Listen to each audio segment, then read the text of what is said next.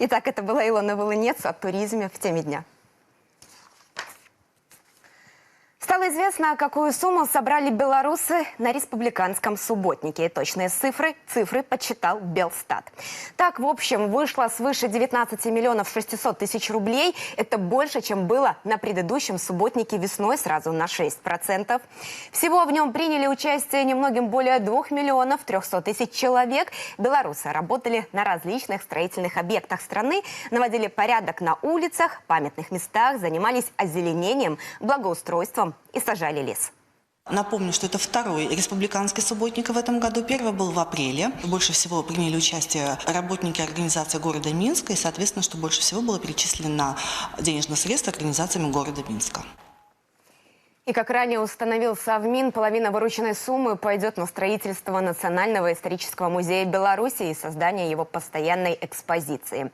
Остальные средства оставят в своем распоряжении облисполкома и Мингорисполком на реализацию конкретных объектов. Среди них строительство третьей очереди Республиканского центра патриотического воспитания молодежи Брестская область, возведение памятного знака трудовой славы в Орше и реконструкция комплекса воинской славы в честь операции «Багратион» в Гомельском регионе. Вузы Беларуси дали старт профориентационной работе с абитуриентами. Двери главного управленческого вуза страны Академии управления при президенте Беларуси сегодня распахнулись для более чем 400 школьников. Ребята смогли из первых уст узнать об образовательных программах, специальностях, материально-технической базе и всех нюансах вступительной кампании.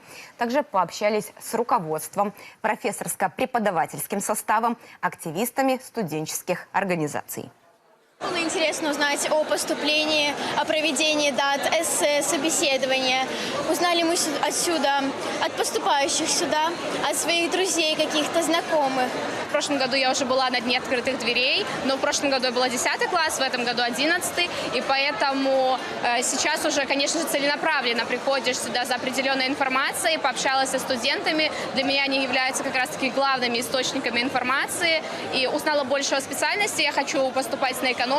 Об Академии управления я узнал от знакомых и друзей и сразу загорелся идеей поступать сюда. Как только пришел на День открытых дверей, сразу понял, что это мое, потому что Академия – это такая большая семья, где все дружны и очень много интересных мероприятий. С радостью бы сюда поступил. За более чем 30 лет работы Академия подготовила свыше 100 тысяч специалистов, многие из которых сегодня занимают руководящие должности. Около 70% действующего правительства – выпускники Академии. Ежегодно студентами вуза становится около 1000 человек. Здесь готовят будущих руководителей и лидеров мнений. Повышают свою квалификацию действующие специалисты. В структуре Академии управления 3 института, которые ведут подготовку по более чем 20 специальностям. И в завершение о футболе. Сегодня большой игровой день в высшей лиге. В рамках 27-го тура белорусских болельщиков ждет сразу 3 поединка. Выделим 2. Нас ждет битва в Мозыре. Славия против Нафтана. Хозяева прямо сейчас в тройке лидеров. Новополощане сражаются за сохранение прописки в элитном дивизионе. Начало в 16:10. А вот центральное противостояние пройдет в Витебске, где лидер турнира МЛ примет Ислыч, которая также ведет борьбу за медали чемпионата. Старт в 18:10. Оба поединка в прямом эфире покажет телеканал «Беларусь-5». Еще больше новостей на нашем сайте Ньюсбай и мультимедийном портале Видеобел. До встречи!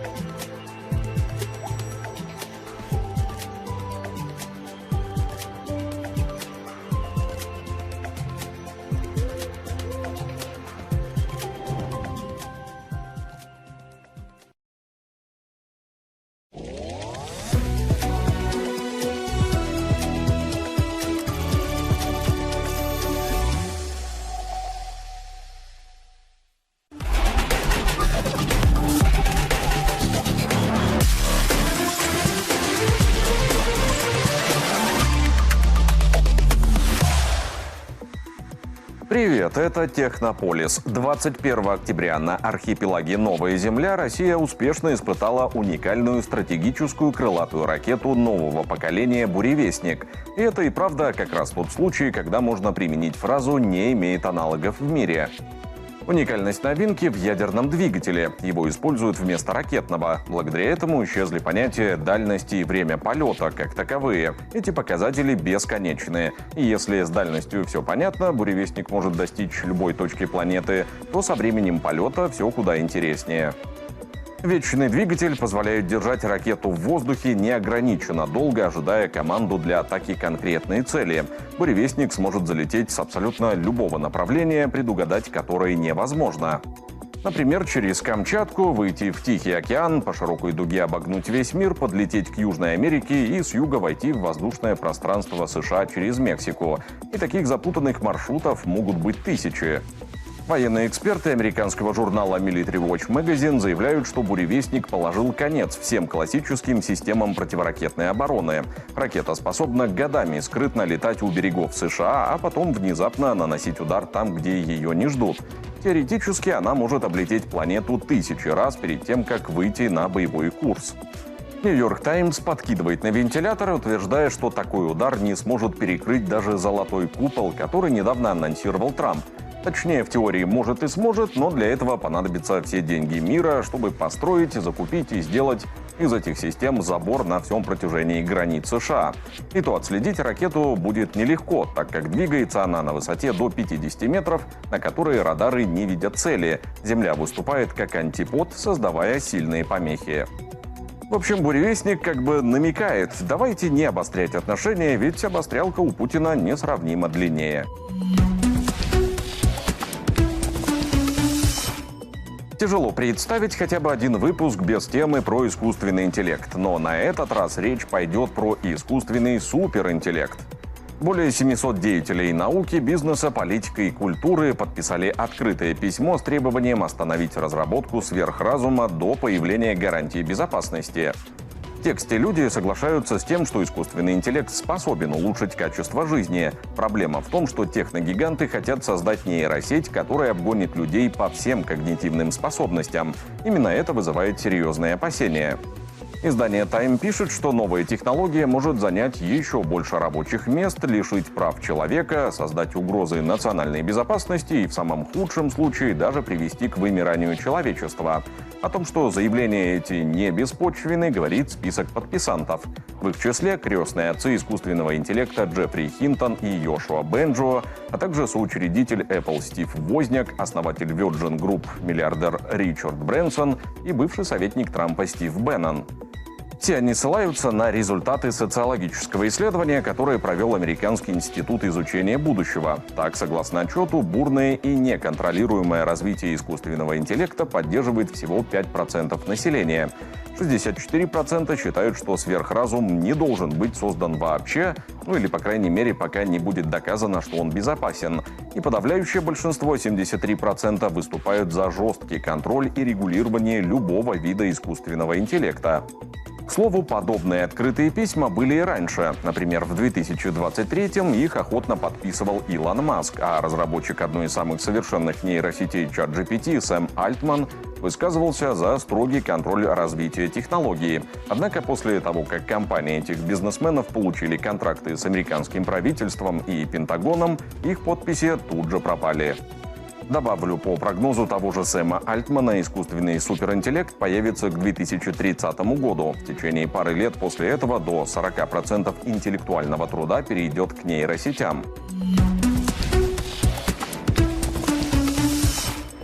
Несмотря на то, что до 2030 года еще несколько лет, нейросети уже нанесли немало вреда. В сентябре многие СМИ, в том числе и мы, сообщали, как чат-боты сводят людей с ума. Подсказывают способы, как лишить жизни человека, а также разрушают семьи. И если эти эпизоды можно назвать программным сбоем или просто ошибкой, то случай на этой неделе тянет на спланированную политическую акцию. За несколько дней до парламентских выборов в Нидерландах местное управление по защите данных опубликовало отчет, в котором обвинило умных чат-ботов в том, что они врут избирателям.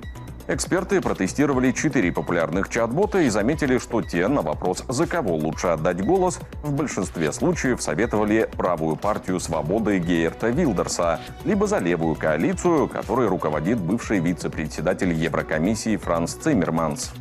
При этом некоторые партии, например, христианско-демократическая, которая в народе также популярна, нейросети практически не упоминают, даже если политические предпочтения пользователя полностью совпадают с позицией этих партий. В Управлении по защите данных заявили, что это напрямую нарушает принципы демократических выборов и посоветовали ничего не спрашивать у этих компьютеров, чтобы не сбивать себя с толку. Интересно, что при этом в организации считают, что речь не идет о намеренной манипуляции.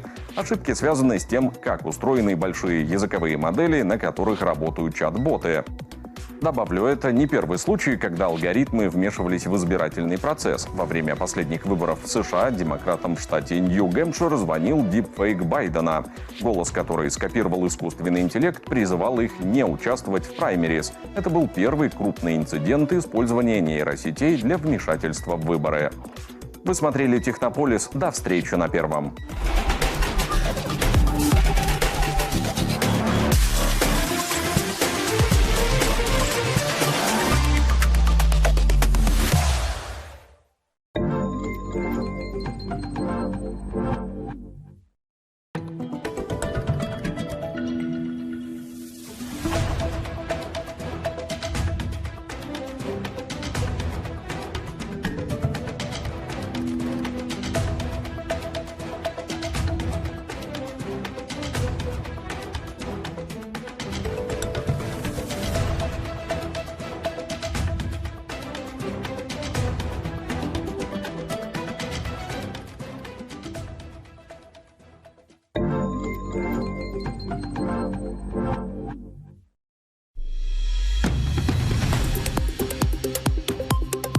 Необходимо понимать, что экспортно ориентированный характер белорусской экономики предполагает постоянный поиск новых рынков сбыта, диверсификацию экспортных потоков наших производителей. И в этой связи было бы абсолютно недальновидно игнорировать быстро растущий африканский рынок.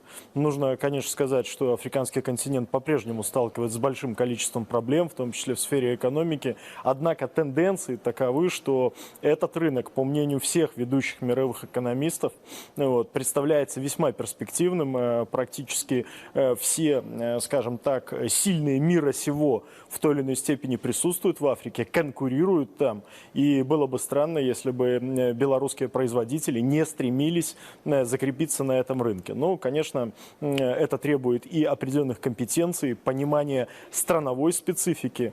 Естественно, президент требует двигаться интенсивнее, использовать те возможности, которые были созданы самим главой государства, имеющим доверительные контакты с рядом африканских лидеров, нашими дипломатами, которые, в общем-то, присутствуют в Африке, владеют ситуацией, продвигают белорусские интересы. Но сейчас дело непосредственно за производителями, за логистами, за финансистами, потому что мы понимаем, что в условиях санкций важнейшим вопросом является обеспечение получения платежей. Ну, здесь есть некоторые наработки и, скажем так, тот пример в сотрудничестве с Зимбабве, где нам удалось значительно нарастить белорусский экспорт, стать ключевым оператором программы развития сельского хозяйства, модернизации сельскохозяйственной отрасли Зимбабве. Это пример модальный, который можно воплощать и в других странах.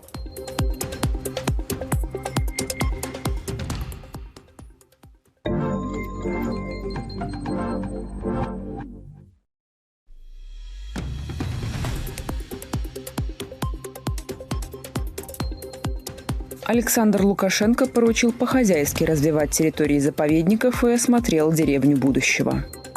Народный артист России Дмитрий Певцов на кинофестивале «Листопад» удостоен спецприза президента. Более 140 авиарейсов в неделю выполняется между регионами России и Беларуси. Банк развития в третьем квартале поддержал 9 новых проектов в 5 регионах Беларуси. В Витебском районе ветврач вносил недостоверные сведения в документы, чтобы скрыть падеж. Развитие объединенной системы ПВО стран СНГ обсудили в Казахстане. 2 самолета столкнулись при рулежке в аэропорту Нью-Йорка, никто не пострадал. Пентагон одобрил поставку «Томагавк» Украине, окончательное решение примет Трамп.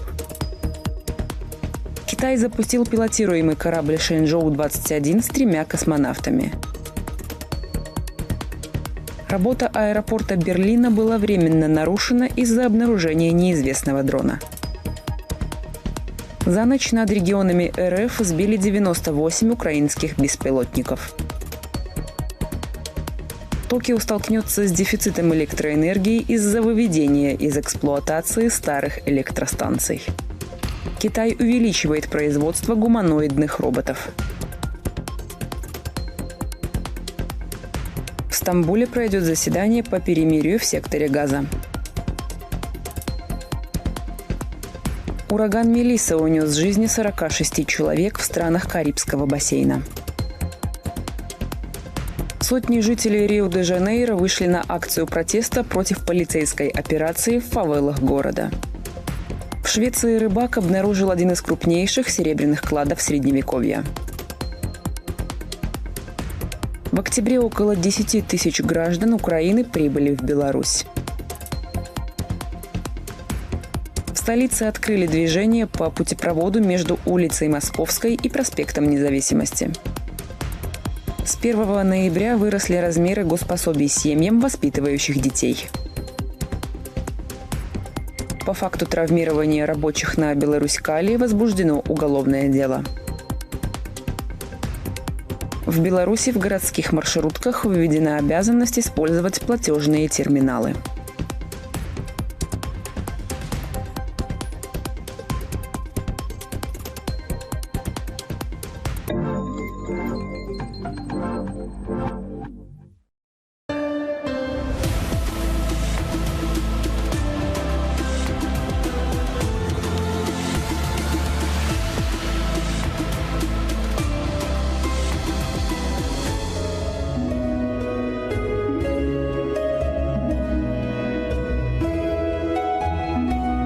Переплетение истории и современности, самобытной архитектуры и пейзажного ансамбля. У берегов Свислочи истоки живописной Лошицы, где легко потеряться во времени. Круговорот эпох начинается, как только сворачиваешь с шумной улицы Маяковского. Имение Лошица основано в XVI веке. В течение столетий оно переходило от одного владельца ко второму, расширялось и перестраивалось. Современно же вид сформировался в XIX веке, безусловно, с парком. Сегодня мы вновь говорим о реконструкции и преображении исторического наследия.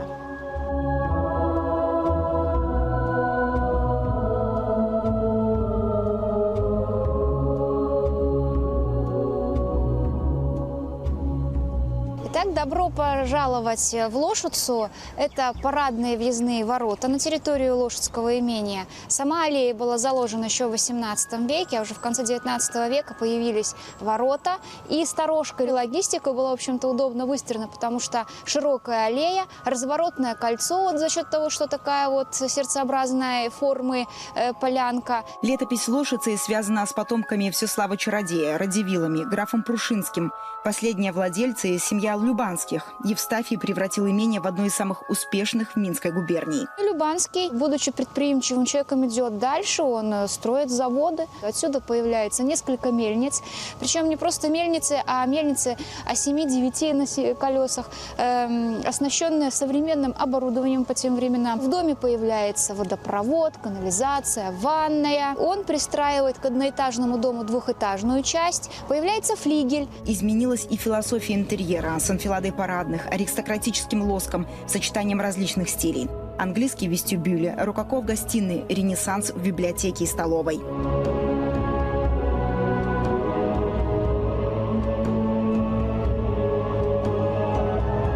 Начали мы наше путешествие с женской розовой гостиной, где гостей встречала гостеприимная хозяйка дома, встречая подруг, знакомых. Ну а по соседству размещалась мужская зеленая гостиная, оформленная в стиле модерн. Именно здесь последний хозяин Лошицы встречал своих деловых партнеров, обсуждал последние события, которые происходили в городе Минске. И в этом зале можно увидеть портреты последних хозяев Лошицы Евстафия Ивановича и Ядвиги Геронимовны Любанских. Усадьба расцвела и стала центром светской и культурной жизни дворян.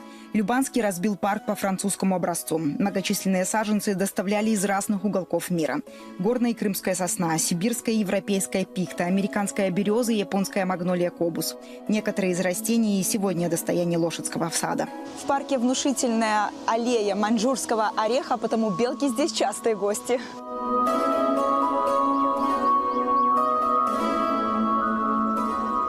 С усадьбой связано много городских тайн и легенд, в том числе и с названием. Одни рассказывают историю про лошадь, которая спасла Всеслава-чародея и привезла сюда, к целебному роднику. Отсюда название Лоша или Лошица. Другие рассказывают историю о том, что князь когда-то во время путешествия выбрал это место для отдыха.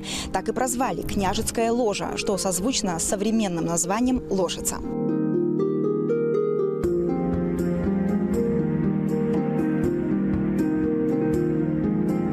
1925 год на базе Лошадской усадьбы открывается белорусское отделение Всесоюзного института растениеводства.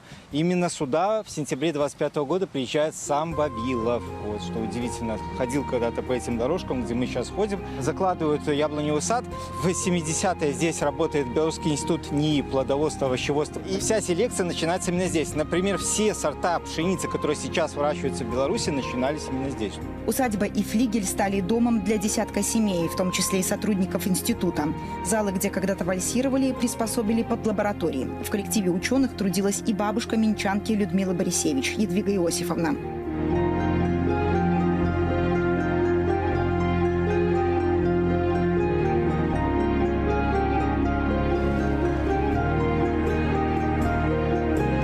То, что для нас музей, для вас это что-то родное, что-то близкое, что-то из детства. Вот расскажите о этих воспоминаниях. Конечно, это место, где я практически родилась, хотя родилась я в доме напротив. И 4 года там прожили мы. А когда мне исполнилось 4 года, то родители собрали в узлы все наше небогатое имущество и перенесли сюда. Это вот было то пристанище, в котором я еще прожила 24 года. Здесь родились мои дети, 2 сына. Ну и вот я давайте покажу, где же наше пространство было. Вот здесь вот была эта скамеечка, на которой сидели взрослые и рассказывали свои истории. А вот здесь вот моя дверь.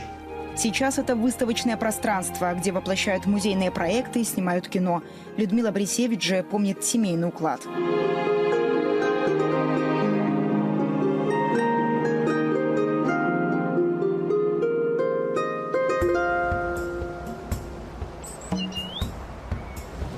Атмосфера музыкальных вечеров и шумных праздников всем двором на уникальных ретро-снимках.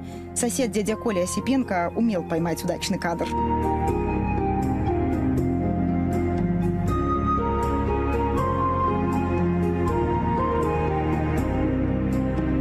Это душевный вечер. Надо сказать, что жили все дружно. Приходили друг к другу в гости. Ну, не так, что каждый день, но были какие-то знаковые события. Дни рождения, свадьбы.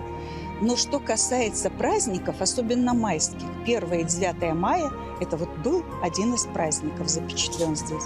Вот смотрите, выносили вот эти постилки такие, да.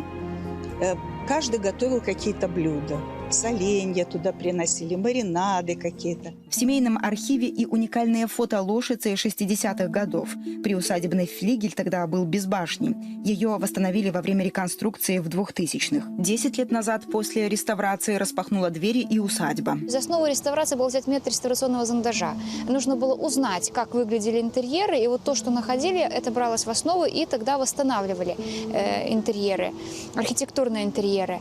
Печи сохранили здесь. Деревянный дом перебирали, потому что на момент к началу реставрации деревянной части дома было около 300 лет. Мне нравится и это пространство, в какой вид оно приведено и как оно досматривается. Спасибо большое тому, кто это задумал, кто это реализовал и кто это поддерживает. Сохранить историко-культурное наследие нашей страны во многом удается благодаря фонду президента Беларуси по поддержке культуры и искусства. В государственном списке архитектурных ценностей с особым статусом более 5600 объектов. В Киевском замке, в Гальшанском замке это действительно новые подходы к реставрации, частичной реставрации и консервации реставрация этих средневековых памятников. Также замок в Лиде постоянно расширяет те услуги туристические, которые после реставрации в нем доступны. Также очень большой популярностью пользуются, по сути, это дворцы в Косово и в Ружанах. И как раз-таки после реставрации Косовский дворец, так же, как и замки в Мире и в Несвеже, готов принимать не только туристов с целью посещения экскурсии, но и предоставить возможность переночевать в столь колоритном объекте. В Жилищах это действительно очень яркий, качественно отреставрированный объект. В плюс гостеприимности Беларуси безвизовый режим, обновленные замки, усадьбы, памятники природы, импульс в развитии туристической индустрии и укреплению экономики страны. Разработка инвестиционных проектов, кейсов, привлекательных для как белорусских, так и иностранных инвесторов.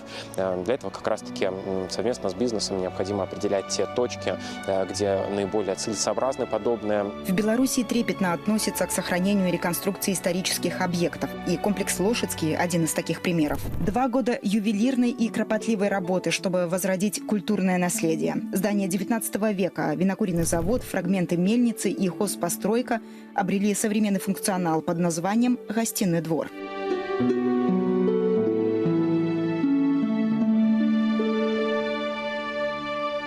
Уважаемый Александр Егорович, запрашаем вас змацаваць грамоту сургучной печаткой. Это я с удовольствием.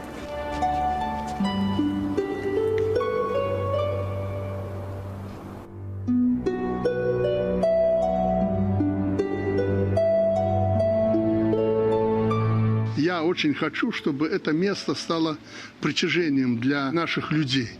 Чтобы здесь и свадьбы были, другие торжества. Здесь будут и рестораны, достаточное количество мест. Здесь и гостиницы. Здесь сделано все для того, чтобы люди приходили сюда и отдыхали. Трогательная премьера Лошицы – открытие дворца бракосочетания. История молодой семьи Дмитрия и Полины Козловых – теперь история обновленного усадебно-паркового комплекса. Красивая церемония в честь любви и верности. Сказка, о которой можно мечтать, сердце улетело в пятки молниеносно, но при этом ты сразу чувствуешь, что этот день ты запомнишь на всю жизнь 100%.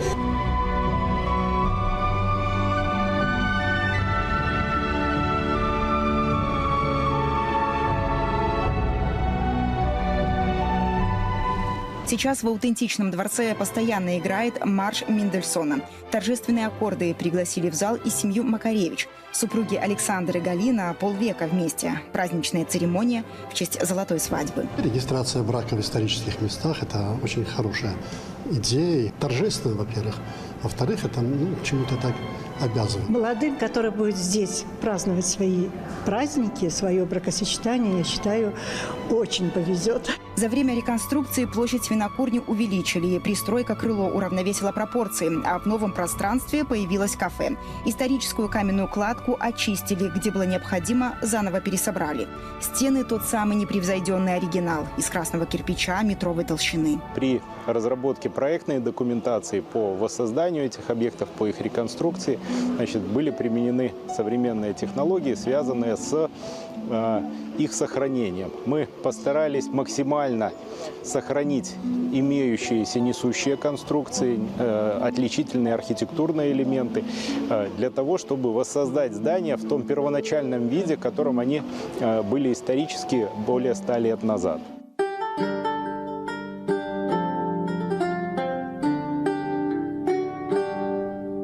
Торжественный зал на 2-м этаже. Здесь кирпичные стены в стиле лофт разбавили венецианской штукатуркой. На потолке композиция из сотен светящихся бокалов.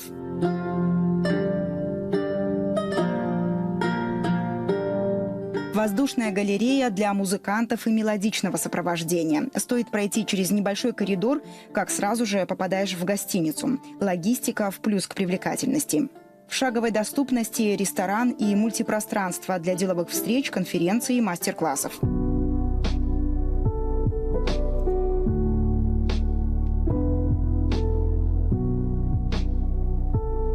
вот эти 20 гектаров, которые добавились, это, я считаю, вот одно такое целое, осознанное, которое позволяет людям не только получить удовольствие от проведения мероприятия, но еще и потратить время, а поверьте мне, надо день для того, чтобы обойти весь парк, познакомиться с его инфраструктурой. Здесь предусмотрена эколокация со свадебным декором и ротондой для выездной церемонии. Уличное пространство станет излюбленным местом для городских праздников, ремесленников и музыкантов. Только самодостаточное государство, которое ценит своих людей, способно на это. И я скажу, что это действительно большое дело. И заметьте, что и по городу Минску восстанавливаются исторические здания. Опять же, не просто как сделать, не трогать руками, а еще и для того, чтобы это было осязаемо и с последующим использованием, эффективным использованием нашими горожанами и гостями.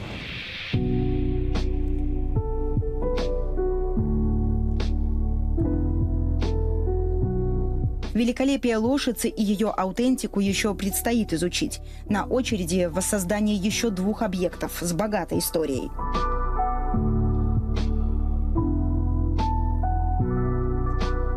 Каплица и мельница, которая сейчас находится еще в ненадлежащем состоянии, но мы уже разрабатываем проектную документацию и в следующем году приступим к реставрации. Мы нашли фотографии, которые сохранились и на которых они запечатлены в первозданном виде.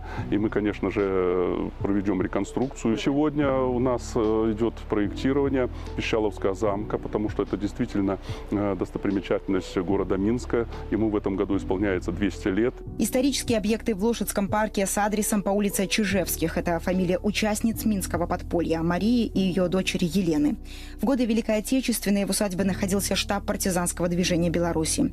Величественный парк, его тенистые аллеи хранят память о храбрости семьи Чижевских.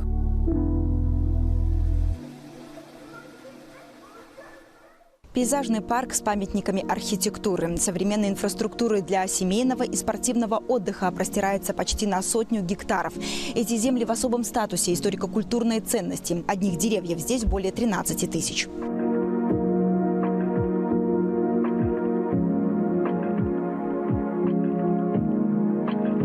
Возраст некоторых достигает 200 лет. Ландшафтный ансамбль самобытной красоты и современного экодекора требует бережного ухода. На уходных работах занято порядка 15 человек. Это включает у нас и уборку, и ремонт из лавочек, скамеек, и косьбу газонов, уходом за зелеными насаждениями, за деревьями, кустарниками. Производим их санитарную обрезку, формовочную обрезку, топиарную стрижку. Есть ландшафтная группа, которая разрабатывает непосредственно эскизы, проекты дальнейшего озеленения. Плодовое наследие наших ученых, знаменитую яблоневую аллею, восполняют новыми сортами белорусской селекции. 150 яблонь и груш прижились в ландшафтах парка.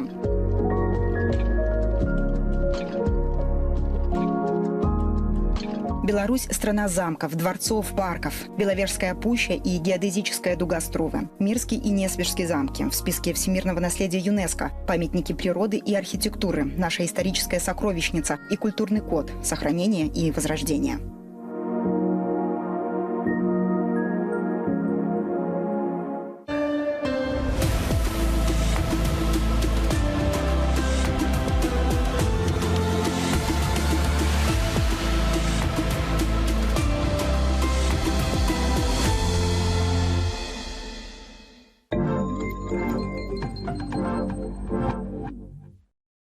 Уважаемые дамы и господа, 80 лет назад закончилась самая опустошительная война. Истинное содержание истории в понимании современников – это и есть общая для всех народов ценность, заключающая в себе справедливые оценки и уроки для последующих поколений. Исходя из этого, Республика Беларусь полагает, что вопросы сохранения и распространения исторической правды о Второй мировой войне, вопросы неприкосновенности мест захоронения, а также памятников освободителям и жертвам должны постоянно находиться в фокусе внимания ЮНЕСКО. Недопустимо замалчивание фактов решающего вклада Советского Союза в победу над фашизмом, огромных жертв населения СССР и героизма солдат Красной Армии, а также игнорирование факта геноцида народа Беларуси.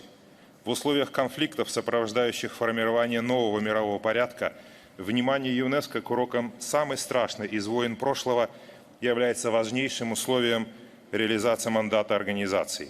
Сегодня регионализм набирает силу, многополярность становится реальностью, и сила цивилизационного многообразия становится очевидностью, которую нельзя игнорировать. Вклад так называемых развитых государств в мировую экономику, в мировую культуру стремительно уравновешивается вкладом глобального юга. Помимо позитива, такая тенденция, к сожалению, имеет и негативный потенциал. Возрастает конкуренция за природные ресурсы, рынки и даже за людей. Что может сделать ЮНЕСКО, чтобы нарождающийся мир был миром без войн, миром равноправия народов и возрожденного международного права? В качестве одного из ответов на этот вопрос белорусская сторона рассматривает выдвинутую еще на саммите ООН в 2005 году инициативу президента Республики Беларусь о признании многообразия путей прогрессивного развития в качестве ценности человеческой цивилизации. Укрепление таким образом этических основ международных отношений открыло бы путь к решению многих проблем. Современные глобальные вызовы требуют скоординированного ответа всех наций. И такая деятельность будет безрезультатной, если будет осуществляться, исходя из разных представлений о справедливости, добре, правах, обязанностях и ответственности за общее благо. Таким образом, международным отношениям нужны единые этические стандарты. Глобальная этика и ее воплощение в действиях каждого государства позволит на практике обеспечить совместный ответ на глобальные вызовы, обосновав и построить такие политические императивы, как принятие многополярной реальности, признание многообразия и создание поистину неделимой безопасности. Такие изменения в международных отношениях не произойдут сами по себе. Они последуют за переменами в мировоззрении людей. Это явно потребует отказа от абсолютизации индивидуальных прав и свобод, от идеологии потребительства и личного комфорта в пользу обязанностей и ответственности. Для достижения такого результата необходимо объединение усилий как государств и политиков, так и людей науки, культуры, искусства, образования и религиозных деятелей. Таким образом, перед ЮНЕСКО огромное поле для работы. Хотелось бы, чтобы эти перемены произошли мирным путем, а не в результате глобальной трагедии. В этом контексте Беларусь приветствует номинирование на должность нового генерального директора ЮНЕСКО профессора Алянани. Уверены, что его опыт и приверженность идеалам ЮНЕСКО послужат действенной реализации мандата организации. Беларусь не просто разделяет идеалы и цели ЮНЕСКО, но и ежедневно работает над их воплощением.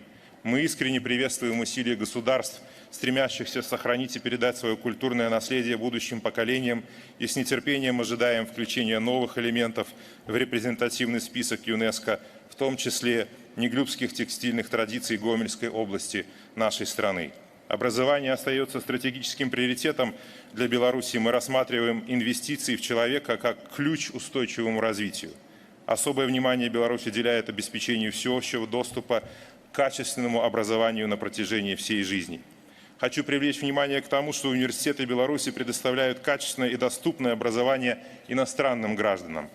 Высокая конкурентоспособность белорусских дипломов доказана многолетней практикой и сотнями тысяч успешных выпускников из более чем сотни государств мира. Сотрудничество в рамках ЮНЕСКО – это вклад в национальную экономику и в укрепление социальной сферы, в устойчивое развитие каждой страны. Это знак качества на соответствующих учреждениях и программах. Таким образом, сегодня, как и 8 десятилетий назад, миссия нашей организации, а именно укрепление взаимопонимания и содействие устойчивому развитию через образование, науку, культуру и коммуникации, остается как никогда актуальной. Беларусь выступает против политизации работы ЮНЕСКО и сведения счетов с этой трибуны. Хотя у нас есть серьезные претензии к ряду западных стран в нарушении стандартов ЮНЕСКО и в части обеспечения свободы слова путем дискриминации работы белорусских журналистов, и в части ущемления прав граждан на свободу передвижения, что нарушает их культурные и образовательные права, и в части нарушения режима совместно охраняемых природных объектов. При этом мы открыты для обсуждения любых разногласий в двустороннем формате и на равноправной основе. Желаю всем делегациям плодотворной работы на конференции и максимальной востребованности ее результатов. Спасибо.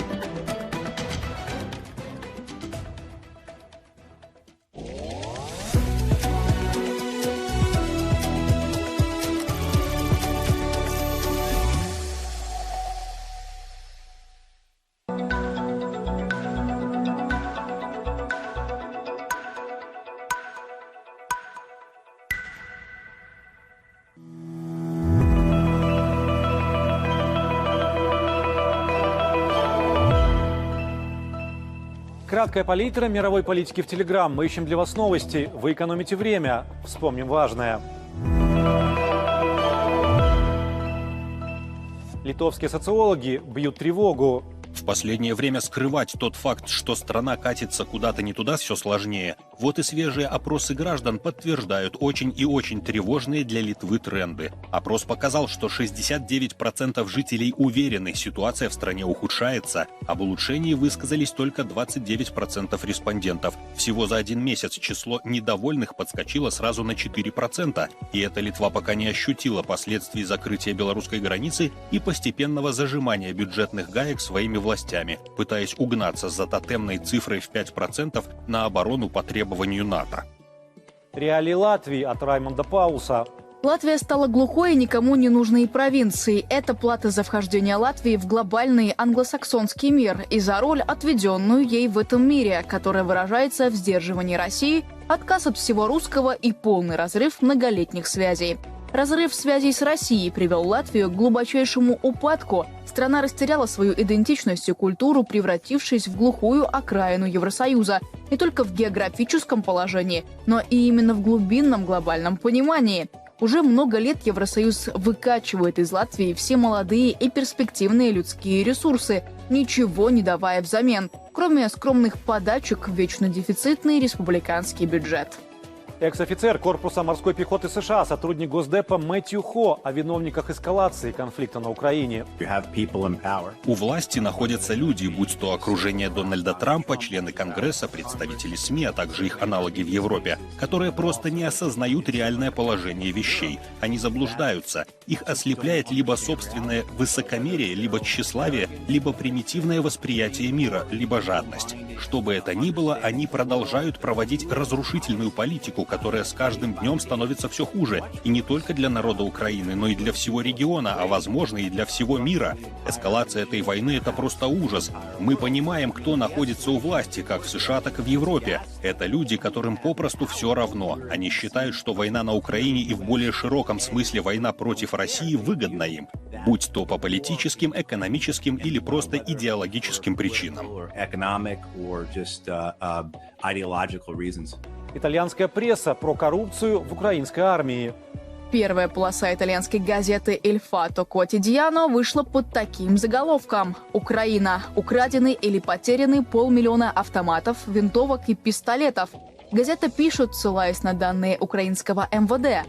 Украина – беспрецедентное решето. С начала российского вторжения в феврале 2022 года в Киеве было украдено или потеряно 491 426 единиц огнестрельного. Среди пропавшего оружия, в первую очередь штурмовые винтовки, более 149 тысяч, в том числе 99 тысяч автоматов Калашникова АК-47.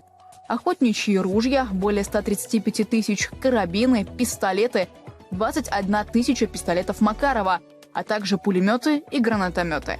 Без крыши над головой. Австрийская Der Standard сообщает, что украинских беженцев уже некуда селить. Кризис начался с момента разрешения выезжать 18-20-летним украинцам. Сразу потянулись молодые пары. Только в сентябре прибыло 2000 человек. Проблема станет катастрофической с января. Газета пишет, Венский центр приема украинских беженцев на горе Шлоссберг в Хитцинге, управляемый организацией Фольсхив, закроется в конце года. Это означает, что с января в самый разгар холодов по всей стране не будет мест для вновь прибывших из Украины, за исключением одного пункта в Линце, где всего 15 мест. ФРГ хотят отменить пособие по безработице для украинцев, пишет Политика. Причина – резкое увеличение числа молодых украинцев, которые воспользовались ослаблением правила выезда из Незалежной и укатили искать счастье за бугром. По имеющейся информации, сейчас на долгосрочных соцвыплатах сидит 490 тысяч трудоспособных украинцев. В ХДС партии канцлера Германии Мерца сейчас работают над законопроектом, который лишит хлопцев и девчин халявных денег. Мы не заинтересованы в том, чтобы молодые украинские мужчины проводили свое время в Германии, вместо того, чтобы защищать свою страну. Спикер по вопросам внешней политики Франции ХДС-ХСС Бундестага Юрген Харт. Экономическое падение Берлина. Вы не поверите, Германия теряет конкурентоспособность. С таким сенсационным заявлением выступила министр экономики Катерина Райхе на дне внешней торговли. В стране рецессия, бюрократия, цены на энергоносители зашкаливают, а тут еще и в геополитическую ловушку от США и Китая угодили. От того, как мы справимся с этим, будет зависеть, сможем ли мы остаться настоящей экономической державой, заключает Райхе и призывает искать новых партнеров. К Вьетнаму и Мексике присмотреться. Да и вообще ЕС реформировать. Не только в ФРГ дела плохи, но пока у европейцев есть дела поважнее. Слить в ближайшее время еще $2 миллиарда на покупку американского вооружения для Украины. Мадуро заявил о подготовке провокации ЦРУ. ЦРУ со всей свойственной подлостью разработала план. Оно собирается атаковать собственные корабли. И кого они собирались обвинить, как вы думаете? Если б вон там, в нейтральных водах или на границе атаковали американский корабль, кого бы обвинили? И зачем им обвинять Венесуэлу? А затем, чтобы оправдать эскалацию конфликта и столкновения между братскими народами Венесуэлы и Тринидада и Тобаго. Мы обратились к народу Тринидада и Тобаго с призывом к миру. Мы, братья, и должны объединиться ради мира, не допустить, чтобы гринго развязали войну в Карибском море. Там откроется в 2032 году. Он примет несколько матчей чемпионата мира по футболу 2034 года и будет полностью работать на возобновляемых источниках энергии. Дорожное происшествие. В Китае ребенок выпал из окна машины. Его мама продолжала ехать, как ни в чем не бывало. Найти ее удалось только через 2 часа. Доставка нового уровня. Официанты в самом большом ресторане Таиланда ускорили подачу за счет левитации.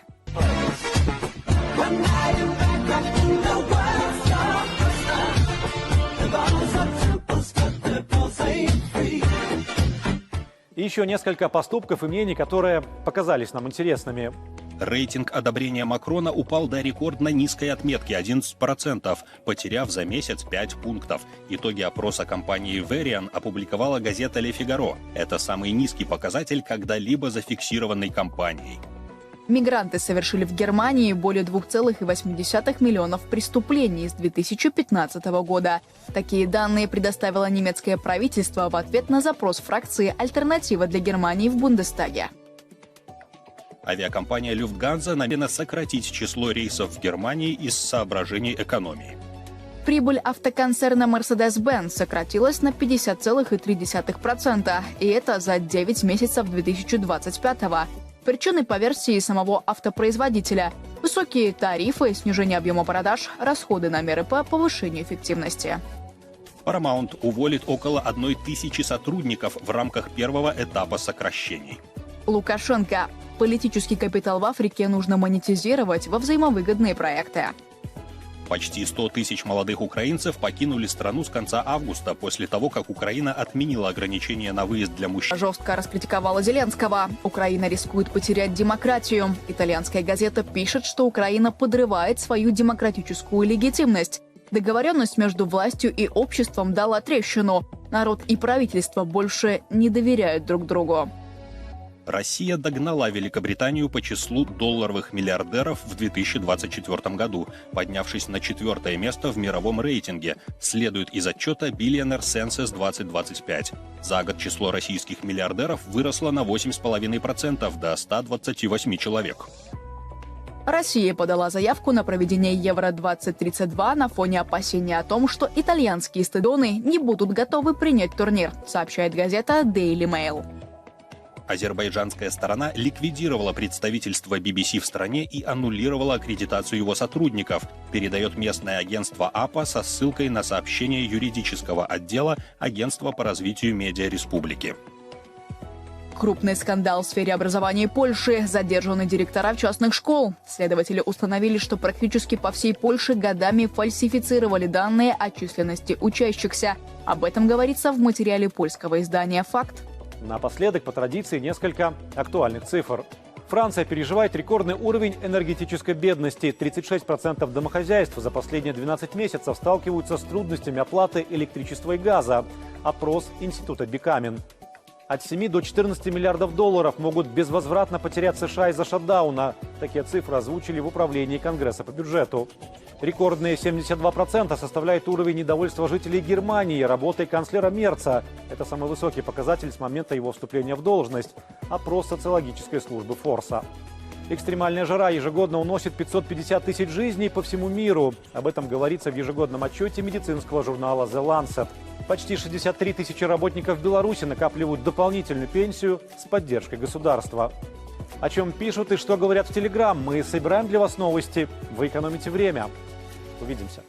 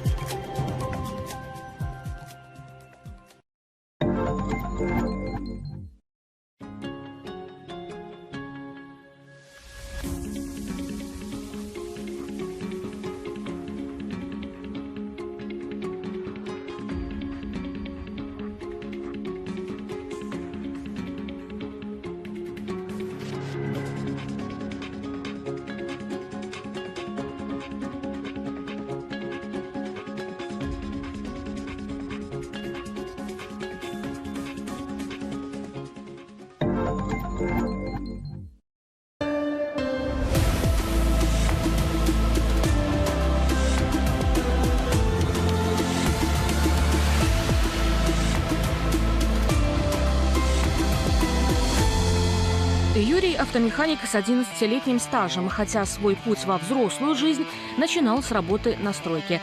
Теперь вот сам строит дом для своей большой семьи, супруги Лены, 3 ребятишек и собаки.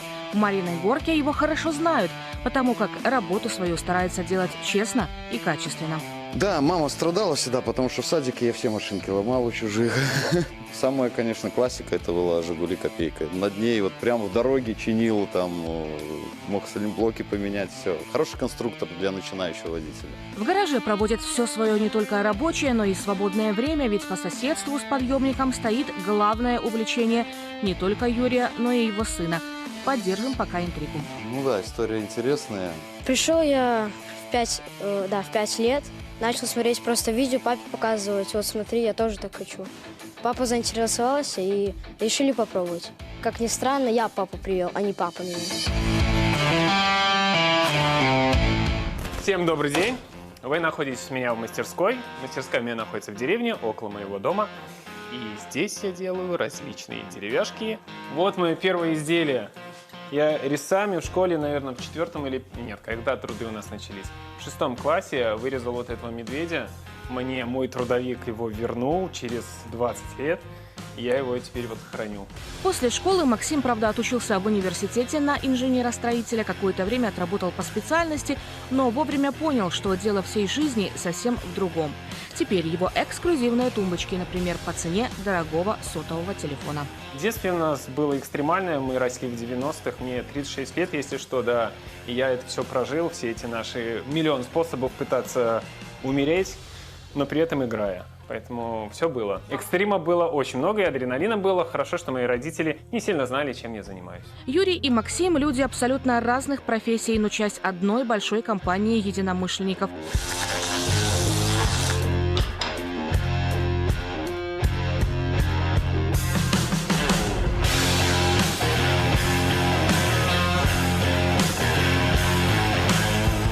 Среднестатистический эндурист – это, скорее всего, человек, по-любому, с спортивным складом ума. Должна быть компания, должна быть правильная компания. Эти люди в основном все зожники. Но почему-то все люди, которые катаются на мотоциклах, почти все связаны с ремонтом техники. Либо автомобилей, либо мотоциклов, либо еще чего-то. Это у меня как-то так сложилось. Пилю деревяшки и катаюсь на мотоцикле. Здесь еще встречаются предприниматели, шиномонтажники, пожарные, айтишники, фотографы, блогеры, стоматологи, водители, строители и есть даже работник атомной станции. Наверное, у людей не хватает вот этого адреналина. Мотоцикл дает отдых от будней. Ты вот завел мотоцикл, сел на него, ты обо всем забываешь. Что у тебя дома, на работе, какие-то проблемы, нету. Как релаксация. Ты просто вот день и без телефона, никого, только ты, и мотоцикл, и природа.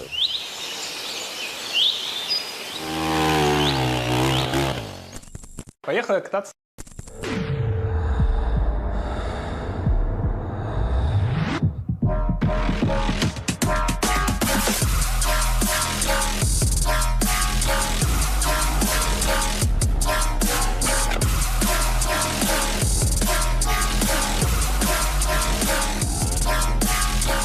Очень много ребят, люди развиваются, и в нас в классе только 80 человек. Я даже пооборачиваюсь, смотрю, столько людей бежит в ночную гонку. Это просто непередаваемые эмоции.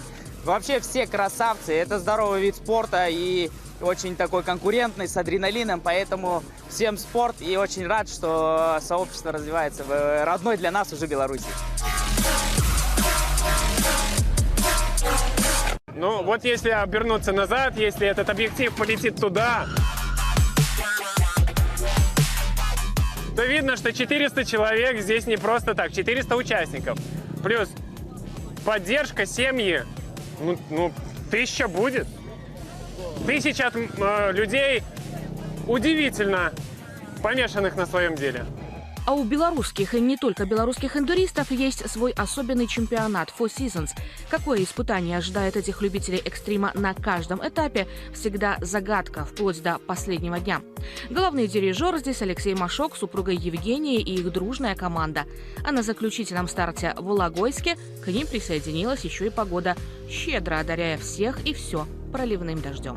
Мужчина, им все время не хватает чего-то. Мне кажется, здесь адреналин, скорость, грязь, конечно. Но сухой гонки не интересно никогда. Все, как они любят.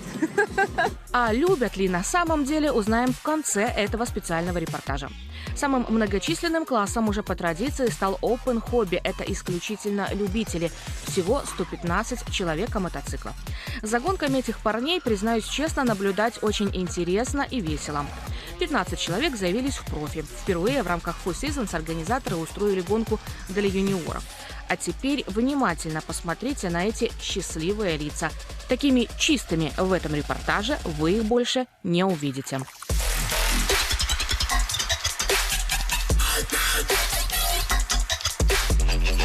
Организаторы позаботились и о болельщиках. Старт и финиш гонки, в том числе и стадион, находился высоко на склоне. Так что марш-бросок пришлось сделать хороший, что полезно для здоровья. Кстати, болельщики на эндуро заслуживают особого внимания, ибо переживают искренне и всем сердцем. Ведь чаще всего в гонке их супруги, братья, отцы, и порой действительно хочется схватиться за сердце.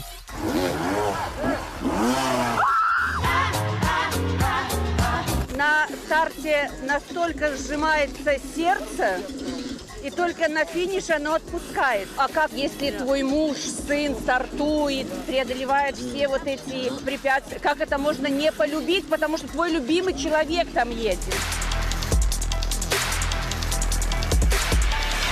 Но обо всем по порядку. Стартовал этап с пятничного пролога, допущены к которому были только профессионалы, класс Б3 и мастер. Это те, кто старше 45. И уже первые минуты гонки, а точнее первая горка, показала, что так просто здесь не будет.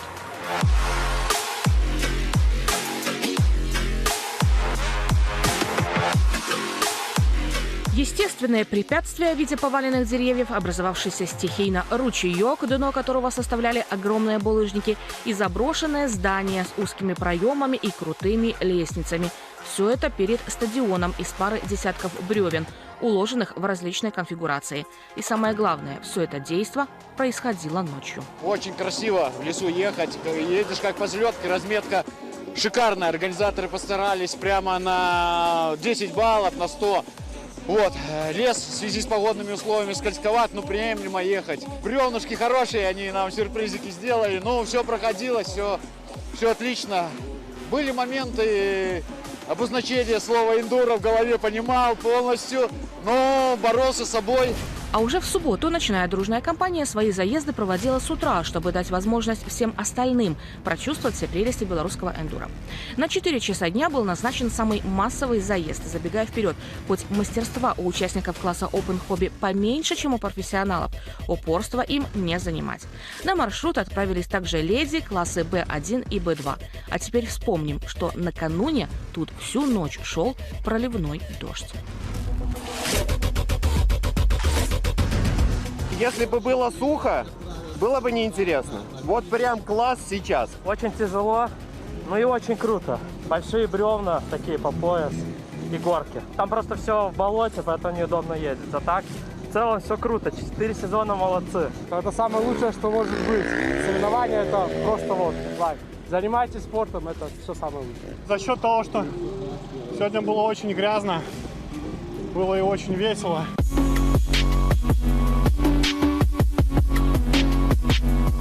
На основной заезд спортсменам было выделено 3 часа плюс час на дозаезд. Не успел уйти на второй круг спустя 1,5 часа от старта, считай, глуши мотоцикл. Не уложился в 4 часа, начинается эвакуация. И это совсем не кринж. Кстати, вот еще один любопытный момент. Если вы привыкли жаловаться на пробки в пятницу, в час пик, в дачный период на выезде из Минска, вы не знаете на самом деле, как выглядит настоящая пробка.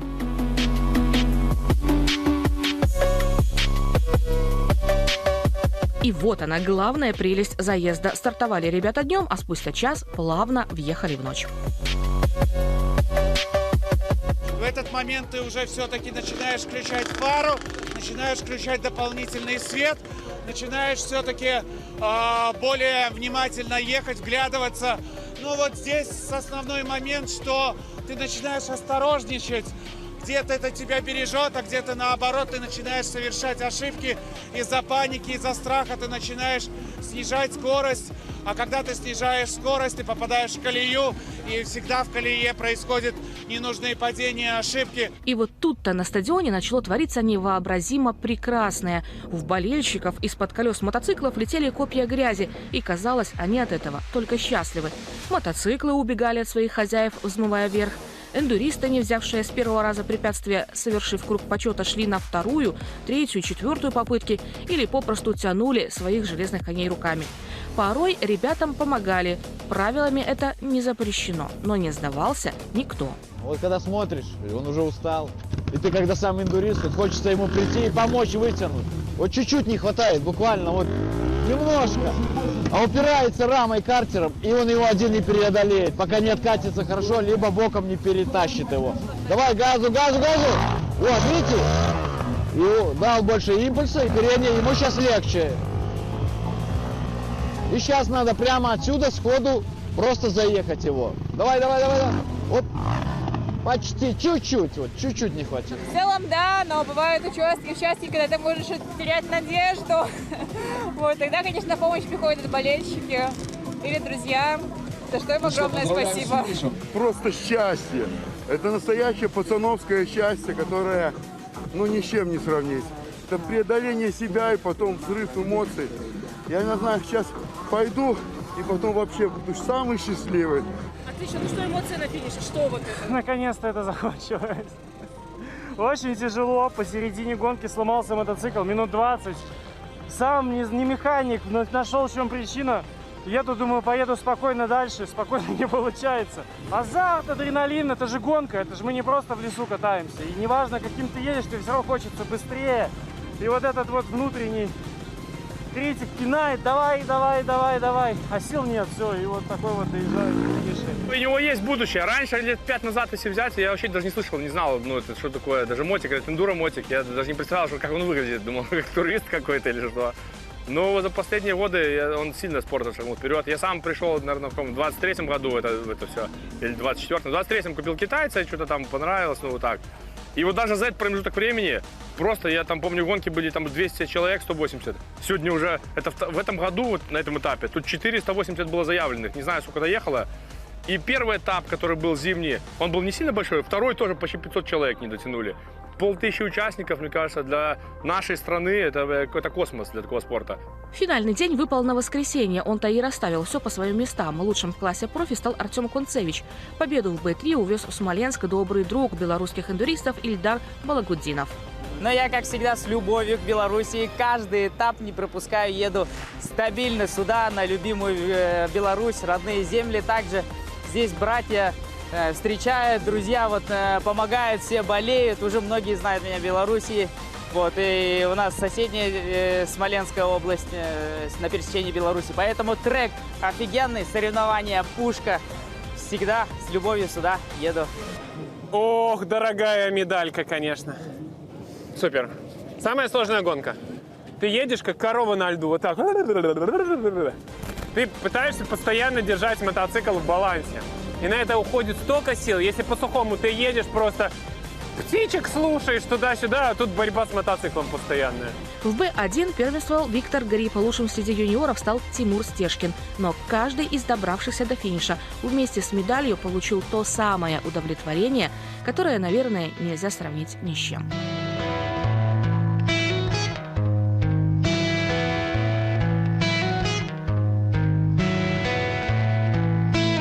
Все сплошное соревнование – это яркая эмоция.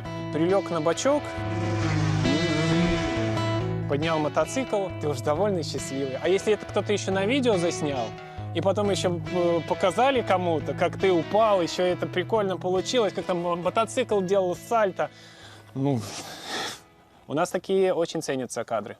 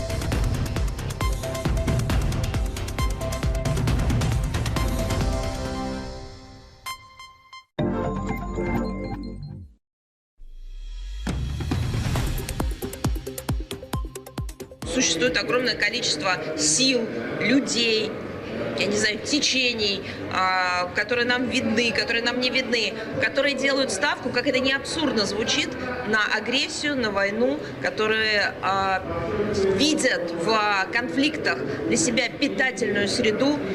Это, конечно, традиционный вызов, но сейчас к нему прибавились и новые. Это, безусловно, увеличение, к сожалению, количества ложной информации, дезинформации, которая теперь бьет не только по специализированным массовым, так сказать, сферам. Эта ложь теперь перекочевала в социальные сети, в мессенджеры, это все в интернете, это все в среде обитания, это касается каждого человека. Это делается изощренно, это делается массово, это затрагивает всех, от детей до людей пожилого возраста. Это новый вызов, совершенно точно могу сказать. Да, дезинформация, ложь были всегда, но в таком массовом количестве я бы сказала, что это впервые. Мы помним времена 90-летней давности, когда под ложной пропагандой проседали, становились жертвами, можно сказать, целые континенты. Так было, например, с Западной Европой, когда идеология нацизма и фашизма, она просто действительно заражала огромное количество населения. Но это все-таки не было вот таким планетарным явлением. Сегодня идеология и неонацизма, расизма, ксенофобии, увы, к сожалению, сбылись, увы, в целом ряде государств. Страны Прибалтики как раз один из примеров. Украина один из примеров. Не единственные, есть еще страны, где это действительно чума теперь уже и 21 века набирает обороты. Поэтому здесь надо уже не просто пытаться донести наши мысли, здесь надо уже бить во все колокола.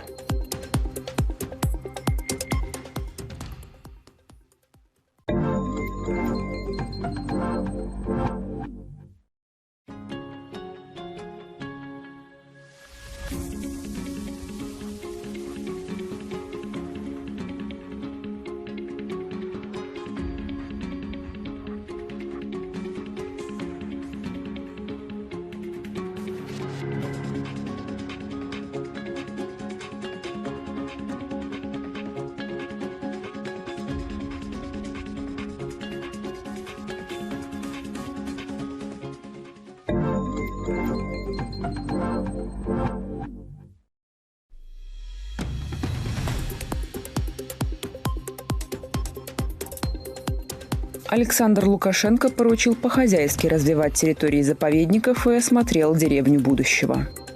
Народный артист России Дмитрий Певцов на кинофестивале «Листопад» удостоен спецприза президента. Более 140 авиарейсов в неделю выполняется между регионами России и Беларуси. Банк развития в третьем квартале поддержал 9 новых проектов в 5 регионах Беларуси. В Витебском районе ветврач вносил недостоверные сведения в документы, чтобы скрыть падеж. Развитие объединенной системы ПВО стран СНГ обсудили в Казахстане. 2 самолета столкнулись при рулежке в аэропорту Нью-Йорка, никто не пострадал. Пентагон одобрил поставку «Томагавк» Украине, окончательное решение примет Трамп. Китай запустил пилотируемый корабль Шэньчжоу-21 с 3 космонавтами. Работа аэропорта Берлина была временно нарушена из-за обнаружения неизвестного дрона. За ночь над регионами РФ сбили 98 украинских беспилотников. Токио столкнется с дефицитом электроэнергии из-за выведения из эксплуатации старых электростанций. Китай увеличивает производство гуманоидных роботов. В Стамбуле пройдет заседание по перемирию в секторе Газа. Ураган Мелисса унес жизни 46 человек в странах Карибского бассейна. Сотни жителей Рио-де-Жанейро вышли на акцию протеста против полицейской операции в фавелах города. В Швеции рыбак обнаружил один из крупнейших серебряных кладов Средневековья. В октябре около 10 тысяч граждан Украины прибыли в Беларусь. В столице открыли движение по путепроводу между улицей Московской и проспектом Независимости. С 1 ноября выросли размеры госпособий семьям, воспитывающих детей. По факту травмирования рабочих на Беларуськалии возбуждено уголовное дело.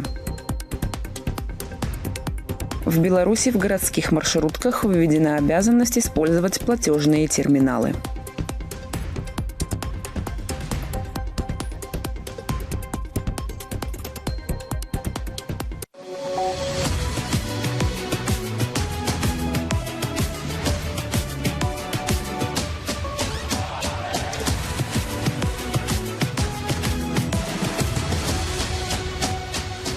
14 минуты на Первом информационном. Говорим только о спорте. В студии Станислав Липский. Здравствуйте.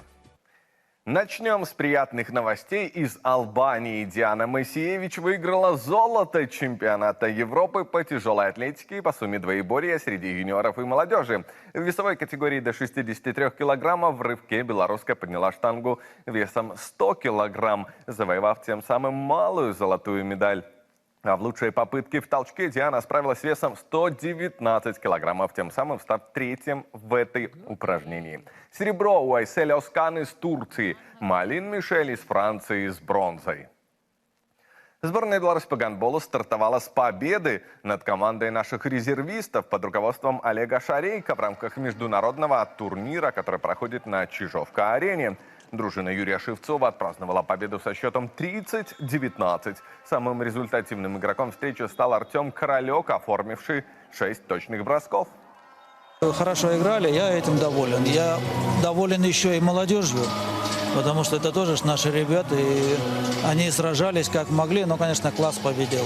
К сожалению, у нас много травмированных игроков, и мне, к сожалению, тоже пришлось ослабить вторую команду. Я думаю, что если бы Рабчинский с Ермаковым играли за вторую команду, то она была намного сильнее. Но у нас проблемы, значит, мы берем из второй команды игроков, которые, конечно, своей игрой заслужили быть в первой команде.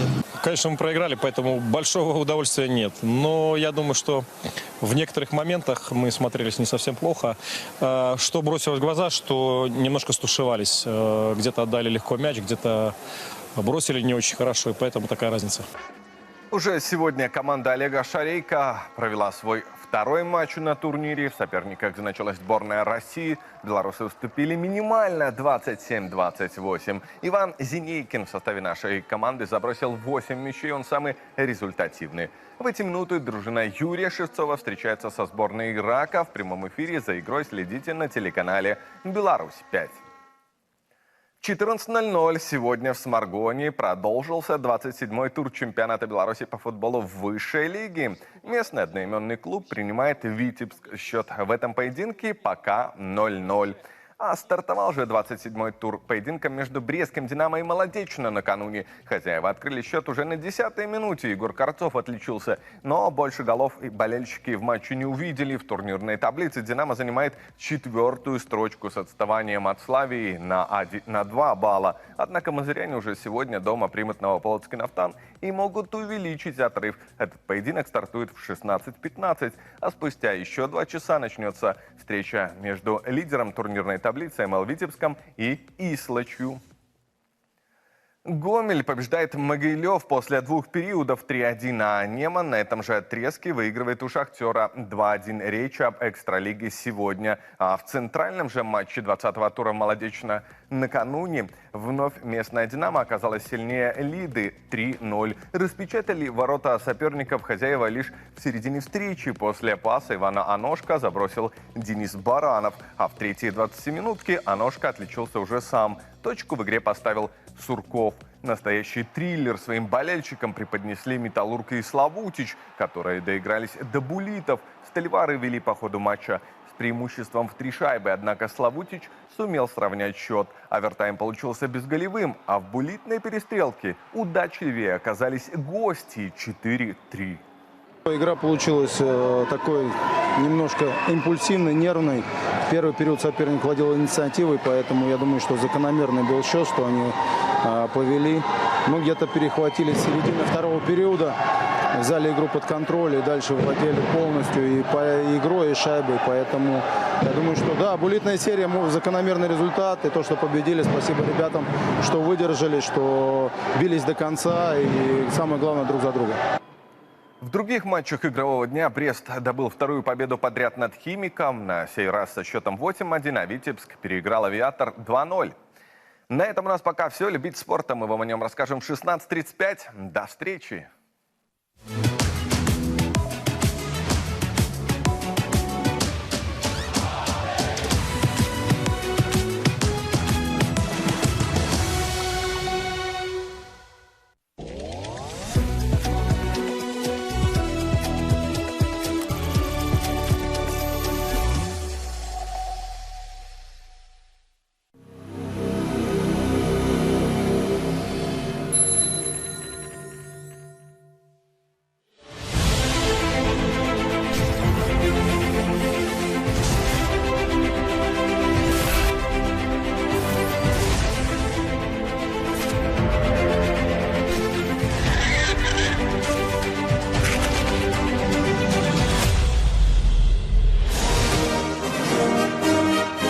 1959 году в московском парке «Сокольники» проходила грандиозная выставка лучших достижений США.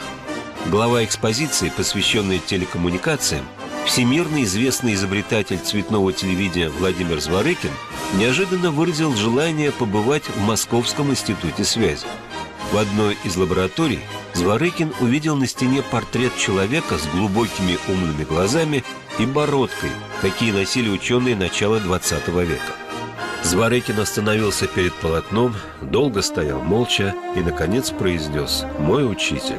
Только ему Америка и обязана телевидению. Слово «телевидение» состоит из греческого «теле» – далеко и латинского «видео» – видеть. Эта технология электросвязи предназначена для передачи на расстояние движущегося изображения. Впервые термин использован в 1900 году на Международном электротехническом конгрессе. Спустя полвека, в июле 2013 года, в Москве, рядом с телецентром Останкино, Владимиру Зворыкину был открыт памятник. Однако его учителю, гениальному изобретателю, имя которого должно стоять в одном ряду с Ломоносовым, Менделеевым, Поповым, памятника в России нет. С 17 века человечество мечтало о передаче изображения на расстояние. К 19 столетию в мире были известны более 7 различных систем подобного рода, которые оказались неработоспособными. Только в 1907 году российский ученый Борис Львович Розин сумел разработать электронно-лучевую трубку и приемник к ней.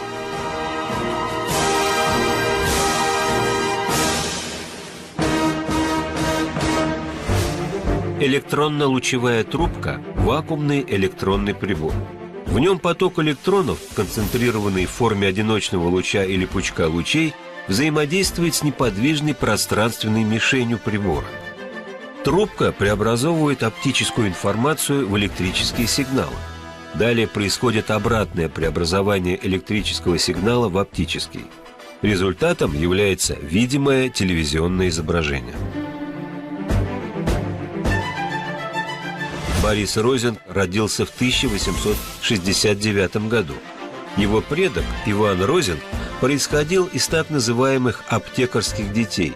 Так назывались потомки ученых-иностранцев, приглашенных Петром в Россию для развития науки и техники. Отец Бориса был чиновником и вышел в отставку в чине действительного статского советника. В Петербурге Розинги снимали квартиру на Араньенбаумской улице. Но для юного Бориса главным и любимым местом в доме была не квартира, а чердак, который отец оборудовал под мастерскую. Здесь в свободное время отец занимался изобретением точных часов и летательной машины. На чердаке были доски, гвозди, металлические пластины, всевозможный инструмент и разнообразные приборы. В этой волшебной мастерской мальчик на практике получал первые знания по физике и механике, научился многое делать своими руками. Среднее образование Борис получил в классической гимназии. Это было не техническое, а так называемое гуманитарное образование. Но именно гуманитарные науки развивают в человеке способность мыслить образами, что непременно ведет к развитию изобретательской фантазии. Окончив гимназию в 1887 году с золотой медалью, Борис поступил на физико-математический факультет Санкт-Петербургского университета. В 1891 году он получил диплом первой степени, и его оставили на кафедре для подготовки к ученому званию. В Альма-Матер Борис начал самостоятельную исследовательскую работу. Спустя год Розинг опубликовал в журнале Русско-физико-химического общества свою первую статью о магнитном движении вещества, в которой высказывает предположение о существовании в ферромагнитных телах особого молекулярного поля. За это достижение в 1893 году ученый совет Санкт-Петербургского университета присвоил Розингу ученую степень кандидата наук. Спустя год его пригласили преподавать в Константиновское артиллерийское училище Петербурга. Он согласился, так как эта работа высвобождала массу времени, необходимого для собственных исследований в области электрической телескопии, которую впоследствии назовут телевидением. Вначале он проводил эксперименты с изобретенным в 1884 году в Германии диском Нипкова, шумным, тяжелым и хрупким механическим устройством. Этот довольно примитивный прибор сканировал изображения и даже умел их проецировать с помощью объектива. На основе многих экспериментов Розинг пришел к твердому убеждению, что все попытки изобрести новые электрические приборы с помощью старых, основанных на простой механике, должны неизбежно кончаться неудачами. Требуется совершенно иной подход к проблеме. И у Розинга возникла идея, что телевизионная система должна строиться на замене инертных механизмов безинертными устройствами. В качестве устройства для воспроизведения телевизионных изображений он решил использовать электронно-лучевую трубку, разработанную немецким физиком Карлом Брауном. Трубка Брауна – это стеклянная трубка, наполненная разряженным газом. Катод в сильном электрическом поле испускает поток электронов, катодных лучей, а металлическая диафрагма выделяет из потока тонкий пучок лучей, который, попадая на фосфоресцирующий экран, заставляет его светиться. Борис Розинг дополнил трубку диафрагмой и пластинами, модулирующими интенсивность электронного пучка трубки. Таким образом, трубка Брауна превратилась в прототип современного кинескопа. Для проецирования световых лучей, передаваемого изображения на фотоприемник, ученый сконструировал систему из двух зеркальных барабанов, вращающихся с разными скоростями. Также им был найден способ быстрого преобразования передаваемого изображения в электрические сигналы. Для этого Розинг, исследовав фотоэлектрические свойства многих веществ, остановился на применении в передающем устройстве щелочного фотоэлемента. В итоге должна была получиться система электрической передачи изображений. Пока, пусть только в теории, но было уже ясно, что Розинг находится на пороге несомненного открытия. Вскоре он подал заявку на изобретение, которое называлось «Способ электрической передачи изображений на расстояние», и получил документ, именующийся в России «Привилегией». Его привилегия была за номером 18076. Затем он зарегистрировал патенты в Англии и Германии, что означало безусловный мировой приоритет изобретения. Однако сам прибор был еще не собран и не продемонстрирован, а без этого его приоритет всего лишь научная гипотеза. В одиночку создать работоспособный аппарат можно, но сколько лет на это уйдет, непредсказуемо. Борис Львович искал помощника среди своих молодых студентов. И студент, обладающий всеми этими достоинствами, нашелся. Это был третьекурсник Володя Зворыкин.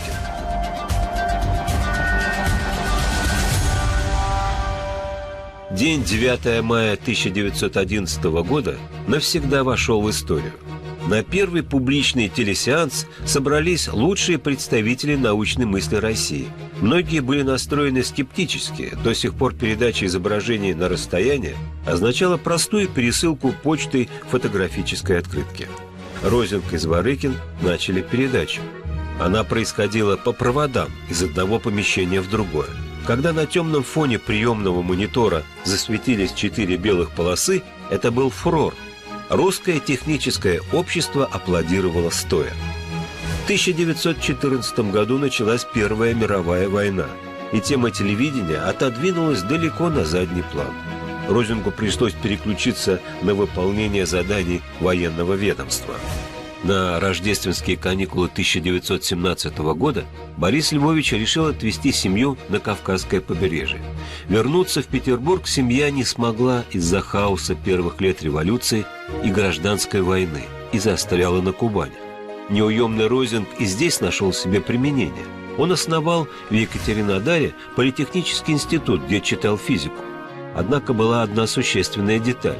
Институт был создан при непосредственном содействии Розингу генералом Деникиным. Когда в марте 1920 года Красная армия заняла Екатеринодар и город стал Краснодаром, новой власти об этом сразу стало известно. Однако большевики решили не мешать деятельности ученого до поры до времени. Черный день настал 8 февраля 1931 года. С утра его вызвали в ГПУ, а вечером пришли с обыском. Бориса Львовича сослали на север, в Котлас, затем в Архангельск. Там началась его трудная и одинокая жизнь. Ему оставалось только преподавать, писать и составлять планы будущей работы, которым никогда не будет суждено осуществиться. Он мог избежать ссылки. Известно, что представитель одной из американских фирм делал профессору очень лестное предложение – полное материальное обеспечение и предоставление всего, что нужно для работы. Розин тогда ответил: «Я свой мозг продавать американцам не собираюсь. Я русский и буду работать для своей страны». Произошло это в 1924 году, когда выехать из СССР за границу было еще возможно. Многолетняя напряженная работа и тяжелые условия жизни на севере значительно ослабили здоровье Бориса Львовича, и 20 апреля 1933 года он умер от кровоизлияния в мозг. Неизвестно, знал ли он перед смертью, что первые советские телевизоры под маркой Б2 уже в продаже. Ленинградский завод имени Козицкого выпустил аппарат, представлявший из себя устройство с улучшенным розингом диском Нипкова. Изображение размером 16 на 12 мм состояло из 30 строк. Встроенная в корпус лупа увеличивала видимый размер экрана до 4 сантиметров. И сегодня телевидение по-прежнему основывается на разработках Бориса Розинга. Изобретение пережило своего создателя и продолжило развиваться благодаря другому великому ученому Владимиру Зворыкину, который, когда ему задавали вопрос, кто же все-таки был первым, всегда называл имя своего учителя – Розинга.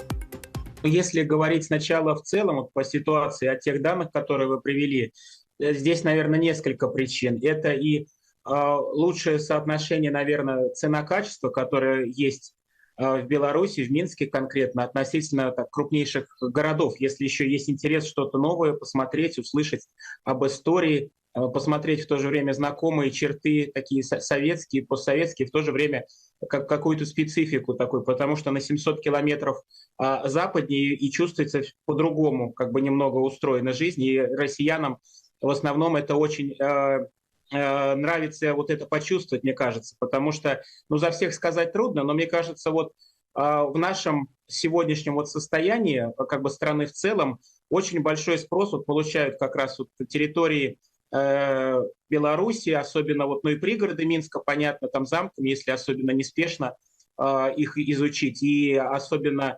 западные регионы, Гродно, Брест, где чувствуется вот эта европейскость, от которой может быть закрыта. Но и в целом Беларусь это что-то для россиянина, наверное, родное, но в то же время очень такое людское отношение, я бы сказал, простое, незамутненное, не подделанное, это вот списать трудно и где-то придумать. Поэтому вот это отношение есть, и мне кажется, вот я в своих там 3 раза в Минске был, конечно, очень так быстро, и была спешка, но я вот это чувствовал, потому что это было неподдельно. Вот это ощущение, его редко где встретишь. Поэтому, мне кажется, и республика пользуется спросом туристическим. Вот.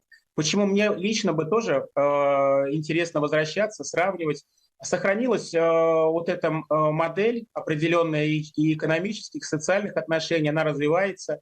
Если бы ее не было, вернее, было бы, наверное, меньше аргументов для того, чтобы понять, как и в России вот эту радикальную экономическую реформу дальше проводить. И не значит, что не было бы обсуждаемой альтернативы, потому что, в принципе, Беларусь и Россия развиваются из одного корня, но со своей спецификой. И в целом вот труд республики — это труд, если бы были сделаны вот коренные такие как бы изменения в социально-экономической модели.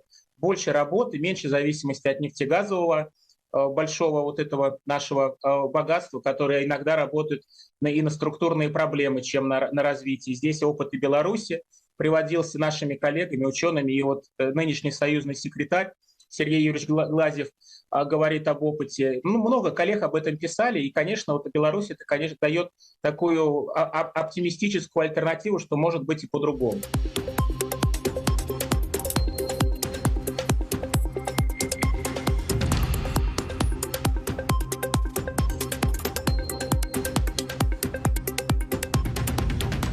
По белорусскому продовольствию это всегда традиционный набор. Это хочется всегда увезти с собой пару шоколадок от коммунарки или какую-нибудь такую колбасу попробовать знакомым, близким. Вот, потому что первое, что удивило, конечно, когда приехал, это был, по-моему, 2011 год. Конечно, запах был другой. Я увидел запах, и потом мне отец еще говорит, что так вот пахло все. Может быть, так он по своему опыту уже говорил или в целом обобщая. Но качество продуктов было очень высокое, и я думаю, оно и сейчас осталось. И Беларусь с точки зрения экономики, конечно, огромные вот эти имела свои преимущества и имеет, чтобы выходить и на российский рынок, и как бы стремиться вот на российский рынок войти в максимальную глубину, потому что продовольствие, особенно молочная продукция, очень вкусная. И, конечно, вот глубина российского рынка для белорусского производителя, она всегда критическая. И для других стран, которые нуждаются, и не полностью обеспечивают свою продовольственную безопасность, белорусская АПК, он один из драйверов экономики, и плюс он наполняет бюджет, конечно, значительной частью.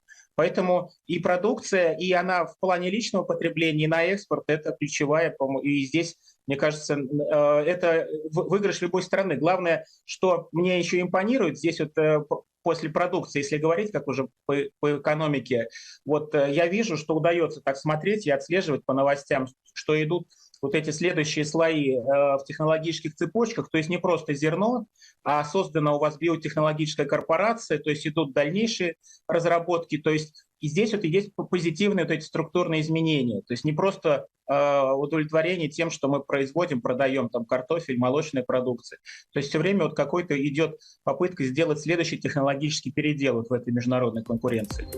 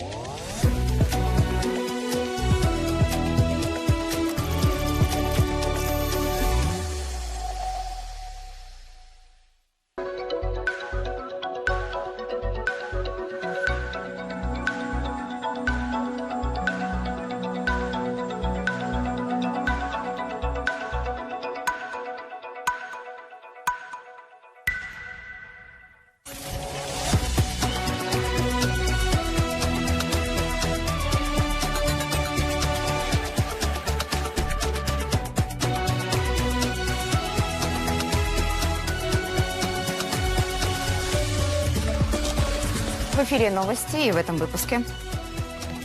Искусство «Язык всего мира» за неделю листопада в Минске покажут более 150 фильмов, а в Москве стартовал фестиваль народа России и СНГ. Готовься они летом, а грязь на соперника круглый год. Власти Украины уже дискредитируют возможных кандидатов в президенты на случай выборов в будущем году. Настало их время для реализации новых идей и проектов. У молодежного партийного движения «Искра» от Беларуси появился лидер. Движение по новому путепроводу, который соединяет улицу Московскую и проспект Независимости, официально открыто. Причем раньше срока. Качество столичной обновки протестировал наш корреспондент Сергей Ладосев.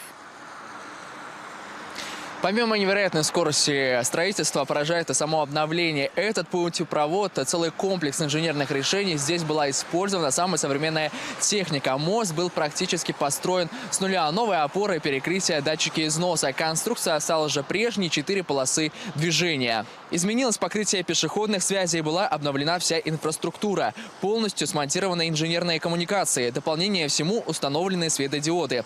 Этот мост – еще один подарок минчанам к 7 ноября. Еще напомню, реконструкция началась в феврале этого года. Работа велась круглосуточно, без выходных, вне зависимости от погодных условий. Цель была построить мост за 24 месяца. Но строители удивили всех, сделав путепровод всего за 9. Стоит ли переживать, что так мало? Точно нет. Мост заранее прошел все необходимые испытания и в итоге получил положительные результаты. Как вы видите, автомобилисты уже тестируют новую дорожную артерию. Срок же эксплуатации моста целых 50 лет.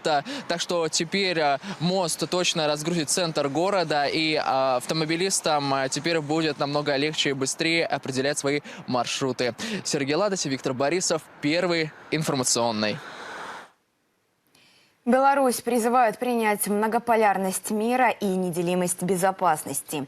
Уйти от идеологии потребительства.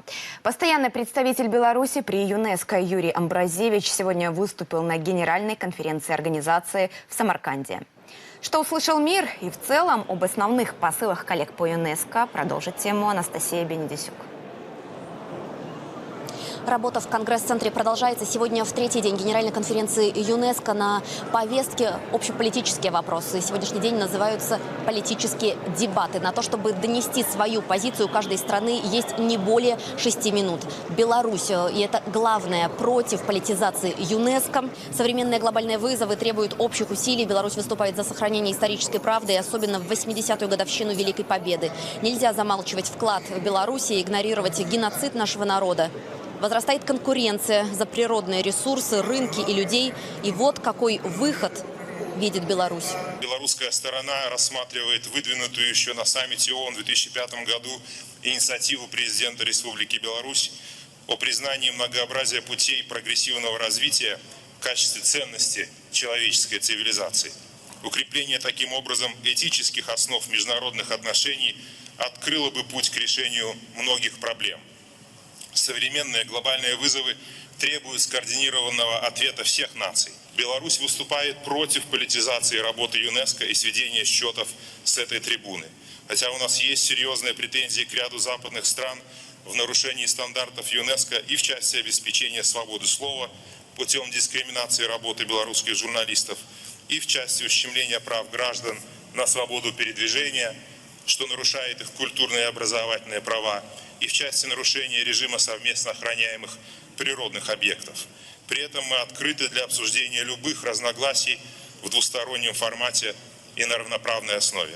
3 главные темы выделил Китай в своем выступлении. Искусственный интеллект и цифровая трансформация, экономика через кадры. Более 10 миллионов человек в год выпускают китайские учреждения образования, половина в технических областях.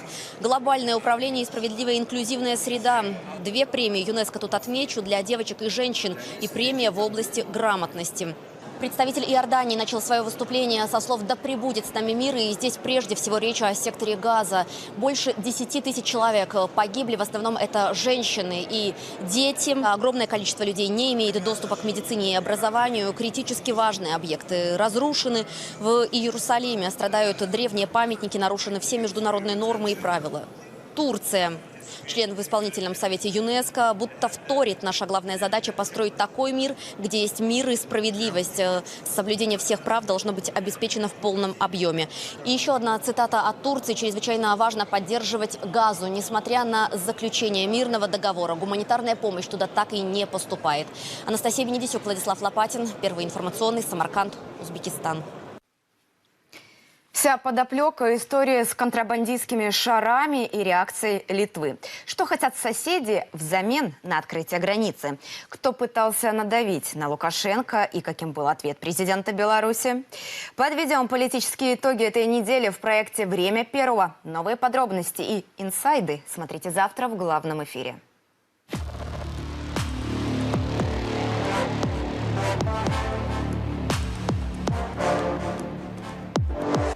Отвечаем за безопасность. Мы каждый день готовимся к войне, чтобы ее не было.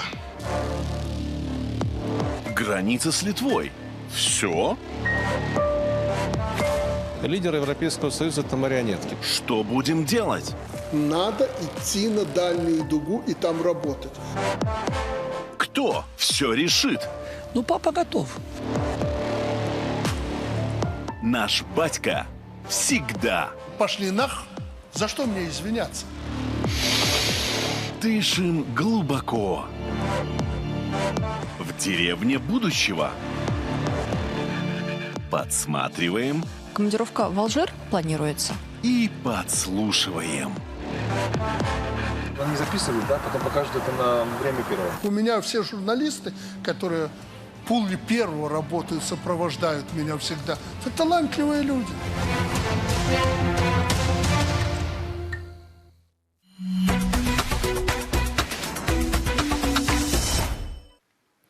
В западных странах отпраздновали канун Дня всех святых. Сотни полицейских усилили меры безопасности в центре Парижа из-за опасения возможных беспорядков. На всякий случай правоохранители решили не допускать большого скопления людей и разогнали толпу, оцепив отдельные участки района. Неспокойно прошел Хэллоуин, и в Вашингтоне в подавлении беспорядков участвовала Нацгвардия США. Не обошлось без задержаний.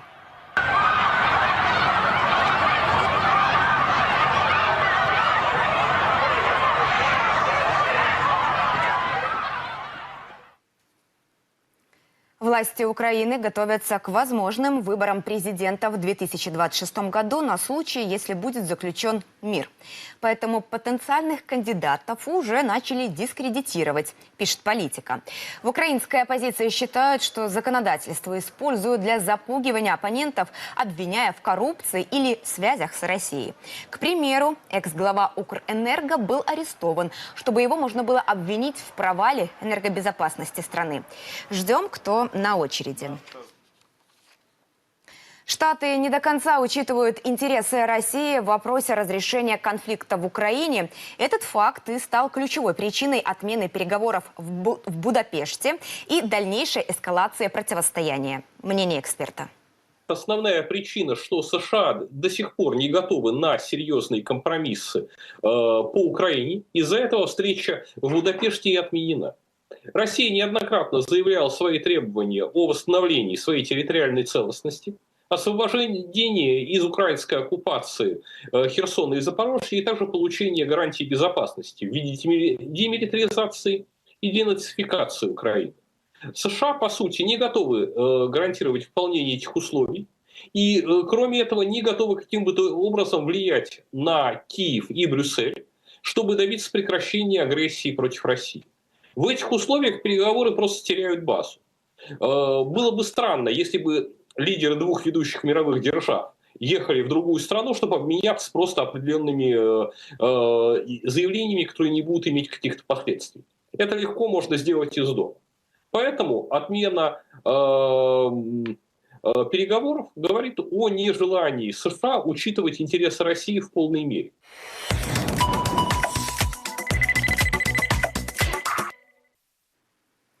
Не менее 28 человек стали жертвами большой воды во Вьетнаме. Сильные дожди и разлив рек вызвали масштабное наводнение в центральной части страны, затопив более 116 тысяч домов и 5 тысяч гектаров посевов.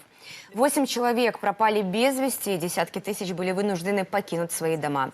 Наибольший ущерб наблюдается в туристических центрах Хюэ, Хайян и Дананг. В городе Хюэ за 24 часа выпало свыше 1000 миллиметров осадков. Это самый высокий показатель, когда-либо зафиксированный во Вьетнаме. 3 человека пострадали в результате взрыва и пожара на нефтеперерабатывающем заводе в США. ЧП произошло на крупнейшем НПЗ штата Нью-Мексико в городе Артижа. По заявлению представителей служб, чрезвычайную ситуацию удалось ликвидировать. Следственный комитет возбудил уголовное дело по факту травмирования рабочих УАО «Беларусь-Калий». Следственная оперативная группа продолжает работать на месте происшествия. Накануне около 13 часов в цеху предприятия произошел разрыв пустой емкости из-под соляной кислоты на открытой площадке. Ударной волной повредила резервуар с аналогичным химическим раствором. В результате ЧП пострадали 4 работника организации. Они доставлены в БСМП Минска.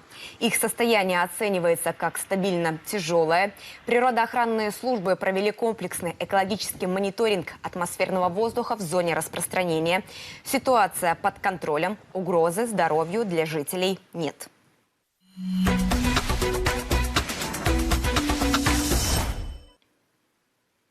Столичные кинотеатры за неделю листопада покажут более 150 картин в афише праздника, дискуссии, творческие встречи и мастер-классы. А сегодня в Нацбиблиотеке состоялся круглый стол союзного государства. Там собрался весь свет киноиндустрии Беларуси и России. Народные артисты, режиссеры, заслуженные деятели искусства, а также студенты Академии искусств. В фокусе дискуссии осмысление роли кинематографа в сохранении общего историко-культурного наследия, а также формировании духовных ориентиров. Первый раз на вашем международном кинофестивале. Ну, во-первых, я, естественно, на слуху. Он 31 год, как-никак. И все это время новейшей истории он проходил. И вы знаете, абсолютно... Не то чтобы не разочаровал, а очень-очень порадовал. Потому что народная культура, народное искусство, оно в полном объеме было представлено. Вот это очень важно. Одним из важных вопросов дискуссии стало внедрение искусственного интеллекта в современное кино. Новые технологии уже меняют эту сферу, но сможет ли он заменить живого человека на экране? Беларусь удивляет не только культурой, но и особым чувством свободы. По мнению эксперта из США, увидеть настоящую страну для жизни можно только приехав к нам. Я живу в Соединенных Штатах, живу в курортном городке во Флориде. И даже никогда близко не ощущаю той свободы, которую я ощущаю, приезжая в вашу страну. Я могу остановиться в любом месте и зайти в лес, который мне понравится. Я не могу этого сделать у себя во Флориде, потому что все огорожено заборами. Это чья-то частная собственность. По какой-то причине в лес зайти нельзя. Нельзя собирать грибы, нельзя собирать ягоды. А вот у вас я это могу совершенно спокойно делать, ничего и никого не опасаясь. Я могу зайти в любой парк, и в парк Горького, и в любой другой сквер в Минске, и просто наслаждаться липами, которые прекрасно цветут и пахнут. И в то же время... Я не могу этого сделать у себя дома, потому что наши парки оккупированы бомжами, они там со своими палатками, со своими грязными какими-то тележками и так далее. То есть парки оккупированы белками и вот, увы, бомжами.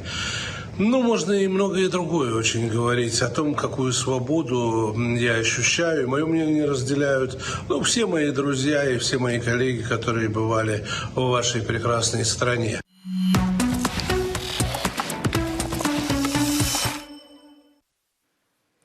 Лес богатства Беларуси, около 18 миллионов деревьев, высадили добровольцы в рамках акции «Дай лесу новое житье». На протяжении практически 3 недель по всей стране высаживали сосны, ели, дубы, березы. Вклад внесли и молодежь, и старшее поколение, независимо от статуса и должности. Участие за эти короткие 20 дней у нас приняло порядка 53,5 тысяч человек. Высадили мы порядка 18 миллионов деревьев. Создали около 1600 гектар лесных культур и провели дополнение на участках, которые требовалось дополнение, около 5000 гектар. То есть это такой объем очень серьезный. Мы на осень по своим лесхозам ставили задачу создать около 3000 гектар. То есть больше половины этого было выполнено в рамках акции «Дай лесу новое житье». К слову, марафоны по восстановлению белорусских лесов проходят уже около 20 лет. Продвижение межкультурного и межнационального диалога. В Москве проходит фестиваль народа России и СНГ. Он собрал сотни участников со всех российских регионов, а также Содружества независимых государств. Сегодня, когда бывшие советские республики пытаются разъединить, а временами и столкнуть друг с другом, очень важно развивать экономические, политические и культурные связи, при этом уважая национальные интересы и суверенитет друг друга. В Беларуси никогда никто не разделял народы. Неважно, кто ты, украинец, поляк, еврей или белорус, и никогда про национальности внутри страны вообще не говорили. Ровно как и про вероисповедание. Сегодня, будь то муфти или будь то настоятель православной церкви, они сидят рядом и всегда рады друг друга видеть. Консолидация общности, единство народа, как и у нас в стране, оно является монолитом для построения нашего союзного общего государства и движения вперед. Сегодня мало народов могут позволить себе иметь свое мнение, продвигать свою независимую политику, говорить то, что думаешь, а не выполнять указания из Европы или из океана. Это замечательно, что так. В рамках фестиваля состоятся выставки, концерты и кинофорумы. Итоги подведут 5 ноября на встрече секретарей Советов Безопасности государств, участников СНГ.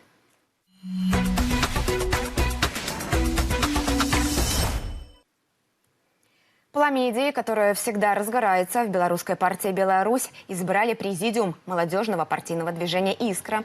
Движение будет реализовывать задачи по формированию кадрового резерва и проведению аналитической работы партии в молодежной среде.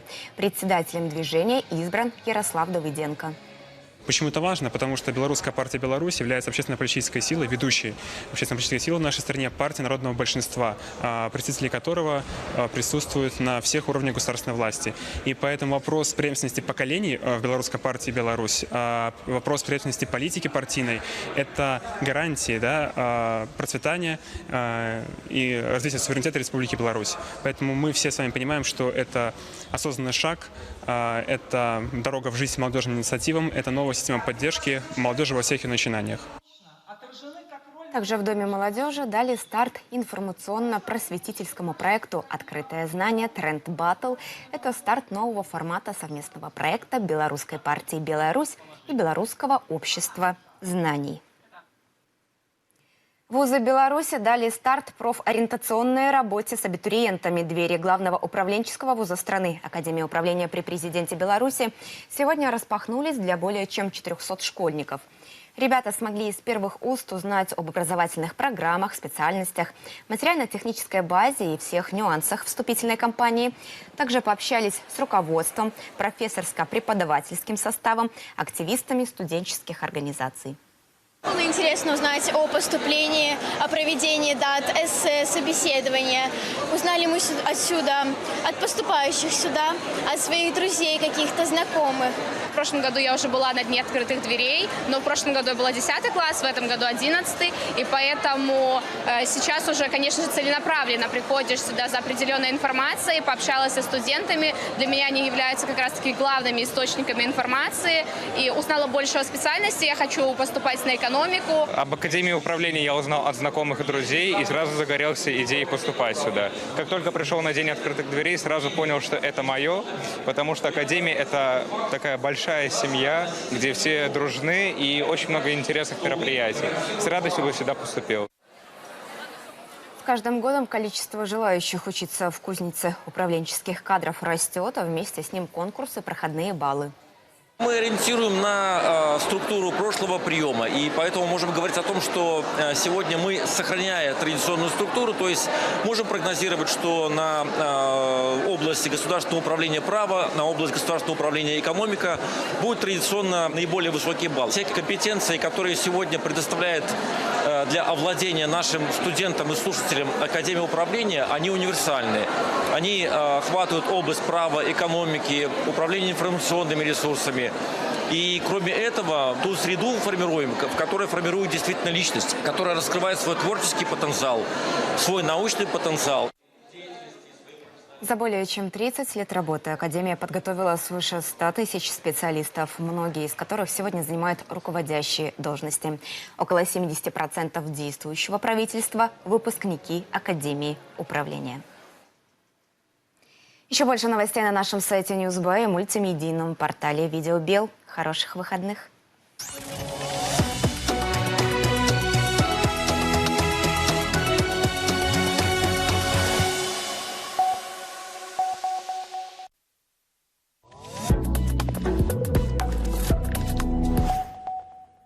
Открывая свой бизнес, вы делаете новый шаг. На каждом этапе от старта до больших целей Беларусьбанк всегда рядом. Эквайринг, зарплатные проекты, международные платежи, кредиты, гарантии, лизинг, партнерские программные рассрочки. Беларусьбанк всегда рядом.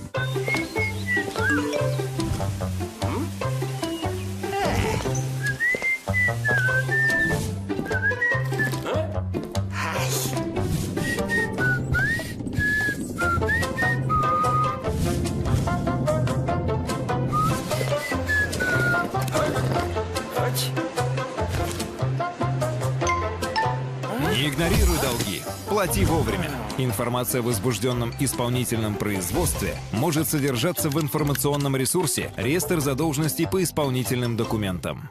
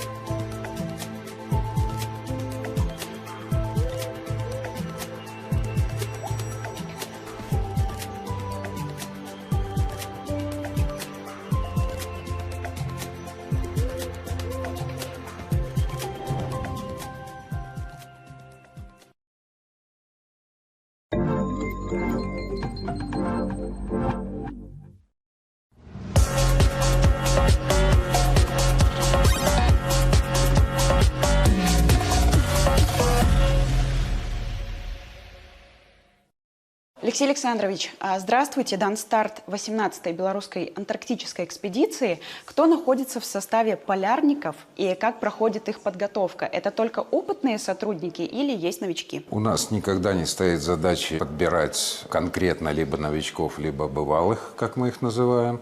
В этом году ситуация сложилась так, что в основной состав попали сотрудники, которые уже как минимум кто-то из них хотя бы один раз бывал в экспедиции. Но практика крайних 5-8 даже лет говорит о том, что мы постоянно стараемся включать в состав экспедиции и новичков. Ну, во-первых, для того, чтобы у нас скамейка запасных была серьезная. Во-вторых, молодые ребята гораздо более активны с точки зрения даже и научных исследований. Я смотрю, когда у них горят глаза, когда они, так сказать, науку делают в таких неблагоприятных условиях. Лично для меня это как удовлетворение от этой работы, от того, что эти парни могут заниматься любимым делом и делать науку и приносить результат. В одном из своих интервью вы сказали о том, что возможно создание молодежной экспедиции. В целом это возможно? Ну, вы знаете, что средний возраст сотрудников экспедиции колеблется между 30 и 40 годами. В некоторых случаях немного переходит 40-летний рубеж. Поэтому, в общем-то, в целом, если бы я не давал эту погрешность статистическую, да, то можно говорить, что все экспедиции у нас молодежного состава. Но не стоит забывать очень важные моменты. Не нужно путать молодежную экспедицию по параметрам возрастным от 30 до 40 или 45 или с молодежной экспедицией, что мы подразумеваем возраст юношеских студентов, там 18, 20, 22 года. Этого категорически нельзя делать, потому что это тот контингент, который еще не имеет ни жизненного, ни практического, ни профессионального опыта, и просто так отправлять их ради того, чтобы продекларировать, что пошла там комсомольская молодежная экспедиция, это неоправданный риск.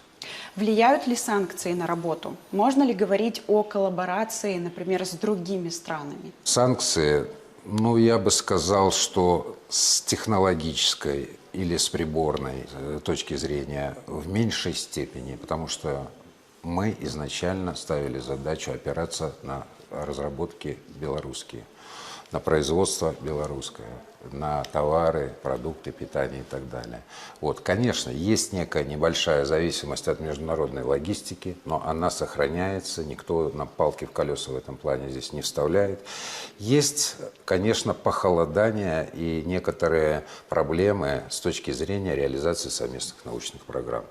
Потому что мы понимаем, экспедиция ходит в Антарктиду не только и не столько для того, чтобы развивать инфраструктуру, хотя это важный момент, мы ее строим с нуля, но в первую очередь это проводить научные исследования и получать результат. Но без международной кооперации в нынешних условиях это тоже практически невозможно. Мы будем класть в тумбочку замечательные какие-то уникальные результаты или предлагать их кому-то, а нам в ответ звучит следующее. Нам запрещено работать с вами по такой-то или такой-то программе.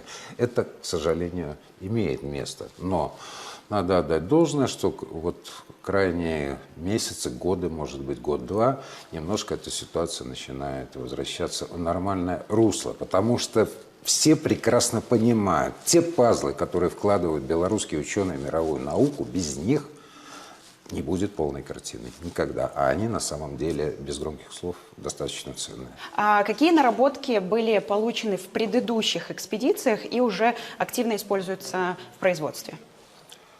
Вы знаете, наука, многие думают, что ты сегодня получил образец или провел какие-то исследования, и завтра уже можно получить результат. На самом деле это не так. Это первое. Это требует, во-первых, рядов наблюдений, количества наблюдений и так далее.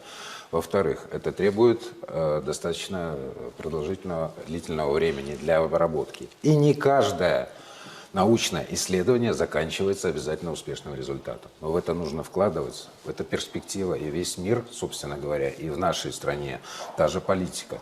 То есть максимальное количество возможностей предоставляется для проведения научных исследований. Потом в сухом остатке, пусть из 10 1 или 2 выстрелили научных направлений, это уже и есть тот результат, к которому нужно стремиться. Поэтому таким образом эти вещи. Какие задачи ставит глава государства?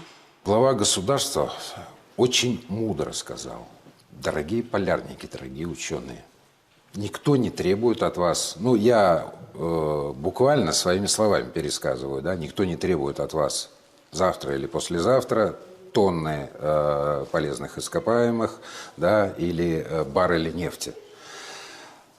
Но в своей деятельности руководствуйтесь тем, что хотя бы некоторые из научных направлений, которые вы реализовываете в Антарктиде, могли быть полезными для страны. Это, пожалуй, ключевые слова, которым мы сейчас и направляем все усилия для этого, хотя они и раньше направлялись, но сейчас более четко Александр Григорьевич поставил задачу. Достаточно серьезные деньги и затраты несет страна на реализацию, в том числе космической, полярной программы. Покажите результат. Тот, который вы сможете.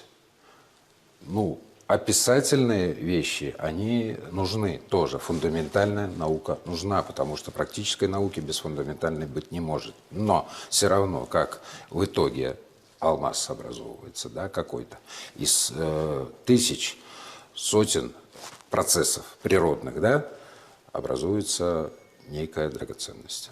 И здесь из тысяч, сотен миллионов наблюдений должно в итоге образоваться что-то то, что может быть использовано в том числе и для блага страны. Что согревает лично вас в такой холодной экспедиции, если можно так сказать? Увлеченность работой, понимание важности этой работы и деятельности для страны и для перспективы, и, конечно, спокойствие о том, что дома все хорошо и надежные тылы ждут.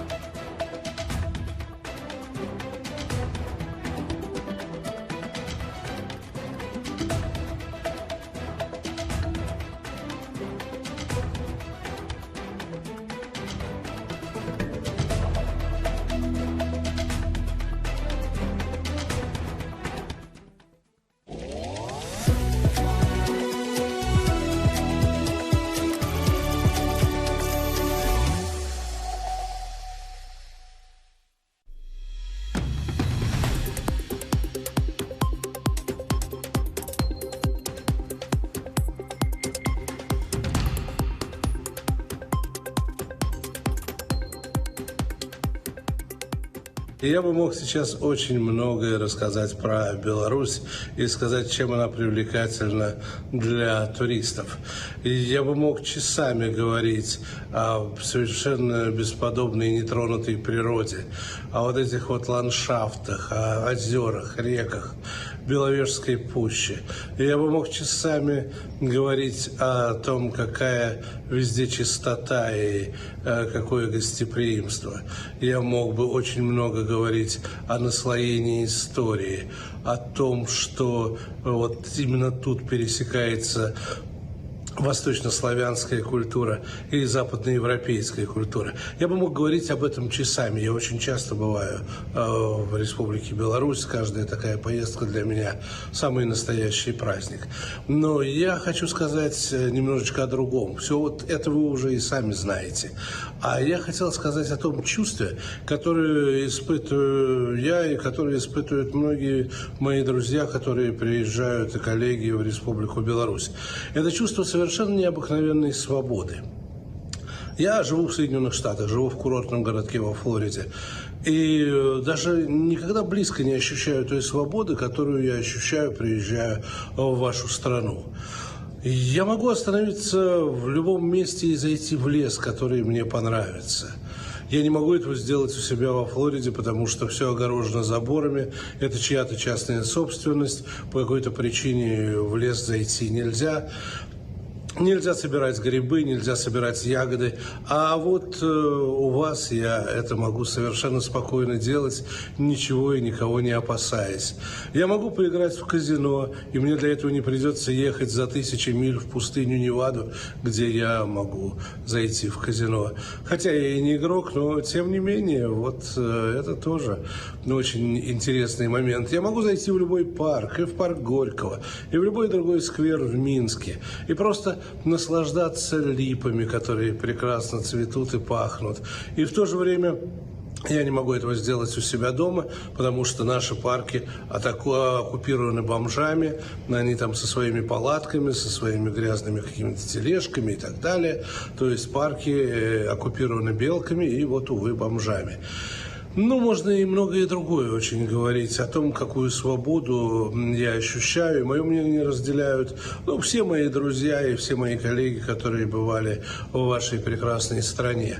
А есть еще что-то такое метафизическое, какое-то такое метафизическое восприятие, которое объяснить просто рационально наверное, невозможно. Это надо чувствовать, это в самом воздухе в вашей стране. Вот достаточно пройтись, ну, скажем, от Немиги и до проспекта, по проспекту Победителей, вот туда вниз, вдоль реки, вот чтобы почувствовать эту свободу, которая вот действительно в воздухе. Опять же, это нечто метафизическое, я не смогу это объяснить, это надо почувствовать. Поэтому всем своим друзьям и знакомым здесь, в Соединенных Штатах, я говорю, вот что вам нужно обязательно сделать для того, чтобы узнать, что такое настоящая жизнь, чтобы увидеть настоящих людей без фальшивых улыбок, чтобы увидеть настоящую страну для жизни, поезжайте в Беларусь. И пока еще ни один человек, кто последовал моему совету, не пожалел об этом.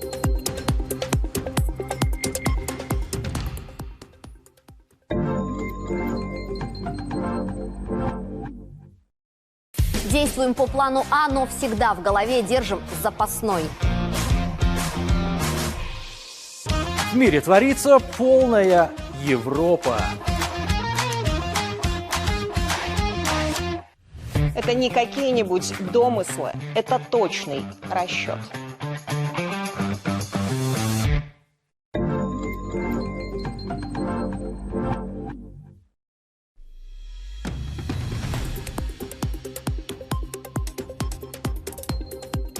Команда президента выиграла в первом поединке у хоккеистов Могилевской области в 19-м сезоне РХЛ. Сохранение правды о Второй мировой войне должно быть в фокусе внимания ЮНЕСКО, заявил Юрий Амбразевич. Состояние пострадавших на Беларусь-Калии оценивается как стабильно тяжелое, сообщает Минздрав. Свыше 400 абитуриентов собрались в Академии управления, где прошел День открытых дверей.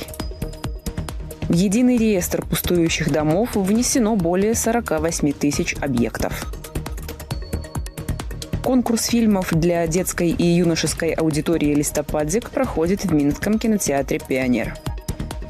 Белорусские теннисисты стали финалистами турниров в Китае и Узбекистане. Трамп заявил, что правительство США не сможет выделить продовольственную помощь из-за шатдауна. Дожди и разлив рек вызвали масштабное наводнение во Вьетнаме. Затоплено более 116 тысяч домов. Жители Рио-де-Жанейро протестуют против полицейской операции, в ходе которой погибли 100 человек. Марко Рубио опроверг слухи о том, что США планируют атаковать военные объекты в Венесуэле. Пентагон одобрил поставку Украине ракет «Томагавк», но окончательное решение за Трампом. США и КНР подпишут торговое соглашение на следующей неделе.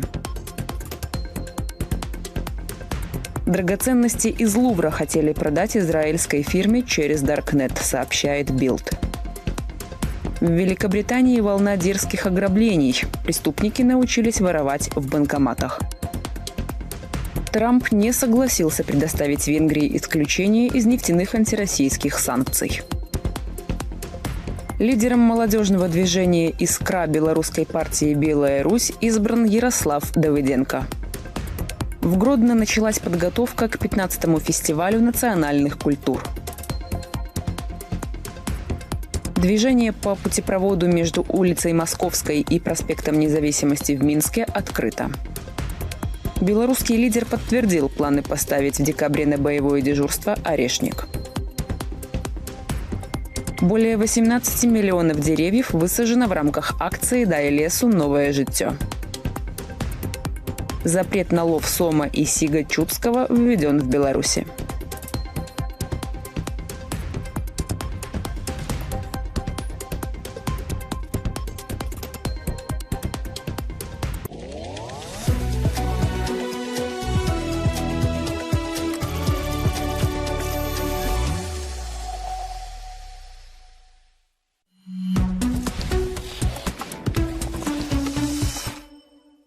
Суровый прибалтийский тигр по имени Литва наконец-таки сумел с 5-й попытки запереть себя в клетке. Литва официально в очередной раз закрывает границу с Белоруссией. Поводом послужили наши старые добрые знакомые метеозонды, которые якобы набиты контрабандными белорусскими сигаретами. Причем они настолько коварны и неуловимы, что не обнаруживаются ни воздушными силами Литвы, ни еще кем-либо. Не говоря уже про то, чтобы сбить их. Понятное дело, что этот повод высосан из пальца, потому что доказательств Литвой не было никаких предъявлено. И я скажу вам по секрету, что Прибалтика, что та же Польша наши белорусские сигареты закупает фурами, несмотря на все санкции, запреты и ограничения. Поэтому у меня два вопроса. А как же будет выживать Литва, которая полностью зависит от транзита, проходящего через ее страну? И как быстро хозяева Литвы напомнят ей, что было с Польшей в аналогичной ситуации? Так что запасаемся попкорном, дамы и господа. Дальше будет очень интересно.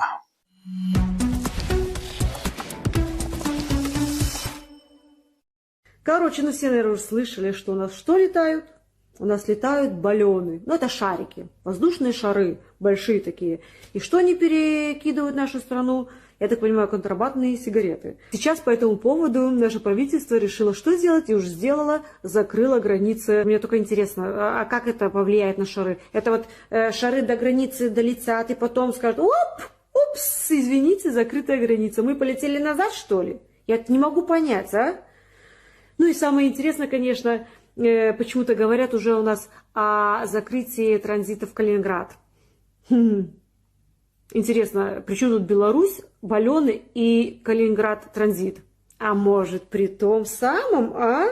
Может, не в баллонах тут дело? Не, ну, слушайте, честно говорю, не любила цирки, но сейчас очень люблю. Никуда, главное, не надо идти. Дома сидишь, так телевизор включаешь, и цирк у тебя дома.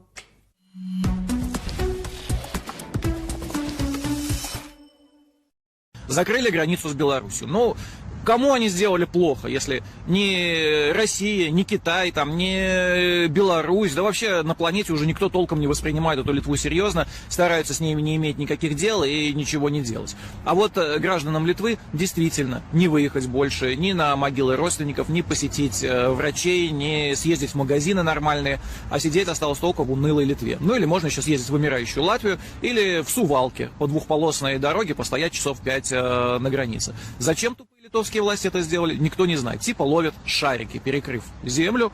Шарики, летящие на 8-километровой высоте, таким образом будут меньше летать. По умной логике литовских чиновников.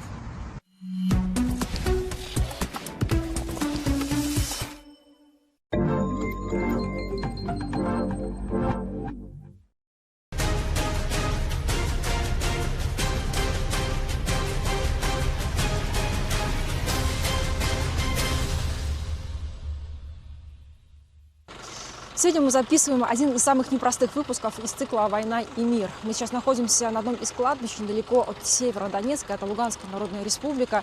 И сейчас здесь идет процесс захоронения 23 тел, извлеченных из общей могилы. Многие из них неизвестны и проходит процесс идентификации.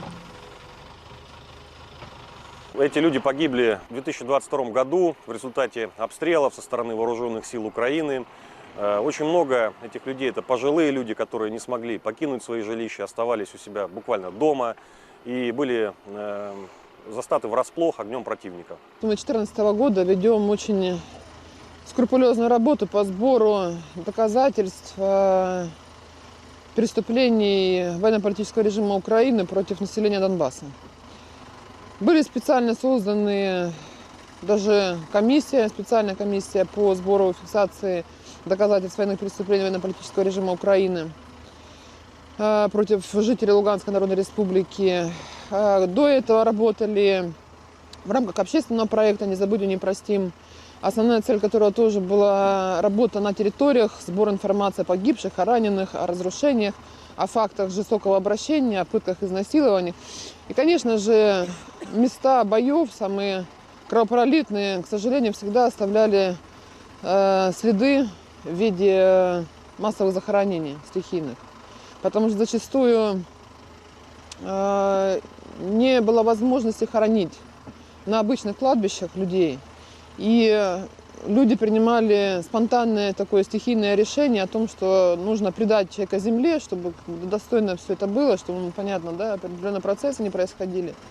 И люди вот находили там какие-то опушки, какие-то полянки, что-то еще, какие-то территории рядом с кладбищами. На основании собранных материалов после 6 лет скрупулезной этой детальной проработки в 2021 году нам удалось создать межведомственную рабочую группу, проработать такой механизм, который позволил нам быстро проводить такие работы, которые достаточно трудоемкие, скажем так, да, но с учетом всех процессуальных норм и даже проведения на месте работы судмедэкспертизы. Потому что я понимала, что, представьте, да, у нас советские еще морги, судмедэкспертиза советская, один стол, понимаете. Я понимаю, что останки в большом количестве, что это останки определенного характера, то есть они зачастую без гробов, без мешков, без ничего, то есть это останки из земли достаются. И вот мы придумали такой механизм полностью взаимодействия. Администрация главы, получается, тогда советником главы была.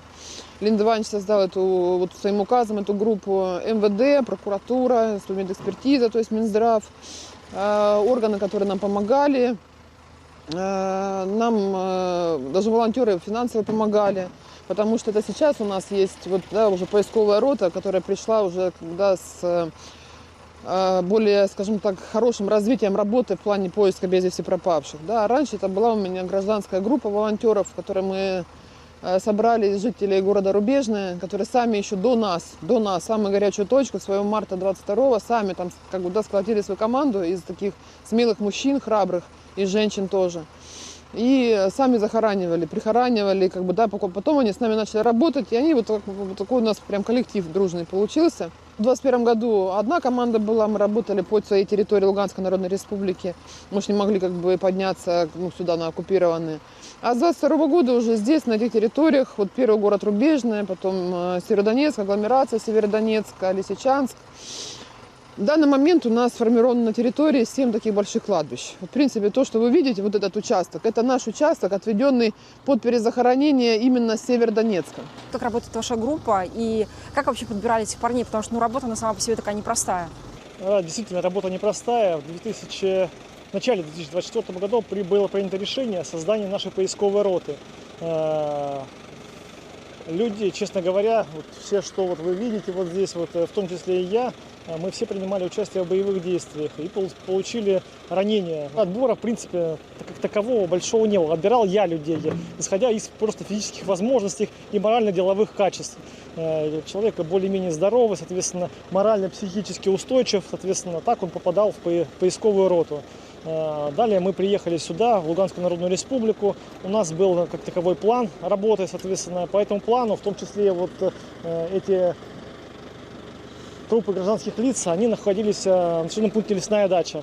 У нас, соответственно, есть указания нашего вышестоящего руководства, и мы там начали копать. И в том числе, видите, результат нашей работы. Копали мы не только здесь, в Лесной Даче, но и в населенном пункте Кудряшовка, в Первомайск выезжали, в Попасную. Скажи, сколько у нас останков всего поднято?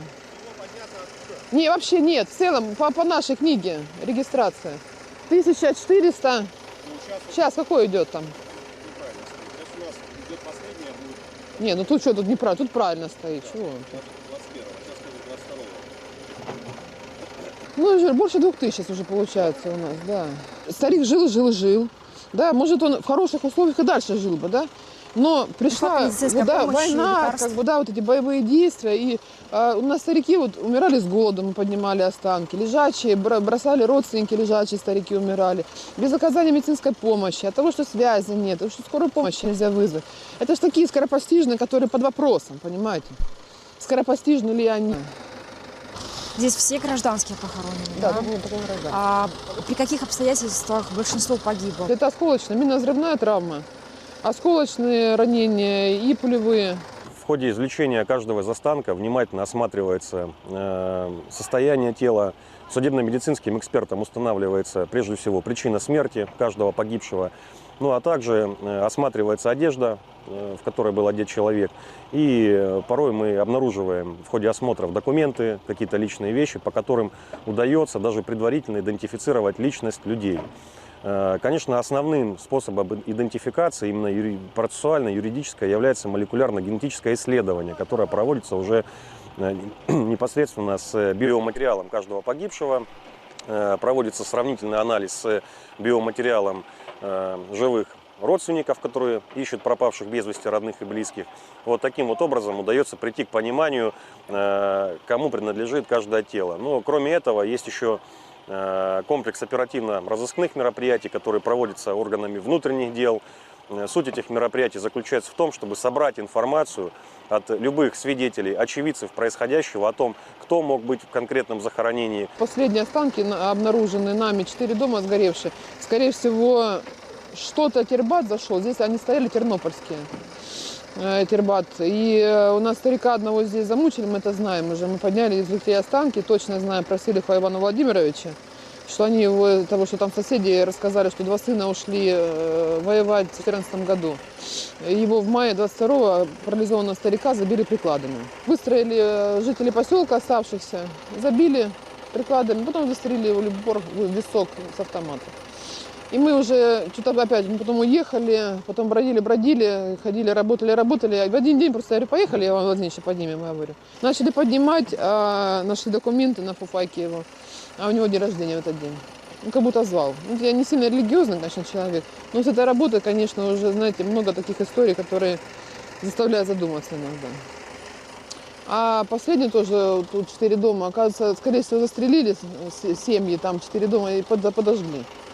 Вот отжоги, то есть сожженные останки у нас, как бы, да, встречаются очень часто, обугленные. В подвалах, как бы, да, это удушливый газ, например, пожар начался, завалили, как бы, да, дом, и в подвале люди просто умерли от удушения и вообще от просто того, что, ну, не смогли выйти из этих домов. Приваленные такие тела, прям придавленные были. Ну, в основном минно-взрывная. С Кременского дома-интерната останки 32 обожженных стариков, сожженных заживо.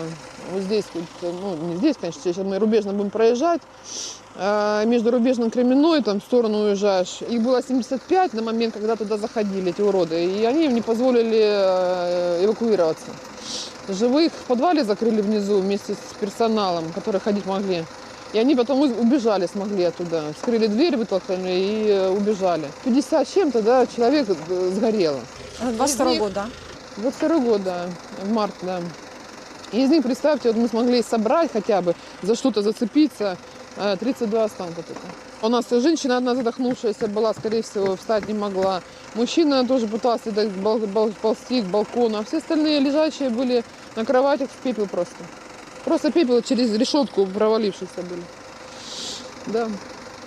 Но, к сожалению, ДНК ни одну не стрельнуло. Все мы тоже, что ж, понимаете, мы уже еще при ЛНР думали, как навстречу людям идти, вот если нельзя идентифицировать. Но мы знаем, что погиб, например, там, да, есть свидетели, что-то еще.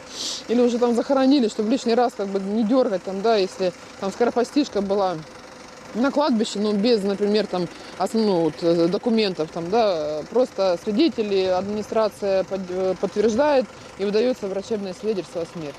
Ну, хоть как-то людям же надо, понимаете, навстречу идти. И вот так вот в каждой ситуации так пытаемся найти какой-то выход из этого всего. Мы ведем учет захоронения. Каждая могила, которая, собственно, позади меня подписана, каждому трупу, который регистрируется в судебно-медицинском бюро, присваивается свой персональный номер.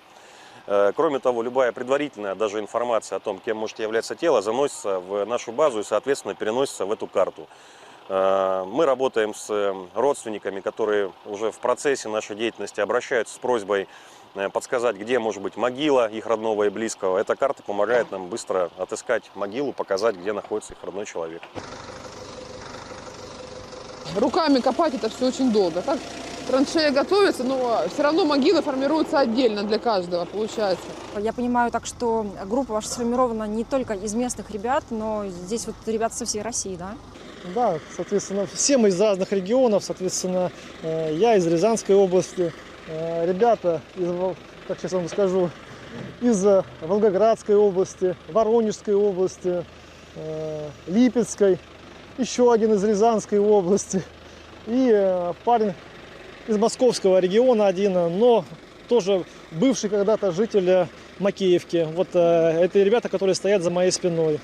Все мы из разных регионов, просто так получилось, судьбой было так предрешено, что мы просто попали в одно подразделение. В Рубежном мы увидели, как не работает белый флаг, символика и гражданский блик защиты не сработала, потому что колонны двигались, обвешаны просто белыми простынями, но по ним прицельно били, потому что они двигались в сторону Луганской Народной Республики на эвакуацию туда. Это как раз люди были захоронены в стихийных захоронениях, в придомовых территориях, в детских садиках, на территориях детских садиков, возле школ, то есть там, где люди искали убежище, там, где люди искали какую-то возможность получить воды, еды, какую-то связь, получить с родственниками, связаться, сообщить о своей судьбе.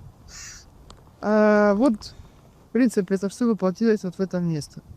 Отдельная тема, конечно же, это у нас погибшие детки. Мы поднимали их в первом день работы в городе Рубежном.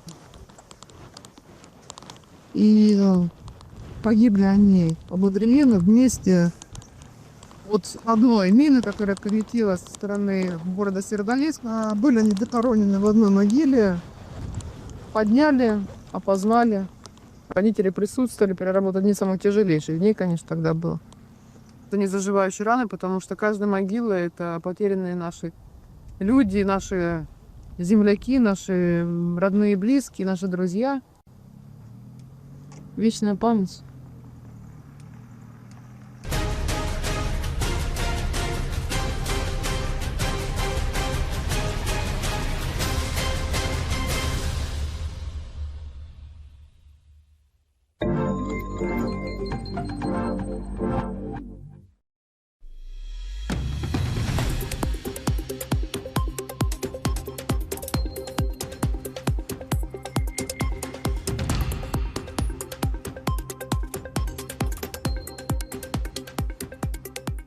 Это любопытная история, потому что, с одной стороны, Литва не разрывает дипломатические отношения с Республикой Беларусь, как и Польша, как и Латвия, как и Эстония, вот эти все крикливые страны Прибалтики, которым вечно что-то там кажется, что на границах там чуть ли не происходит, сделают такие ограничения по государственной границе на фоне непонятной истерии.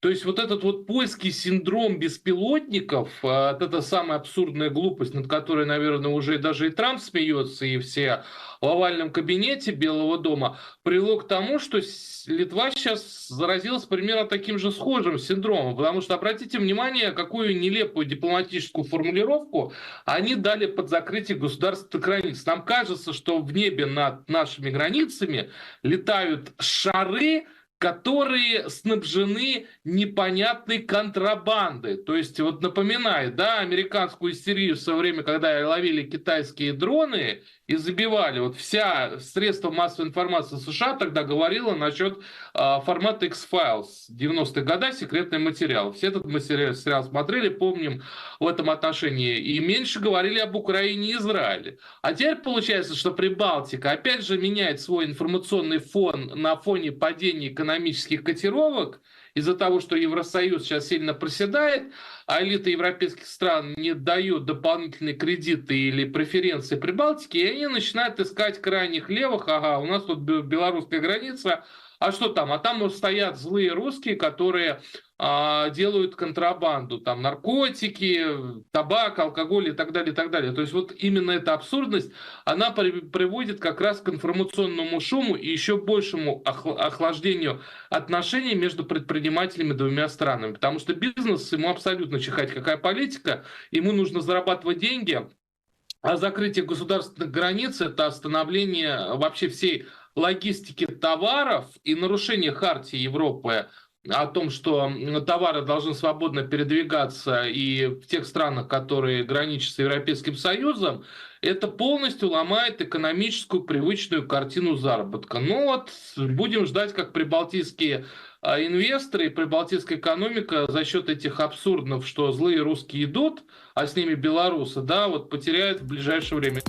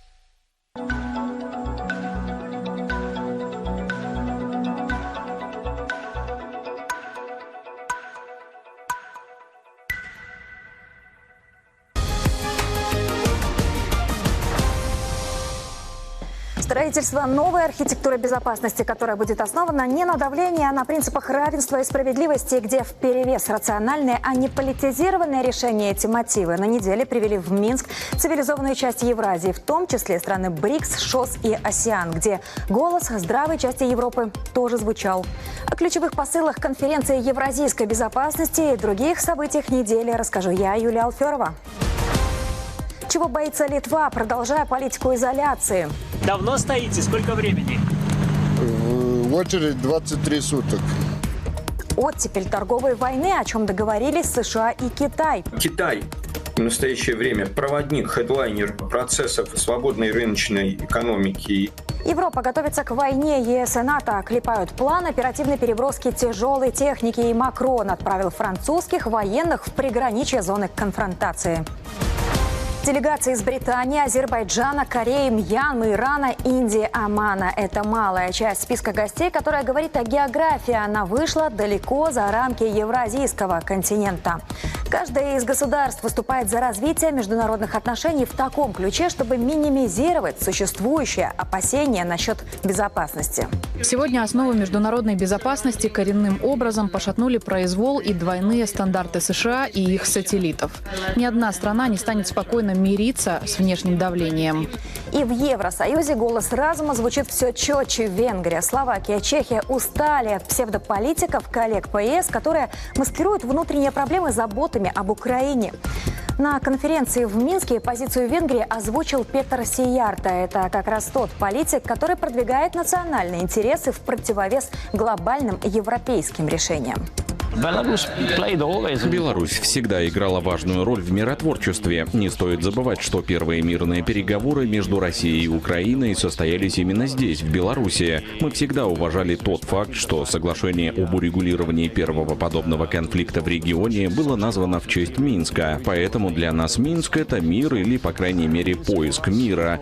Не политизировать ситуацию там, где речь идет о продовольствии, энергетике, медикаментах, атомных электростанциях. Позиция Беларуси: только в диалоге можно спасти Евразию, при этом следуя принципу неделимости безопасности, где ключевое — отказ от милитаризации и непрекращающихся поставок вооружений и сил контингентов зоны конфликта.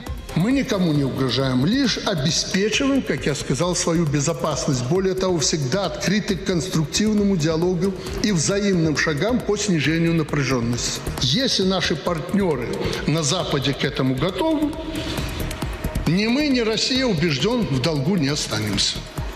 Но пока складывается впечатление, что Европе мир не нужен. Политики забыли, какие ужасы принесла Вторая мировая война. Поверили, что наращивание военного потенциала их обезопасит. Нет. Нет и еще раз нет. Это путь в никуда. Очередная ступенька по лестнице эскалации. Этот диалог, если не решает в моменте причины и следствия противостояний, то как минимум в многообразии мнений позволит найти новые рычаги укрепления региональной и глобальной безопасности. Но насколько западная часть континента готова мыслить здраво? Ведь пока в Минске говорят о пути к миру и барьерах, которые предстоит снять для укрепления безопасности, в Евросоюзе собирают саммиты для выделения траншей на вооружение Киева. Пока мы заявляем об открытости, та же Литва в канун большого диалога о мире в Минске вставляет палки. Почему европейцы так испугались вот этого диалога о безопасности в Минске, что накануне, когда съезжали все участники, даже прикрыли там литовскую границу? Нежелание давать надежду и любой шанс мирному процессу. Но так не считает очень большое число людей, которые живет в странах с такими политическими кругами. Литва закрыла границу с Беларусью на месяц, ссылаясь на угрозу контрабанды. Полностью перекрыт транспортный поток. Но пока литовские власти воюют с шарами в воздухе, и страдают простые люди, а бизнес, причем литовский в том числе, погружается в затяжной кризис. Давно стоите? Сколько времени? В очередь 23 суток. Месяц вот с таким интервалом сколько удается рейсов сделать? Не в месяц, в 2 месяца тоже одного не удается делать, потому что ожидание нас мучает. Не работает литовская граница, поэтому придется ожидать. Как давно стоите границы? Уже 22 дня. В основном стоят грузы скоропортящиеся. Все, которых срок доставки 3 дня, ну а мы уже тут 5-е сутки стоим. Неоднозначно. Решение литовских политиков оценивают несколько фракций литовского парламента, все-таки пытаясь добиться у премьер-министра экономического обоснования такого шага. Но ответ на вопрос о потерях с литовской стороны так и остался висеть в воздухе, как и вымышленная угроза на границе. Это классическое отвлечение внимания от внутренних проблем через создание внешней угрозы. Когда власти не могут обеспечить базовую транспортную безопасность, они конструируют образ вражественной Беларуси. Ну и, конечно, сразу появляется вопрос, а где ПВО, где пограничники, которые берданками могут сбивать эти шары. На самом деле метеорозонды с сигаретами являются обычной криминальной проблемой приграничного порядка, а не угрозой национальной безопасности. Польша уже готова была открыть пункты пропуска на границе с Беларусью. Мол, Европа и НАТО настолько усилили военное присутствие, что, наконец, польские чиновники могут чувствовать себя в безопасности. Но под давлением Вильнюса в Варшаве приняли решение повременить с открытием. В эту игру по самообороне полякам подыгрывает Макрон. Он отправил в приграничье с Украиной воинский контингент. В польском лагере они проходят боевое слаживание. А пока ЕС и НАТО готовятся к вымышленной войне и отражению угроз России и пишут некий план о быстрой переброске тяжелой техники в случае военного конфликта. Больше похоже на очередную неудачную попытку прикрыть расходы на армию и ВПК. Они заявляют о страшном враге, что надо готовиться к войне, а готовиться надо прямо сейчас. И не случайно ведь командующий вооруженными силами Франции заявил о том, что войну следует ожидать, но не прямо сейчас, у порога, а через 4 года. А деньги надо выделять сейчас. Для того, чтобы повышать зарплаты военнослужащих, для того, чтобы высший генералитет зарабатывал на военных заказах и на военной приемке. На фоне европейского безумия премьер-министр Венгрии Виктор Орбан объявил о начале антивоенной кампании, которая будет сопровождаться митингами в поддержку мира. Он пояснил, что считает это необходимым в связи с воинственной политикой Евросоюза, поддерживающего Украину в конфликте с Россией, и анонсировал ряд антивоенных митингов в городах Венгрии. Сейчас и без пустого нагнетания на планете в разной степени интенсивности существует 50 военных конфликтов. Из них около 11 полномасштабных войн. Самые кровопролитные на Ближнем Востоке и в Украине. ВСУ теряют позиции, и это становится все сложнее скрывать от западных покровителей. Войска России заблокировали крупные группировки в Купянске и Красноармейске.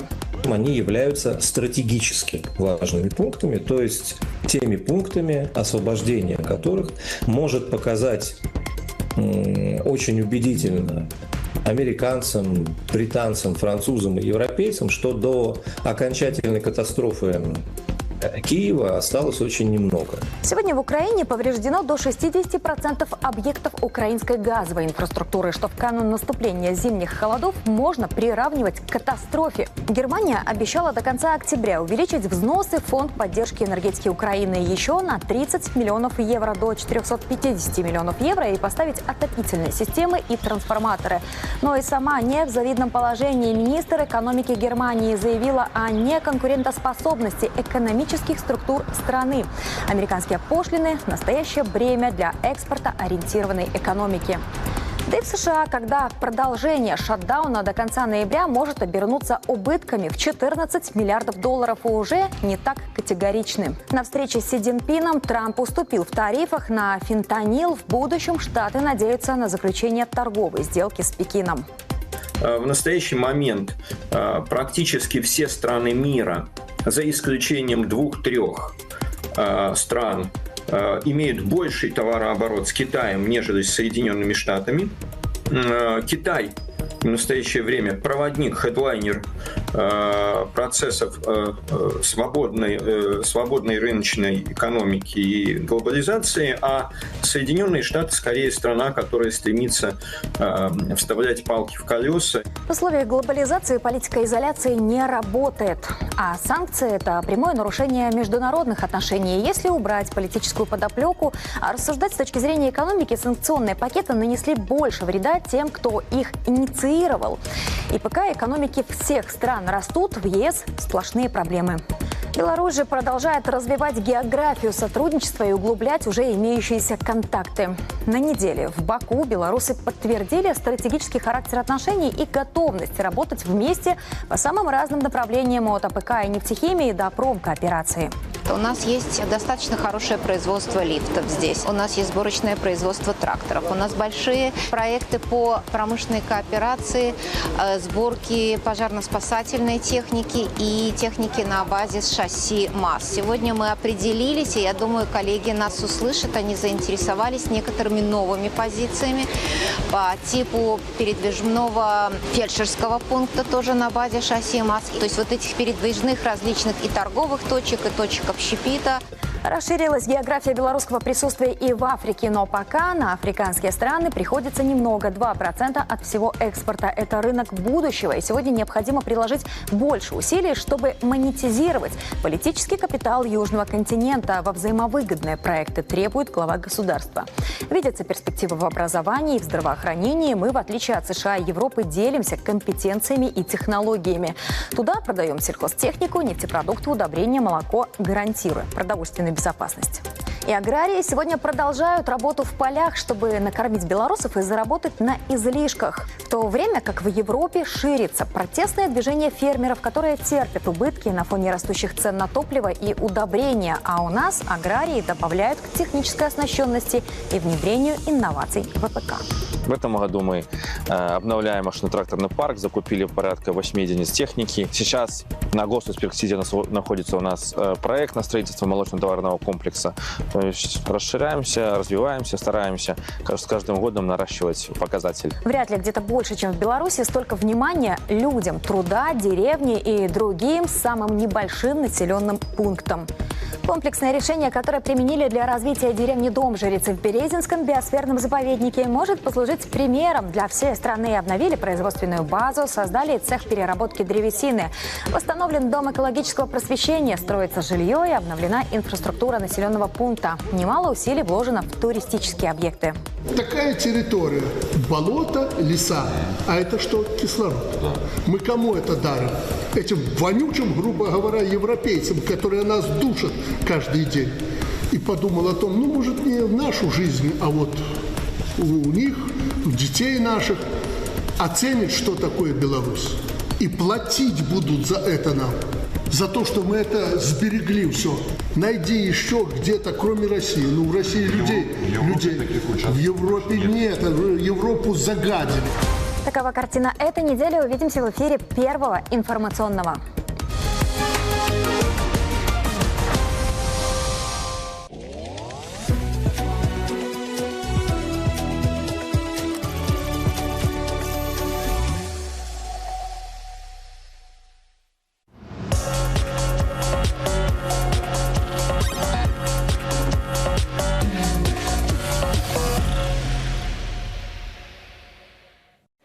Дмитрий Анатольевич, ну разрешите, пожалуйста, вас поздравить с такой важной наградой, специальный приз от главы государства за сохранение традиций духовности в киноискусстве. Спасибо большое, разрешаю поздравить. Очень приятно, неожиданно. Да, я хотела, конечно, по-журналистски спросить, что вы чувствуете в этот момент, но я немножко по-другому задам вопрос. Вы, когда выходили за этой статуэткой, вы о чем в этот момент подумали, если честно? Ну, как обычно, что надо сейчас выйти к микрофону и сделать вид, что я у меня на самом деле. Мы всегда хотим казаться лучше. Специальный приз президента Республики Беларусь за сохранение и развитие традиций духовности в киноискусстве присужден народному артисту России Дмитрию Анатольевичу Певцову.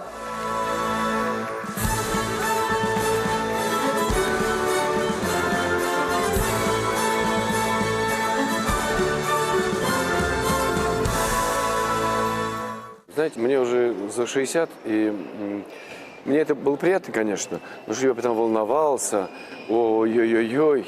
Ну, такого уже давно нет. Я как-то давно, 30 лет назад, 35, получал Европейский киноприз, аналог Оскара, ну, когда Оскар еще что-то значил. Вот я был тогда молодой, неизвестный никому артист, я действительно волновался, у меня не было смокинга, меня повезли в магазин, нас подобрали смокинг. Вот тогда это было какое-то для меня круто. Но, как показала практика, артистом лучше от этого не стал. Вот, да и денег больше не стал зарабатывать. А здесь уже, ну, мне приятно, что моя работа видна, очевидно. И хотя я не ищу и не прошу, и не надеюсь на какие-то благодарности и призы, я просто считаю, что это моя нормальная жизнь. Я делаю то, что мне кажется нормальным, правильным, органичным. Сейчас для меня актерство, оно отошло немножко на другой план, хотя вот у нас в Ленкоме появился, слава богу, худрук новый, и он намеревается уже со мной работает плотно. Я понимаю, что артистов моего возраста в моей форме практически нету, и он хочет это использовать. Но есть занятия не менее интересные, это педагогика. Мы работаем с молодежью, уже третий поток выпускаем студентов. Есть своя киностудия, где мы делаем то, что мы хотим. Вслух. Вслух, да. И я являюсь координатором, и даже сейчас начал и сценарий писать, и даже снимать. Я уже снял 3 новеллы. И есть чем заниматься в Думе. И много времени занимает работа помощи людям. Да. Это работа депутата, я считаю. Ну, я не политик. Я именно, вот для меня работа в Думе – это расширение возможностей помощи людям. На разных. Начиная от военнопленных, заканчивая какими-то бытовыми вещами. Конечно, мне кажется, только дурак не скажет, что это благородная миссия. И очень приятно, что такой человек получил именно такой приз за сохранение традиций духовности. Но вот в вашем случае скажите, как вы считаете, эту духовность нужно оберегать сегодня? Да. Почему вы так думаете? Ну, мы давно уже живем в такой парадигме наших врагов, которые через интернет, все что угодно, пытаются разрушить русский мир. Он никому не нужен. Нужны наши ресурсы, нужны рабы, нужны торговые пути, а мы, как цивилизация, не нужны. То есть они не понимают, что если нас не будет, их тоже не будет. Этого понимания, к сожалению, у Запада нету. Вот. И нас пытаются разрушить, прежде всего, изнутри. Победить нас невозможно снаружи. Это история всего славянского государства, всех показывает. Ну, это никто. Невозможно. А вот изнутри нас пытаются давно, несколько десятков лет разрушить. И вот именно это сейчас главная задача, которую нужно решать. Это остановить это разрушение и тащить нас к тому, откуда мы пришли. К вере, к Богу, к совести, к любви, к семье нормальной. Это сейчас необходимейшая работа. Как вы считаете, в Беларуси созвучны эти проблемы? Насколько я понимаю, что вы, я понимаю, не в повестке, но тем не менее, как вы чувствуете, вот немножко издалека? Вы знаете, ну я здесь снимался несколько раз, у меня такое ощущение, что здесь все чуть-чуть поздоровее. Здесь чуть-чуть аскетичнее, но по духу, мне кажется, по ощущению себя самих, в Беларуси осталось ближе к Советскому Союзу, чем Россия. А в Советском Союзе работала, извините, коммунистическая мораль, работала идеология. А идеология, которая, собственно, коммунистическая, она была основана отчасти на ветхозаветных заповедях, отчасти. Она проводилась с маленького возраста. Октябрята, пионер, комсомольцы. И мы, вот я рос, уже имея моральный иммунитет. Мы понимали, что такое хорошо, что такое плохо. Да, мы нарушали, мы делали то, что плохо, потому что хотелось, потому что протест, потому что, ну, мы взрослели, но мы понимали, это плохо. Сейчас у нас, по крайней мере, выросло уже несколько поколений, которые не понимают, что такое плохо. И когда там подросток или студент приходит в свой колледж или школу, где он закончил, начинает стрелять, все начинают задать вопрос, а почему? А потому что у него нет внутри морального иммунитета. А кино, кстати, тоже этот иммунитет, в общем-то, призвано воспитывать. Конечно, конечно. Потому что американцы давно это открыли. Кино – это носитель идеологии. Но она как приправа должна там быть чуть-чуть. И тогда это работает. Ну, кстати, Дмитрий Анатольевич, вы как депутат встали на защиту именно семейного кино. И более того, я бы сказала, даже в какой-то степени бросили вызов, потому что, ну, ваши, скажем так, тезисы, они такие непопулярные. Вы за введение там худсоветов, например, да? Я за цензуру вообще. За цензуру. Конечно. То есть вот кому-нибудь другому скажи, а много сторонников вот в вашей идее? Вы знаете, есть нормальные люди, которые понимают, что ну, не может быть, не может. Пушкин говорил, нельзя кому попало разрешать проповедовать на площадях. Пушкин к концу жизни к этому пришел. Что мы говорим о том, что происходит сейчас, когда вот это все интернет-пространство заполнено чем угодно. И любой ребенок может тыкнуть и зайти. А с другой стороны, семья и школа, извините, ну, семья более-менее, да, есть пример родителей, но и школы из российской идеологии, то есть воспитание, вынуто напрочь. И только-только сейчас начинаются процессы, там есть юноармейцы, есть какие-то движения общественные, но все равно, пока в России существует 13 статья Конституции, которая говорит о плюрализме идеологии, то мы даже не можем цензуру нанизать ни на что. Потому что, ну, как бы идеологии нету, значит, каждый, значит, всем цветам давай волю. В этом проблема. То есть вы как бы за изменения в Конституции в том числе? Да, конечно, пора уже. Она недавно поменялась, я думаю, что нужно еще и менять. Мы живем сейчас в состоянии войны. Как бы ее ни называли специальная военная операция, но это время, когда вся страна должна работать на одно, на победу. Пока у нас сейчас не так. Я это знаю точно. Не вся страна работает на победу. Дмитрий Анатольевич, а вот эта ситуация, в том числе в кино, как-то связана с тем, что и вы тоже достаточно давно не снимались? Ну, то есть, да, у вас там был не так давно в телесериале, вы приняли участие, но в целом у вас достаточно такой длительный перерыв от кино. Да, я 7 лет не снимался, да. Ну, если просто говорить не в чем. Ну вот я об этом фильма, и хотела вот спросить. я не могу окинуть за 20 лет, который бы я вот посмотрел, сказал, хорошее кино, надо еще раз посмотреть. Нету, их нету. Пока в российском кино большая проблема в том, что нету фильмов, сделанных с любовью. Мы научились зарабатывать деньги на кино, мы научились технологиям снимать, как на Западе.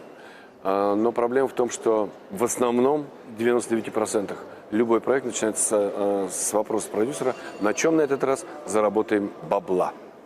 Это циничный подход, который настоящим искусством закончиться не может. Есть отдельные искры, жемчужины, которые появляются, но проблема в том, что прокат, я не знаю, как здесь, а у нас прокат и производство – это разные совершенно острова.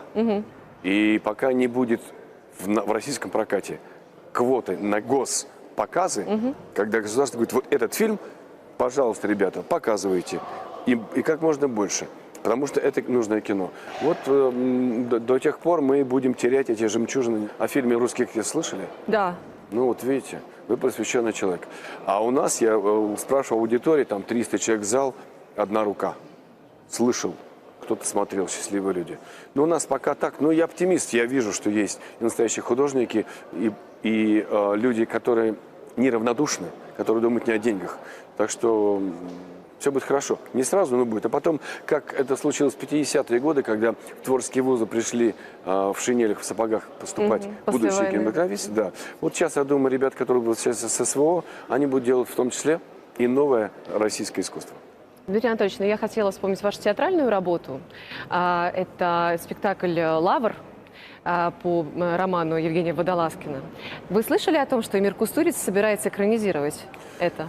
О, вы знаете, я слышал много раз. Мне кажется, это правильный человек для экранизации такого романа. Он православный, насколько я понимаю. Он талантливый, резко талантливый человек, с чувством юмора и глубокий. Он работает не за деньги. А рассказать историю, как стать святым, это серьезная задача. Самое главное, что святой никогда не считает себя святым. Это да, это да. Но вот для меня было открытие, конечно, вот этот роман. Все так просто. Хотя, видите, роман бестселлер считается как раз. То есть не все в поп-культуре так однозначно. Конечно, конечно. Это да. Скажите, а вас не звали еще туда, в этот проект? Нет. Потому что я подумала, что наверняка. Ну, вы знаете, сейчас я вот смотрю, хожу на фильмы, так сказать, по роду деятельности, в основном больше на семейные, на детские, но я смотрю на лица, которые появляются на экране, одни и те же. Вот. Режиссеры снимают своих любимых артистов. Ну, да, и, наверное, типа проще. Ну, известные, знаю, как с ним работать. Мое отношение к кино известно всем. Мне очень жалко тратить время на актерство, поскольку Для актера чудовищное количество времени проходит бессмысленно. И хотя я научился читать, да, ты очень много ждешь. Да и играть особенно нечего. Вот.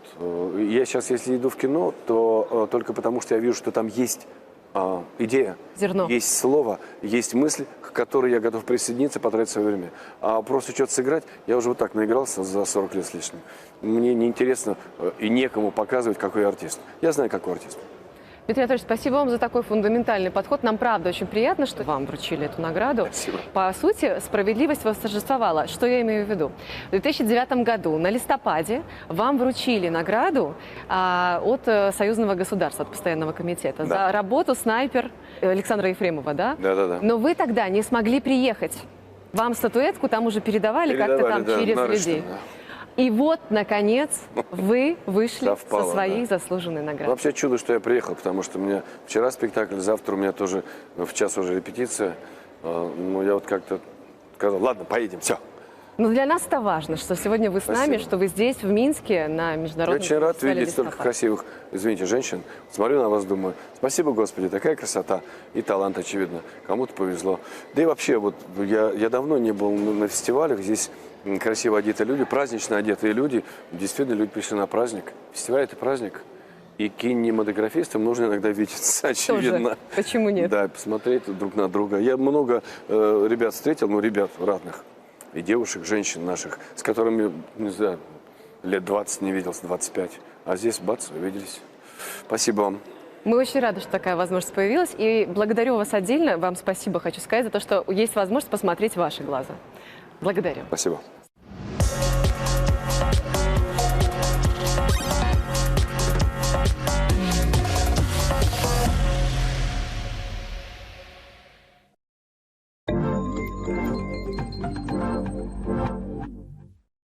Уважаемые дамы и господа, 80 лет назад закончилась самая опустошительная война. Истинное содержание истории в понимании современников – это и есть общая для всех народов ценность, заключающая в себе справедливые оценки и уроки для последующих поколений. Исходя из этого, Республика Беларусь полагает, что вопросы сохранения и распространения исторической правды о Второй мировой войне, вопросы неприкосновенности мест захоронения, а также памятников освободителям и жертвам должны постоянно находиться в фокусе внимания ЮНЕСКО.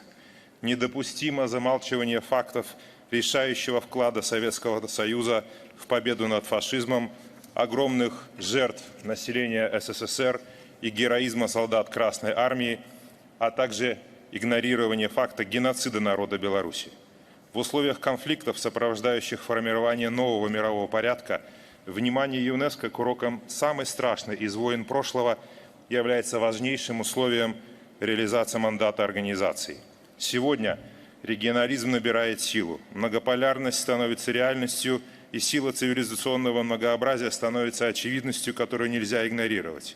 Вклад так называемых развитых государств в мировую экономику, в мировую культуру стремительно уравновешивается вкладом глобального юга.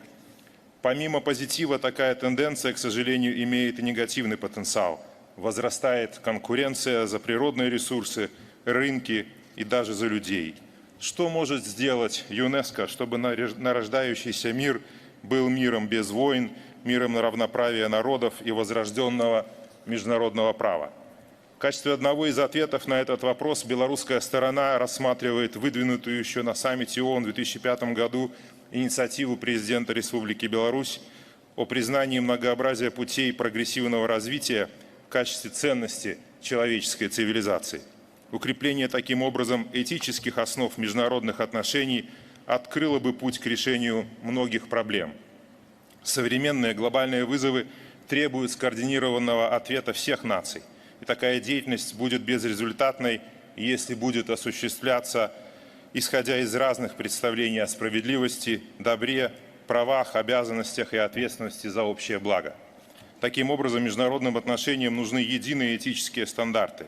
Глобальная этика и ее воплощение в действиях каждого государства позволит на практике обеспечить совместный ответ на глобальные вызовы, обосновав и построить такие политические императивы, как принятие многополярной реальности, признание многообразия и создание поистину неделимой безопасности. Такие изменения в международных отношениях не произойдут сами по себе.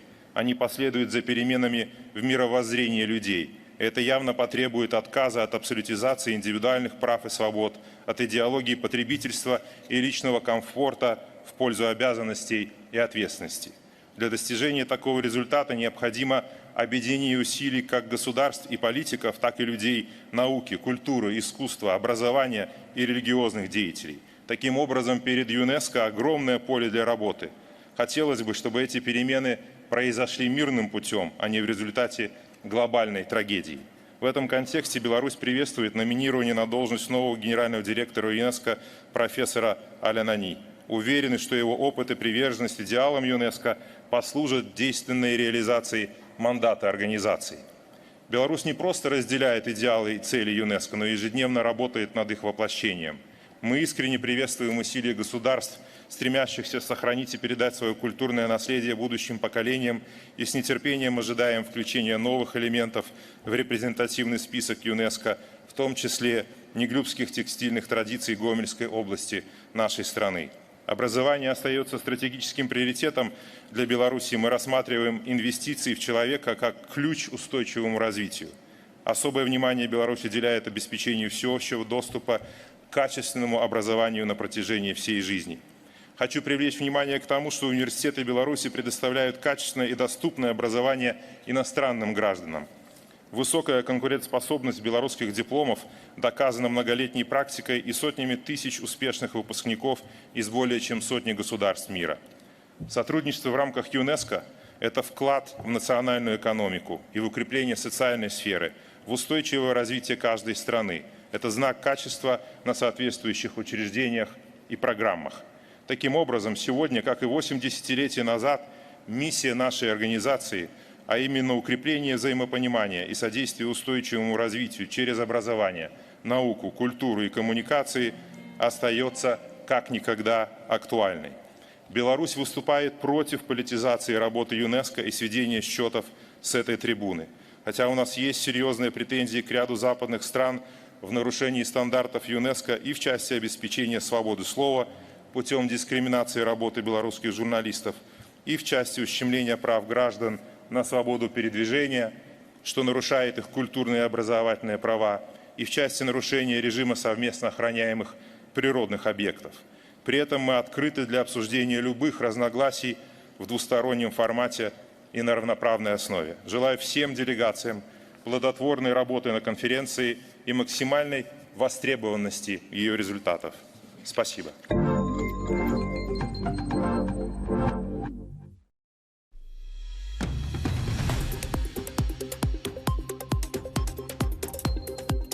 Александр Лукашенко поздравил президента Алжира и народ страны с национальным праздником Днем революции.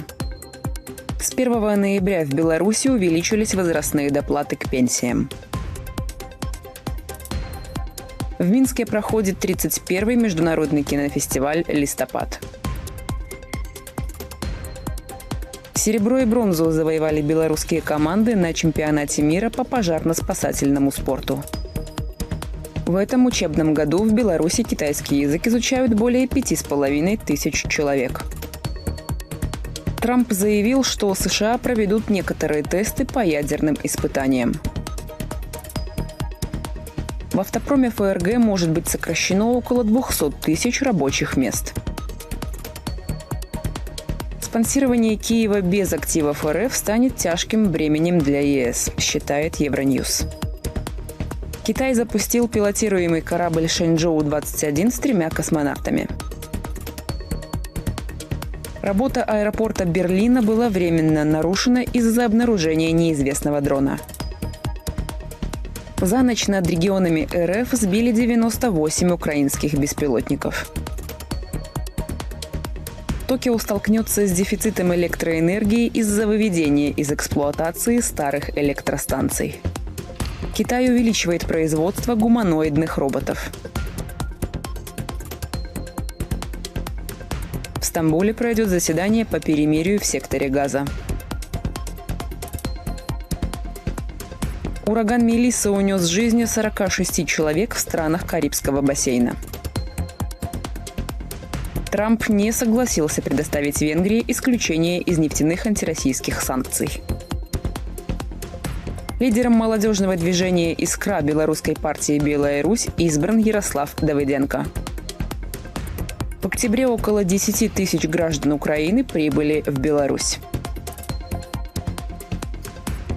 В столице открыли движение по путепроводу между улицей Московской и проспектом Независимости. С 1 ноября выросли размеры госпособий семьям, воспитывающих детей. По факту травмирования рабочих на Беларусь-Калии возбуждено уголовное дело. В Беларуси в городских маршрутках введена обязанность использовать платежные терминалы.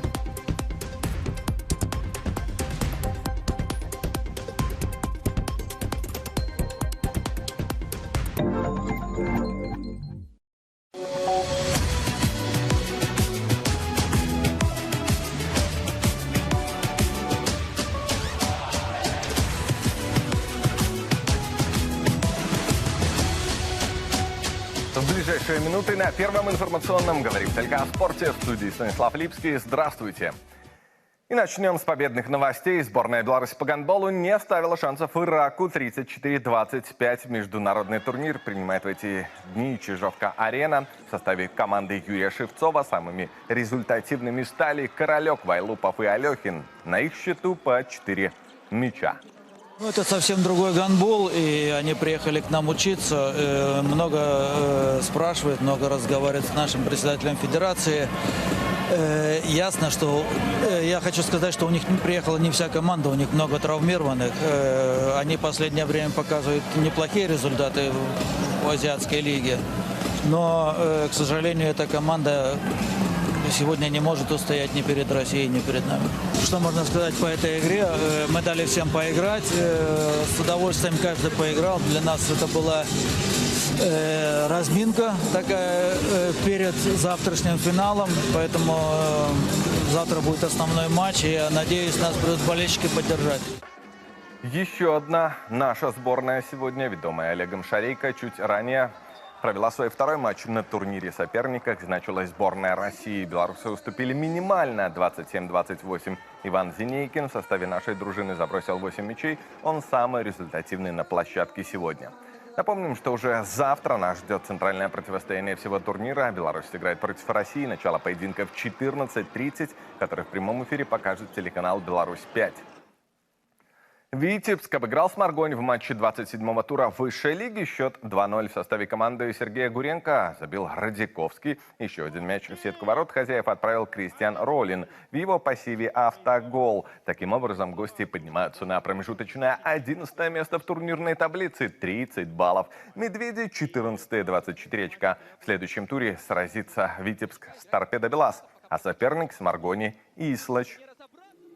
Также прямо сейчас вашему вниманию битва в Мозыре. Славия против Нафтана. Хозяева на данный момент в тройке лидеров. Новополучане сражаются за сохранение прописки в элитном дивизионе. Счет 1-1. А вот центральное противостояние пройдет в Витебске, где лидер турнира МЛ Витебск примет Ислач, которая также ведет борьбу за медали турнира. Старт в 18:10. Оба поединка в прямом эфире покажет телеканал «Беларусь-5». А сейчас к экстралиге. 3 игры значились в программе регулярного сезона сегодня. Гомель не оставил шансов Могилеву 4-1. Южане 8-е в турнирной таблице. Гости последние. Юность справилась с Локомотивом 3-1. Столичный клуб закрепился на первом месте. А вот в самой интересной игре дня Неман дома уступил Шахтеру, которым руководит Андрей Мезин. 3-5. Победная шайба в активе Дениса Григоркевича. Солигарчане уже 4-е, Неман 9-е. А теперь к приятным новостям из Албании. Диана Моисеевич выиграла золото чемпионата Европы по тяжелой атлетике по сумме двоеборья среди юниоров и молодежи. В весовой категории до 63 килограмм в рывке белоруска подняла штангу весом 100 килограммов, завоевав малую золотую медаль. А в лучшей попытке в толчке Диана справилась весом 119 килограммов, тем самым став третьей в этом упражнении. Серебро у Айсель Оскан из Турции. Малин Мишель из Франции сегодня накануне стала с бронзой. Огромное внимание уделяется в нашей стране развитию дефлимпийского спорта. Такое мнение высказала 8-кратная чемпионка дефлимпийских игр Елена Терентьева в эксклюзивном интервью нашему телеканалу. Прославленная спортсменка сегодня готовится к своей уже 5-й дефлимпиаде, которая стартует в Токио. Главный старт 4-летия для атлетов с нарушением слуха пройдет в Японии с 15 по 26 ноября. Хочу выразить благодарность РЦПО, моему первому тренеру Вячеславу Искакову, Министерству спорта, всем, кто нам помогает все эти годы. Этот список можно долго продолжать. Всем спасибо от всей души. Нам помогает государство и с премиальными, и со стипендиями, поэтому приглашаю всех приходить и заниматься спортом. Репортаж о подготовке к Дефлимпийским играм Елены Терентьевой смотрите в новом выпуске проекта «Арена». Он уже доступен на сайте news.by. А на этом у меня сегодня все. Любите спорт, трудитесь и побеждайте. В 18:35 Андрей Козлов будет в эфире. Не пропустите.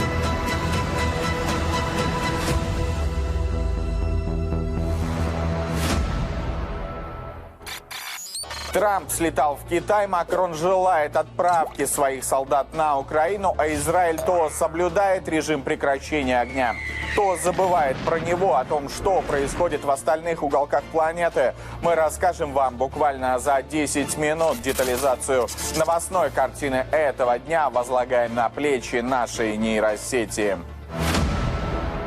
Президент США Дональд Трамп и председатель КНР Си Цзиньпин провели двустороннюю встречу в южнокорейском городе Пусане. Первую с начала второго срока Трампа. В первых комментариях после встречи американский президент сказал, что она прошла изумительно. Однако, как заявляют международные экономические обозреватели, победные заявления Трампа совсем не означают, что ему действительно удалось добиться значительного успеха. Встреча продолжалась почти 2 часа, дольше, чем на нее отводилось времени в графике президента США.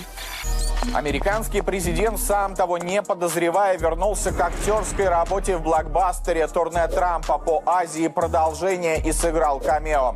Но если встреча в Японии нужна была обеим сторонам, то встреча в Китае Трампу была необходима для того, чтобы заработать политические очки в глазах международной общественности. Да, стороны пришли к договоренностям по небольшому снижению пошлин. Да, стороны договорились о взаимном экспорте определенных товаров, но два потенциальных момента в переговорах тянули на себя особое внимание западных элит. Трамп хотел продавить Си Цзиньпиня по вопросу украинского конфликта. Трамп хотел продавить председателя КНР по вопросу отказа от закупок российских энергоносителей. Как вы уже понимаете, китайский лидер – это не тот человек, которого можно склонить к каким-то решениям, особенно если они будут стратегически невыгодны Пекину. По теме украинского конфликта стороны сошлись на мнении «да, подумаем, да, будем работать». Прорыва и победы для Трампа не случилось. А вот по вопросу закупок российской нефти и газа все интереснее. Американский лидер даже не стал поднимать эту тему, понимая, что Пекин в этом вопросе будет категоричен и не станет предавать своего стратегического партнера. К слову, достаточно твердую позицию заняли и в Токио, где не так давно Трамп побывал. Новый премьер-министр Японии Санае Такаити во время встречи с президентом США в Токио заявила, что страна не сможет отказаться от импорта российского сжиженного природного газа, несмотря на призывы Вашингтона. Об этом сообщает Reuters со ссылкой на источники. Такаити попросила американского лидера с пониманием отнестись к энергетическим потребностям страны. Да big deal от Трампа — это, конечно, хорошо, вот только сейчас все действуют, исходя из своих суверенных национальных интересов. Франция готова отправить 2000 военных на Украину. Об этом заявила служба внешней разведки России. Согласно разведданным, операция проводится по прямому указанию президента Франции Эммануэля Макрона, который, как сказано в сообщении, грезит военной интервенцией на Украину. По информации СВР, Генеральный штаб французских вооруженных сил завершает подготовку к развертыванию формирования в центральных областях Украины для оказания помощи киевскому режиму. У меня складывается ощущение, что Макрон совершенно оторвался от реальности, иначе его желание отправить пару тысяч своих граждан на верную смерть я объяснить не могу. В том случае, если французский иностранный легион будет расквартирован на территории Украины, любые французские военные цели станут законными для ВКС России. Мы часто говорим и призываем к деэскалации, но Макрон — это другой случай, который не желает слышать голос здравого смысла. Разберемся в причинах такого поведения. На мой взгляд, их может быть две. Первое. Помутнился рассудок у французского лидера после случаев домашнего насилия, с кем не бывает. И второй, более реальный. Вероятнее всего сказалось тесное общение Макрона с Зеленским. Последний, хозяина Елисейского дворца, либо научил определенным вредным привычкам, либо же Владимир Александрович попросту подсыпал что-то в чашке во время чайной церемонии. С него не станется. Так или иначе, на фоне происходящего уровень политического доверия Макрона внутри страны летит в бездну. Рейтинг одобрения деятельности президента Франции опустился до самого низкого показателя за все время его пребывания на посту главы государства. Об этом свидетельствуют данные опроса компании «Вериан», которые приводит издание «Ле Фигаро». Поддержка президента упала с 16% в прошлом месяце до 11%. Согласно результатам опроса, 84% респондентов в настоящее время негативно оценивают деятельность французского лидера. Остальные 5% затруднились ответить «да уж». Чисто из спортивного интереса хочется посмотреть, а докатится ли Макрон и его свита до показателя в 0%. Он ведь способный политик.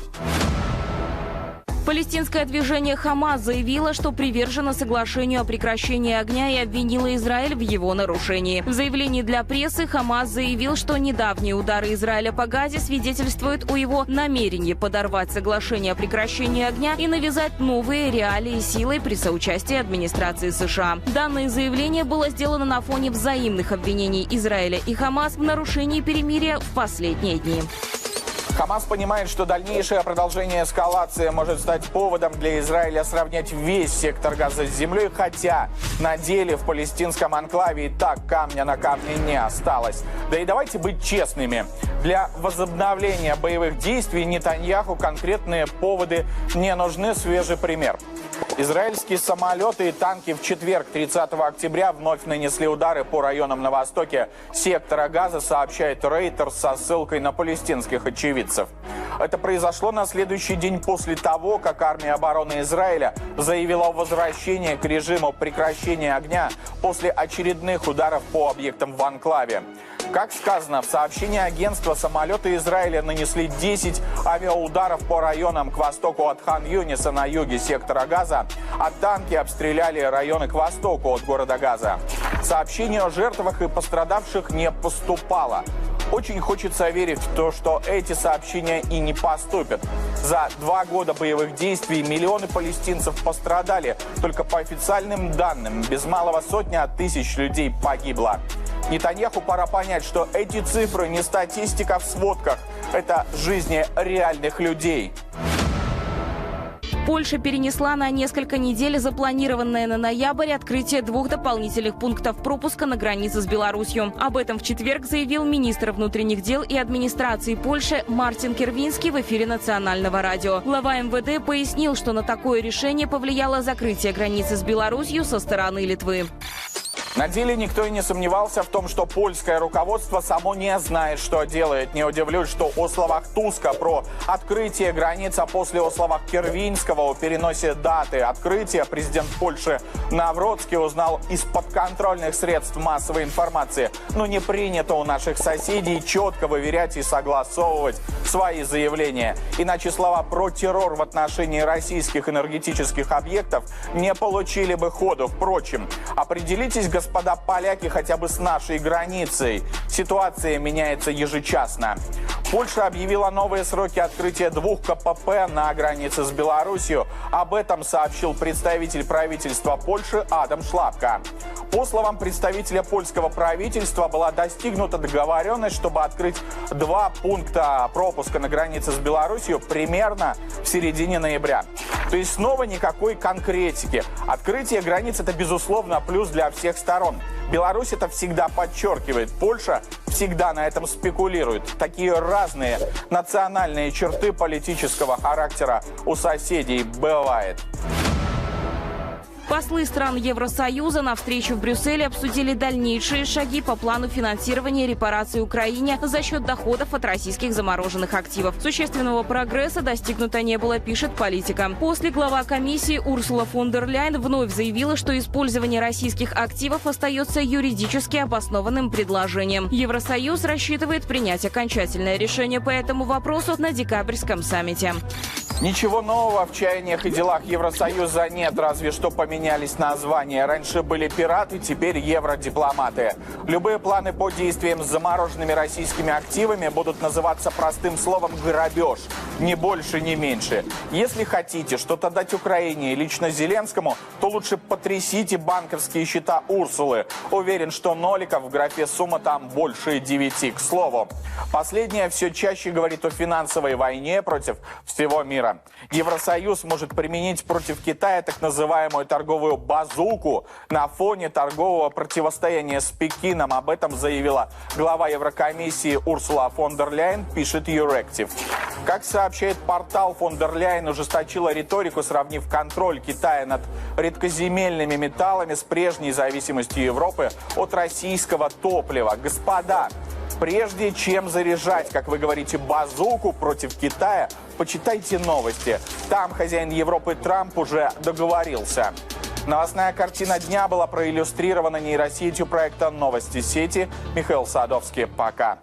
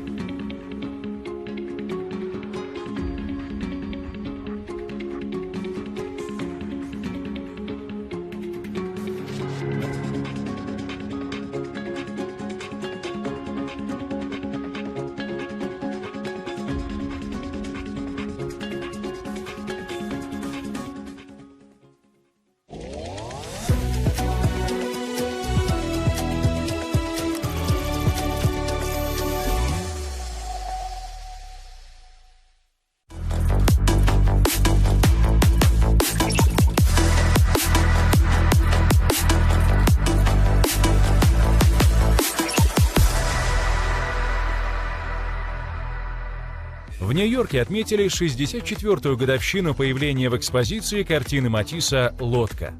В октябре 1961 года в Нью-Йоркском музее современного искусства была выставлена картина Анри Матисса «Лодка». Мастер в своем произведении изобразил самую обыкновенную лодку под парусом и отражение лодки в воде. Художник добился своего. На первый взгляд, обычное произведение оказалось шедевром. Картина провисела на выставке вверх ногами 47 дней, пока кто-то из посетителей не заметил ошибку. За это время ее успели увидеть более 116 тысяч человек. Фависты, ярким представителем которых был Матисс, ценили цвет. Содержание они полностью отрицали. Талант художника выражался в как можно меньшем количестве мазков. Работа гениальна своей простотой. Это творение способно разбудить фантазию и воображение. Зрителю приходится думать о том, что хотел сказать автор этой картины. Сегодня работу художника ставят в один ряд со знаменитым черным квадратом Малевича. Папе Римскому подарили арабского жеребца. В рамках традиционной генеральной аудиенции Льву XIV был преподнесен чистокровный арабский жеребец белой масти. Понтифик с радостью принял подарок, который был выбран не случайно. Лев XIV 20 лет был миссионером в Перу и часто использовал лошадей в качестве транспортного средства, чтобы добираться до отдаленных деревень. После аудиенции конь был отправлен в летнюю загородную резиденцию папы в Кастель-Гандольфо, где уже содержится несколько лошадей. В дальнейшем, согласно ватиканской практике, принятой при папском дворе, подарок будет передан на благотворительные нужды. Лошадь планируют выставить на аукцион, а вырученные средства направить на помощь бедным. Чаще всего понтификам преподносят необычные крупногабаритные дары именно по случаю всеобщей аудиенции, которая традиционно проходит по средам на площади Святого Петра или в зале аудиенций Павла VI.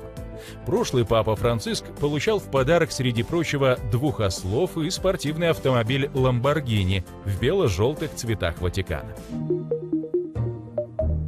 В Лос-Анджелесе прошел благотворительный гала-вечер Музея киноакадемии.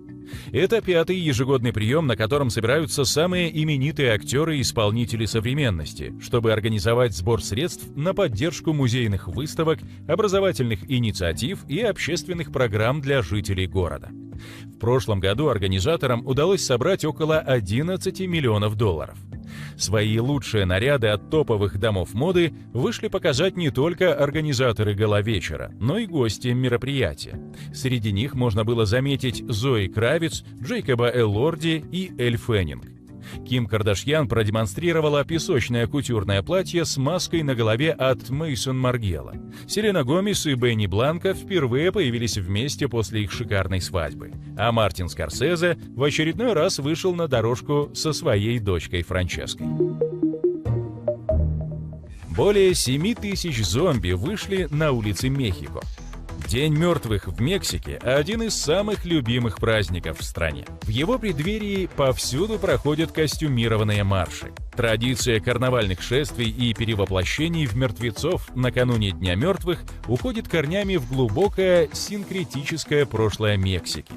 Еще до прихода испанцев у коренных народов, таких как ацтеки и майя, были культы смерти и почитания предков.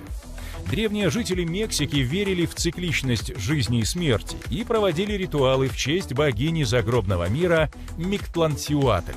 В эти дни было принято радостно встречать души усопших, которые возвращались в мир живых. Ритуальные танцы в костюмах, напоминающих скелетов, были частью этих верований. Традиция надевать костюмы и раскрашивать лица, изображая мертвых, трансформировалась из сакрального обряда в народную карнавальную форму. Современный облик карнавалов, подобных зомби-уолк, сформировался в 20 веке под влиянием глобализации и поп-культуры. К традиционным образам Катрины и скелетов добавились персонажи голливудских фильмов ужасов – зомби и ходячие мертвецы. Такие шествия, имея древние корни, стали масштабными городскими фестивалями, выражающими уникальное мексиканское отношение к смерти, не как к чему-то ужасному, а как к естественной части бытия, с которой можно шутить, танцевать и праздновать.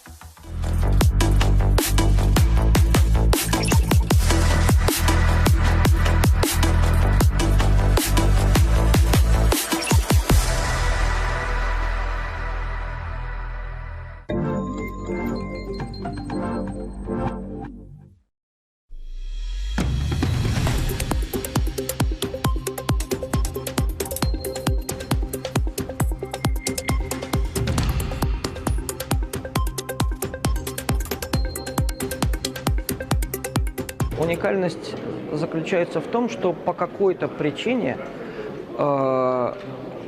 все хотят побывать на этой конференции.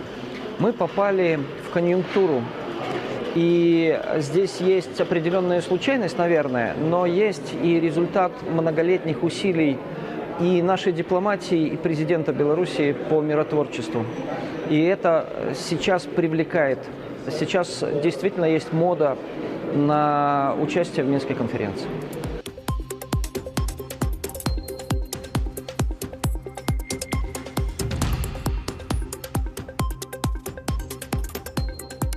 Площадка хорошая со многих точек зрения, и с точки зрения соединения путей и дорог и подходов.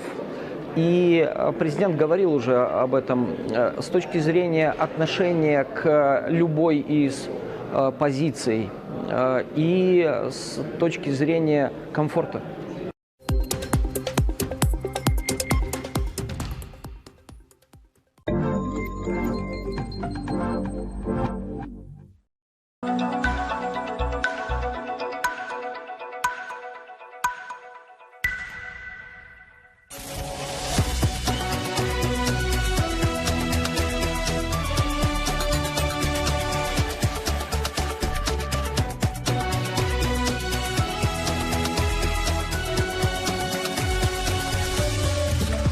Новости в прямом эфире мы продолжаем. В студии Сергей Лопаницын. И сейчас коротко о главном.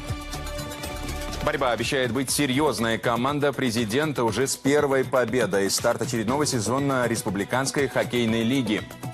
Не без вмешательства со стороны Запада со ставкой на молодежь. В Сербии новая волна протестов. Высокий спрос, традиционно большой интерес. Беларусь гостеприимно открывает двери. Туристический потенциал нашей страны в теме дня.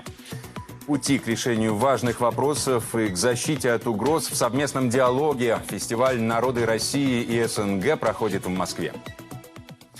Беларусь призывает принять многополярность мира и неделимость безопасности, уйти от идеологии потребительства. Постоянный представитель Беларуси при ЮНЕСКО Юрий Амбразевич сегодня выступил на генеральной конференции организации в Самарканде.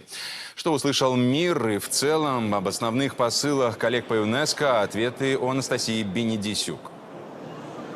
Работа в Конгресс-центре продолжается. Сегодня в третий день Генеральной конференции ЮНЕСКО на повестке общеполитические вопросы. Сегодняшний день называются политические дебаты. На то, чтобы донести свою позицию каждой страны, есть не более 6 минут.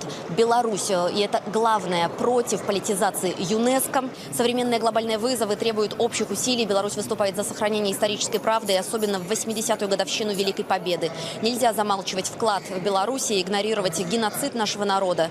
Возрастает конкуренция за природные ресурсы, рынки и людей. И вот какой выход видит Беларусь. Белорусская сторона рассматривает выдвинутую еще на саммите ООН в 2005 году инициативу президента Республики Беларусь о признании многообразия путей прогрессивного развития в качестве ценности человеческой цивилизации. Укрепление таким образом этических основ международных отношений открыло бы путь к решению многих проблем. Современные глобальные вызовы требуют скоординированного ответа всех наций. Беларусь выступает против политизации работы ЮНЕСКО и сведения счетов с этой трибуны.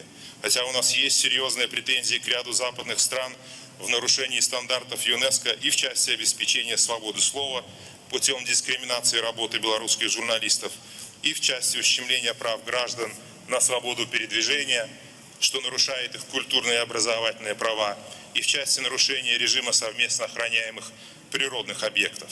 При этом мы открыты для обсуждения любых разногласий в двустороннем формате и на равноправной основе. 3 главные темы выделил Китай в своем выступлении. Искусственный интеллект и цифровая трансформация, экономика через кадры. Более 10 миллионов человек в год выпускают китайские учреждения образования, половина в технических областях. Глобальное управление и справедливая инклюзивная среда. 2 премии ЮНЕСКО тут отмечу для девочек и женщин и премия в области грамотности. Представитель Иордании начал свое выступление со слов «Да пребудет с нами мир». И здесь прежде всего речь о секторе Газа. Больше 10 тысяч человек погибли. В основном это женщины и дети. Огромное количество людей не имеет доступа к медицине и образованию. Критически важные объекты разрушены. В Иерусалиме страдают древние памятники, нарушены все международные нормы и правила. Турция. Член в исполнительном совете ЮНЕСКО будто вторит: наша главная задача — построить такой мир, где есть мир и справедливость. Соблюдение всех прав должно быть обеспечено в полном объеме. И еще одна цитата от Турции. Чрезвычайно важно поддерживать Газу. Несмотря на заключение мирного договора, гуманитарная помощь туда так и не поступает. Анастасия Венедисюк, Владислав Лопатин, Первый информационный, Самарканд, Узбекистан. Третья Минская международная конференция по евразийской безопасности подтвердила, что представительные форумы становятся важным инструментом глобального регулирования и обсуждения актуальных вопросов мировой политики. Мнение эксперта. Я бы на самом деле сравнил Минскую конференцию с такими саммитами, как Россия, Африка, Китай, Африка и многие-многие другие, где на первый взгляд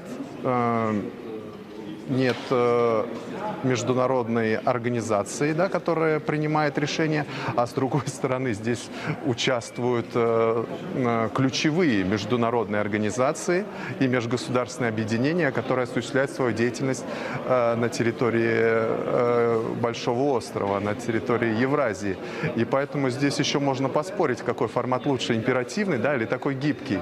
Вот. И Минск, да, демонстрирует такую как этот формат можно использовать эффективно.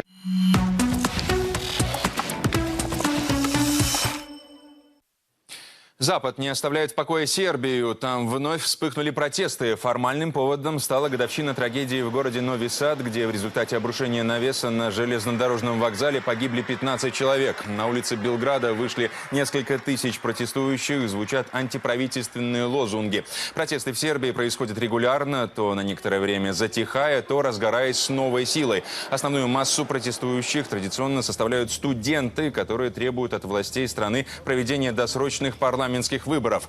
Президент Сербии Вучич утверждает, что демонстрации координируются из-за рубежа и уже нанесли серьезный ущерб образовательной системе страны. Какое отношение имеет правительство страны к халатному отношению к своевременному ремонту инфраструктурного объекта в провинциальном городе, протестующие, естественно, не уточняют.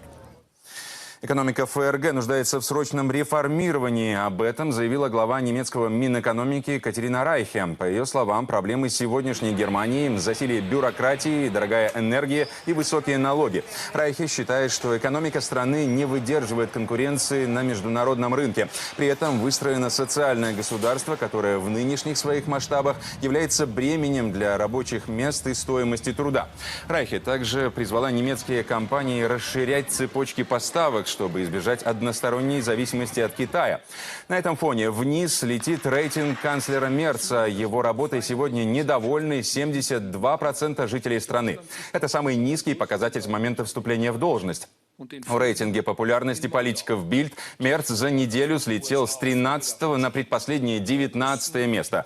Примечательно, что в десятку лидеров вошла сопредседатель партии «Альтернатива для Германии» Алис Вайдель, поднявшаяся на 9-е место с рейтингом 37,7%.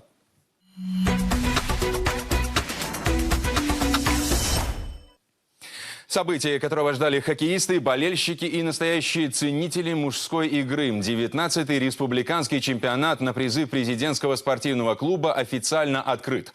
В шикарной атмосфере спортивного праздника дружина главы государства в своем первом матче сумела сломить сопротивление команды Могилевской области.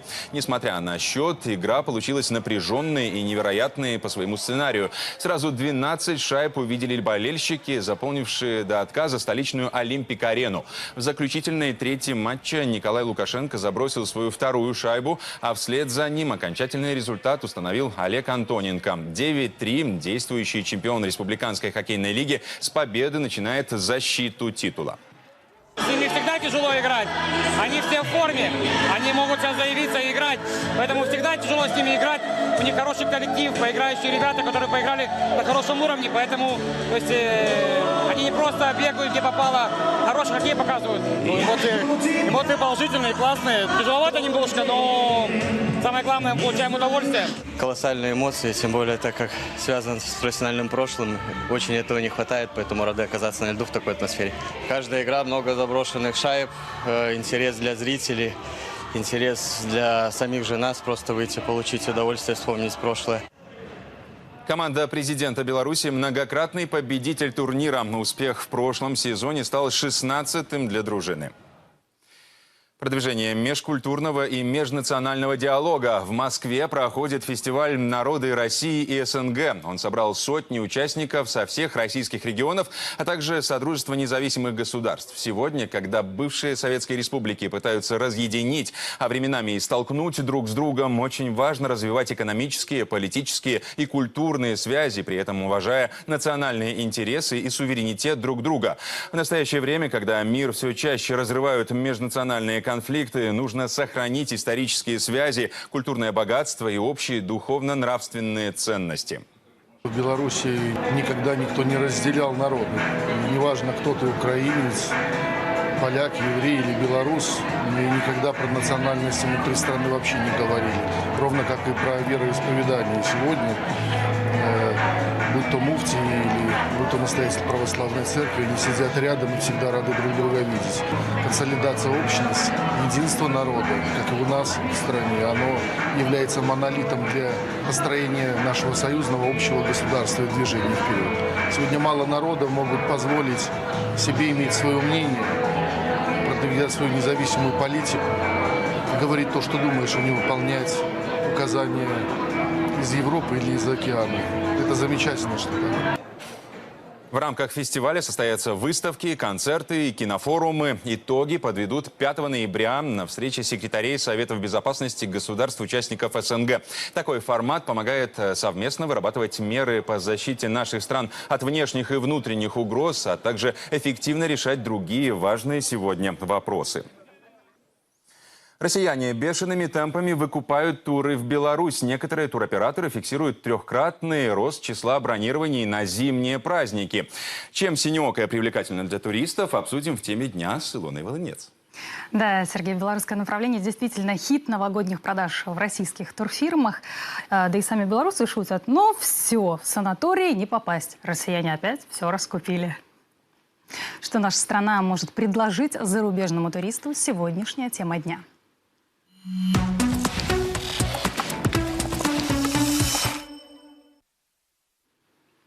Беларусь для россиян – одна из самых популярных локаций для отдыха на новогодние праздники.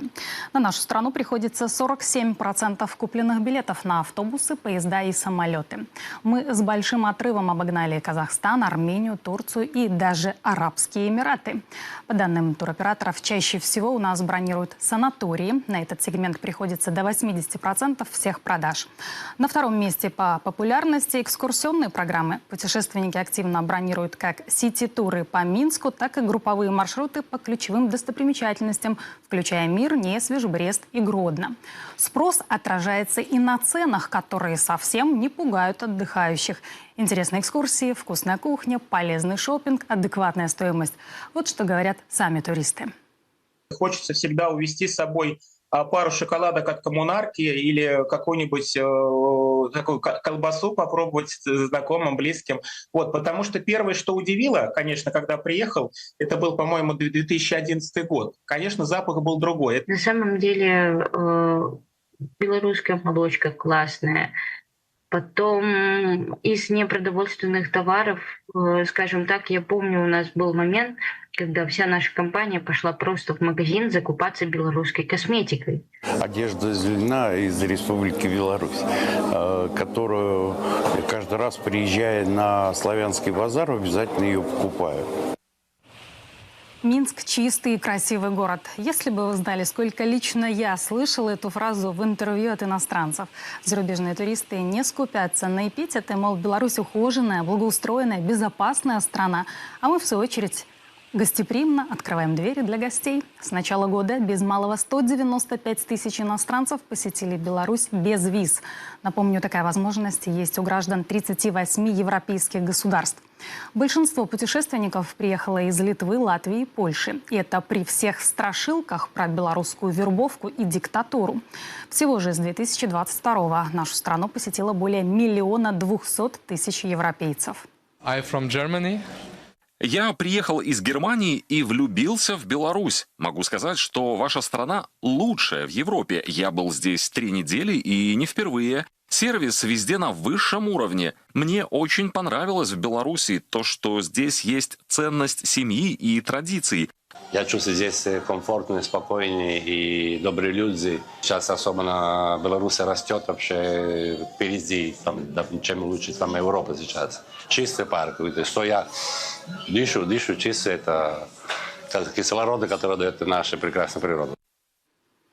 В целом, по стране развитие туризма в следующей пятилетке должно стать национальным проектом. А денежные поступления от отрасли должны увеличиться вдвое. Вот и накануне наш президент, посещая Витебскую область, ориентирует развивать востребованные санаторно-курортные услуги, вкладывать деньги, учитывая спрос. Нужно развивать разные виды туризма – оздоровительный, культурно-исторический, экологический, образовательный, деловой. Еще больше раскручивать событийные мероприятия и фестивали, а не жаловаться на климат и холодное лето.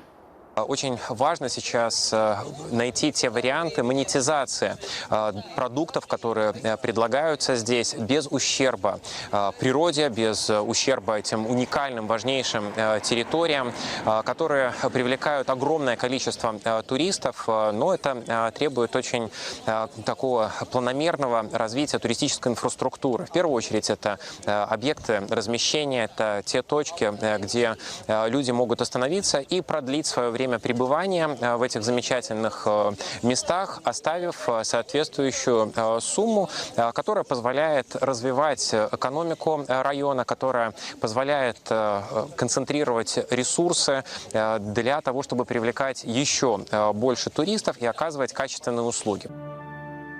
В Беларуси нет морского побережья и горных вершин, но есть другие природные и архитектурные богатства. Свыше 20 тысяч рек, почти 11 тысяч озер, старинные замки и дворцы, музеи, театры, агроусадьбы, заповедные места, где воздух в 300 раз чище, чем в городе. Нам есть что показать, но чтобы увеличить поток туристов без развития инфраструктуры и повышения качества услуг не обойтись. Индустрия гостеприимства – это еще и про умение продать. Белорусы не предлагают увидеть Париж и умереть. Лучше увидеть и вернуться снова.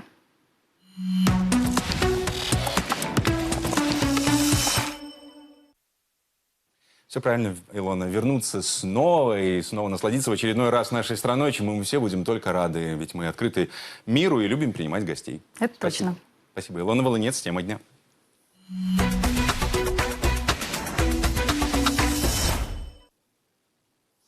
Пламя идеи, которое всегда разгорается. В белорусской партии «Белая Русь» избрали президиум молодежного партийного движения «Искра». Оно будет реализовывать задачи по формированию кадрового резерва и проведению аналитической работы партии в молодежной среде.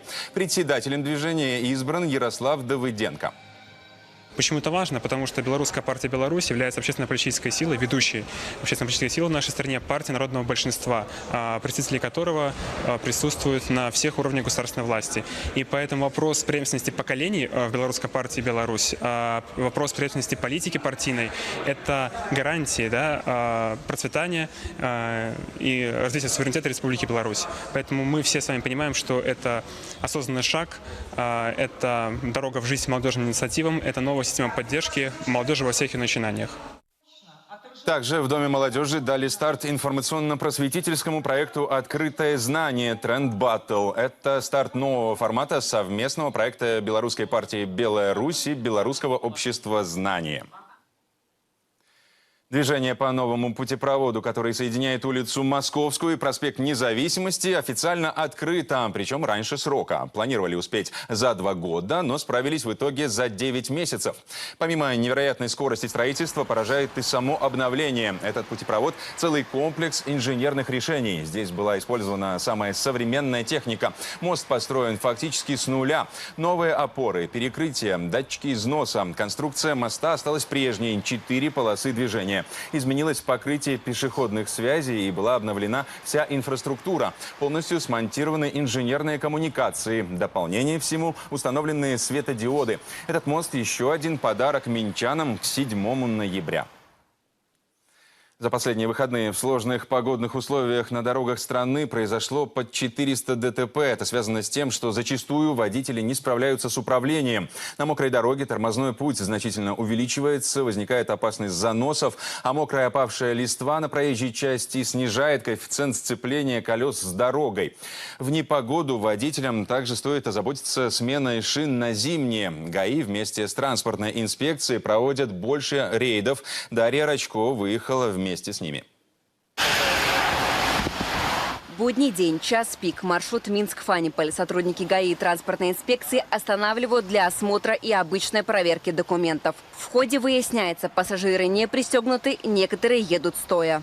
Вы понимаете, что так стоять в принципе нельзя? А как по-другому доехать до работы? Мне на работу к 7:30, я уезжаю на первой маршрутке. Когда они не берут, я стою по полчаса.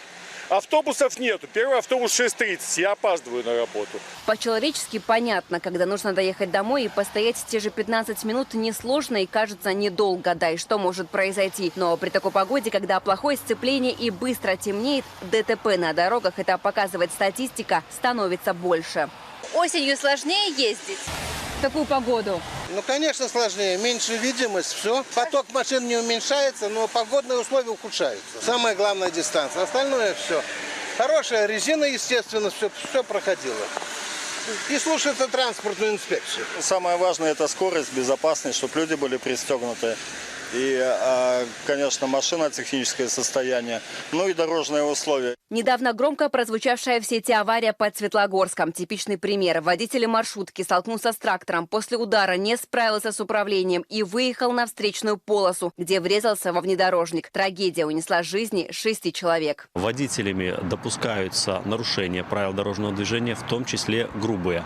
Это такие, как управление транспортными средствами, не имея права, превышение скоростного режима, нарушение правил маневрирования, а также нарушение правил перевозки пассажиров, связанные с неиспользованием ремней безопасности, а также превышением количества допущенных посадочных мест в транспортном средстве.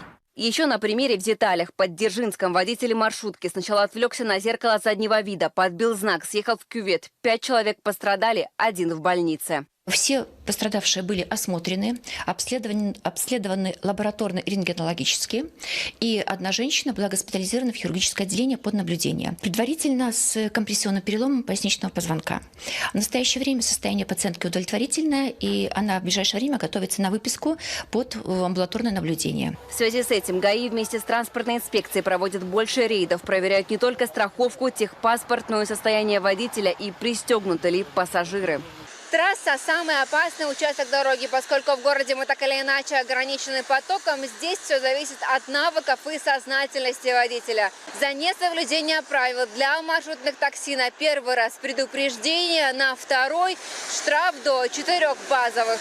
Не нужно ждать, что такие рейды завершатся. Скоро начнутся заморозки. Водителям переобуться с летней резины на зимнюю необходимо до 1 декабря. А дальше штраф. Все-таки это безопасность ваша и ваших близких. Дарья Рачко, Владислав Перелыгин и Дмитрий Чумак. Первый информационный.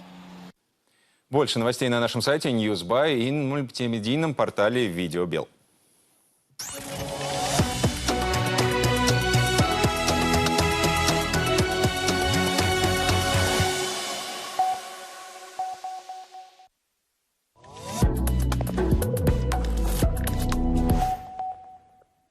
Работа по кредитованию малого и среднего бизнеса сравнима с гонкой. Приступаем к работе. Включаю кредитную поддержку. Добавляю инвестиционный кредит. Активизирую кредит на текущую деятельность. Пожелаем победы нашему клиенту. Кредиты для бизнеса от Беларусьбанка. То, что нужно бизнесу на пути к успеху. Беларусьбанк. Всегда рядом.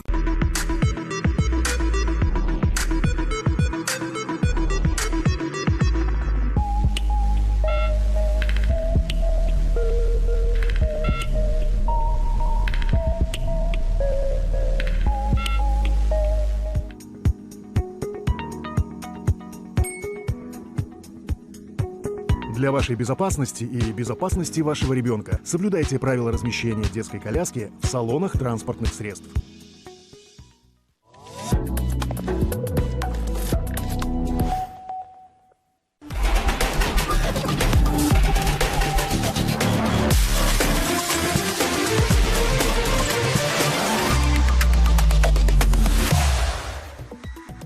Привет, это Технополис. 21 октября на архипелаге Новая Земля Россия успешно испытала уникальную стратегическую крылатую ракету нового поколения «Буревестник». И это и правда как раз тот случай, когда можно применить фразу «не имеет аналогов в мире». Уникальность новинки в ядерном двигателе. Его используют вместо ракетного. Благодаря этому исчезли понятия дальности и время полета как таковые. Эти показатели бесконечные. И если с дальностью все понятно, буревестник может достичь любой точки планеты, то со временем полета все куда интереснее. Вечный двигатель позволяет держать ракету в воздухе неограниченно долго, ожидая команду для атаки конкретной цели. Буревестник сможет залететь с абсолютно любого направления, предугадать которое невозможно. Например, через Камчатку, выйти в Тихий океан, по широкой дуге обогнуть весь мир, подлететь к Южной Америке и с юга войти в воздушное пространство США через Мексику. И таких запутанных маршрутов могут быть тысячи. Военные эксперты американского журнала Military Watch Magazine заявляют, что буревестник положил конец всем классическим системам противоракетной обороны. Ракета способна годами скрытно летать у берегов США, а потом внезапно наносить удар там, где ее не ждут. Теоретически она может облететь планету 1000 раз перед тем, как выйти на боевой курс. Нью-Йорк Таймс подкидывает на вентилятор, утверждая, что такой удар не сможет перекрыть даже золотой купол, который недавно анонсировал Трамп. Точнее, в теории может и сможет, но для этого понадобятся все деньги мира, чтобы построить, закупить и сделать из этих систем забор на всем протяжении границ США. И то отследить ракету будет нелегко, так как двигается она на высоте до 50 метров, на которой радары не видят цели. Земля выступает как антипод, создавая сильные помехи. В общем, буревестник как бы намекает: давайте не обострять отношения, ведь обострялка у Путина несравнимо длиннее. Тяжело представить хотя бы один выпуск без темы про искусственный интеллект, но на этот раз речь пойдет про искусственный суперинтеллект. Более 700 деятелей науки, бизнеса, политики и культуры подписали открытое письмо с требованием остановить разработку сверхразума до появления гарантий безопасности. В тексте люди соглашаются с тем, что искусственный интеллект способен улучшить качество жизни. Проблема в том, что техногиганты хотят создать нейросеть, которая обгонит людей по всем когнитивным способностям. Именно это вызывает серьезные опасения. Издание Time пишет, что новая технология может занять еще больше рабочих мест, лишить прав человека, создать угрозы национальной безопасности и в самом худшем случае даже привести к вымиранию человечества. О том, что заявления эти не беспочвенны, говорит список подписантов. В их числе крестные отцы искусственного интеллекта Джеффри Хинтон и Йошуа Бенджо, а также соучредитель Apple Стив Возняк, основатель Virgin Group миллиардер Ричард Брэнсон и бывший советник Трампа Стив Беннон. Все они ссылаются на результаты социологического исследования, которое провел Американский институт изучения будущего. Так, согласно отчету, бурное и неконтролируемое развитие искусственного интеллекта поддерживает всего 5% населения. 64% считают, что сверхразум не должен быть создан вообще, или, по крайней мере, пока не будет доказано, что он безопасен. И подавляющее большинство, 73%, выступают за жесткий контроль и регулирование любого вида искусственного интеллекта. К слову, подобные открытые письма были и раньше. Например, в 2023-м их охотно подписывал Илон Маск, а разработчик одной из самых совершенных нейросетей ChatGPT Сэм Альтман высказывался за строгий контроль развития технологии. Однако после того, как компании этих бизнесменов получили контракты с американским правительством и Пентагоном, их подписи тут же пропали. Добавлю, по прогнозу того же Сэма Альтмана, искусственный суперинтеллект появится к 2030 году. В течение пары лет после этого до 40% интеллектуального труда перейдет к нейросетям. Несмотря на то, что до 2030 года еще несколько лет, нейросети уже нанесли немало вреда. В сентябре многие СМИ, в том числе и мы, сообщали, как чат-боты сводят людей с ума, подсказывают способы, как лишить жизни человека, а также разрушают семьи. И если эти эпизоды можно назвать программным сбоем или просто ошибкой, то случай на этой неделе тянет на спланированную политическую акцию. За несколько дней до парламентских выборов в Нидерландах местное управление по защите данных опубликовало отчет, в котором обвинило умных чат-ботов в том, что они врут избирателям. Эксперты протестировали 4 популярных чат-бота и заметили, что те на вопрос, за кого лучше отдать голос, в большинстве случаев советовали правую партию свободы Геерта Вилдерса, либо за левую коалицию, которой руководит бывший вице-председатель Еврокомиссии Франс Циммерманс. При этом некоторые партии, например, христианско-демократическая, которая в народе также популярна, нейросети практически не упоминают, даже если политические предпочтения пользователя полностью совпадают с позицией этих партий. В управлении по защите данных заявили, что это напрямую нарушает принципы демократических выборов и посоветовали ничего не спрашивать у этих компьютеров, чтобы не сбивать себя с толку. Интересно, что при этом в организации считают, что речь не идет о намеренной манипуляции. Ошибки связаны с тем, как устроены большие языковые модели, на которых работают чат-боты. Добавлю, это не первый случай, когда алгоритмы вмешивались в избирательный процесс. Во время последних выборов в США демократам в штате Нью-Гэмпшир звонил дипфейк Байдена. Голос, который скопировал искусственный интеллект, призывал их не участвовать в праймерис. Это был первый крупный инцидент использования нейросетей для вмешательства в выборы. Вы смотрели «Технополис». До встречи на Первом.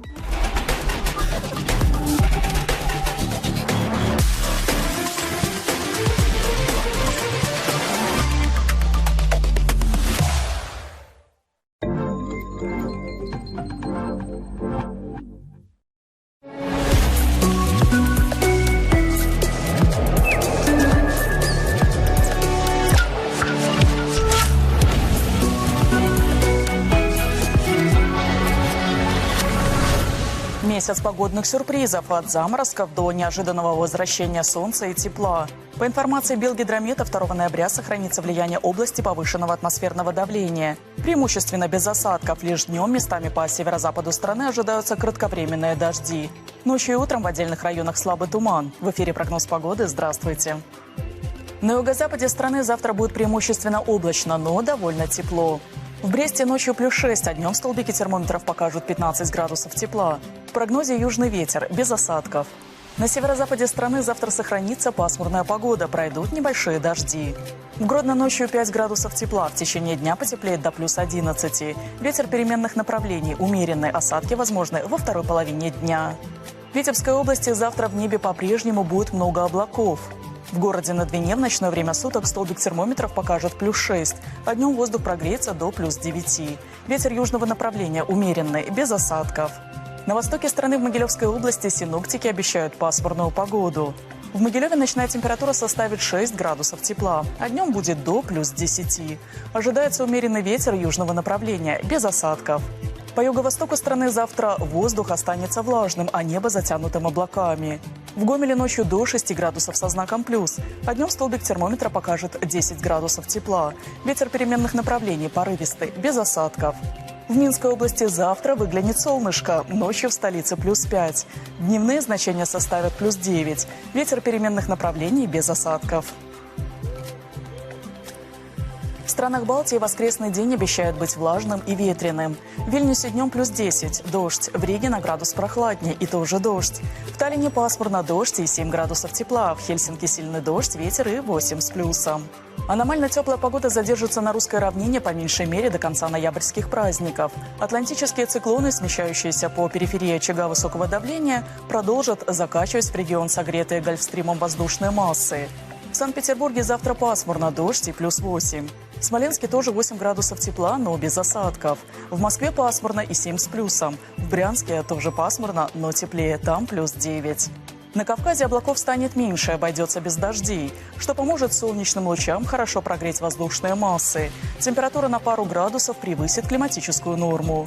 В Сочи днем до плюс 16, ясно. В Тбилиси малооблачно, ветер и 17 градусов тепла. В Ереване тоже 17 с плюсом, но солнечно. В Баку облачно, ветер и те же 17 градусов тепла. В странах Балканского полуострова завтра будет царить летнее солнце.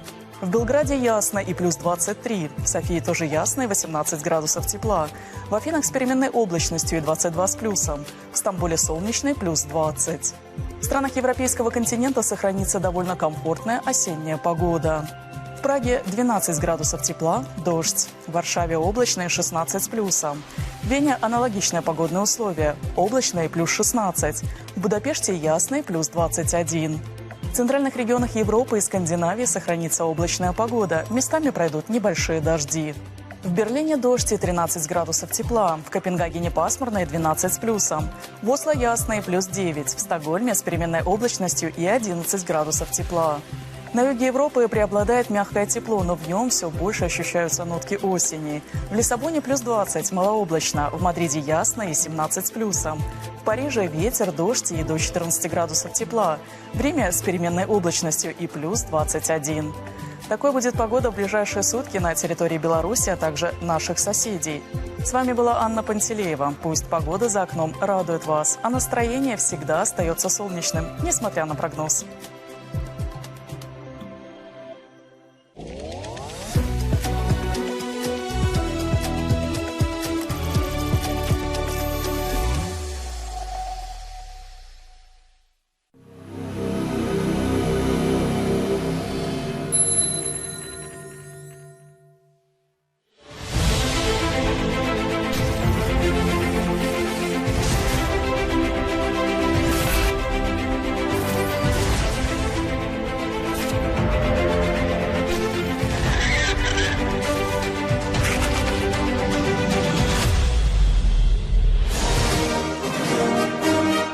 В 1959 году в московском парке «Сокольники» проходила грандиозная выставка лучших достижений США.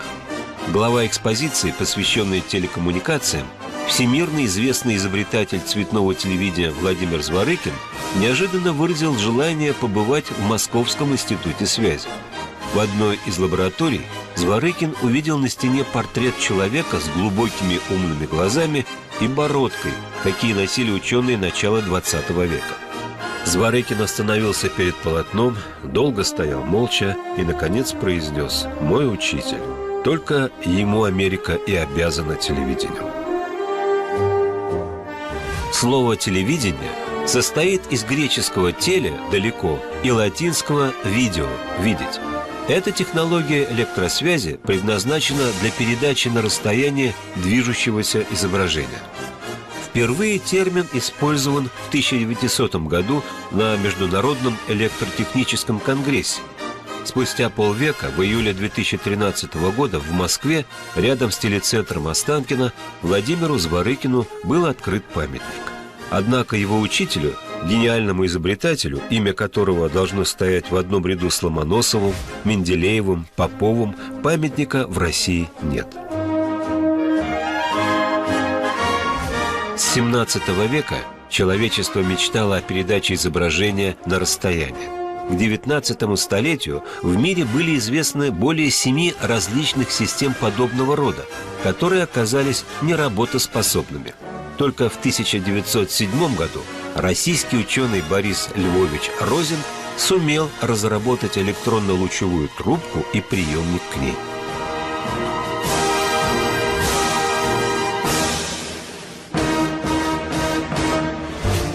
Электронно-лучевая трубка – вакуумный электронный прибор.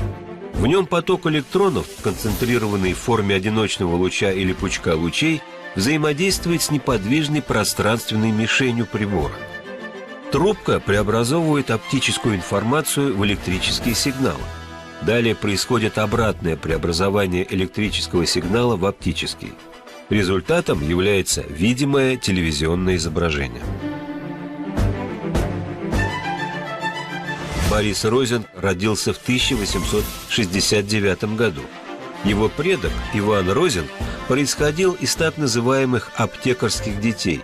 Так назывались потомки ученых-иностранцев, приглашенных Петром в Россию для развития науки и техники. Отец Бориса был чиновником и вышел в отставку в чине действительного статского советника. В Петербурге Розинги снимали квартиру на Аранейнбаумской улице. Но для юного Бориса главным и любимым местом в доме была не квартира, а чердак, который отец оборудовал под мастерскую. Здесь в свободное время отец занимался изобретением точных часов и летательной машины. На чердаке были доски, гвозди, металлические пластины, всевозможный инструмент и разнообразные приборы. В этой волшебной мастерской мальчик на практике получал первые знания по физике и механике, научился многое делать своими руками. Среднее образование Борис получил в классической гимназии. Это было не техническое, а так называемое гуманитарное образование. Но именно гуманитарные науки развивают в человеке способность мыслить образами, что непременно ведет к развитию изобретательской фантазии. Окончив гимназию в 1887 году с золотой медалью, Борис поступил на физико-математический факультет Санкт-Петербургского университета. В 1891 году он получил диплом первой степени, и его оставили на кафедре для подготовки к ученому званию. В Альма-Матер Борис начал самостоятельную исследовательскую работу. Спустя год Розинг опубликовал в журнале Русско-физико-химического общества свою первую статью о магнитном движении вещества, в которой высказывает предположение о существовании в ферромагнитных телах особого молекулярного поля. За это достижение в 1893 году ученый совет Санкт-Петербургского университета присвоил Розингу ученую степень кандидата наук. Спустя год его пригласили преподавать в Константиновское артиллерийское училище Петербурга. Он согласился, так как эта работа высвобождала массу времени, необходимого для собственных исследований в области электрической телескопии, которую впоследствии назовут телевидением. Вначале он проводил эксперименты с изобретенным в 1884 году в Германии диском Нипкова, шумным, тяжелым и хрупким механическим устройством. Этот довольно примитивный прибор сканировал изображения и даже умел их проецировать с помощью объектива. На основе многих экспериментов Розинг пришел к твердому убеждению, что все попытки изобрести новые электрические приборы с помощью старых, основанных на простой механике, должны неизбежно кончаться неудачами.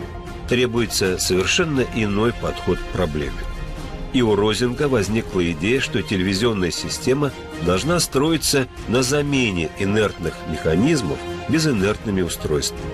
В качестве устройства для воспроизведения телевизионных изображений он решил использовать электронно-лучевую трубку, разработанную немецким физиком Карлом Брауном.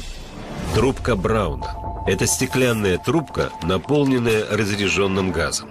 Катод в сильном электрическом поле испускает поток электронов, катодных лучей, а металлическая диафрагма выделяет из потока тонкий пучок лучей, который, попадая на фосфоресцирующий экран, заставляет его светиться.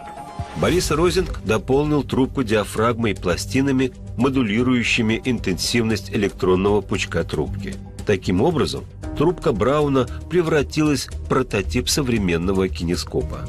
Для проецирования световых лучей, передаваемого изображения на фотоприемник, ученый сконструировал систему из двух зеркальных барабанов, вращающихся с разными скоростями. Также им был найден способ быстрого преобразования передаваемого изображения в электрические сигналы.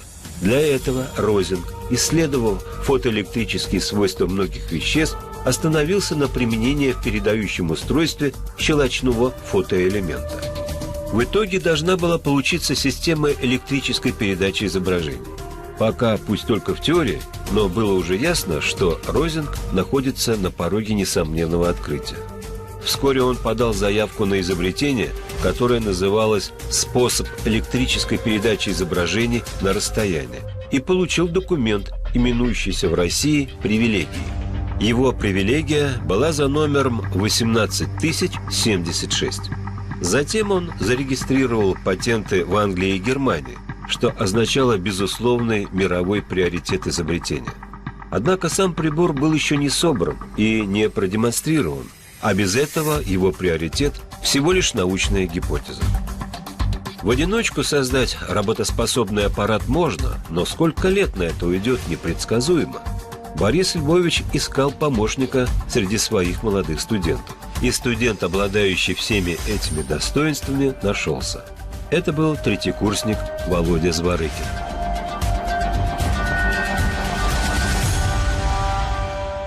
День 9 мая 1911 года навсегда вошел в историю. На первый публичный телесеанс собрались лучшие представители научной мысли России. Многие были настроены скептически. До сих пор передача изображений на расстояние означала простую пересылку почтой фотографической открытки. Розинг и Зворыкин начали передачу. Она происходила по проводам из одного помещения в другое. Когда на темном фоне приемного монитора засветились 4 белых полосы, это был фурор. Русское техническое общество аплодировало стоя. В 1914 году началась Первая мировая война, и тема телевидения отодвинулась далеко на задний план. Розингу пришлось переключиться на выполнение заданий военного ведомства. На рождественские каникулы 1917 года Борис Львович решил отвезти семью на Кавказское побережье. Вернуться в Петербург семья не смогла из-за хаоса первых лет революции и гражданской войны и застряла на Кубани. Неуемный Розинг и здесь нашел себе применение. Он основал в Екатеринодаре политехнический институт, где читал физику. Однако была одна существенная деталь. Институт был создан при непосредственном содействии Розингу генералом Деникиным. Когда в марте 1920 года Красная армия заняла Екатеринодар и город стал Краснодаром, новой власти об этом сразу стало известно. Однако большевики решили не мешать деятельности ученого до поры до времени. Черный день настал 8 февраля 1931 года. С утра его вызвали в ГПУ, а вечером пришли с обыском. Бориса Львовича сослали на север, в Котлас, затем в Архангельск. Там началась его трудная, одинокая жизнь. Ему оставалось только преподавать, писать и составлять планы будущей работы, которым никогда не будет суждено осуществиться. Он мог избежать ссылки. Известно, что представитель одной из американских фирм делал профессору очень лестное предложение – полное материальное обеспечение и предоставление всего, что нужно для работы. Розинг тогда ответил: «Я свой мозг продавать американцам не собираюсь. Я русский и буду работать для своей страны». Произошло это в 1924 году, когда выехать из СССР за границу было еще возможно.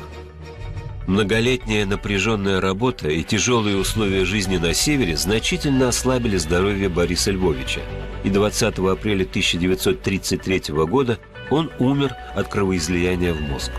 Неизвестно, знал ли он перед смертью, что первые советские телевизоры под маркой Б2 уже в продаже. Ленинградский завод имени Козицкого выпустил аппарат, представлявший из себя устройство с улучшенным Розингом диском Нипкова.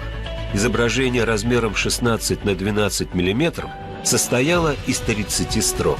Встроенная в корпус лупа увеличивала видимый размер экрана до 4 сантиметров. И сегодня телевидение по-прежнему основывается на разработках Бориса Розинга. Изобретение пережило своего создателя и продолжило развиваться благодаря другому великому ученому Владимиру Зворыкину, который, когда ему задавали вопрос, кто же все-таки был первым, всегда называл имя своего учителя – Розинга.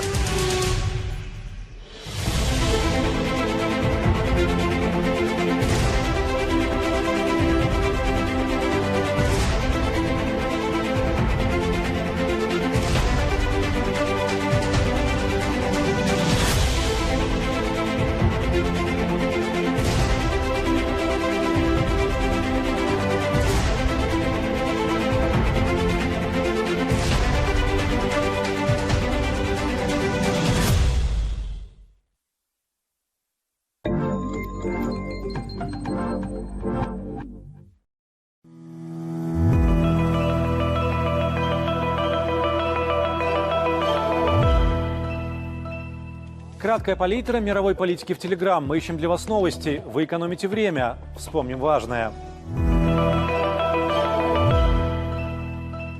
Литовские социологи бьют тревогу. В последнее время скрывать тот факт, что страна катится куда-то не туда, все сложнее. Вот и свежие опросы граждан подтверждают очень и очень тревожные для Литвы тренды. Опрос показал, что 69% жителей уверены, ситуация в стране ухудшается. Об улучшении высказались только 29% респондентов. Всего за один месяц число недовольных подскочило сразу на 4%. И эта Литва пока не ощутила последствий закрытия белорусской границы и постепенного зажимания бюджетных гаек своими властями, пытаясь угнаться за тотемной цифрой в 5% на оборону по требованию НАТО. Реалии Латвии от Раймонда Пауса. Латвия стала глухой и никому не нужной провинцией. Это плата за вхождение Латвии в глобальный англосаксонский мир и за роль, отведенную ей в этом мире, которая выражается в сдерживании России, отказ от всего русского и полный разрыв многолетних связей.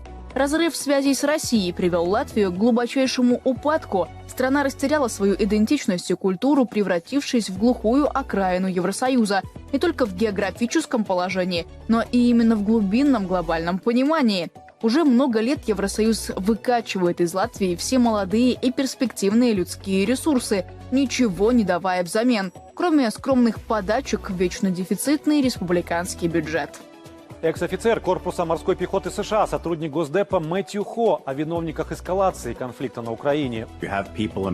У власти находятся люди, будь то окружение Дональда Трампа, члены Конгресса, представители СМИ, а также их аналоги в Европе, которые просто не осознают реальное положение вещей. Они заблуждаются. Их ослепляет либо собственное высокомерие, либо тщеславие, либо примитивное восприятие мира, либо жадность. Что бы это ни было, они продолжают проводить разрушительную политику, которая с каждым днем становится все хуже. И не только для народа Украины, но и для всего региона, а возможно и для всего мира.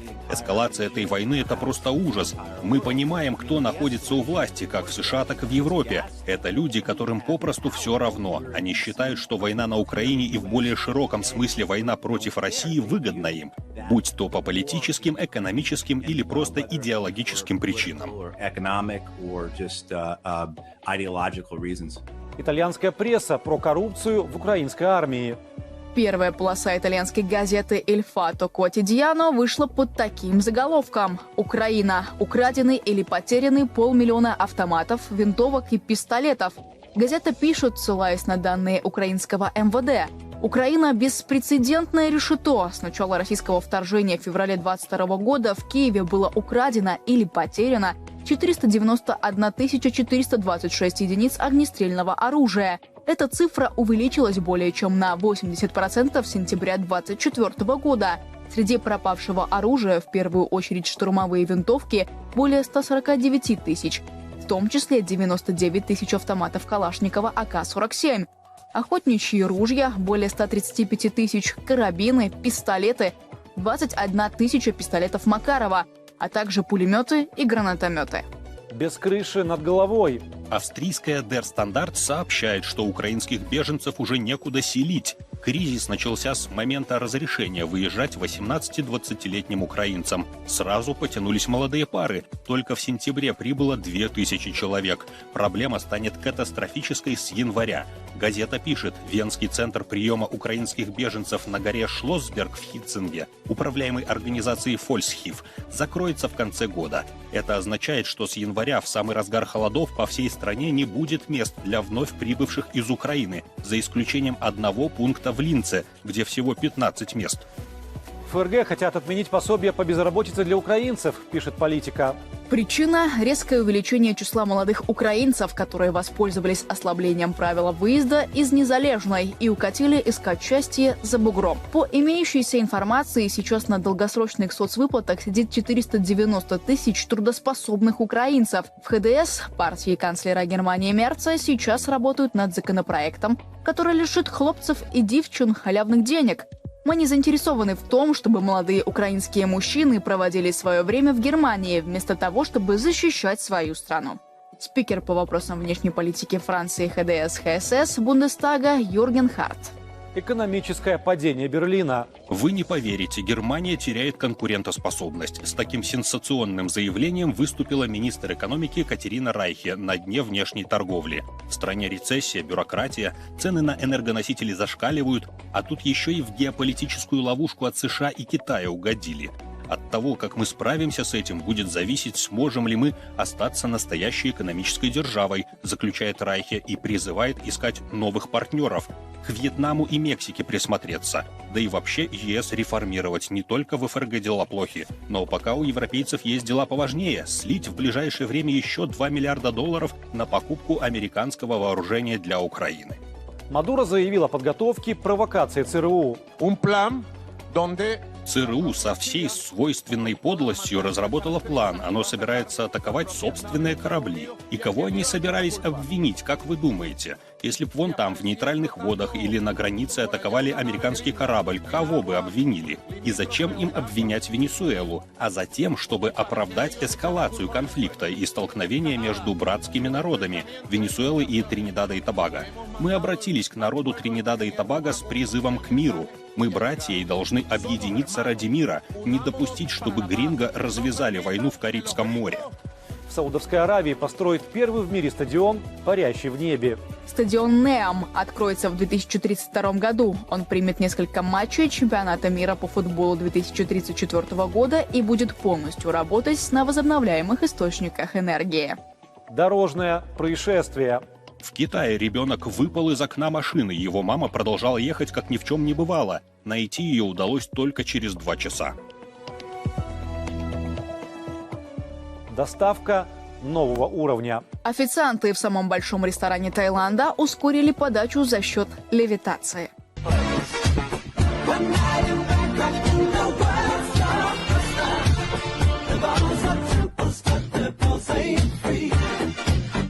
И еще несколько поступков и мнений, которые показались нам интересными. Рейтинг одобрения Макрона упал до рекордно низкой отметки – 11%, потеряв за месяц 5 пунктов. Итоги опроса компании Verian опубликовала газета «Ле Фигаро». Это самый низкий показатель, когда-либо зафиксированный компанией. Мигранты совершили в Германии более 2,8 миллионов преступлений с 2015 года. Такие данные предоставило немецкое правительство в ответ на запрос фракции «Альтернатива для Германии» в Бундестаге. Авиакомпания Люфтганза намерена сократить число рейсов в Германии из соображений экономии. Прибыль автоконцерна Mercedes-Benz сократилась на 50,3%, и это за 9 месяцев 2025-го. Причины по версии самого автопроизводителя – высокие тарифы, снижение объема продаж, расходы на меры по повышению эффективности. Paramount уволит около 1000 сотрудников в рамках первого этапа сокращений. Лукашенко. Политический капитал в Африке нужно монетизировать во взаимовыгодные проекты. Почти 100 тысяч молодых украинцев покинули страну с конца августа после того, как Украина отменила ограничения на выезд для мужчин в возрасте 18-22 лет, сообщает РИА Новости со ссылкой на британскую газету «Телеграф». Карьера де ла Сера жестко раскритиковала Зеленского. Украина рискует потерять демократию. Итальянская газета пишет, что Украина подрывает свою демократическую легитимность. Договоренность между властью и обществом дала трещину. Народ и правительство больше не доверяют друг другу. Россия догнала Великобританию по числу долларовых миллиардеров в 2024 году, поднявшись на 4-е место в мировом рейтинге, следует из отчета Billionaire Census 2025. За год число российских миллиардеров выросло на 8,5% до 128 человек. Россия подала заявку на проведение Евро-2032 на фоне опасения о том, что итальянские стадионы не будут готовы принять турнир, сообщает газета Daily Mail. Азербайджанская сторона ликвидировала представительство BBC в стране и аннулировала аккредитацию его сотрудников, передает местное агентство АПА со ссылкой на сообщение юридического отдела Агентства по развитию медиа республики. Крупный скандал в сфере образования Польши. Задержаны директора частных школ. Следователи установили, что практически по всей Польше годами фальсифицировали данные о численности учащихся. Об этом говорится в материале польского издания «Факт». Напоследок, по традиции, несколько актуальных цифр. Франция переживает рекордный уровень энергетической бедности. 36% домохозяйств за последние 12 месяцев сталкиваются с трудностями оплаты электричества и газа. Опрос Института Бикамин. От 7 до 14 миллиардов долларов могут безвозвратно потерять США из-за шатдауна. Такие цифры озвучили в управлении Конгресса по бюджету. Рекордные 72% составляет уровень недовольства жителей Германии работой канцлера Мерца. Это самый высокий показатель с момента его вступления в должность. Опрос социологической службы Форса. Экстремальная жара ежегодно уносит 550 тысяч жизней по всему миру. Об этом говорится в ежегодном отчете медицинского журнала The Lancet. Почти 63 тысячи работников Беларуси накапливают дополнительную пенсию с поддержкой государства. О чем пишут и что говорят в Телеграм. Мы собираем для вас новости. Вы экономите время. Увидимся.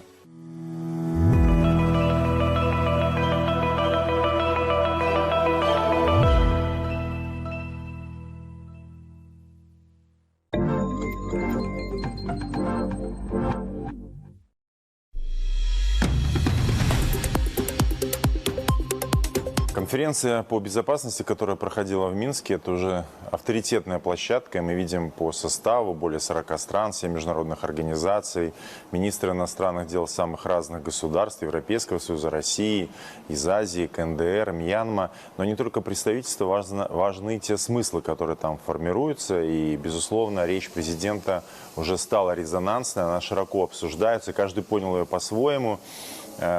На Западе даже говорят об ультиматуме каком-то, но реально, кстати, вот такие оценки, они отражают эскалационное мышление, которое сложилось на Западе, конфронтационное, а ведь президент говорил совершенно о другом. Вы нас можете не любить, вы нас можете не признавать, что угодно про нас думаете, но есть вопросы, по которым мы должны сотрудничать. Он их сформулировал, 4 главных: миграция, инфраструктура, гуманитарные вопросы, новые технологии, искусственный интеллект. Давайте просто начнем с этого. Вот без претензий, без даже урегулирования какого-то. Это то, что надо вам, то, что надо нам, то, что мы видим как проблему, то, что вы так оцениваете. Давайте начнем с этого. А дальше как пойдет. Я бы говорил о том, что это конкретное предложение Александра Лукашенко, направленное в будущее. Мы много говорим о многополярном мире, он довольно критически разобрал вот эти оценки и реальные действия. Говорим много, делаем мало.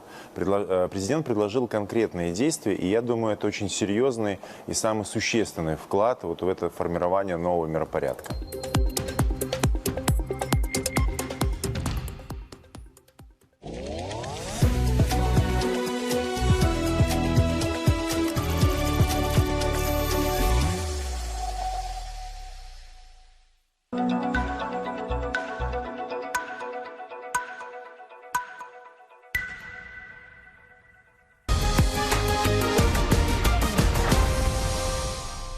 Строительство новой архитектуры безопасности, которая будет основана не на давлении, а на принципах равенства и справедливости, где вперевес рациональные, а не политизированные решения. Эти мотивы на неделе привели в Минск цивилизованную часть Евразии, в том числе страны БРИКС, ШОС и АСЕАН, где голос здравой части Европы тоже звучал.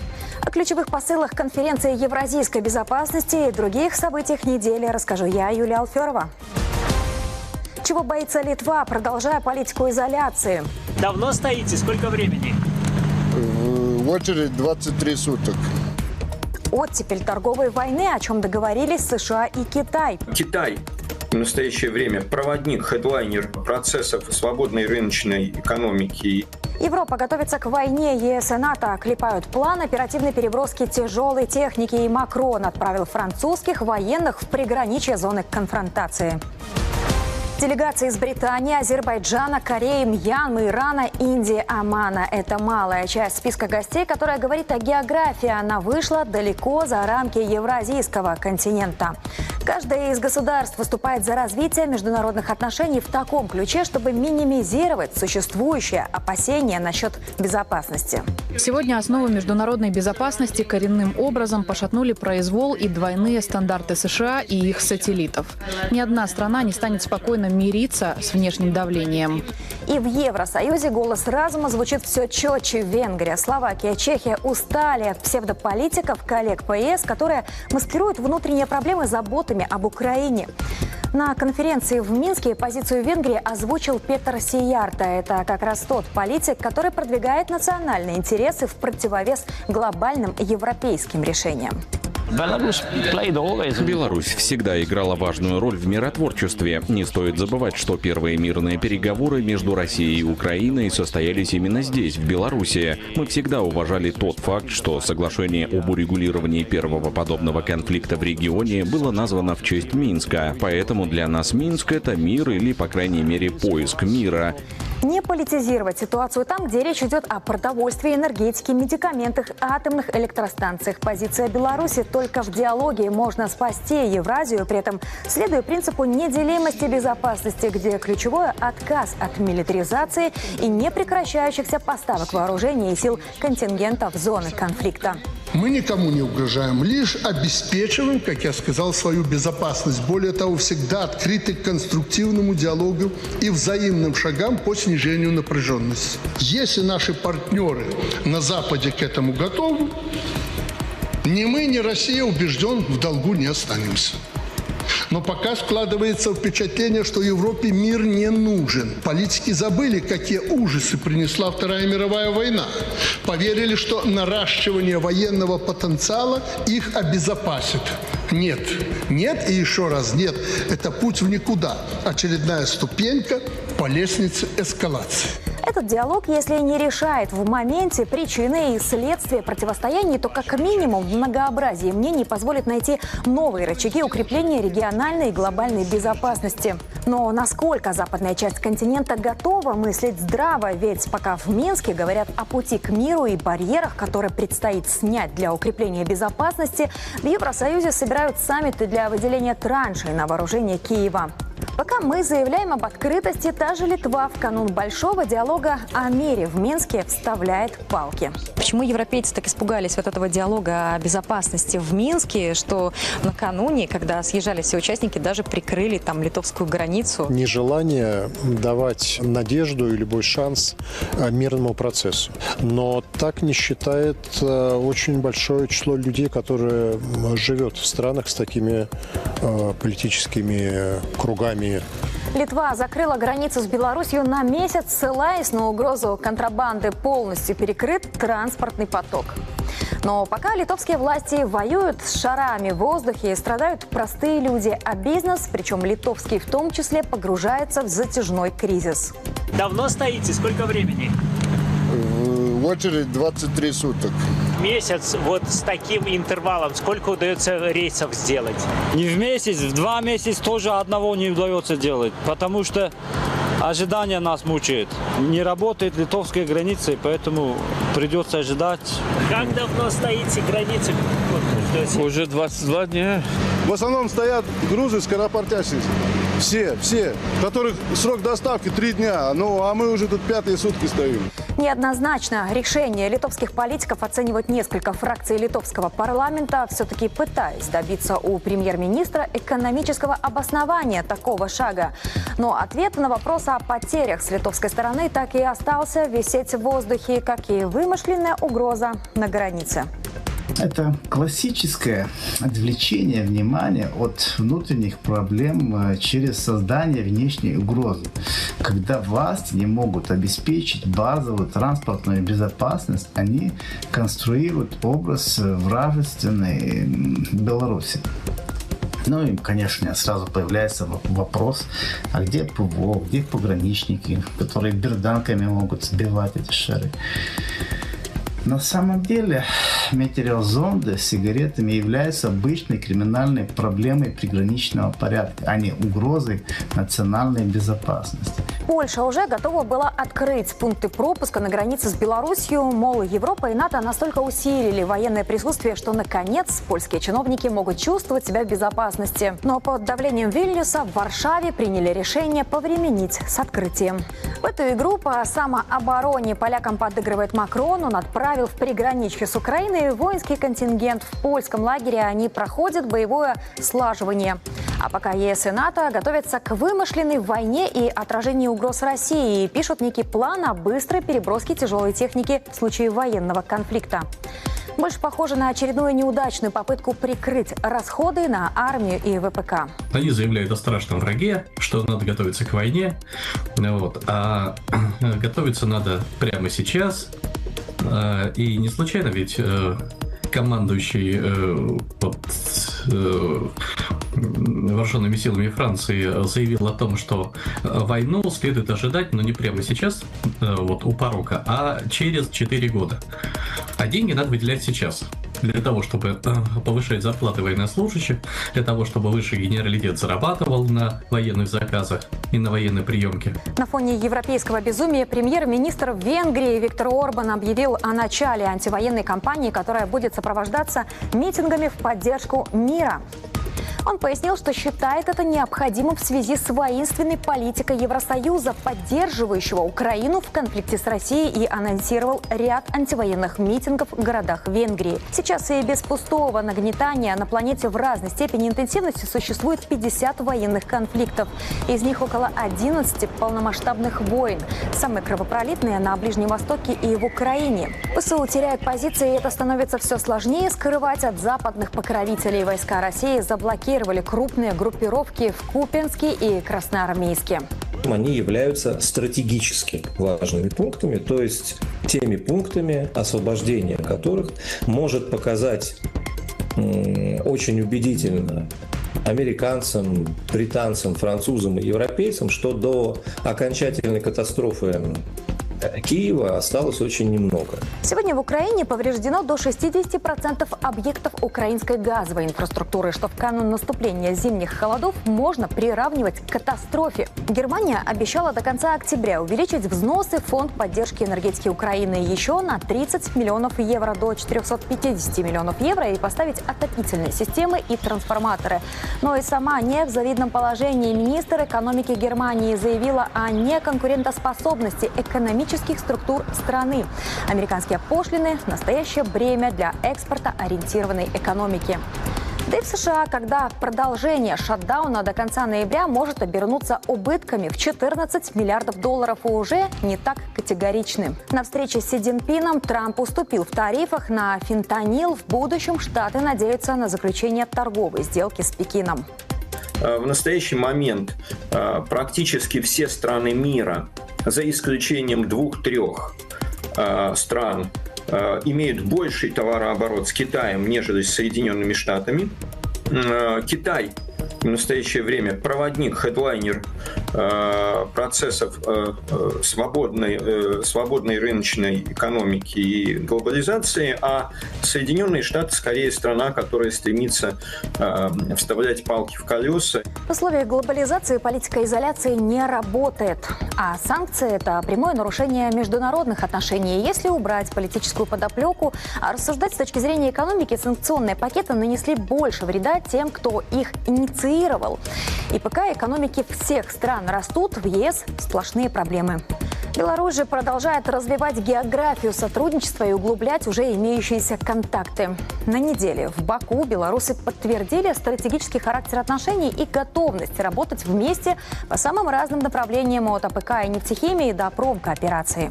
У нас есть достаточно хорошее производство лифтов здесь. У нас есть сборочное производство тракторов. У нас большие проекты по промышленной кооперации, сборки пожарно-спасательной техники и техники на базе шасси МАЗ. Сегодня мы определились, и я думаю, коллеги нас услышат, они заинтересовались некоторыми новыми позициями по типу передвижного фельдшерского пункта тоже на базе шасси МАЗ. То есть вот этих передвижных различных и торговых точек, и точек общепита.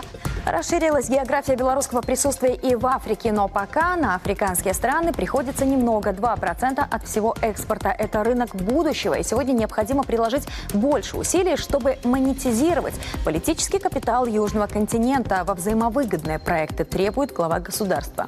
Видятся перспективы в образовании и в здравоохранении. Мы, в отличие от США и Европы, делимся компетенциями и технологиями. Туда продаем сельхозтехнику, нефтепродукты, удобрения, молоко, гарантируя продовольственную безопасность. И аграрии сегодня продолжают работу в полях, чтобы накормить белорусов и заработать на излишках. В то время как в Европе ширится протестное движение фермеров, которые терпят убытки на фоне растущих цен на топливо и удобрения. А у нас аграрии добавляют к технической оснащенности и внедрению инноваций в ВПК. В этом году мы обновляем машино-тракторный парк, закупили порядка 8 единиц техники. Сейчас на госэкспертизе находится у нас проект на строительство молочно-товарного аграрного комплекса.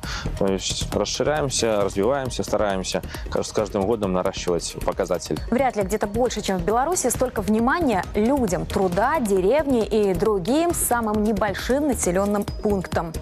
Комплексное решение, которое применили для развития деревни Домжирицы в Березинском биосферном заповеднике, может послужить примером для всей страны. Обновили производственную базу, создали цех переработки древесины. Восстановлен дом экологического просвещения, строится жилье и обновлена инфраструктура населенного пункта. Немало усилий вложено в туристические объекты.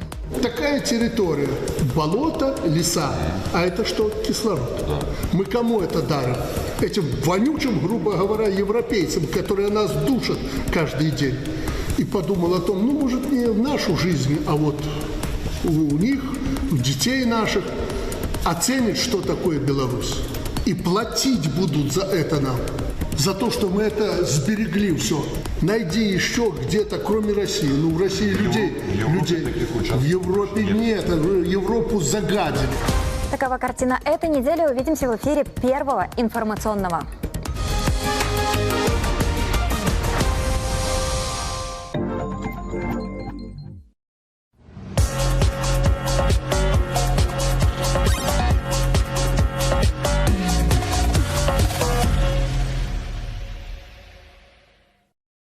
Господин Гэллоуэй, это ваш первый визит в Беларусь или вы бывали уже здесь?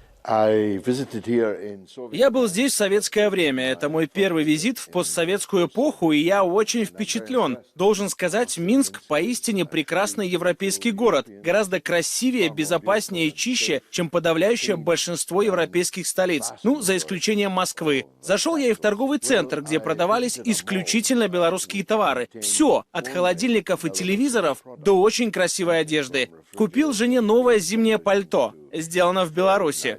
С нетерпением жду конференции и выступления множества выдающихся спикеров со всего мира. Состав участников впечатляет. На ваш взгляд, насколько важно сегодня проведение подобных форумов и встреч, когда люди со всего мира собираются вместе и обсуждают насущные политические, да и не только вопросы? Что ж, это невероятно важно, потому что мы живем в эпоху, которую никто из нас не мог себе представить, когда людей на Западе арестовывают за их высказывания, когда существует лицемерие, якобы западные страны отстаивают свободу слова, но на деле же, несмотря на всю эту показуху, это, скажем так, как накрасить свинью губной помадой, которую они в итоге стерли, и свинья оказалась просто свиньей. Поэтому здорово, что есть такая площадка, где можно выразить свои диссидентские взгляды. Забавно, что так раньше говорили в Восточной Европе. Диссиденты. Теперь мы диссиденты. Хотя на деле мы довольно влиятельные люди в своих собственных странах. Я был членом парламента более 5 десятилетий. За 5 десятилетий, с 1980-х до прошлого года, люди, подобные мне, прошли путь от постоянного присутствия на государственном телевидении до полного отсутствия. Например, я в преддверии войны в Ираке был каждый день в эфире на BBC. Теперь же на нас охотятся как на диссидентов. Вот такая атмосфера царит на Западе. Санкции всех видов, теневые баны, подавление активности, удаление из социальных сетей и так далее. В последнем случае это не мы, не наша партия. У нас огромная аудитория в социальных сетях, многомиллионная. Но если с кем-то вроде меня и некоторых участников этой конференции можно так обращаться, то можете быть уверены, что западные страны, осаждающие Беларусь и Россию, а также в какой-то степени Китай, ведут проигрышную борьбу, иначе они бы не стирали помаду. Да, им нравится помада, им жаль ее стирать, но стирать ее необходимо. А кто выигрывает в этом противостоянии? Без сомнения побеждает Восток. Солнце встает на востоке, над евразийскими территориями. Там совершенно очевидно будущее мира. Именно там настоящее богатство. Наше богатство — всего лишь цифры на экране компьютера. Природные ресурсы и критически важные материалы, необходимые для реальной экономики, все это здесь, на Востоке. Так что нет никаких сомнений в конечном результате. Старый мир умирает. Новый же мир изо всех сил пытается родиться. Вот почему в западных странах у власти появляются такие монстры. Вы наверняка знаете позицию Беларуси. Мы всегда выступаем за мир и являемся очень миролюбивой страной. Что вы можете сказать о наших усилиях по достижению мира в регионе, и не только в ходе подобных конференций? Как часто говорит наш президент в своих выступлениях, он хочет, чтобы стороны, наконец, сели за стол переговоров.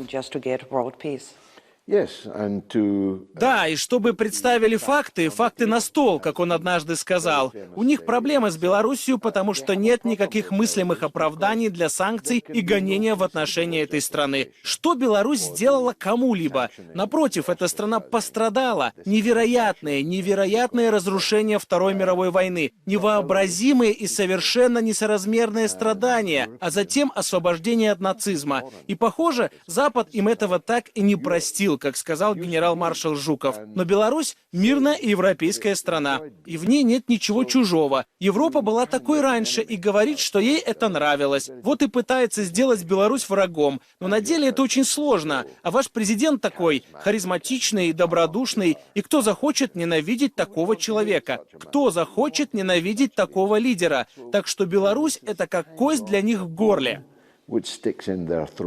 Давайте поговорим о вашей стране.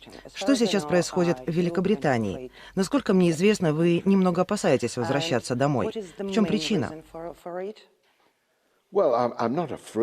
Скажем так, я не боюсь возвращаться, но у меня серьезные обязанности. У меня 5 маленьких детей, которые учатся в школе. Я лидер влиятельной британской политической партии, рабочей партии Великобритании, с сотнями тысяч избирателей и тысячами членов. И я их лидер. Но я действительно не знаю, какова будет ситуация, когда я вернусь. Потому что вчера вечером я брал интервью у женщины, шикарной блондинки, англичанки, которую арестовали 9 полицейских и избили за то, что она находилась на мирной флотилии, пытавшейся доставить гуманитарную помощь в Газу. В Британии сейчас действительно темные времена. У меня много обязанностей, семейных и политических, и я обязан продолжать говорить. Меня не заставят молчать. И если я не смогу говорить в своей стране, что ж, я говорю здесь, в Минске.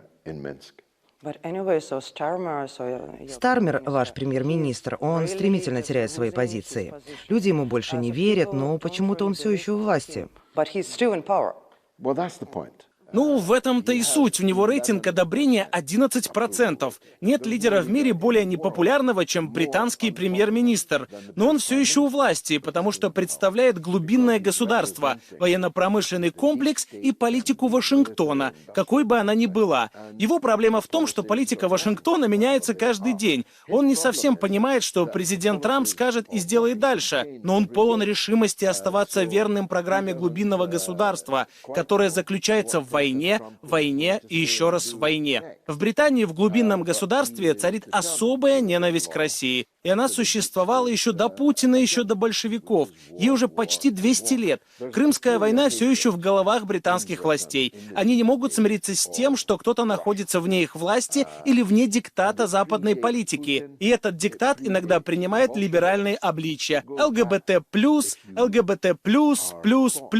запрет на курение, иногда это принимает либеральные реформы. Но это не очень либерально, если тебя заставляют что-то делать. Детей учат тому, чему хочет их научить государство. Нравится это родителям или нет. Именно это называют свободой в Британии и западных странах. Если тебя считают ненадежным в исполнении диктата Западной империи, ну что ж, ты должен быть раздавлен. Но их проблема в том, как я уже сказал, что солнце встает на востоке. Разумное руководство, увидев восход солнца на востоке, подошло бы поближе, чтобы согреться. Мы же проклинаем солнце, восходящее на востоке, и, подобно королю Кануту, приказываем ему упасть. Но оно не упадет. И торговые переговоры между Китаем и США в Корее только что это ясно продемонстрировали. Знаете, если у вас есть население, как у БРИКС, если у вас есть природные ресурсы, настоящее богатство, вас не остановить. Вы найдете свое место под солнцем, и это то, чего они не выносят.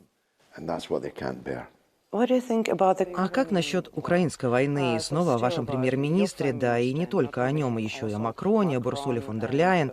Они очень хотят, чтобы эта война не прекращалась. Каков резон? Такое чувство, что они не думают о будущем. Ну, их будущее обычно связано с военно-промышленным комплексом, чьи интересы они так или иначе обслуживают. У Стармера 11% рейтинга, у Макрона немного лучше 13%.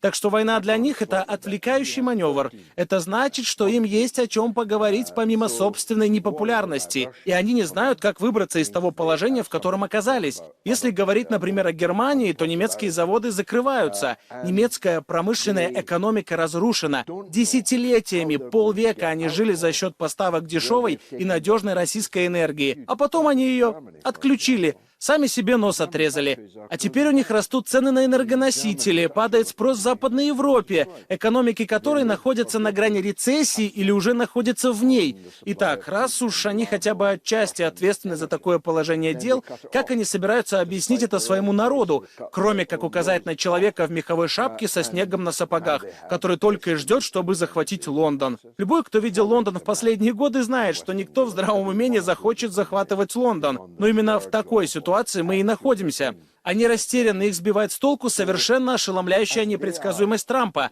Они хотели бы осудить Трампа, но не могут. Поэтому они пытаются вернуть его в лагерь сторонников войны. Каждый раз, как на Аляске, когда кажется, что он выходит из резервации, их задача — вернуть его на тропу войны. И пока это работает. Иногда я просыпаюсь и думаю, что эта война скоро закончится. А иногда я просыпаюсь и думаю, что это может продолжаться годами. Значит, им всем нужна война. Макрону она нужна, Мерцу она нужна, Стармеру она нужна, Зеленскому она нужна. Иначе он тоже уйдет.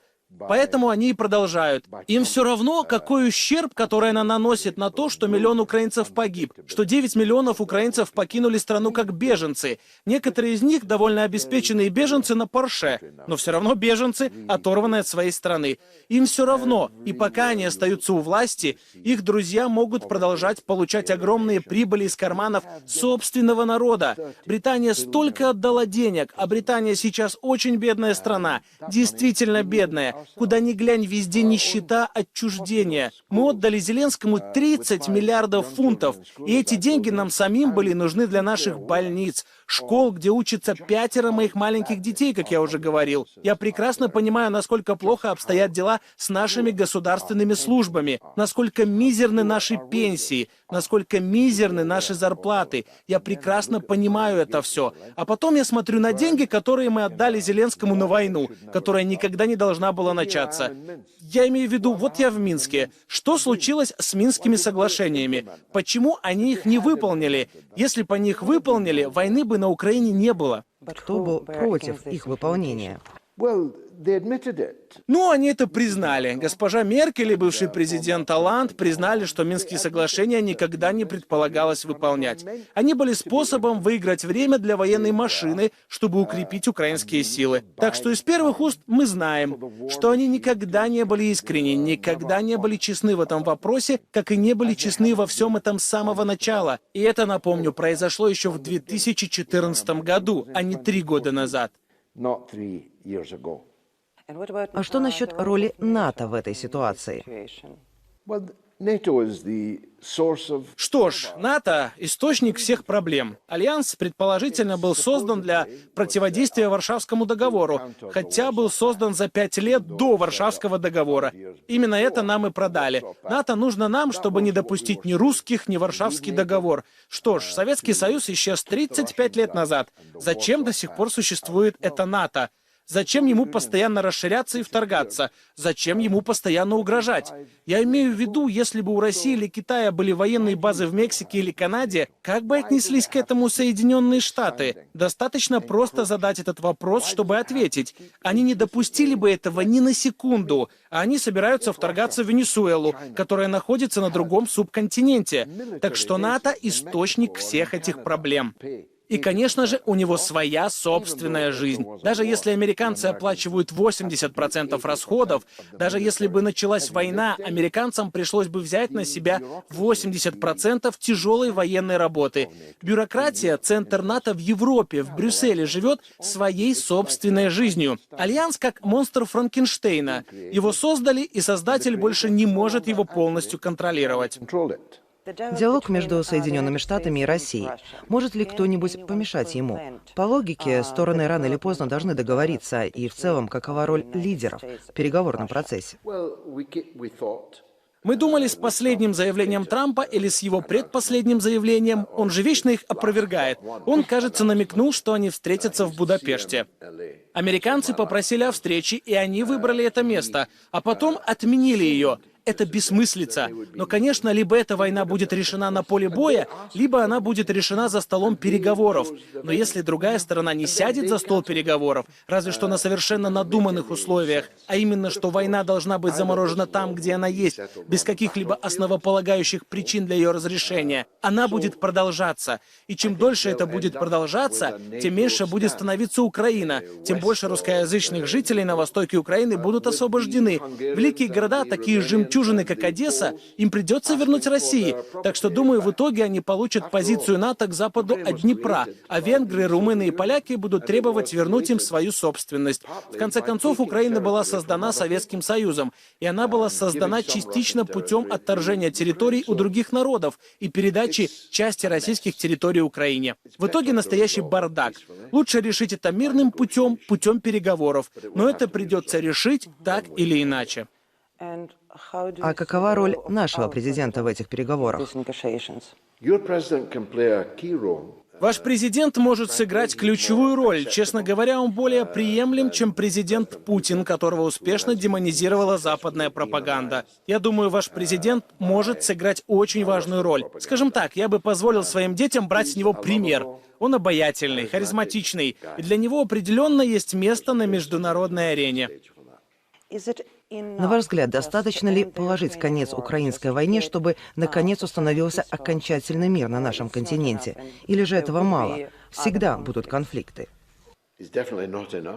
Этого определенно недостаточно. Это необходимо, но недостаточно. Необходимо создать новую архитектуру европейской безопасности, которая обеспечит безопасность всем. Именно об этом Путин просил на Мюнхенской конференции почти 20 лет назад. И он изложил последствия, к которым может привести несогласование такой архитектуры с НАТО. Почти ежегодно, а точнее каждые пару лет, присоединение новых территорий, создание новых баз, упоминание о новом оружии. Он сказал, что если так будет продолжаться, то будет расплата, и теперь расплата есть. Так что нет смысла в НАТО. У нас может быть европейская, общеевропейская архитектура безопасности, и я думаю, Беларусь может сыграть в ней центральную роль.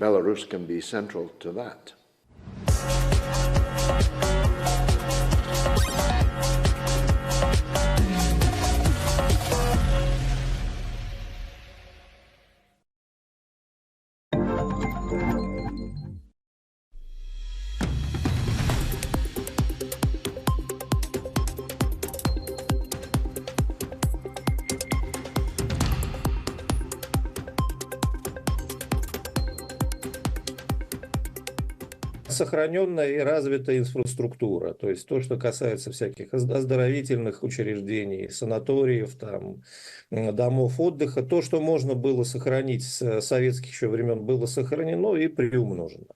Про транспортную логистику, опять-таки, можно вспомнить, как со стороны России удобно добираться там, автомобилем, поездом, самолетом, не требуются визы. Так и перемещение внутри республики. Это тоже очень важный фактор. Нужно отметить достаточно высокое качество дорог, инфраструктуры по перемещению, поезда, которые обслуживают там, перемещение внутри республики. Опять-таки автобусная маршрутная сеть достаточно хорошо развита. Все то, что я сейчас говорю, практически очень многие уже граждане России могли испытать сами, то есть убедиться в этом на своем опыте. Уже не стоит упоминать, наверное, такие вещи, как очень высокий уровень безопасности, да, практически очень крайне низкий уровень или в какой-то степени даже отсутствие там, бытовой преступности, нет никаких угроз туристам с тех, с которыми они сталкиваются, но в западноевропейских или некоторых ближневосточных, там, североафриканских странах, там, вплоть до грабежей, кончая постоянными нападениями. Ценовой фактор тоже играет большую роль, естественно, потому что цены приблизительно либо на таком же уровне, либо в каких-то, особенно если это касается медицинских услуг, обслуживания, именно опять-таки оздоровительных моментов, цены приятно удивляют в некоторых случаях. Поэтому туризм набирает обороты, туризм становится массовым. Причем, если говорить о туризме, он подразделяется на несколько видов. Кто-то едет оздоровиться, кто-то едет просто спокойно провести время, попутешествовать там по замкам, посмотреть и не только столицу Минск, но и другие города. Кто-то, те, кто очень много слышали про такой легендарный заповедник, действительно, Беловежскую пущу, хотят поехать туда, узнать, что это такое. То есть я бы сказал так, это спокойная привлекательность, спокойная, удобная и полезная привлекательность. Я бы сформулировал вот мнение так.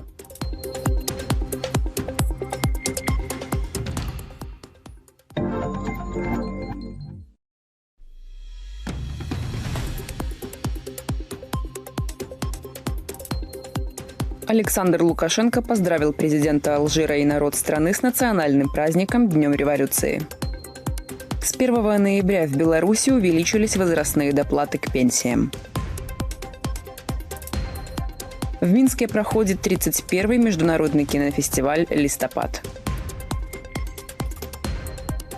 Серебро и бронзу завоевали белорусские команды на чемпионате мира по пожарно-спасательному спорту.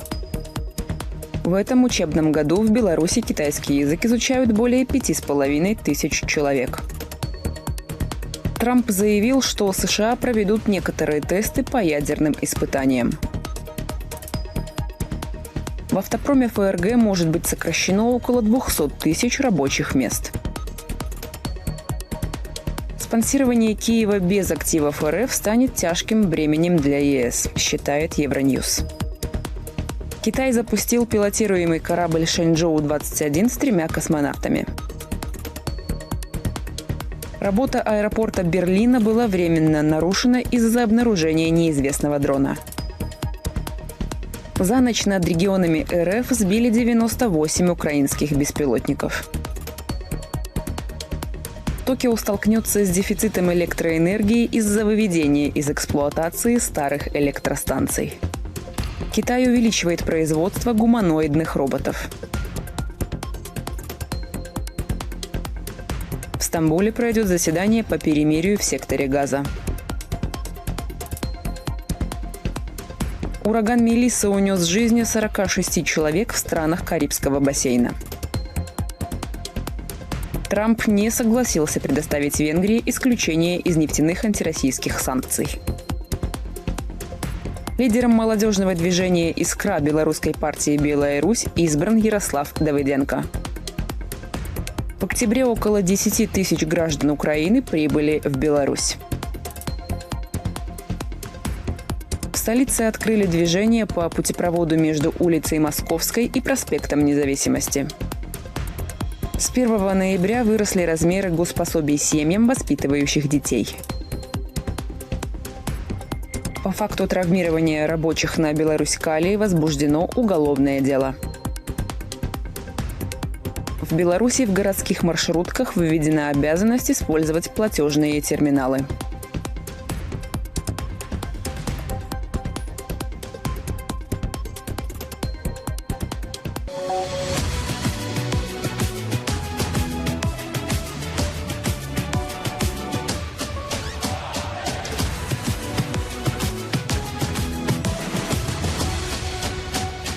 Добрый вечер. Спортивные промежуточные итоги этой субботы прямо сейчас на Первом информационном. И вместе с вами Андрей Козлов. Сразу к событиям футбольной высшей лиги, ведь прямо сейчас витебский лидер чемпионата, это новичок элиты МЛ Витебск, принимает Ислыч и намерен сделать еще один шаг на пути к сенсационному чемпионству. Команда в сентябре угодила в кризис, но, видимо, сумела выбраться из него, победив в 2 матчах подряд. Идет первый тайм, прямой эфир на Беларусь-5, счет к этой минуте 1-0 забил Лисакович. К своим отчасти неожиданным медалям уверенно шагает и мозырская Славия Ивана Биончика. Тем более сегодня в гостях был тот соперник, матче с которым можно играть с позиции силы. Нафтан в итоге съездил Мозырь бесславно. Славия победила 2-0, забивали еще в первом тайме Владислав Полос и Павел Чекида. Дважды им ассистировал Терентий Луцевич. Да, здорово забили, хорошие действия, хорошая комбинация. Вот. Жаль, что раньше не получилось увеличить преимущество, но есть то, что есть. Хорошая игра в обороне. Максу спасибо, плотнику, то, что выручил. Вот. Ну и за гибкость ребят где-то поменяли позиции, где-то перестроились. Так что парни большие молодцы и спасибо им. О первом матче субботы Витебск на выезде обыграл Сморгонь 2-0. В составе команды Сергея Гуренко забивал Радиковский. Еще один мяч в сетку ворот хозяев отправил Интсаен в его пассиве автогол. Таким образом, гости поднимаются на промежуточное 11 место в турнирной таблице. Это 30 баллов. Барановичи досрочно оформили выход в высшую лигу чемпионата Беларуси по футболу. Следующий сезон в элитном дивизионе станет первым в истории клуба. Это стало возможным после того, как Белшина в рамках 31-го тура в ничью 0-0 сыграла со второй командой Батэ. Красно-синие уже точно не опустятся ниже второй строчки турнирной таблицы. Ребята молодцы, они своей работой, по крайней мере, этот сезон еще не закончился, но на данном этапе они доказывают, что пока мы на своем месте и постараемся его не отдать. В любом случае состав поменяется. В любом случае поменяется. Даже летом, когда маленькое трансферное окно у всех команд, практически у всех команд, он видоизменяется. У кого-то больше, у кого-то меньше, но в любом случае в таком составе 100% мы в высшую лигу не зайдем. Барановичам осталось сыграть 4 поединка. Уже сегодня встреча против середняка турнирной таблицы Островца. Неман вновь потерпел поражение от «Шахтера» в экстралиге. В матче 20-го тура команда Андрея Мезина была сильнее 5-3. Дублем в поединке отметился защитник Немана Лисовец. Для «Шахтера» это 4-я победа подряд и 4-я строчка турнирной таблицы. В активе команды 30 баллов, столько же у Лиды, идущей на 3-м месте. Юность на выезде вновь сильнее Аршанского «Локомотива» 3-1. Беспроигрышная серия минчан длится уже 8 матчей. А отрыв от второй команды таблицы, это «Динамо Молодечный», составляет 3 балла. Кроме того, Гомель не оставил шансов Могилеву 4-1. Сборная Беларуси по гандболу не оставила шансов Ираку 34-25. Международный турнир принимает в эти дни Чижовка-арена. В составе команды Юрия Шевцова самыми результативными стали Королек, Вайлупов и Алехин. На их счету по 4 мяча. Мы дали всем поиграть, с удовольствием каждый поиграл. Для нас это была разминка такая перед завтрашним финалом, поэтому завтра будет основной матч, и я надеюсь, нас будут болельщики поддержать. Вторая наша сборная, ведома Олегом Шарейко, с минимальным счетом 27-28 уступила России. Уже завтра нас ждет центральное противостояние всего турнира. Беларусь сыграет против сборной наших восточных соседей. Начало поединка в 14:30. Прямая трансляция на Беларусь-5. Завершение о важном спортивном событии Беларуси для развития детского спорта. Нашумевший проект президентского спортивного клуба и Белорусской федерации борьбы «Лига храбрых» вновь собирает аншлаг под сводами столичного дворца борьбы имени лучшего атлета вольного стиля 20 века белоруса Александра Медведя. В борьбе за полуфинал международного турнира в формате шоу противостояние между Минской областью и Брестской стал известен обладатель заветной путевки. Им и стали представители центрального региона нашей страны. Выиграть Европу, потом выиграть мир, выиграть чемпионат уже по мужикам, по взрослым, дальше выиграть Олимпиаду, ну и дальше побить рекорд Александра Медведя. Третий четвертьфинал состоится спустя ровно 2 недели. И о спорте к этой минуте все. Подробности спортивной субботы смотрите в дайджесте от Елены Горельчик. Пока.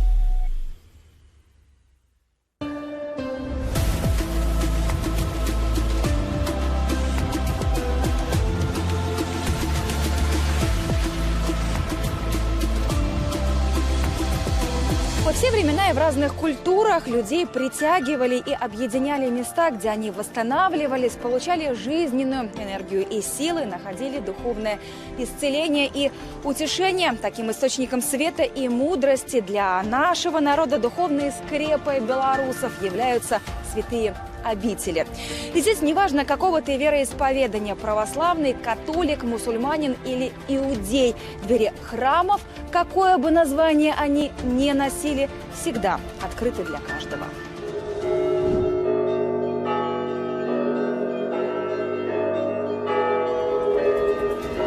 В любое время года, суток и даже в любую погоду в святую обитель в Жировичах на свет Божий едут люди со всех уголков мира. Именно здесь, на западных рубежах, уцелел оплот православия – Жировический монастырь, который, несмотря на перипетии истории, не закрывался никогда. Молитвенное слово в этих стенах звучит безустанно, как и просьбы о самом заветном – перед самой маленькой, чудотворной, нерукотворной иконой Жировической Богоматери. Полная благодать, просто когда заходишь в этот храм, ты чувствуешь вот эту силу, влияние на тебя. Очень почувствовала я в то время, много-много лет назад, священное чудотворное влияние этой иконы. В этом храме началась наша семья. Ощущение чистое, светлое, благодать, то есть действительно уходят после этого какие-то заботы, проблемы. Жировической обители на Гродненщине более 5 веков, и все в этих местах буквально пропитано нашей историей и традициями. Они и в архитектуре храмов, и в звоннице, и в святых источниках. За годы независимости Беларуси монастырь возрождался, был под пристальным вниманием белорусского лидера. Сегодня жемчужина православного мира в должной огранке. Мне вспоминает слово владыки Филарета: здесь мы дышим кислородом вечности. То есть здесь человек, приезжая сюда, подзаряжает свою душу. Для чего это делается? Для того, чтобы люди оставались патриотами своего Отечества, чтобы могли исполнять свои обязанности и семейные, и на работе добросовестно трудиться. Вот для этого и существуют обители, чтобы духовно подзарядиться.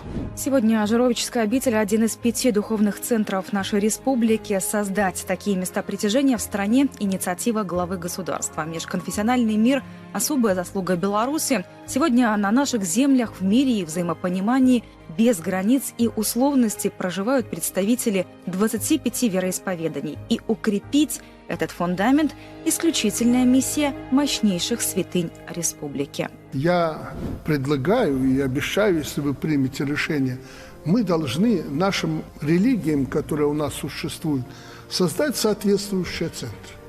Но если католики примут соответствующее решение, что у них где-то там Буславская церковь или какие-то другие, они там сделают этот центр, он должен быть просторный, никто никому мешать не должен, он должен быть доступен для верующих. Государство готово подставить свое плечо точно так, как православие. Если у мусульман, а хотелось бы, чтобы такое место нашлось у иудеев и так далее, мы обязательно поможем. Понимаете, храмов много, но должен быть наиважнейший храм, святыня, куда будут приходить люди не только из Беларуси, не только наши соседи, но и из дальнего зарубежья. Духовные центры призваны к тому, чтобы помогать людям, приходящим туда, именно больше знакомиться с духовными традициями нашего народа, православными традициями и в соответствии с этим выстраивать свою жизнь в будущее, не повторяя ошибок предыдущих поколений и в то же время опираясь на самый лучший опыт тех людей, которые жили до нас.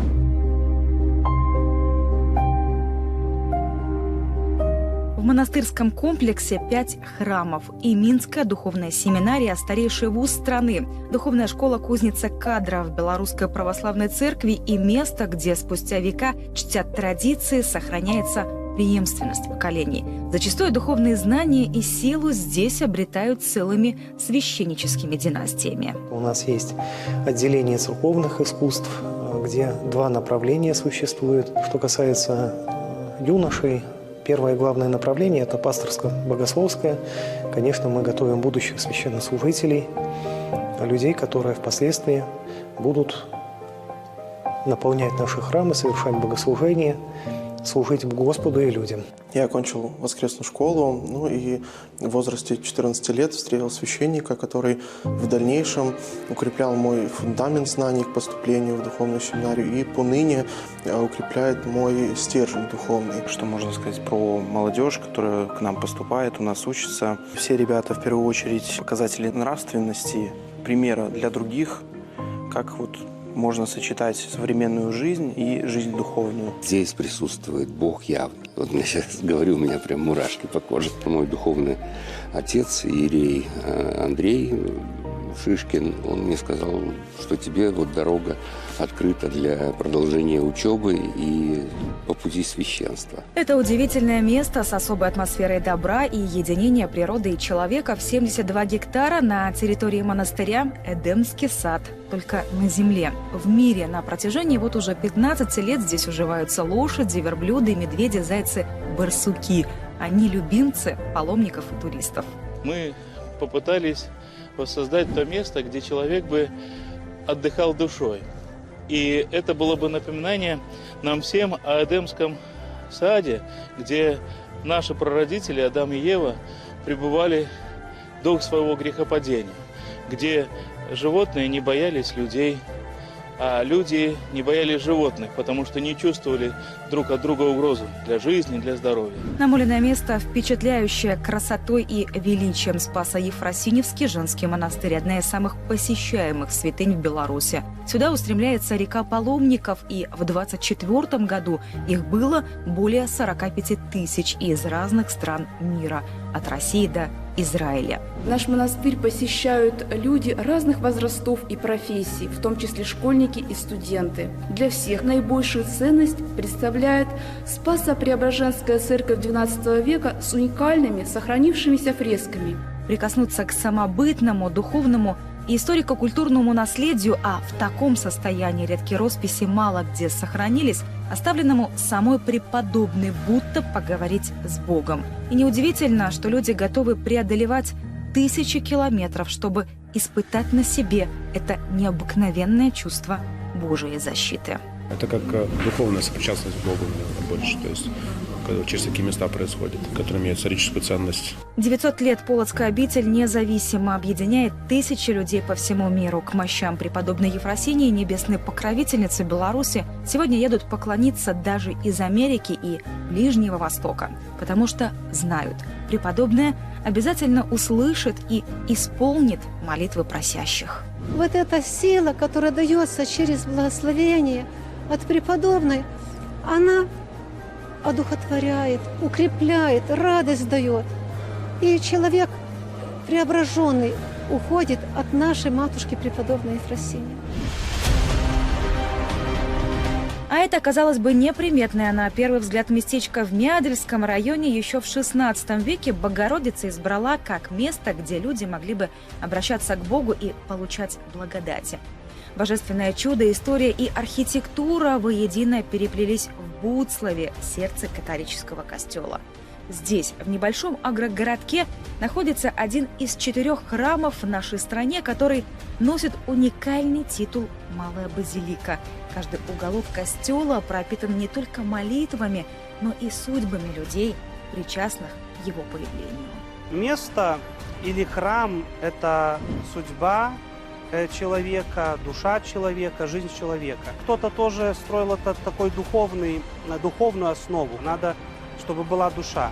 И вот в Буцлавской святыне душой является именно чудотворная икона Матери Божией Буцлавской. В 1998 году чудотворную икону короновали папские короны. Сегодня заступницы Беларуси поклоняются не только католики. Этой святыне молятся даже в Мексике.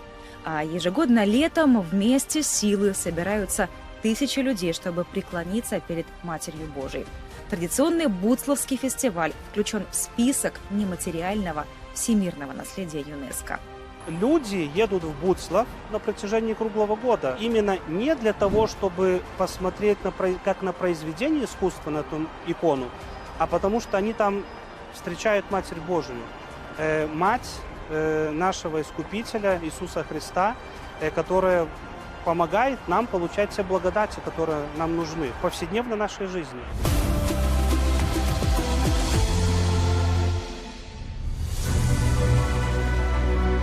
каменная синагога в Бобруйске. Здание почти с 200-летней историей. Изначально его возводили как гимназию для еврейских мальчиков. Со временем в этих стенах располагался военный склад и даже ателье.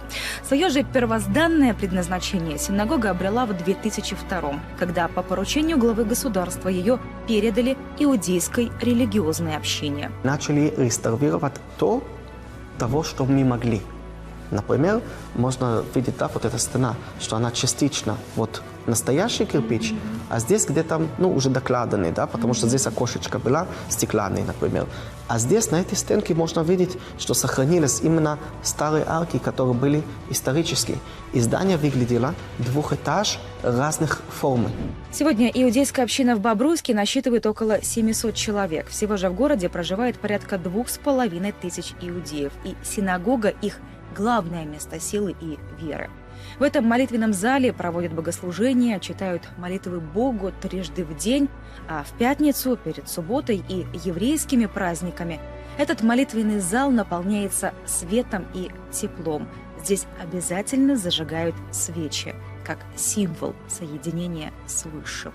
Иудаизм для меня, конечно, это стержень, это вера моих предков, и это моя вера, и такой, знаете, компас по жизни в какой-то мере. Тора адказана практично на любые питания, любые жизненные, бытовые ситуации, которые возникают у человека, всегда можно найти в Библии, у иудеев. Хранилось с 19 века, является особым местом веры белорусских мусульман. Сегодня находится на Гродненщине, в городе Ивье. Уникальный памятник белорусского исламского наследия возвели еще в 1884 году на средства графини Замойской по решению Таврического муфтията. И спустя время, переступая порог мечети через силу молитвенного слова, люди ощущают здесь присутствие Аллаха и поддержку своего рода. Там община мусульман была издавна. Вот за эти столетия она так сформировалась. Там постоянно в мечети осуществлялись беспрерывно встречи, молитвы, и не только поклонения, но и решались многие другие жизненные вопросы. Ивье – неофициальная татарская столица Беларуси. Мусульманская община этого небольшого городка насчитывает около 500 человек. Потому в планах, помимо развития главного духовного центра мусульман, Ивьевской мечети еще и создание досугового центра для детей и молодежи, а также календаря истории белорусских татар.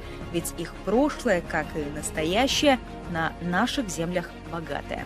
Сегодня в республике проживает более 30 мусульманских наций, потому и ответственность за их становление особая. Это, представляете, какая обязанность от нас, коренных мусульман, на примере их адаптации в этой окружающей христианской среде, не нарушая законов ни божественных писаний, ни государственных законов, проживать в мире и согласии. В Беларуси бережно относятся к храмам, многие из которых входят в сокровищницу историко-культурного наследия страны. Планомерно, при поддержке государства, знаковые духовные объекты обретают вторую жизнь. И духовные центры не исключение. Духовные центры будут объектами религиозного туризма. Они уже включены в маршруты туристические. И это, как правило, такие комплексные маршруты, которые включают различные объекты в соответствующих регионах. И поэтому вот и духовные центры для того, чтобы как можно больше людей могли приезжать сюда и знакомиться. На долю Беларуси выпало немало испытаний и трудностей, но благодаря в том числе духовным скрепам мы выстояли. Ведь вера и глубокая молитва имеют уникальное свойство быть услышанными и исполненными, а намоленные веками места на белорусской земле сегодня наш самый крепкий фундамент для развития страны.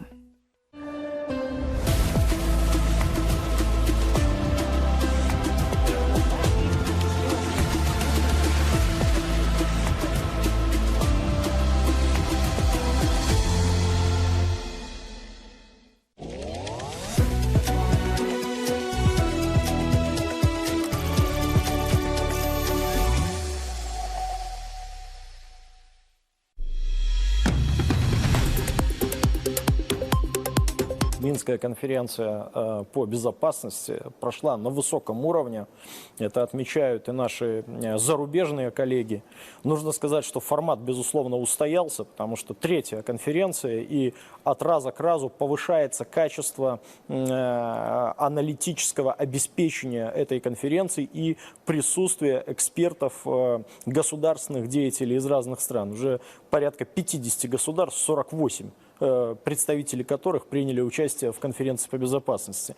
Президентом в его лаконичном выступлении были заявлены основные тезисы, касающиеся региональной обстановки, региональной безопасности в нашем Балтийско-Черноморском и Балтийско-Скандинавском регионе. И одновременно были заявлены и предложения глобального порядка. Они все, как вот Лукашенко говорит, исходят от земли.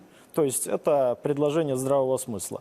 Но разве можно возражать против того, что нельзя вводить санкции даже в современном безумном мире против продовольствия и медикаментов? Нельзя ставить людей под угрозу голодной смерти и нельзя подвергать риску их здоровья вследствие того, что кто-то не пропускает грузы медицинского назначения. Разве можно спорить с тем, что должны быть защищена критическая инфраструктура? Газопроводы, нефтепроводы, интернет-кабели, атомные станции. Потому что такого рода техногенные катастрофы, диверсии на этих объектах могут повлечь крайне пагубные последствия для всей планеты. Тезисы, касающиеся разоружения, тоже представляются абсолютно правильными. Миграция.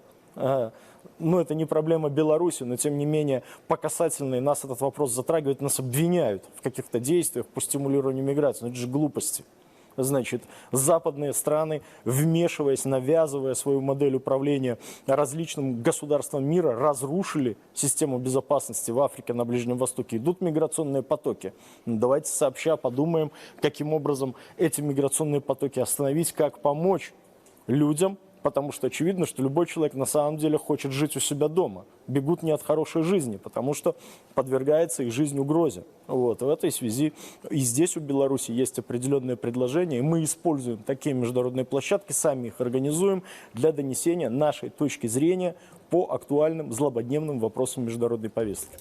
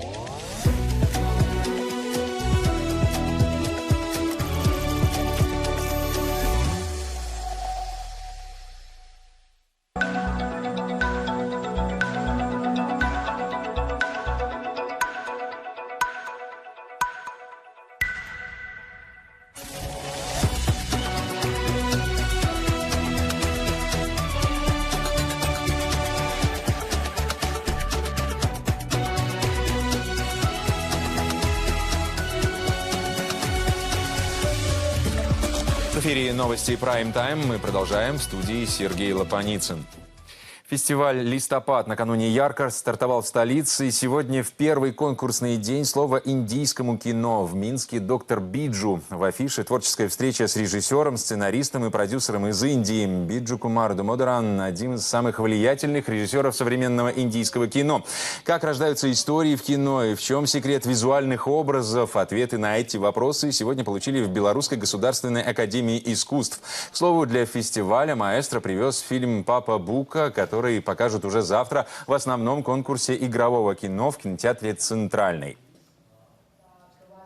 В первый день фестиваля конкурс «Листопадик» открылся в кинотеатре «Пионер». В этом году из 340 фильмов для детей, которые были поданы на конкурс, покажут только 6.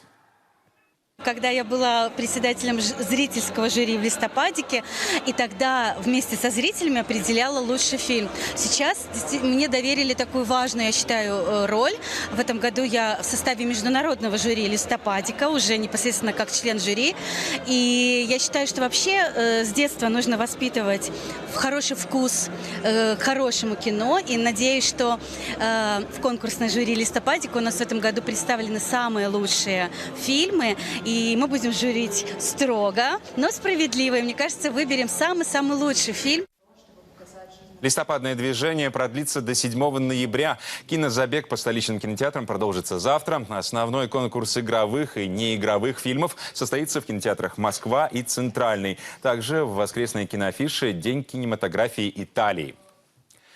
Пересмотр итогов исторических событий в угоду политической конъюнктуре недопустим, заявил постоянный представитель Беларуси при ЮНЕСКО. Юрий Амбразевич отметил недопустимость замалчивания фактов решающего вклада Советского Союза в победу над фашизмом, огромных жертв населения СССР и героизма солдат Красной Армии, так же, как и игнорирование факта геноцида народа Беларуси. В Самарканде в эти дни проходит 43-я Генеральная конференция ЮНЕСКО. Внимание организации к урокам самой страшной из войн прошлого является важнейшим условием реализации мандата организации.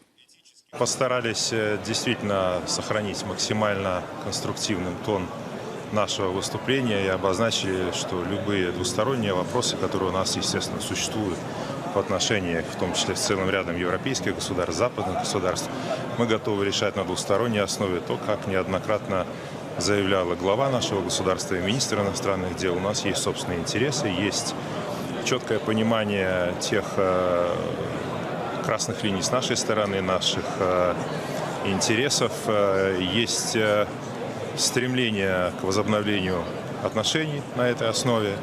При этом целый ряд моментов, которые входят так или иначе в мандат ЮНЕСКО, затрагиваются агрессивными действиями наших оппонентов на Западе. Это и ограничение на деятельность журналистов, запрет на аккредитацию, отказ в визах, практически полное отсутствие возможности работы на территории западных государств.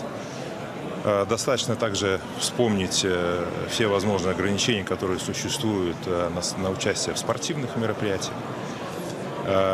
У нас, естественно, есть совместный природный объект в управлении с Республикой Польша, о тех проблемах, которые существуют в связи с возведением ими огромного забора прямо посередине этого тысячелетнего леса. Многократно говорилось о гибели животных, о начале фактически разложения единой системы биологической. Поэтому все эти вещи мы отрабатываем с профильными структурами ЮНЕСКО, с тем, чтобы наши интересы понимались, чтобы те возможности, которыми располагает секретариат ЮНЕСКО, мы могли использовать в достижении понимания с нашими партнерами и, соответственно, решения этих проблем. По мнению Юрия Амбразевича, международным отношениям нужны единые этические стандарты, а глобальная этика и ее воплощение в действиях каждого государства позволит на практике обеспечить совместный ответ на глобальные вызовы. Генеральную конференцию принимает Самарканд. Она впервые за 40 лет проходит за пределами парижской штаб-квартиры ЮНЕСКО и завершится 13 ноября. Соединенные Штаты сформировали на подступах к Венесуэле «Железный кулак», большую группировку кораблей и самолетов. Речь идет о том, что американцы могут нанести удар в Карибском регионе в ближайшее время.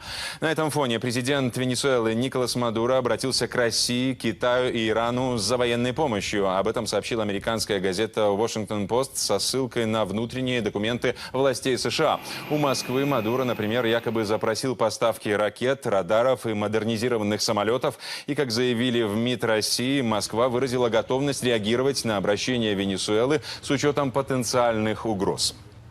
Мы, конечно, поддерживаем руководство Венесуэлы в деле защиты национального суверенитета, принимая во внимание динамику международной и региональной обстановки. Мы находимся в контакте с нашими партнерами, готовы и далее должным образом реагировать на их обращения с учетом существующих и потенциальных угроз. Также продолжим работать плечом к плечу, смотря в будущее. Спокойно, уверенно, проходили разное и готовы ко всему. Тем временем правительство США настаивает на том, что его миссия направлена на пресечение наркоторговли и преступных сетей, связанных с режимом Мадуро, но отрицает какие-либо планы вторжения или неизбежного нападения. Запад не оставляет в покое Сербию. Там вновь вспыхнули протесты. Формальным поводом стала годовщина трагедии в городе Нови Сад, где в результате обрушения навеса на железнодорожном вокзале погибли 15 человек. На улице Белграда вышли несколько тысяч протестующих, звучат антиправительственные лозунги. Протесты в Сербии проходят регулярно, то на некоторое время затихая, то разгораясь с новой силой. Основную массу протестующих традиционно составляют студенты, которые требуют от властей страны проведения досрочных парламентских выборов. Президент Сербии Вучич утверждает, что демонстрации координируются из-за рубежа и уже нанесли серьезный ущерб образовательной системе страны. Какое отношение имеет правительство страны к халатному отношению к своевременному ремонту инфраструктурного объекта в провинциальном городе, протестующие, естественно, не уточняют. Курорты Финляндии оказались на грани выживания после того, как страна закрыла границы для российских туристов. По данным немецкого издания Zeit, доходы отрасли обрушились. Туристический сектор теряет более 2 миллиардов евро ежегодно. Особенно сильно страдают приграничные районы, где гости из России раньше составляли львиную долю клиентов. Многие местные жители лишились работы, а гостиницы и базы отдыха влезли в миллионные долги. Так, эксперты агентства Bloomberg выяснили, областной бюджет региона Южная Карелия теряет 1 миллион евро ежедневно, а безработица в популярном финском курортном городе Иматра достигла 15%. При этом финские чиновники продолжают винить во всем Москву, хотя не она отгородилась от соседа железным занавесом. А тем временем россияне бешеными темпами выкупают туры в Беларусь. Некоторые туроператоры фиксируют 3-кратный рост числа бронирований на зимние праздники. Чем синеокая привлекательна для туристов, обсудим в теме дня с Илоной Волынец. Любопытно, Сергей, что туры подорожали немного, а спрос не стал ниже. Что наша страна может предложить зарубежному туристу? Сегодняшняя тема дня.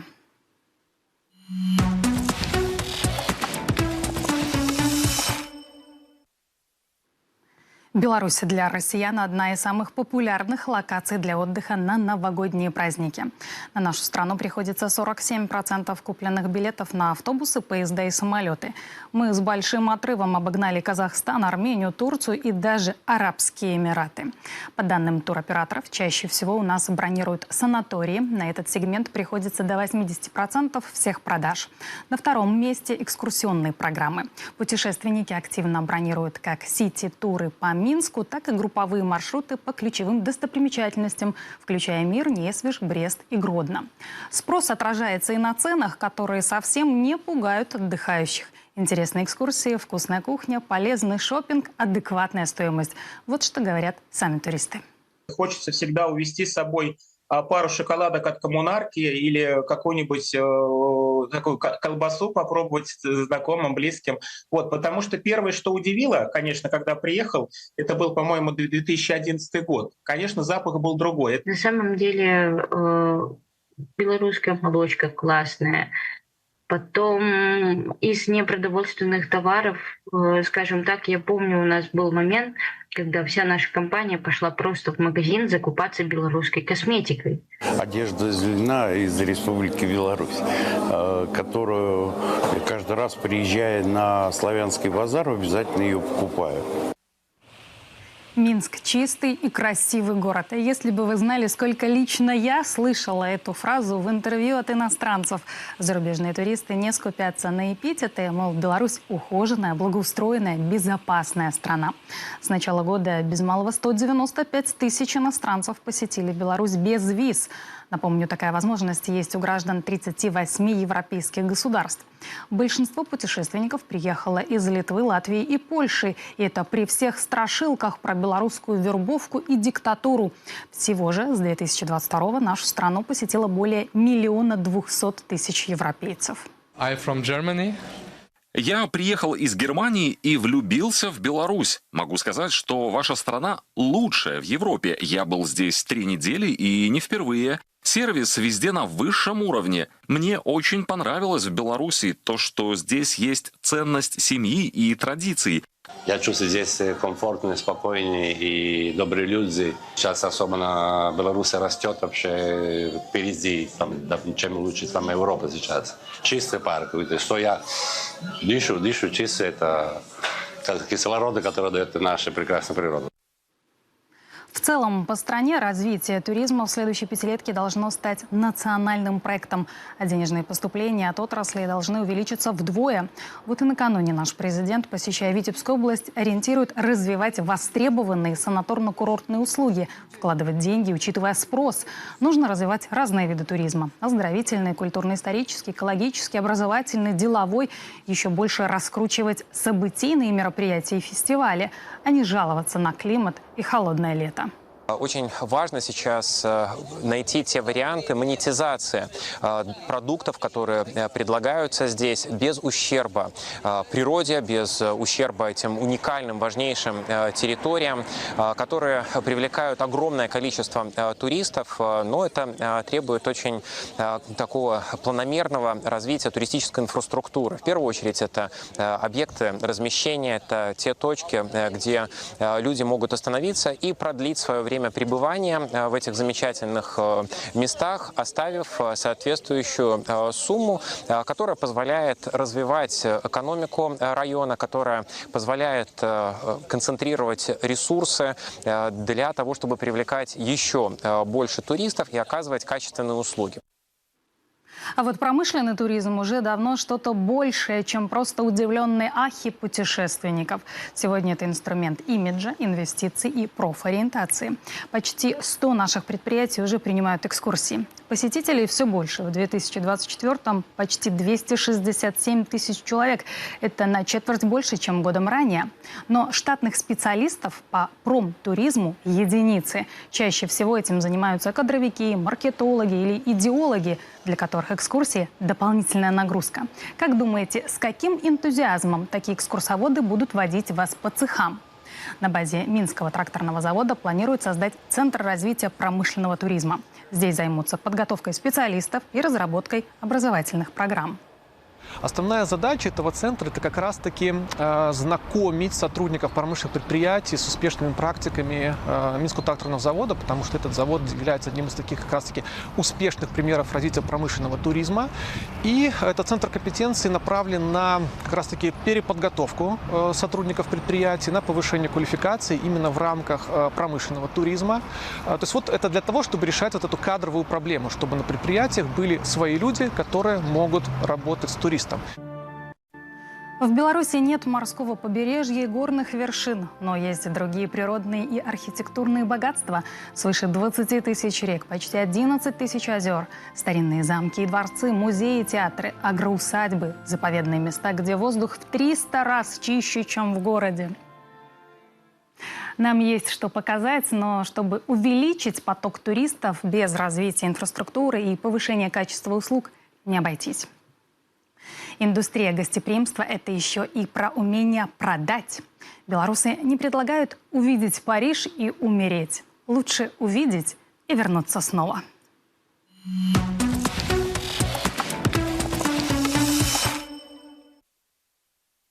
Это новости Prime Time. Мы следим за развитием событий в стране и в мире. Больше информации на нашем сайте Newsby.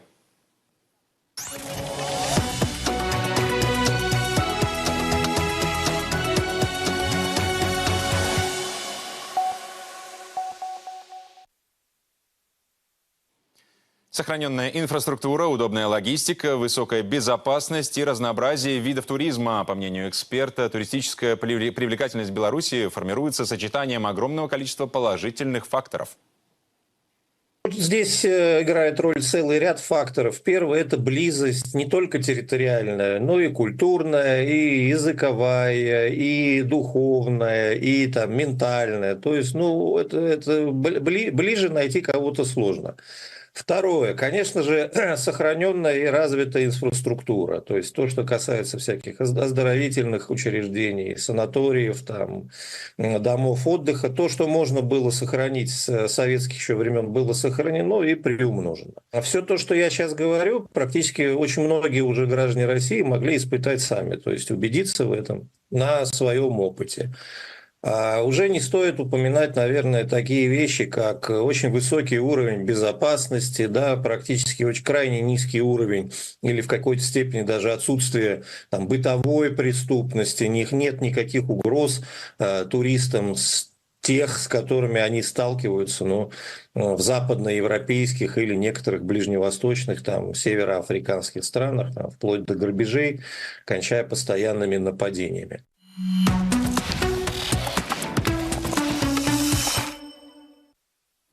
События, которого ждали хоккеисты, болельщики и настоящие ценители мужской игры. 19-й республиканский чемпионат на призы президентского спортивного клуба официально стартовал. В шикарной атмосфере спортивного праздника дружина главы государства в своем первом матче сумела сломить сопротивление команды Могилевской области. Несмотря на счет, игра получилась напряженной и невероятно по своему сценарию. Сразу 12 шайб увидели болельщики, заполнившие до отказа столичную Олимпик-арену. В заключительной третьем матче Николай Лукашенко забросил свою вторую шайбу, а вслед за ним окончательный результат установил Олег Антоненко. 9-3. Действующий чемпион республиканской хоккейной лиги с победы начинает защиту титула. Колоссальные эмоции, тем более так как связан с профессиональных шайб, интерес для зрителей. Интерес для самих же нас, просто выйти, получить удовольствие, вспомнить прошлое. Да, все прекрасно. Такая поддержка на трибунах, гул, барабаны, поддержка команды президента. Порой даже защитники мои меня не слышат, потому что настолько шум стоит на арене, что просто все мои выкрики и подсказки становятся тщетными. Но в остальном, конечно, классно. Комбинационная игра просто выше всяких похвал. Удовольствие получают игры с этой командой. Набираясь опыта, опять же, посмотреть на мастеров, на которых раньше смотрел по телевизору, сейчас есть возможность выйти с ними на лед. Для нас это большая честь, поэтому стараемся тоже играть с достоинством, насколько это возможно. Республиканская хоккейная лига больше, чем просто спортивный турнир. Это страсть, эмоции и, конечно, незабываемые моменты. И даже после финальной сирены ничего не заканчивается. По доброй традиции многочисленные болельщики стали обладателями мягких игрушек и сладких подарков от президента.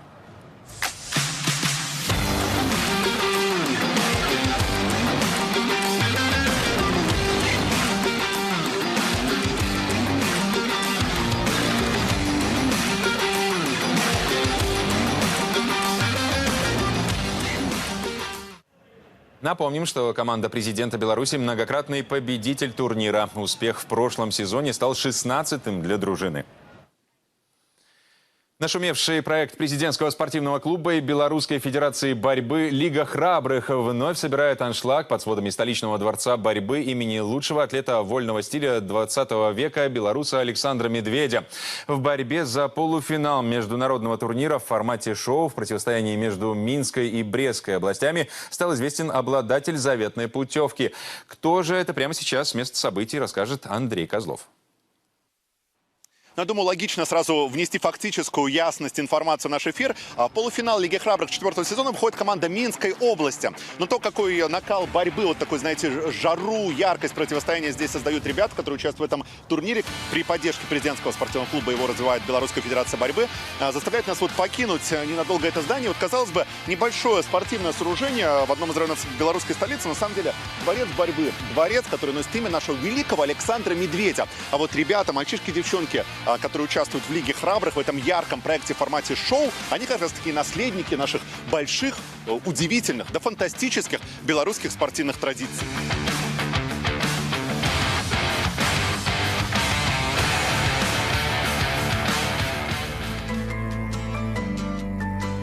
Ну, для начала я хочу выиграть Европу, потом выиграть мир, выиграть чемпионат уже по мужикам, по взрослым, дальше выиграть Олимпиаду, ну и дальше побить рекорд Александра Медведя.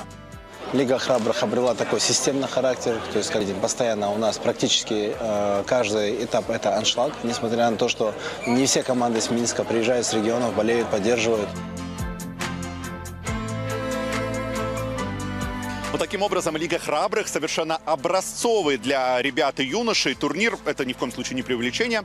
Продолжает так уверенно шествовать по белорусскому спорту. Поэтому впереди полуфинала. Финал по традиции проходит на одной из самых больших концертных площадок Минска. Это будет в феврале, это будет точно очень интересно. А пока Минская область с победой. Спасибо. Андрей Козлов о противостоянии команд Минской и Брестской областей в проекте «Лига храбрых». Итоги дня подведут мои коллеги в «Панораме». Больше новостей на нашем сайте Newsbuy, а также на мультимедийном портале «Видеобел».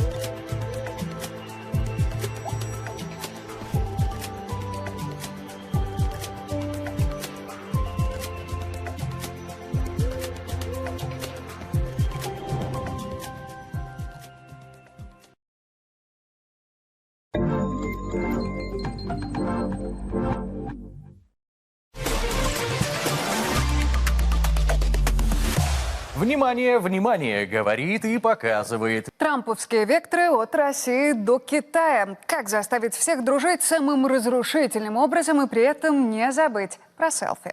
Европейская несвобода передвижения или как литовцы шары гоняют. И речь не про бильярд.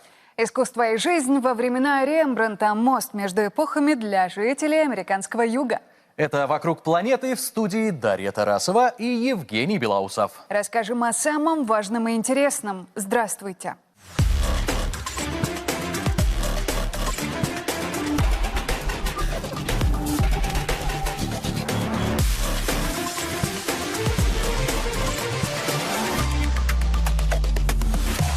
Как сохранить мир, когда историю норовят переписать, а географические карты перекроить? И как говорить, когда не все готовы слушать? Рецепт возвращения безопасности в наш общий евразийский дом сегодня пишут в Минске. При этом чернила, в отличие от брюссельских, исключительно дипломатические, без яда.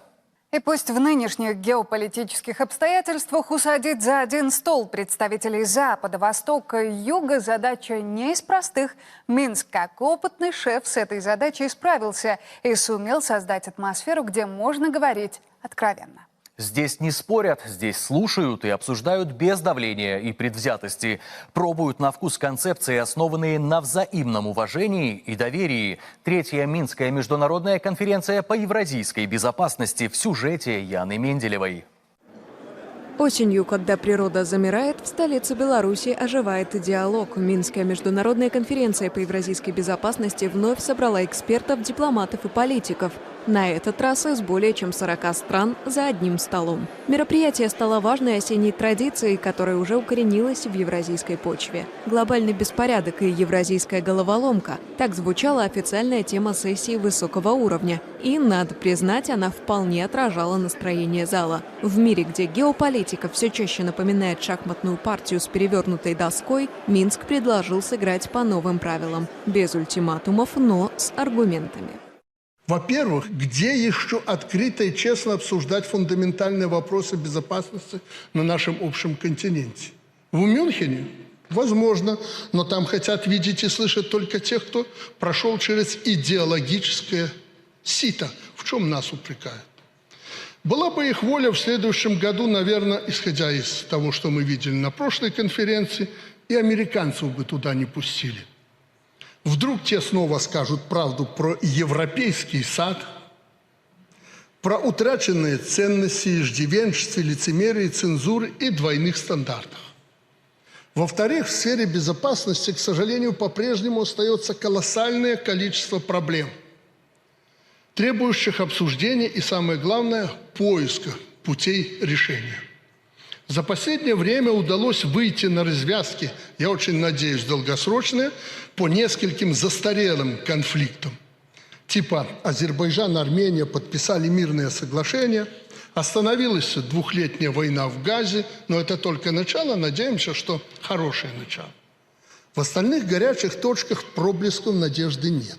Президент обозначил 4 предложения страны для продвижения мирной повестки. Первое касается продовольствия и медикаментов. Необходим запрет на введение любых санкций, в том числе вторичных, в отношении этих позиций. Второе – по защите критической международной инфраструктуры и газа, нефтепроводов, интернет-кабелей, АЭС, а также преодоление миграционного кризиса и необходимость принятия мер в области искусственного интеллекта. Вопрос о том, какими средствами обеспечить мир в Евразии и возможно ли это в принципе с учетом агрессивного курса коллективного Запада, стало особенно злободневным. Подлинно коллективная безопасность, конечно же, не может ограничиваться обслуживанием интересов узкой группы избранных, об этом мы уже говорили. Она, безопасность, будет либо всеобщей, либо ее не будет вовсе, и каждый будет сам за себя. Россия выступает за то, чтобы за каждым государством было признано равное право на выбор способов обеспечения своей безопасности, от военно-политического нейтралитета до участия в союзах. Сильный Европейский Союз и сильная Венгрия идут рука об руку, и это было реально действительно недавно, буквально 2 года назад. Наша доля ВВП возрастала, политика базировалась на здравом смысле, но как можно говорить о рациональности, когда мы политизируем поставки российского топлива? Кто будет жертвой? Люди. Нет учебника, где скажут, что заменить дешевый топливный ресурс лучше, чем-то более дорогим и недоступным. Рабочая сессия и тематические мероприятия в рамках Евразийской конференции продолжились в президент-отеле. 28 и 29 октября внимание экспертов было сосредоточено на глобальном обсуждении проблемы поиска решений. Минская конференция – это не просто форум, это барометр евразийской турбулентности. И если судить по тону выступлений, участники понимают, дальше в одиночку никак. Безопасность в Евразии – это пазл, который можно собрать только вместе. Наше присутствие здесь, на этом засвидетельствовать это для достижения взаимопонимания, в то время как наши правительственные элиты пытаются заблокировать это общение.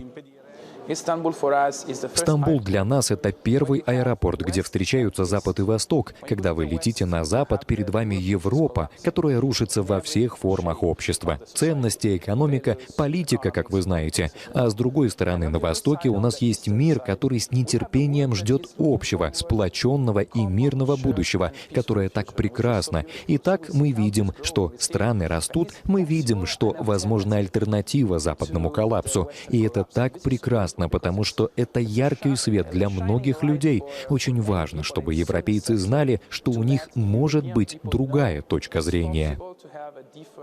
На Евразию приходится 75% населения Земли и 75% энергетических запасов. В целом, потенциальная мощь Евразии превосходит мощь США. Об этом бывший советник президента США по нацбезопасности Бжезинский писал в своей книге еще в 90-х. США всегда понимали, какой потенциал заложен в континенте, и поэтому пытались разделить его, что мы наблюдаем и сегодня. Это вот та проблема, с которой столкнулся мир в этот переходный период. Действительно, колоссальные деньги тратятся на вооружение. Хотелось бы сделать все, чтобы остановить это, но каким образом удастся об этом договориться, трудно сказать. Понятно, что рано или поздно мир придет к этому пониманию. Мир придет к тому, что самоуничтожение – это не вариант. И то оружие, которое сейчас уже накоплено, в арсеналах ведущих стран, оно способно неоднократно уничтожить нашу планету. Беларусь, Словакия, Венгрия, нынче и Чехия. Мы должны создавать мосты между Западом и Востоком. Мы должны выступать в роли площадки и, образно говоря, буферной зоны в геополитическом плане для создания общей безопасности, для понимания, что Запад и Восток имеют шансы на коммуникацию и мирное сожительство вместе в одном регионе. В этом плане мы считаем, что крайне необходимо следовать примеру Беларуси, которая в третий раз проводит конференцию по безопасности, в которой принимают участие представители более 40 стран. В перерывах между рабочими сессиями и тематическими мероприятиями на полях конференции неформальные беседы, обмен визитками и дипломатические дегустации. Говорят, именно в кулуарах рождаются самые креативные идеи, а еще новые проекты и, возможно, формы взаимного сотрудничества. Эта конференция – прекрасная возможность узнать больше о Беларуси и Евразии, потому что для Индонезии, для развития Индонезии стабильность в Евразии тоже важна. И отношения с Минском, как одним из доноров стабильности в Евразии, в частности, Беларусь, также производитель удобрений. Соответственно, Индонезии важно больше узнать и поддерживать отношения, укреплять сотрудничество с Беларусью по широкому кругу вопросов. Хотелось бы поздравить наших белорусских друзей с успешным проведением, с успешным началом той дискуссии, которая развивается на этой сегодня становящейся столь значимой и перспективной диалоговой площадке. Мы с самого начала говорили о том, что данная инициатива, которая была озвучена на первой Минской международной конференции, она заслуживает тщательного внимания, экспертного обсуждения. И сегодня мы действительно являемся свидетельствами того, что эта идея активно обсуждается. Каждое из государств Евразии может добавить что-то интересное в общий котел. Об этом министр иностранных дел Беларуси заявил, подводя итоги Минской международной конференции по евразийской безопасности. Максим Рыженков подчеркнул, политика санкций и давления со стороны Евросоюза приводит фактически к самоизоляции самого ЕС, в то время как другие страны континента активно наращивают сотрудничество.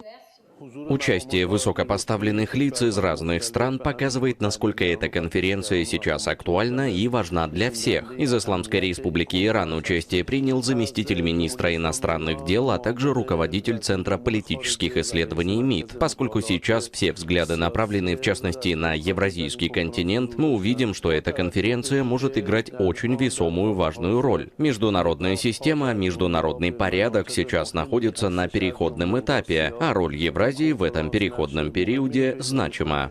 Пока кто-то сгущает краски, другие находят суть. Белорусская столица вновь подтвердила свой статус надежной площадки для конструктивного диалога. Яна Менделева, «Вокруг планеты». Неожиданное озарение снизошло на польский режим. Введенные им же односторонние меры оказались односторонне невыгодными. Поэтому в середине ноября Варшава планирует открыть 2 пункта пропуска на границе с Беларусью. Дональд Туск сопроводил эту новость сенсационным заявлением, мол, политика не должна вмешиваться в дела приграничья. Однако именно это и делала сама Польша последние годы, а главное, продолжает делать. Однако едва миф о новоприобретенной искренности Туска начал пускать корни, как сам премьер его аккуратно выкорчевал. Он отметил, что Варшава намерена сперва провести консультации со странами Балтии. Что это, если не вмешательство политики в дела приграничья? Возможно, это своеобразный тимбилдинг. Польский режим своим решением просто не хочет застать врасплох Литву. Вильнюс на месяц закрыл оба все еще действующих КПП на белорусско-литовской границе. При этом ограничения могут быть продлены. Причина – воздушные шары, контрабандные, не праздничные. Вот только там забыли подумать о том, что раз в истории фигурируют контрабандисты, значит, должны быть и те, кому нелегальный груз адресовался. Нет, утруждать себя такими мыслями для Литвы – это уж слишком. Для нее главное другое – получить для защиты от мнимой угрозы побольше денег из фондов Евросоюза. Часть в карман, часть на военизацию, ну и крохи населению, чтобы с голода не взвыли. Тему продолжит Никита Махоткин.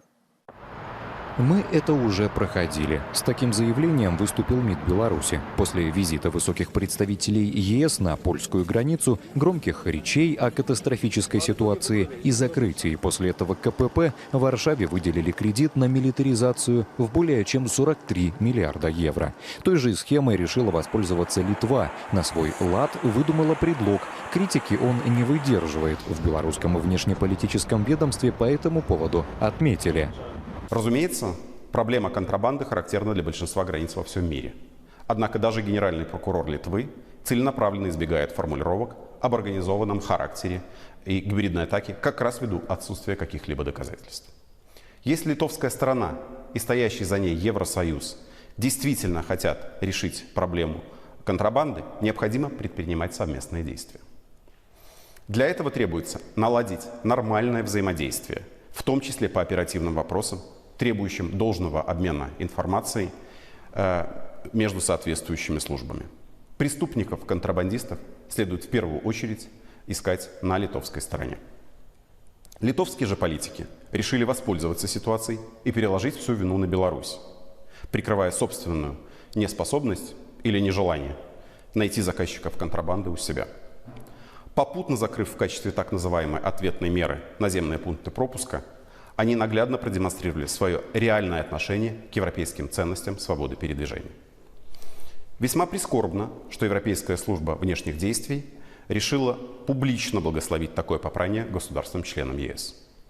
Учитывая масштабы планируемого финансирования оборонных проектов Восточной Европы, мы не исключаем, что по итогам этой искусственно созданной кризисной ситуации мы узнаем об очередных коррупционных схемах при освоении выделенных ЕС средств.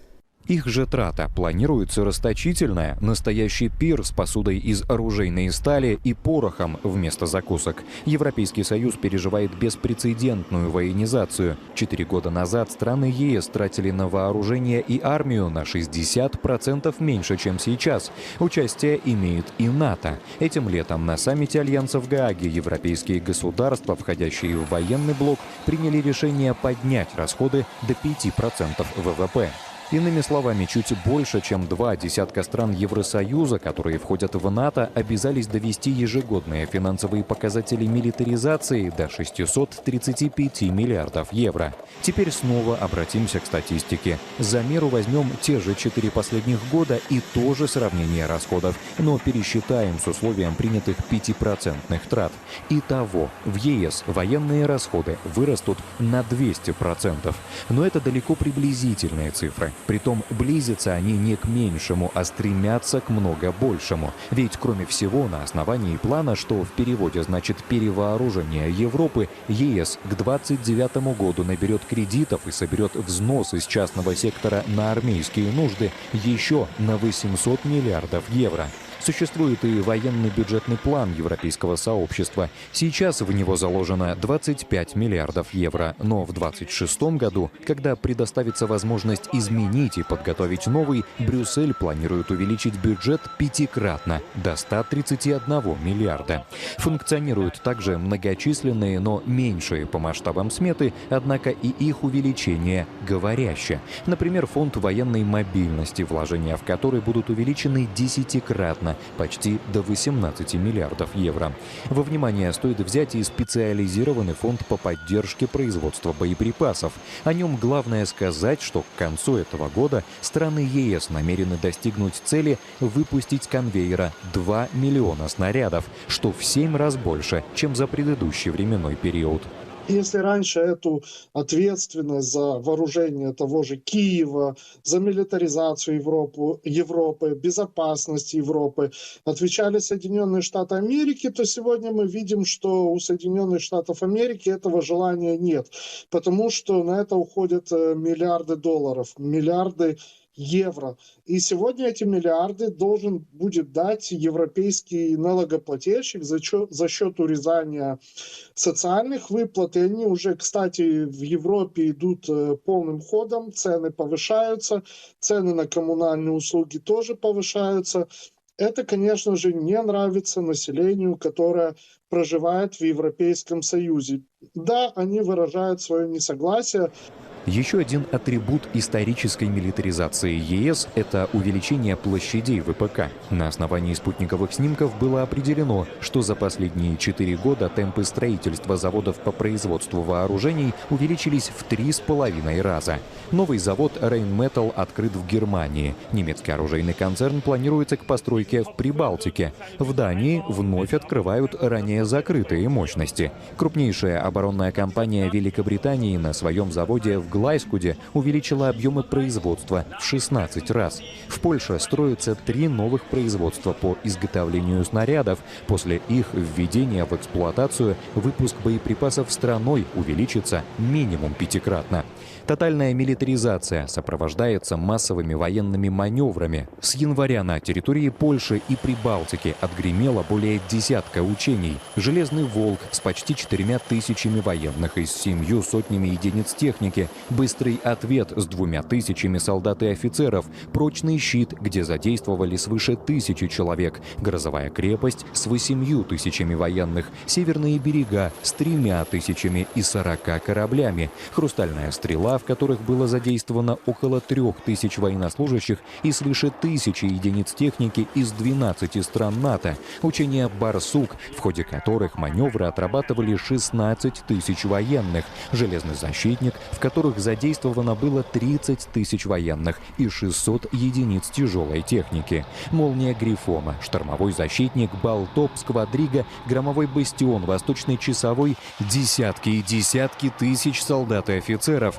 Нескончаемый список маневров объединяется следующим заключением. Страны Балтии, Эстония, Латвия и Литва, а также Польша стали ключевой площадкой для военных учений НАТО в 2025 году. Главное, ею они, согласно планам, продолжат быть в следующем году. Обостряет проблему с безопасностью возведения военных рубежей вдоль границ Беларуси и России, стремление Польши и Прибалтики тесным рядом заминировать рубежи, установить стену дронов, танковые ежи и бомбоубежища, закрыть границы. И в связи с этим возникает вопрос: чему станет началом подобная политика? Никита Махоткин. «Вокруг планеты».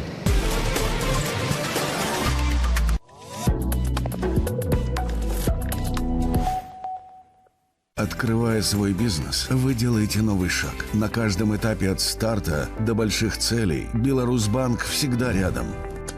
Эквайринг, зарплатные проекты, международные платежи, кредиты, гарантии, лизинг, партнерские программные рассрочки. Беларусьбанк всегда рядом. Пусть ваша пятница наступает уже в среду. Секреты звезд, подноготная политиков, развлечения. Газета «Пятница». В киосках Белсоюзпечати по всей стране. 31-й Минский международный кинофестиваль «Листопад» — это 8 конкурсных программ, звездные гости, более 3000 заявок из 120 стран мира, фильмы со всех уголков Земли, которые можно увидеть с 31 октября по 7 ноября 2025 года. Приходи и смотри кино в кинотеатрах страны. Подробности на сайте listopad.org.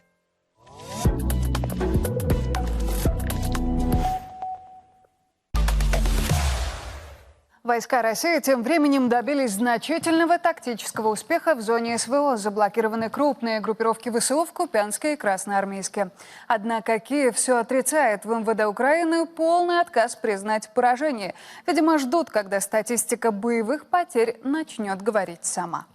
И здесь важно отметить, новый прорыв российских войск может иметь реально катастрофические последствия для ВСУ, которые не без помощи Запада выстраивали в данном районе фортификационные сооружения. Что касается предложения российского президента Владимира Путина о допуске в зону окружения зарубежных и украинских журналистов, то киевский режим на это никогда не пойдет. Правда может оказаться фатальной. Комментарий военного аналитика Игоря Коротченко. Стратегическая инициатива в руках вооруженных сил России по всей линии боевого соприкосновения. Российская армия идет вперед. На отдельных участках мы достигаем крупных тактических успехов, как, собственно, по той группировке ВСУ, которая была окружена. Могут быть открыты гуманитарные коридоры, по которым некомбатанты могут покинуть зону боевых действий. Разумеется, при проведении соответствующих фильтрационных мероприятий. Но безусловно, инициатива президента России, она носит гуманитарный характер. Мы с уважением относимся к тем корреспондентам, представителям средств массовой информации, кто выполняет свои задачи в зоне боевых действий. Поэтому очень важно отделить комбатантов от некомбатантов. Поэтому будем готовы предпринять необходимые условия для того, чтобы попавшие вместе с украинскими войсками те представители иностранных СМИ, которые освещают конфликт, могли бы безопасно и без всяких проблем покинуть зону боевых действий.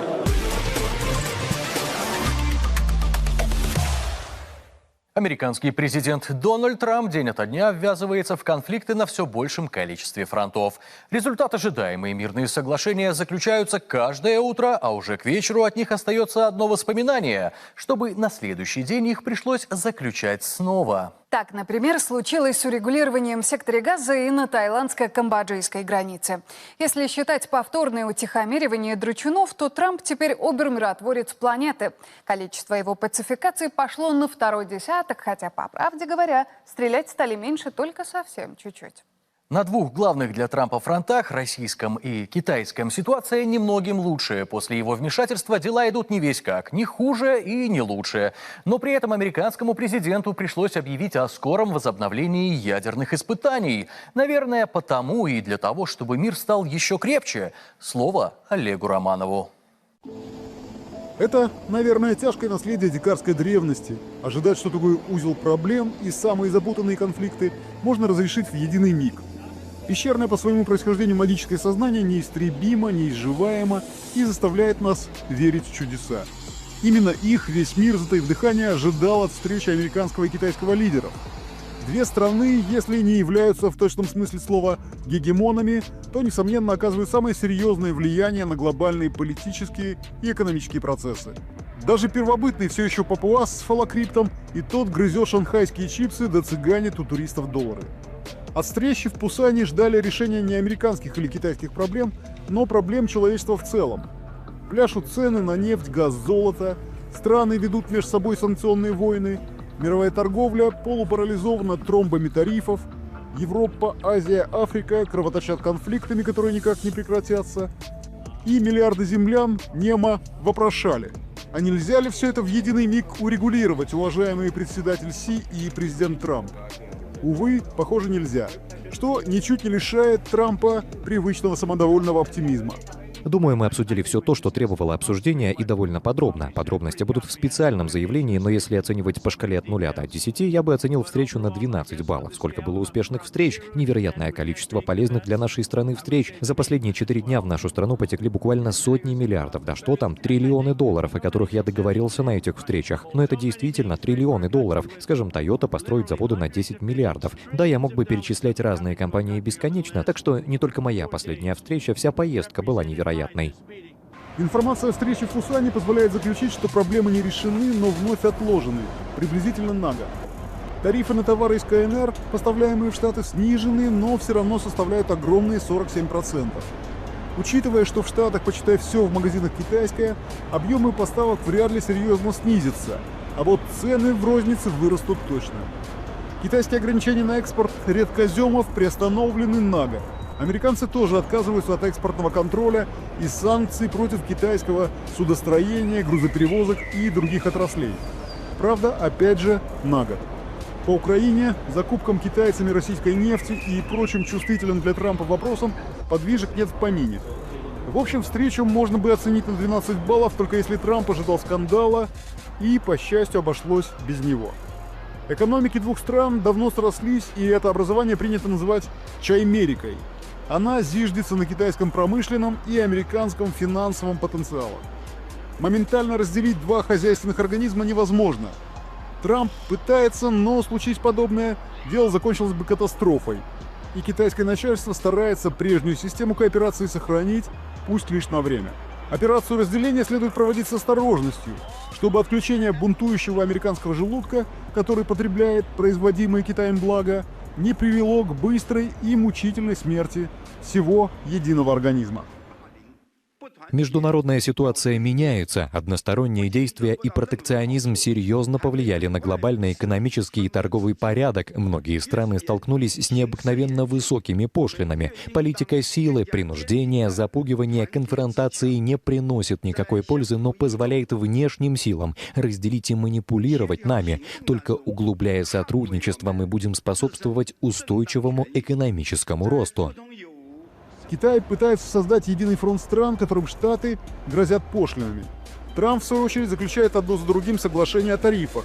И только за последние несколько дней с Камбоджей, Вьетнамом, Таиландом, Японией, Южной Кореей. Но договоры эти практически невозможно соблюсти. Токио пообещал США 550 миллиардов долларов инвестиций, Сеул 350 миллиардов, 70 миллиардов, Малайзия. Денег таких у этих стран нет. Да и откуда бы им взяться, например, у Японии с ее 30-летней рецессией. А Трамп все вводит и вводит тарифы. Не для удовольствия, а чтобы перетянуть в Штаты промышленность. Вряд ли это получится. Китайские экспортеры уже обходят пошлины. Например, создавая в Азии предприятия, где технику свинчивают из 2-3 узлов и везут в Штаты как индонезийскую или вьетнамскую. И никакими тарифами ситуацию не преломить. Деиндустриализацию американцы провернули лет за 20. А вот индустриализация может потребовать и столетия. Для нее необходимы кадры, капиталы, рынки, ресурсы и, конечно, счастливое стечение исторических обстоятельств, то есть везение. А с везением туго. Не только экономические, но и миротворческие начинания Трампа явственно буксуют. В секторе Газа война раз за разом вспыхивает вновь. Украинский конфликт тоже не становится менее интенсивным. От уговоров Трамп перешел к угрозам. Введены санкции против Лукойла и Роснефти, обещано Украине новое оружие, за счет европейцев, понятно. Появились в голосе Трампа и совершенно новые нотки, несколько истерические. Всему причиной не мы, а разные прочие. Похоже, все они проводили ядерные испытания. У нас больше ядерного оружия, чем у кого-либо, но мы не проводим испытания. Знаете, мы прекратили их много лет назад, но раз уж испытания проводят другие, я думаю, было бы уместно, чтобы и мы тоже. Последний испытал свою бомбу КНДР в 2017-м. Остальные ядерные государства взрывали заряды на полигонах и вовсе почти 30 лет назад. Да и угроза провести испытания, она не столько пугает, сколько вызывает чувство неловкости. CNN уверяет, что подготовка ядерного теста займет 3 года, а значит завершится после ухода Трампа. И захочет ли его преемник нарушать неформальный мораторий на испытания? Вполне вероятно, что Трамп несколько сумбурно отреагировал на путинское объявление о создании ракеты с ядерным двигателем «Буревестник» и новой ядерной торпеды «Посейдон». Отмена встречи американского и российского президента в Будапеште, переход на язык угроз, возобновление обсуждения передачи Киеву томагавков. В Кремле отреагировали на это все немедленно. Попытка эскалации, но если таким оружием будут наноситься удары по российской территории, ответ будет очень серьезным, если не сказать ошеломляющим. Пусть они об этом подумают. Президент США решил отменить или перенести эту встречу. Скорее, он говорит о переносе этой встречи. Что можно сказать? Диалог всегда лучше, чем какая-то конфронтация, чем какие-то споры или тем более война.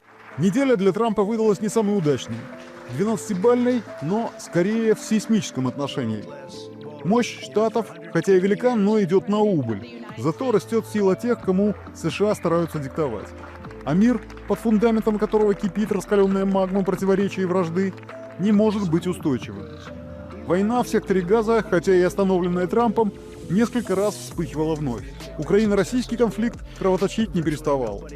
И Будапештский мир, который станет недельным перемирием, не нужен никому. Как и торгово-тарифные войны, которые окончены лишь декларативно. Трамповы буря и натиск требуют более эффективного приложения.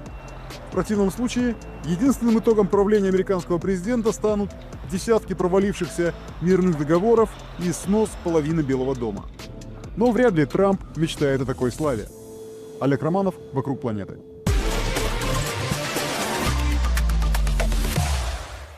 Мост между эпохами открылся для жителей американского юга. Художественный музей Нортона во Флориде принимает знаковую выставку «Искусство и жизнь во времена Рембрандта». На ней представлены более 75 работ из одной из ведущих частных коллекций голландского искусства XVII века. В центре внимания творчество великого голландца и его современников, художников, чье влияние сформировало художественные траектории от импрессионизма до модернизма и продолжает ощущаться и сегодня.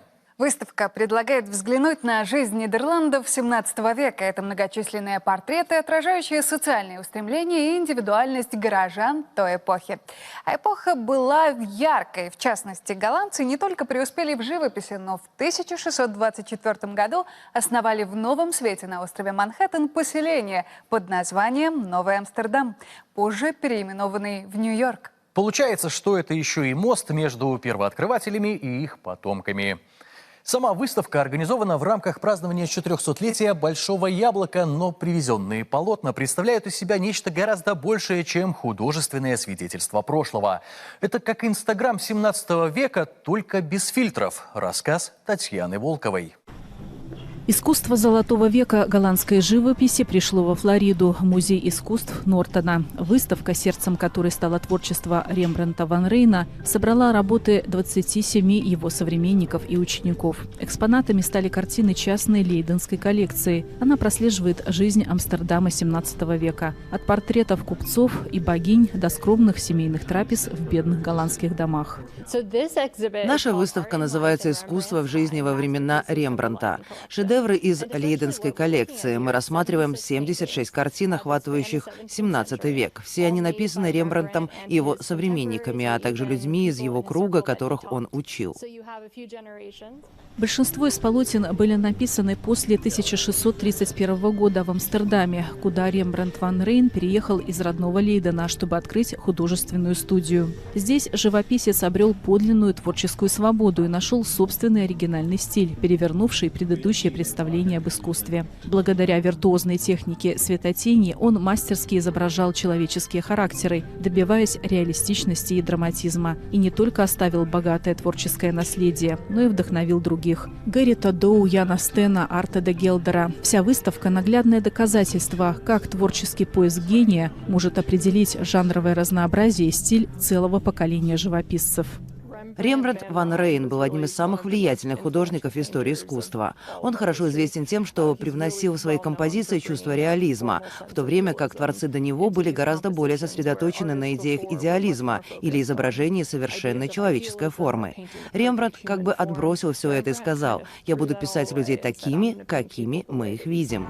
Рембрандт передал свой подход к исторической живописи самому талантливому ученику Карлу Фабрициусу. В мире осталось лишь 15 его работ, и каждая настоящая драгоценность. Здесь представлено явление ангела Агари, посвященное образу прародительницы арабских племен. По преданию, ангел явился в пустыне Агари, изгнанной Авраамом, сыном Измаилом, чтобы возвестить, что от нее произойдет новый народ. Драматизм и величие момента передает мастерское использование эффектов света и тени. Еще одна легендарная фигура выполнена самим Рембрандтом – богиня мудрости и войны Минерва, римский аналог Афины. Ее живописец, как и во многих других случаях, писал со своей жены Саскией, сумев воплотить архетип богини в образе обычной современницы, увидеть совершенство в несовершенном и вечное в приходящем. Реалистичная манера Рембрандта продолжилась в работах малых голландцев. Франц ван Мирис умел с фотографической точностью и яркостью изображать цвета, оттенки и игру света на различных текстурах. А одним из наиболее технически совершенных мастеров стал Габриэл Мэтсю с его доскональным вниманием к деталям. Это поистине преобразующий опыт, и если вы привыкли смотреть на экран компьютера или мобильного телефона, то здесь есть место и момент,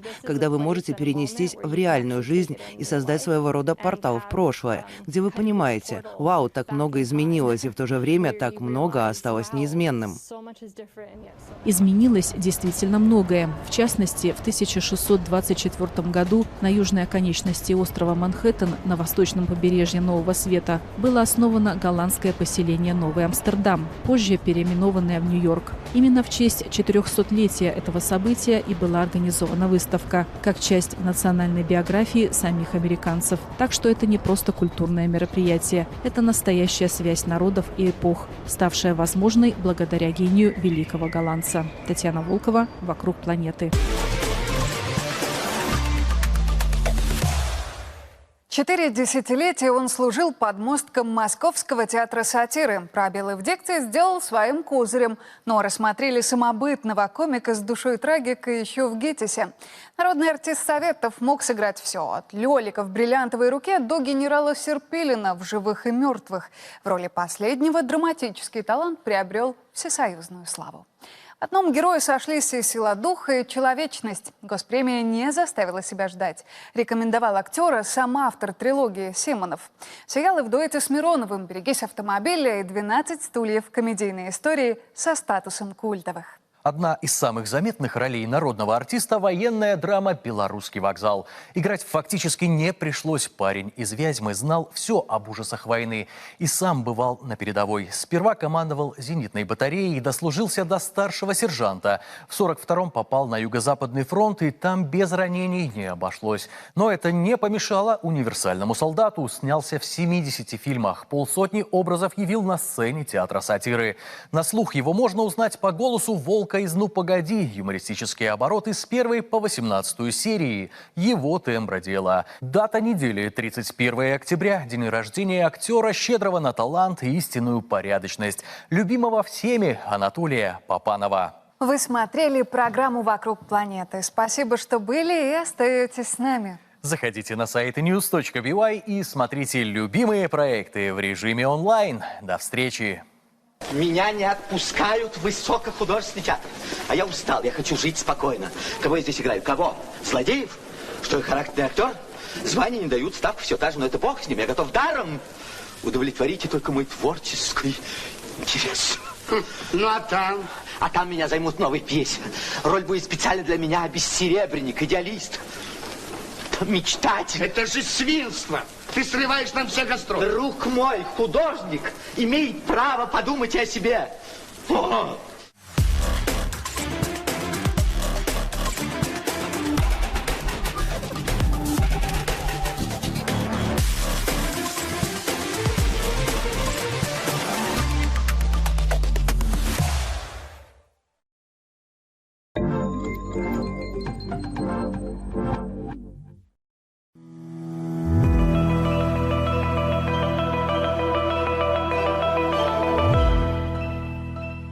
Краткая палитра мировой политики в Телеграм. Мы ищем для вас новости. Вы экономите время. Вспомним важное.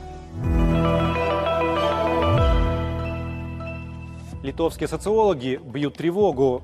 В последнее время скрывать тот факт, что страна катится куда-то не туда, все сложнее. Вот и свежие опросы граждан подтверждают очень и очень тревожные для Литвы тренды. Опрос показал, что 69% жителей уверены, ситуация в стране ухудшается. Об улучшении высказались только 29% респондентов. Всего за один месяц число недовольных подскочило сразу на 4%. И эта Литва пока не ощутила последствий закрытия белорусской границы и постепенного зажимания бюджетных гаек своими властями, пытаясь угнаться за тотемной цифрой в 5% на оборону по требованию НАТО. Реалии Латвии от Раймонда Пауса. Латвия стала глухой и никому не нужной провинцией. Это плата за вхождение Латвии в глобальный англосаксонский мир и за роль, отведенную ей в этом мире, которая выражается в сдерживании России, отказ от всего русского и полный разрыв многолетних связей. Разрыв связей с Россией привел Латвию к глубочайшему упадку. Страна растеряла свою идентичность и культуру, превратившись в глухую окраину Евросоюза. Не только в географическом положении, но и именно в глубинном глобальном понимании. Уже много лет Евросоюз выкачивает из Латвии все молодые и перспективные людские ресурсы, ничего не давая взамен, кроме скромных подачек в вечно дефицитный республиканский бюджет. Экс-офицер корпуса морской пехоты США, сотрудник Госдепа Мэтью Хо о виновниках эскалации конфликта на Украине. У власти находятся люди, будь то окружение Дональда Трампа, члены Конгресса, представители СМИ, а также их аналоги в Европе, которые просто не осознают реальное положение вещей. Они заблуждаются. Их ослепляет либо собственное высокомерие, либо тщеславие, либо примитивное восприятие мира, либо жадность. Что бы это ни было, они продолжают проводить разрушительную политику, которая с каждым днем становится все хуже. И не только для народа Украины, но и для всего региона, а возможно и для всего мира. Эскалация этой войны – это просто ужас. Мы понимаем, кто находится у власти, как в США, так и в Европе. Это люди, которым попросту все равно. Они считают, что война на Украине и в более широком смысле война против России выгодна им. Будь то по политическим, экономическим или просто идеологическим причинам. Итальянская пресса про коррупцию в украинской армии. Первая полоса итальянской газеты «Il Fatto Quotidiano» вышла под таким заголовком: «Украина. Украдены или потеряны 500 000 автоматов, винтовок и пистолетов». Газета пишет, ссылаясь на данные украинского МВД. Украина – беспрецедентное решето. С начала российского вторжения в феврале 2022 года в Киеве было украдено или потеряно 491 426 единиц огнестрельного оружия. Эта цифра увеличилась более чем на 80% с сентября 2024 года. Среди пропавшего оружия в первую очередь штурмовые винтовки более 149 тысяч, в том числе 99 тысяч автоматов Калашникова АК-47. Охотничьи ружья более 135 тысяч, карабины, пистолеты, 21 тысяча пистолетов Макарова, а также пулеметы и гранатометы.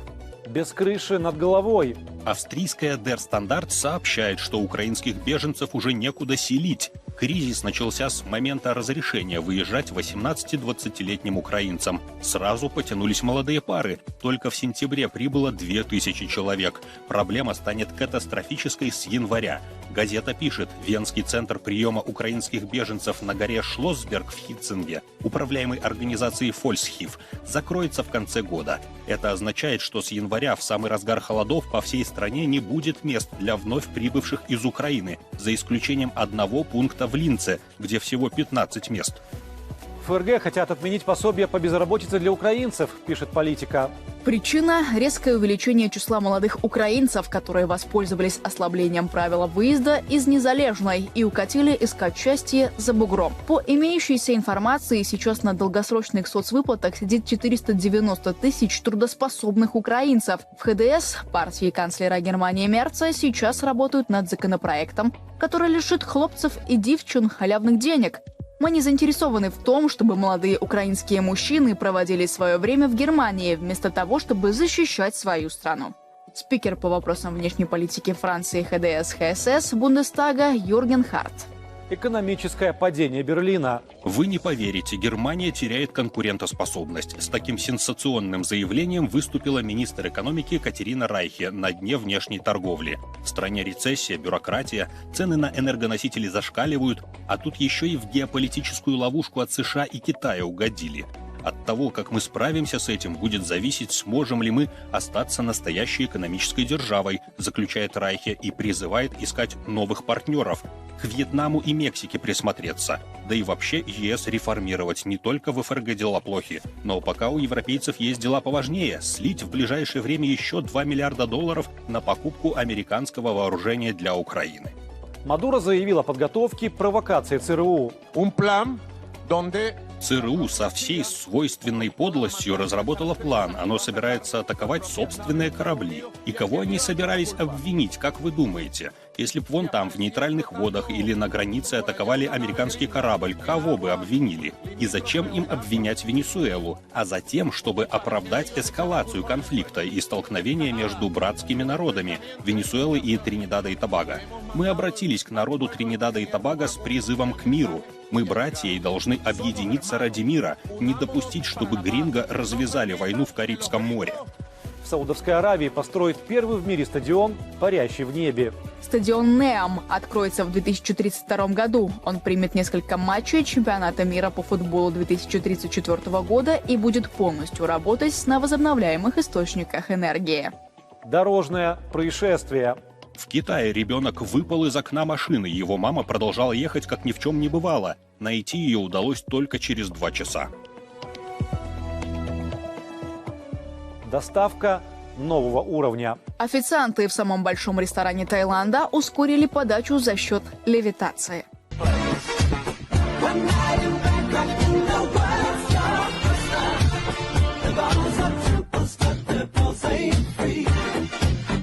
И еще несколько поступков и мнений, которые показались нам интересными. Рейтинг одобрения Макрона упал до рекордно низкой отметки – 11%, потеряв за месяц 5 пунктов. Итоги опроса компании Verian опубликовала газета «Ле Фигаро». Это самый низкий показатель, когда-либо зафиксированный компанией. Мигранты совершили в Германии более 2,8 миллионов преступлений с 2015 года. Такие данные предоставило немецкое правительство в ответ на запрос фракции «Альтернатива для Германии» в Бундестаге. Авиакомпания Люфтганза намерена сократить число рейсов в Германии из соображений экономии. Прибыль автоконцерна Mercedes-Benz сократилась на 50,3%, и это за 9 месяцев 2025-го. Причины по версии самого автопроизводителя – высокие тарифы, снижение объема продаж, расходы на меры по повышению эффективности. Paramount уволит около 1000 сотрудников в рамках первого этапа сокращений. Лукашенко. Политический капитал в Африке нужно монетизировать во взаимовыгодные проекты. Почти 100 тысяч молодых украинцев покинули страну с конца августа после того, как Украина отменила ограничения на выезд для мужчин в возрасте 18-22 лет, сообщает РИА Новости со ссылкой на британскую газету «Телеграф». Карьера де ла Сера жестко раскритиковала Зеленского. Украина рискует потерять демократию. Итальянская газета пишет, что Украина подрывает свою демократическую легитимность. Договоренность между властью и обществом дала трещину. Народ и правительство больше не доверяют друг другу. Россия догнала Великобританию по числу долларовых миллиардеров в 2024 году, поднявшись на 4-е место в мировом рейтинге, следует из отчета Billionaire Census 2025. За год число российских миллиардеров выросло на 8,5% до 128 человек. Россия подала заявку на проведение Евро-2032 на фоне опасения о том, что итальянские стадионы не будут готовы принять турнир, сообщает газета Daily Mail. Азербайджанская сторона ликвидировала представительство BBC в стране и аннулировала аккредитацию его сотрудников, передает местное агентство АПА со ссылкой на сообщение юридического отдела Агентства по развитию медиа республики. Крупный скандал в сфере образования Польши. Задержаны директора частных школ. Следователи установили, что практически по всей Польше годами фальсифицировали данные о численности учащихся. Об этом говорится в материале польского издания «Факт». Напоследок, по традиции, несколько актуальных цифр. Франция переживает рекордный уровень энергетической бедности. 36% домохозяйств за последние 12 месяцев сталкиваются с трудностями оплаты электричества и газа. Опрос Института Бикамин. От 7 до 14 миллиардов долларов могут безвозвратно потерять США из-за шатдауна. Такие цифры озвучили в управлении Конгресса по бюджету. Рекордные 72% составляет уровень недовольства жителей Германии работой канцлера Мерца. Это самый высокий показатель с момента его вступления в должность. Опрос социологической службы Форса. Экстремальная жара ежегодно уносит 550 тысяч жизней по всему миру. Об этом говорится в ежегодном отчете медицинского журнала The Lancet. Почти 63 тысячи работников Беларуси накапливают дополнительную пенсию с поддержкой государства. О чем пишут и что говорят в Телеграм, мы собираем для вас новости. Вы экономите время. Увидимся.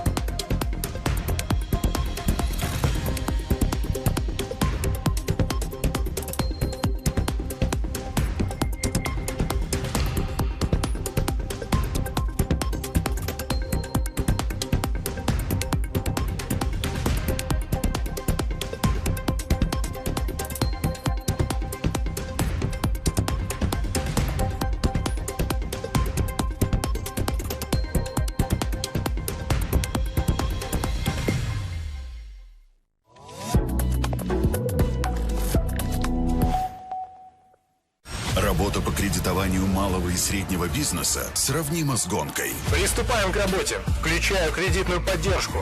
Добавляю инвестиционный кредит. Активизирую кредит на текущую деятельность. Пожелаем победы нашему клиенту. Кредиты для бизнеса от Беларусьбанка. То, что нужно бизнесу на пути к успеху. Беларусьбанк. Всегда рядом.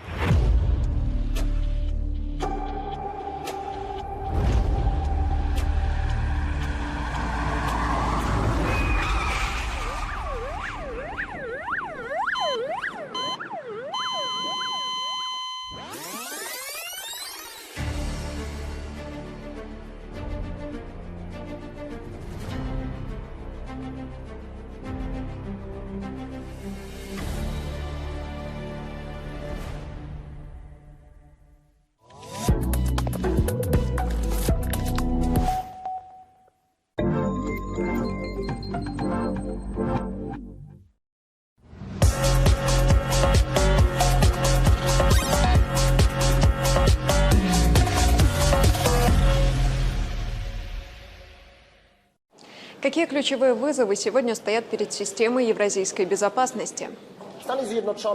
США понимают, что Европейский Союз, опора Европы, станет в будущем важнейшим элементом евразийского пространства. То, что Соединенные Штаты сейчас делают в отношении Западной Европы, это уничтожение экономического конкурента, уничтожение геополитического конкурента. Другими словами, они давно сделали Европейский Союз политически и экономически зависимым от себя. Они делают все, чтобы сделать Европейский Союз неконкурентоспособным, ослабить и разрушить его экономические отношения с Российской Федерацией и Китаем.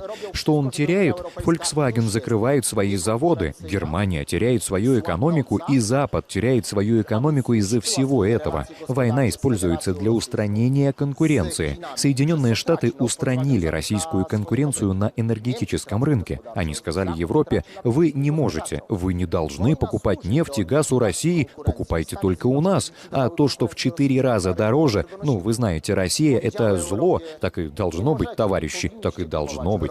Это та самая знаменитая темная зима, о которой говорил Байден. Они разрушают Европу, ослабляют Европу, но Европы не существует. Европа политически вассализирована. Она не существует как политическое образование. Что это может означать? О чем это говорит? Это может указывать на подход Америки, что Европу нужно лишить ресурсов, лишить экономики. Если понадобится, мы также будем использовать европейцев, включая поляков, в войне против России.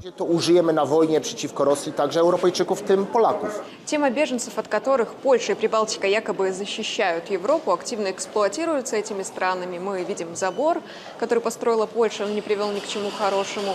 Вообще, в целом, на что направлены такие действия? Стены, которые Польша построила на границе с Беларусью, стоили нам 2 миллиарда злотых. 2 миллиарда злотых из карманов польских налогоплательщиков. Поляки и польское общество несут расходы на военную эскалацию, страдают от высокой инфляции, бедности, высокой стоимости жизни, высоких цен на электроэнергию, газ и бензин. Это связано с действиями польского правительства, обеспечивающего американские интересы в регионе. Мы смеемся над тем, что забор на самом деле предназначен для того, чтобы помешать нам, свободным полякам, в будущем сбежать в Беларусь. Запад давно загибается на наших глазах. Запад — не созидательный центр, не носитель цивилизации, только антикультура и антицивилизация. Запад не может предложить ничего интересного. Польша и Литва предпринимают проэскалационные, агрессивные шаги в отношении Беларуси. Это носит военный характер, включая строительство забора, стоимость которого составляет 2 миллиарда злотых, а его содержание обходится в 200 миллионов злотых ежегодно.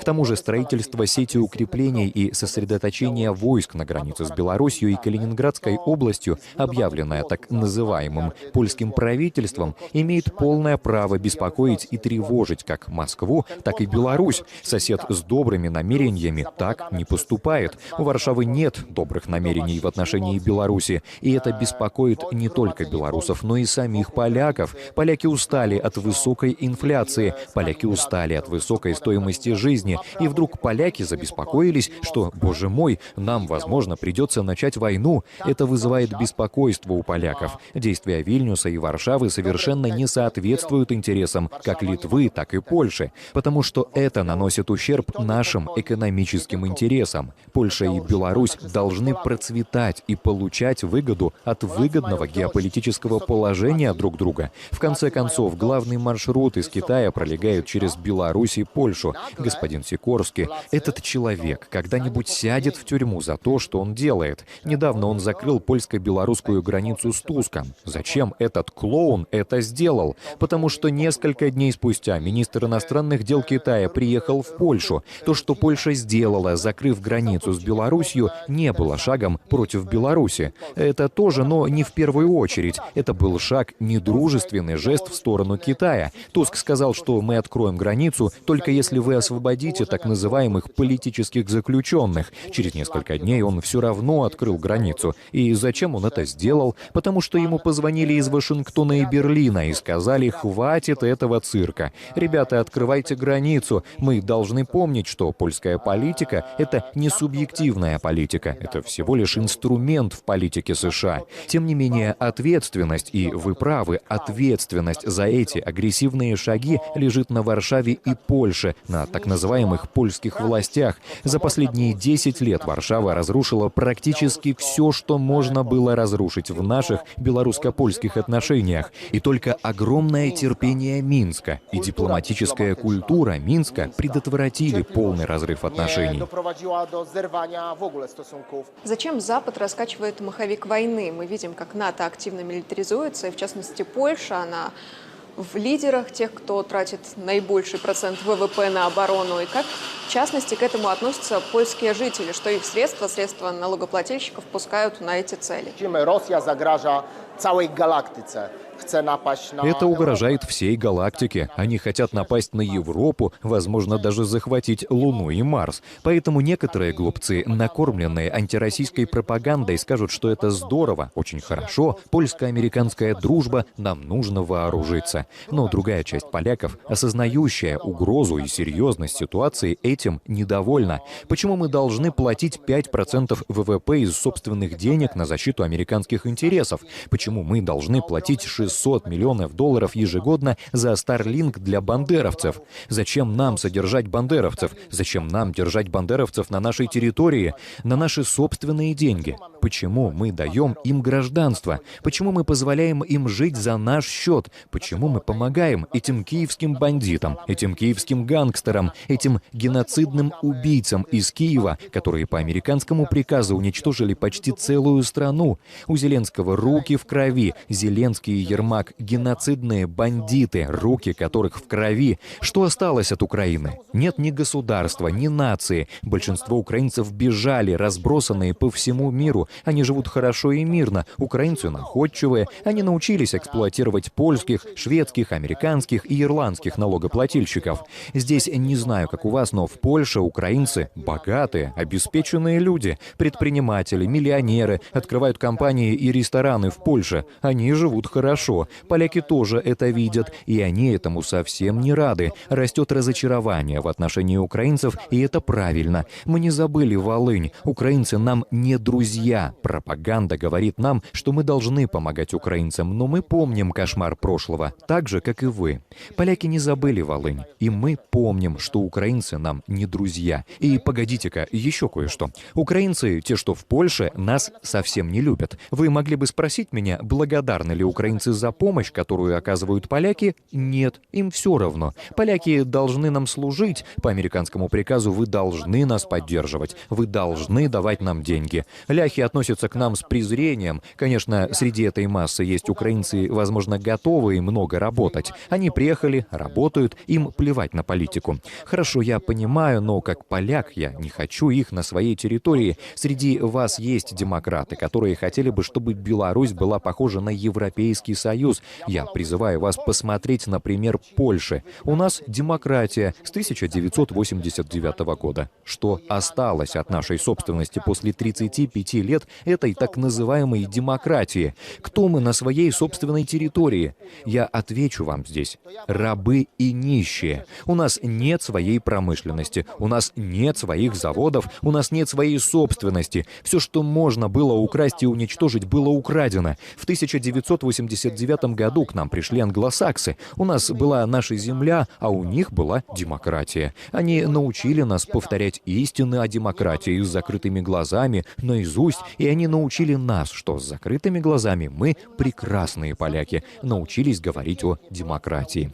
А когда мы, наконец, открыли глаза, у них была наша земля, а у нас была демократия. Это предупреждение вам не идти по этому пути. To jest dla was ostrzeżenie, żebyście nie szli tą drogą. Мы видим, что западными СМИ развязана информационная война. А как сегодня противостоять этим вызовам? И в целом, для чего это происходит? To, co zrobił prezydent Łukaszenka, czyli obronił własność, przemysł. То, что сделал президент Лукашенко, защищая собственность, промышленность ради страны, хвала ему за это ради белорусского народа. У вас есть МАЗы, БелАЗы, свои тракторные заводы, у вас есть своя промышленность, у вас есть своя собственность. Хвала Александру Лукашенко за это. Почему Америке это так не нравится? Почему Западу так не нравится Беларусь? Почему они так критикуют президента Александра Лукашенко? Запад, США не любят независимого правителя на своей земле. А президент Лукашенко, белорусский государственный деятель, правитель на своей земле. И Соединенным Штатам это не нравится. Им нравится, когда рядом Урсула фон дер Ляйен, Туск, Ангела Меркель, Макрон. Европа закончилась. Она умерла на наших глазах. Запад умер на наших глазах. И знаете что? Нам в Польше совсем не жаль Запад из-за этого. Поляки понимают, что наши интересы связаны с Китаем, Российской Федерацией, Беларусью, всем мировым большинством. Польша, как и Венгрия, проводит очень разумную политику. Дай бог, чтобы Польша встала с колен, дай бог, чтобы польская нация, народ вернули себе власть в Польше и, наконец, встали с колен. Почему это важно? Почему американцы добиваются того, чтобы Польшей правили предатели, такие как Качинский, Моровецкий, Туск и Сикорский? Почему американцы добиваются того, чтобы в Польше царил порядок, если так считают в Вашингтоне? И они знают, что в геополитическом отношении Польша, как и Беларусь, страна с очень важным географическим положением. И если бы поляки восстали и вернули себе власть, они бы задумались: хорошо, а где наши союзники? И они бы быстро пришли к выводу, что наши союзники, а не враги, это Минск, Москва, Пекин, Анкара, Тегеран, весь глобальный юг, весь мир. И тогда, восстав, мы бы разрушили разрушительные планы Америки. Мы бы сорвали их военные планы. Вам очень повезло. Вы, белорусы, можете каждый день благодарить Бога за то, что вы на правильной стороне. Вы на правильной стороне. Китай и Россия победят в этом противостоянии. Мир меняется, геополитика меняется, экономика меняется, искусственный интеллект, автоматизация, экономика. Мир меняется. Нельзя мыслить штампами холодной войны. А в Варшаве американцы постоянно пичкают нас штампами холодной войны. И всего этого уже недостаточно. Это только помогает держать Западную Европу на поводке. Они держат нас в напряжении. Нельзя, товарищи из Польши. Это вам не поможет. Нельзя, товарищи польские.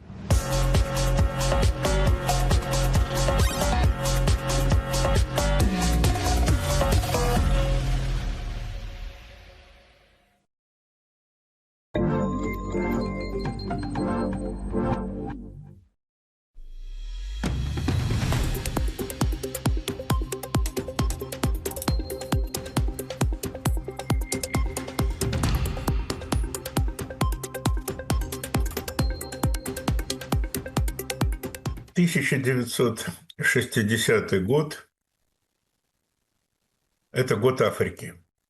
1,5 десятка государств получило свою независимость. Но реальное наполнение африканской независимости, ее, так сказать, экономическое, политическое обеспечение затянулось. Париж, Лондон, другие центры западного мира на словах поддерживали идею африканской независимости, но скорее искали формы неоколониализма. И на этом фоне отличалась политика Советского Союза, страны, которая объединяла и современную Россию, и современную Беларусь, и еще целый ряд на тот момент республик. И вот эти традиции советского гуманитарного подхода, но и взаимовыгодного подхода, ибо сегодня рыночная экономика все-таки доминирует, предлагает реализовывать президент Республики Беларусь.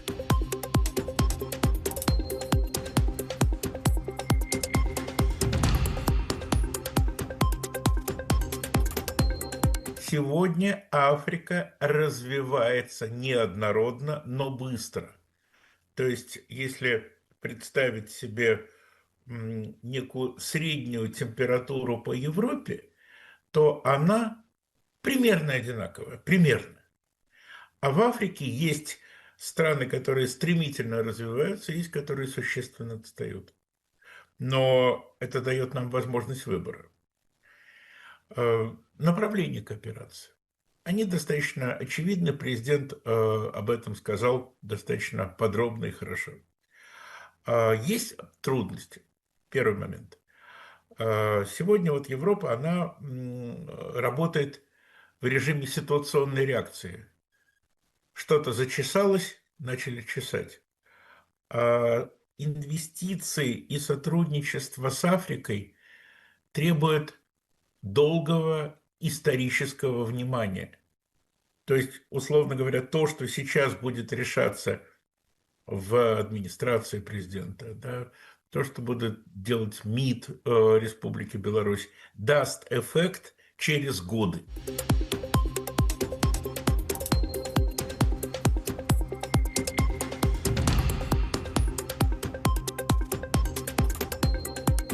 Я бы предположил следующее. Это сельскохозяйственная техника, адаптированная под местные условия.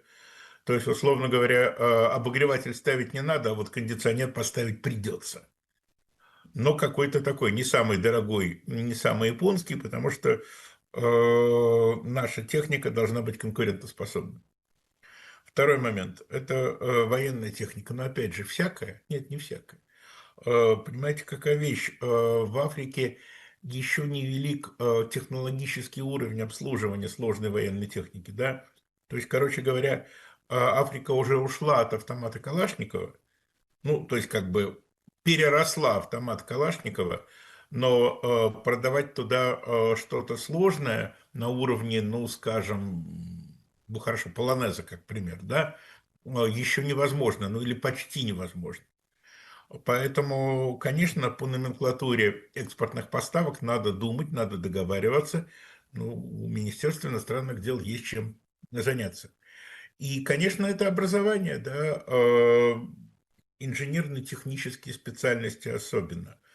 Последние десятилетия, ну, на моих глазах, научно-технические школы, инженерные школы в республике выросли, стали, я бы сказал, передовыми во всех отношениях, в том числе в атомной энергетике. Это может быть перспективно и для Африки.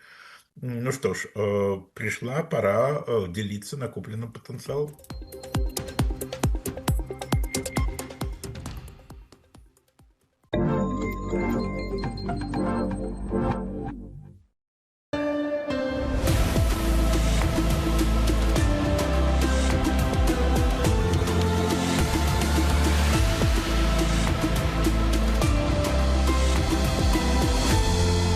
Юрий – автомеханик с 11-летним стажем, хотя свой путь во взрослую жизнь начинал с работы на стройке. Теперь вот сам строит дом для своей большой семьи, супруги Лены, 3 ребятишек и собаки. В Мариной Горке его хорошо знают, потому как работу свою старается делать честно и качественно. Да, мама страдала всегда, потому что в садике я все машинки ломал у чужих. Самая, конечно, классика, это была «Жигули» копейка. Над ней вот прямо в дороге чинил, там, мог салимблоки поменять, все. Хороший конструктор для начинающего водителя. В гараже проводят все свое не только рабочее, но и свободное время, ведь по соседству с подъемником стоит главное увлечение не только Юрия, но и его сына. Поддержим пока интригу. Ну да, история интересная. Пришел я в 5 лет, начал смотреть просто видео, папе показывать. Вот смотри, я тоже так хочу. Папа заинтересовался и решили попробовать. Как ни странно, я папу привел, а не папа меня. Всем добрый день. Вы находитесь у меня в мастерской. Мастерская у меня находится в деревне, около моего дома. И здесь я делаю различные деревяшки. Вот мое первое изделие. Я резцами в школе, наверное, в 4-м или... Нет, когда труды у нас начались. В 6 классе я вырезал вот этого медведя. Мне мой трудовик его вернул через 20 лет. И я его теперь вот храню. После школы Максим, правда, отучился в университете на инженера-строителя, какое-то время отработал по специальности, но вовремя понял, что дело всей жизни совсем в другом. Теперь его эксклюзивные тумбочки, например, по цене дорогого сотового телефона. В детстве у нас было экстремальное, мы росли в 90-х, мне 36 лет, если что, да. И я это все прожил, все эти наши миллион способов пытаться умереть, но при этом играя. Поэтому все было. Экстрима было очень много, и адреналина было. Хорошо, что мои родители не сильно знали, чем я занимаюсь. Юрий и Максим – люди абсолютно разных профессий, но часть одной большой компании единомышленников.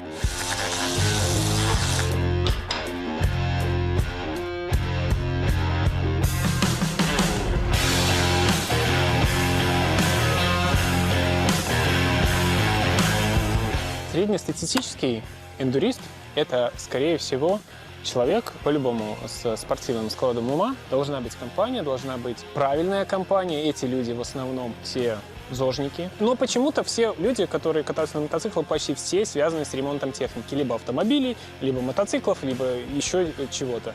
Это у меня как-то так сложилось. Я пилю деревяшки и катаюсь на мотоцикле. Здесь еще встречаются предприниматели, шиномонтажники, пожарные, айтишники, фотографы, блогеры, стоматологи, водители, строители. И есть даже работник атомной станции. Наверное, у людей не хватает вот этого адреналина. Мотоцикл дает отдых от будней. Ты вот завел мотоцикл, сел на него, ты обо всем забываешь. Что у тебя дома, на работе, какие-то проблемы, нету. Как релаксация. Ты просто вот день и без телефона, никого, только ты, мотоцикл и природа.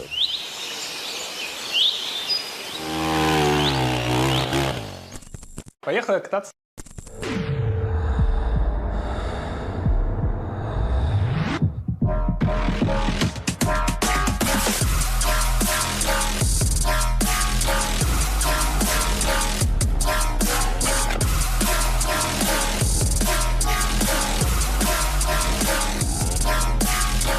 Очень много ребят, люди развиваются, и в нас в классе только 80 человек. Я даже пооборачиваюсь, смотрю, столько людей бежит в ночную гонку, это просто непередаваемые эмоции. Вообще все красавцы, это здоровый вид спорта и очень такой конкурентный, с адреналином, поэтому всем спорт, и очень рад, что сообщество развивается в родной для нас уже Беларуси.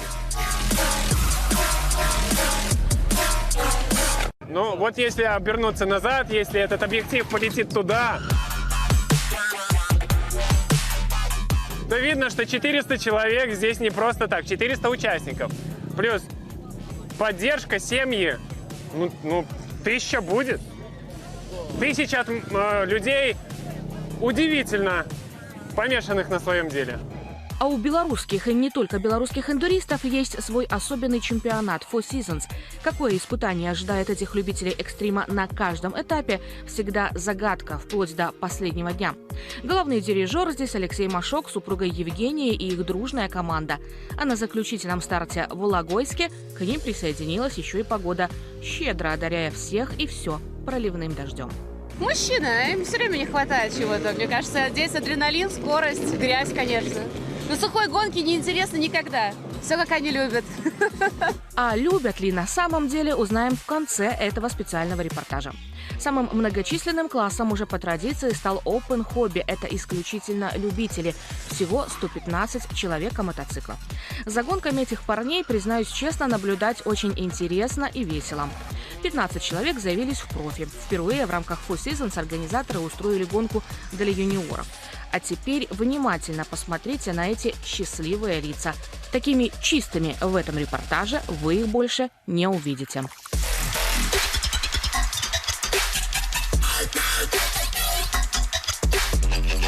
Организаторы позаботились и о болельщиках. Старт и финиш гонки, в том числе и стадион, находился высоко на склоне. Так что марш-бросок пришлось сделать хороший, что полезно для здоровья. Кстати, болельщики на эндуро заслуживают особого внимания, ибо переживают искренне и всем сердцем. Ведь чаще всего в гонке их супруги, братья, отцы, и порой действительно хочется схватиться за сердце.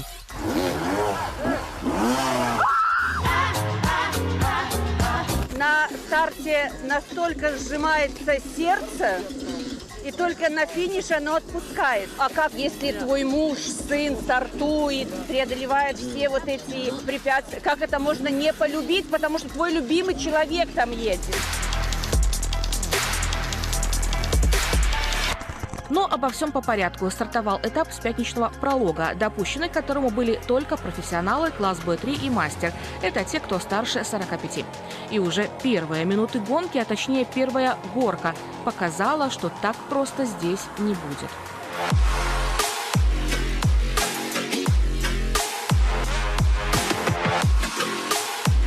Естественное препятствие в виде поваленных деревьев, образовавшийся стихийно ручеек, дно которого составляли огромные булыжники, и заброшенное здание с узкими проемами и крутыми лестницами. Все это перед стадионом из пары десятков бревен, уложенных в различной конфигурации. И самое главное, все это действо происходило ночью. Очень красиво в лесу ехать. Едешь как по взлетке, разметка шикарная. Организаторы постарались прямо на 10 баллов, на 100. Вот, лес в связи с погодными условиями скользковат, но приемлемо ехать. Бревнышки хорошие, они нам сюрпризики сделали, но все проходило, все отлично. Были моменты, обозначения слова «эндуро» в голове понимал полностью, но боролся с собой. А уже в субботу ночная дружная компания свои заезды проводила с утра, чтобы дать возможность всем остальным прочувствовать все прелести белорусского эндуро. На 4 часа дня был назначен самый массовый заезд. Забегая вперед, хоть мастерства у участников класса Open Hobby поменьше, чем у профессионалов, упорства им не занимать. На маршрут отправились также леди классы B1 и B2. А теперь вспомним, что накануне тут всю ночь шел проливной дождь. Если бы было сухо, было бы неинтересно. Вот прям класс сейчас. Очень тяжело, но и очень круто. Большие бревна, такие по пояс, и горки. Там просто все в болоте, поэтому неудобно ездить. А так, в целом все круто. 4 сезона молодцы. Это самое лучшее, что может быть. Соревнования — это просто вот лайф. Занимайтесь спортом, это все самое лучшее. За счет того, что сегодня было очень грязно, было и очень весело.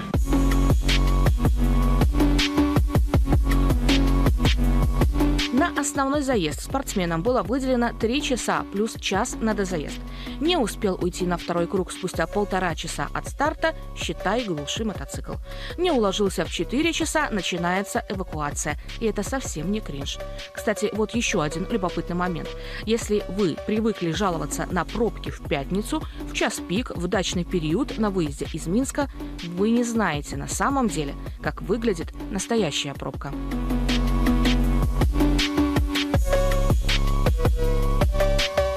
И вот она, главная прелесть заезда. Стартовали ребята днем, а спустя час плавно въехали в ночь.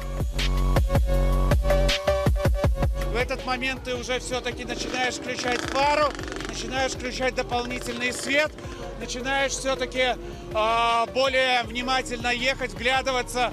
Ну вот здесь основной момент, что ты начинаешь осторожничать, где-то это тебя бережет, а где-то наоборот ты начинаешь совершать ошибки из-за паники, из-за страха ты начинаешь снижать скорость. А когда ты снижаешь скорость, ты попадаешь в колею, и всегда в колее происходят ненужные падения, ошибки. И вот тут-то на стадионе начало твориться невообразимо прекрасное. В болельщиков из-под колес мотоциклов летели копья грязи, и казалось, они от этого только счастливы. Мотоциклы убегали от своих хозяев, взмывая вверх. Эндуристы, не взявшие с первого раза препятствия, совершив круг почета, шли на вторую, третью, четвертую попытки или попросту тянули своих железных коней руками. Порой ребятам помогали. Правилами это не запрещено, но не сдавался никто. Вот когда смотришь, и он уже устал, и ты когда сам эндурист, вот хочется ему прийти и помочь вытянуть. Вот чуть-чуть не хватает, буквально вот немножко. А упирается рамой картером, и он его один не преодолеет, пока не откатится хорошо, либо боком не перетащит его. Давай, газу, газу, газу! Вот, видите? И дал больше импульса, и передний ему сейчас легче. И сейчас надо прямо отсюда сходу просто заехать его. Давай, давай, давай, давай. Вот. Почти, чуть-чуть, вот, чуть-чуть не хватит. В целом, да, но бывают участки, когда ты можешь терять надежду. Вот, тогда, конечно, на помощь приходят болельщики или друзья, за что им огромное спасибо.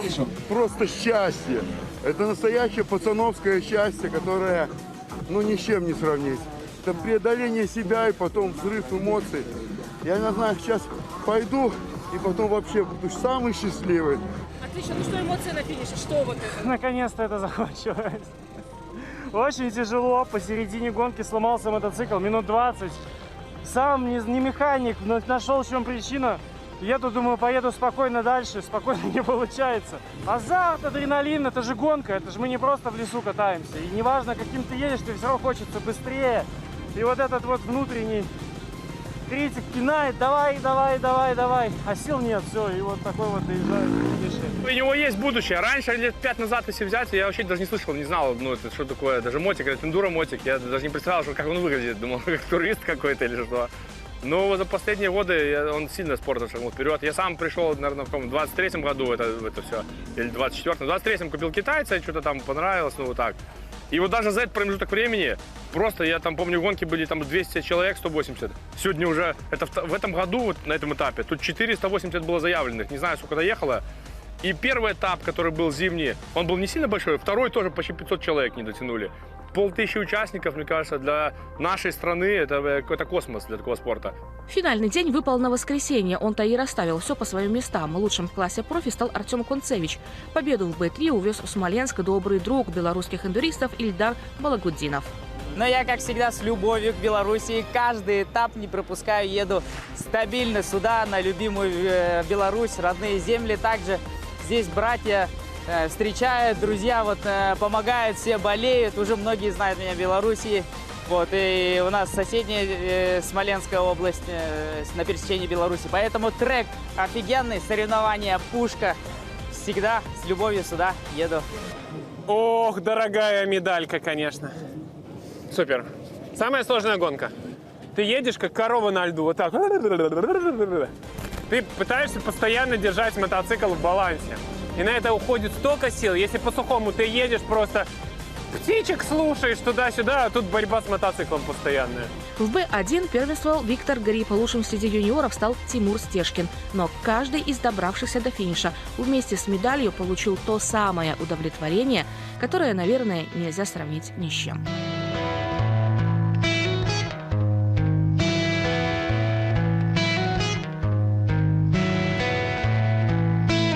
Все сплошное соревнование – это яркая эмоция. Прилег на бачок, поднял мотоцикл, ты уж довольно счастливый. А если это кто-то еще на видео заснял, и потом еще показали кому-то, как ты упал, еще это прикольно получилось, как там мотоцикл делал сальто. Ну, у нас такие очень ценятся кадры.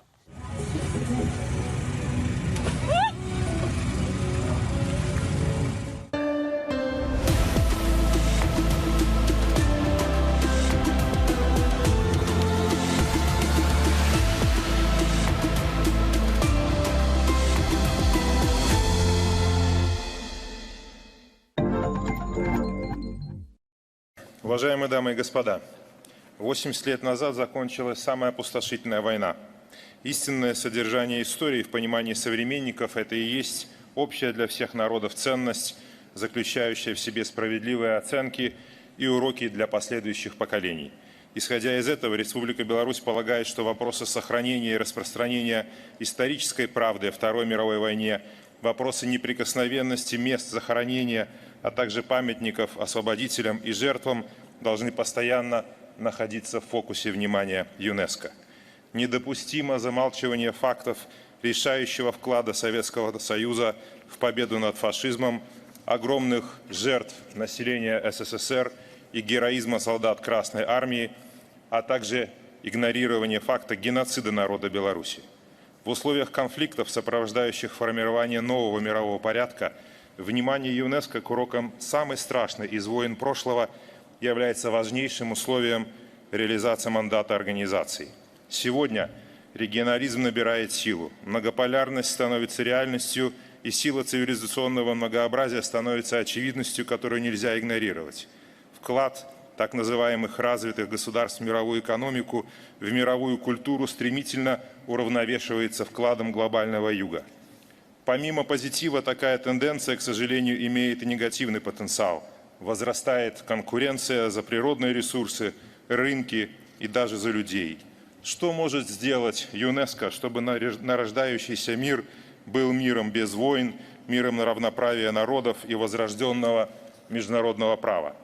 В качестве одного из ответов на этот вопрос белорусская сторона рассматривает выдвинутую еще на саммите ООН в 2005 году инициативу президента Республики Беларусь о признании многообразия путей прогрессивного развития в качестве ценности человеческой цивилизации. Укрепление таким образом этических основ международных отношений открыло бы путь к решению многих проблем. Современные глобальные вызовы требуют скоординированного ответа всех наций.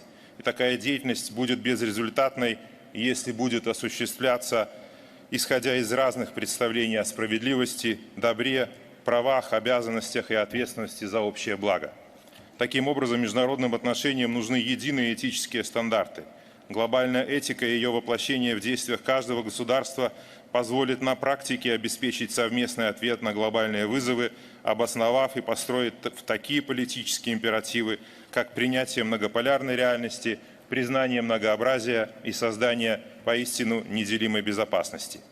Такие изменения в международных отношениях не произойдут сами по себе. Они последуют за переменами в мировоззрении людей. Это явно потребует отказа от абсолютизации индивидуальных прав и свобод, от идеологии потребительства и личного комфорта в пользу обязанностей и ответственности.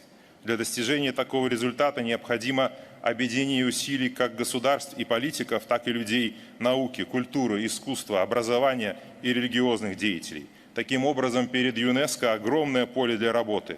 Хотелось бы, чтобы эти перемены произошли мирным путем, а не в результате глобальной трагедии. В этом контексте Беларусь приветствует номинирование на должность нового генерального директора ЮНЕСКО профессора Алянани. Уверены, что его опыт и приверженность идеалам ЮНЕСКО послужат действенной реализации мандата организации. Беларусь не просто разделяет идеалы и цели ЮНЕСКО, но и ежедневно работает над их воплощением. Мы искренне приветствуем усилия государств, стремящихся сохранить и передать свое культурное наследие будущим поколениям, и с нетерпением ожидаем включения новых элементов в репрезентативный список ЮНЕСКО, в том числе неглюбских текстильных традиций Гомельской области нашей страны. Образование остается стратегическим приоритетом для Беларуси. Мы рассматриваем инвестиции в человека как ключ к устойчивому развитию. Особое внимание Беларусь уделяет обеспечению всеобщего доступа к качественному образованию на протяжении всей жизни. Хочу привлечь внимание к тому, что университеты Беларуси предоставляют качественное и доступное образование иностранным гражданам. Высокая конкурентоспособность белорусских дипломов доказана многолетней практикой и сотнями тысяч успешных выпускников из более чем сотни государств мира.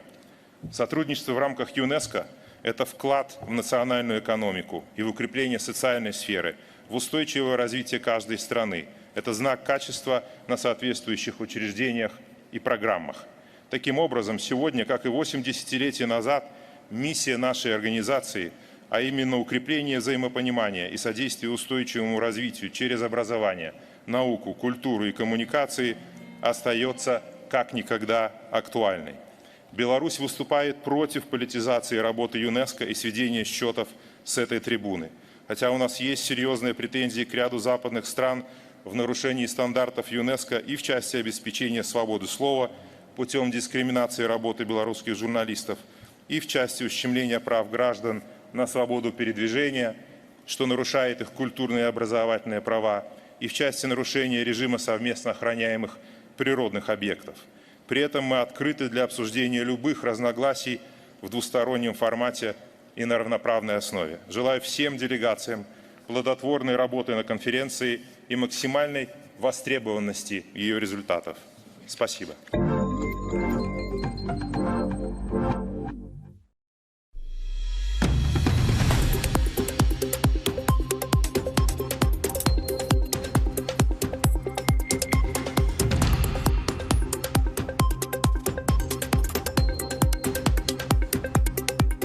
Такие форматы представительных форумов на высоком уровне, на высочайшем уровне, с широким представительством стран, это формат регулирования международных отношений. Мы все привыкли, что таким регулированием занимаются всемирные и международные организации, но на самом деле, вот как даже опыт БРИКС показал, да, что не обязательно создавать международную организацию, чтобы эффективно регулировать международные отношения, влиять на мировую политику и даже осуществлять глобальное регулирование. И вот формат представительных форумов, он, наверное, пока набирает силу. И я бы на самом деле сравнил Минскую конференцию с такими саммитами, как Россия-Африка, Китай-Африка и многие-многие другие, где на первый взгляд нет международной организации, да, которая принимает решения, а с другой стороны здесь участвуют ключевые международные организации и межгосударственные объединения, которые осуществляют свою деятельность на территории Большого острова, на территории Евразии. И поэтому здесь еще можно поспорить, какой формат лучше, императивный, да, или такой гибкий. Вот. И Минск, да, демонстрирует такую как этот формат можно использовать эффективно.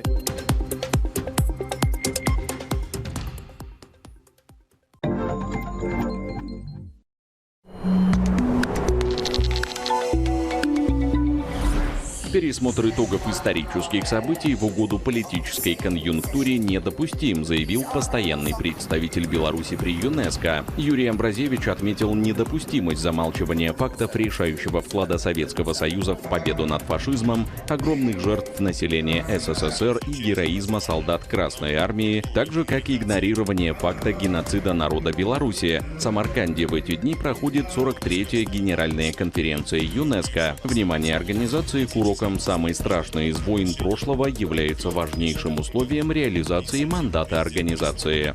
Постарались действительно сохранить максимально конструктивный тон нашего выступления и обозначили, что любые двусторонние вопросы, которые у нас, естественно, существуют в отношениях, в том числе с целым рядом европейских государств, западных государств, мы готовы решать на двусторонней основе. То, как неоднократно заявляла глава нашего государства и министр иностранных дел, у нас есть собственные интересы, есть четкое понимание тех красных линий с нашей стороны, наших интересов, есть стремление к возобновлению отношений на этой основе. При этом целый ряд моментов, которые входят так или иначе в мандат ЮНЕСКО, затрагиваются агрессивными действиями наших оппонентов на Западе. Это и ограничение на деятельность журналистов, запрет на аккредитацию, отказ в визах, практически полное отсутствие возможности работы на территории западных государств. Достаточно также вспомнить все возможные ограничения, которые существуют на участие в спортивных мероприятиях. У нас, естественно, есть совместный природный объект в управлении с Республикой Польша, о тех проблемах, которые существуют в связи с возведением ими огромного забора прямо посередине этого тысячелетнего леса, многократно говорилось о гибели животных, о начале фактически разложения единой системы биологической. Поэтому все эти вещи мы отрабатываем с профильными структурами ЮНЕСКО, с тем, чтобы наши интересы понимались, чтобы те возможности, которыми располагает секретариат ЮНЕСКО, мы могли использовать в достижении понимания с нашими партнерами и, соответственно, решения этих проблем. США могут пойти на новый виток эскалации в отношениях с Москвой. Пентагон разрешил поставку Украине дальнобойных ракет «Томагавк», сообщает CNN. Теперь решение за Трампом. Администрация президента США уже разработала планы быстрой поставки ракет Киеву. Ранее американский лидер заявлял, что Штаты не хотят отдавать то, что нужно для защиты его страны. Власти Украины готовятся к возможным выборам президента в 2026 году на случай, если будет заключен мир. Поэтому потенциальных кандидатов уже начали дискредитировать, пишет Политика. В украинской оппозиции считают, что законодательство используют для запугивания оппонентов, обвиняя в коррупции или связях с Россией. К примеру, экс-глава Укрэнерго был арестован, чтобы его можно было обвинить в провале энергобезопасности страны. Запад не оставляет в покое Сербию. Там вновь вспыхнули протесты. Формальным поводом стала годовщина трагедии в городе Нови Сад, где в результате обрушения навеса на железнодорожном вокзале погибли 15 человек. На улице Белграда вышли несколько тысяч протестующих. Звучат антиправительственные лозунги. Протесты в Сербии происходят регулярно, то на некоторое время затихая, то разгораясь с новой силой. Основную массу протестующих традиционно составляют студенты, которые требуют от властей страны проведения досрочных парламентских выборов. Президент Сербии Вучич утверждает, что демонстрации координируются из-за рубежа и уже нанесли серьезный ущерб образовательной системе страны. Какое отношение имеет правительство страны к халатному отношению к своевременному ремонту инфраструктурного объекта в провинциальном городе, протестующие, естественно, не уточняют. В западных странах отпраздновали канун Дня всех святых. Сотни полицейских усилили меры безопасности в центре Парижа из-за опасения возможных беспорядков. На всякий случай правоохранители решили не допускать большого скопления людей и разогнали толпу, оцепив отдельные участки района. Неспокойно прошел Хэллоуин и в Вашингтоне. В подавлении беспорядков участвовала Нацгвардия США. Не обошлось без задержаний. Экономика ФРГ нуждается в срочном реформировании. Об этом заявила глава немецкого Минэкономики Катерина Райхе. По ее словам, проблемы сегодняшней Германии – засилие бюрократии, дорогая энергия и высокие налоги. Райхе считает, что экономика страны не выдерживает конкуренции на международном рынке. При этом выстроено социальное государство, которое в нынешних своих масштабах является бременем для рабочих мест и стоимости труда. Райхе также призвала немецкие компании расширять цепочки поставок, чтобы избежать односторонней зависимости от Китая. На этом фоне вниз летит рейтинг канцлера Мерца. Его работой сегодня недовольны 72% жителей страны. Это самый низкий показатель с момента вступления в должность. В рейтинге популярности политиков Бильд Фридрих за неделю слетел с 13 на предпоследнее 19 место. Примечательно, что в десятку лидеров вошла сопредседатель партии «Альтернатива для Германии» Алис Вайдель, поднявшийся на 9 место с рейтингом 37,7%.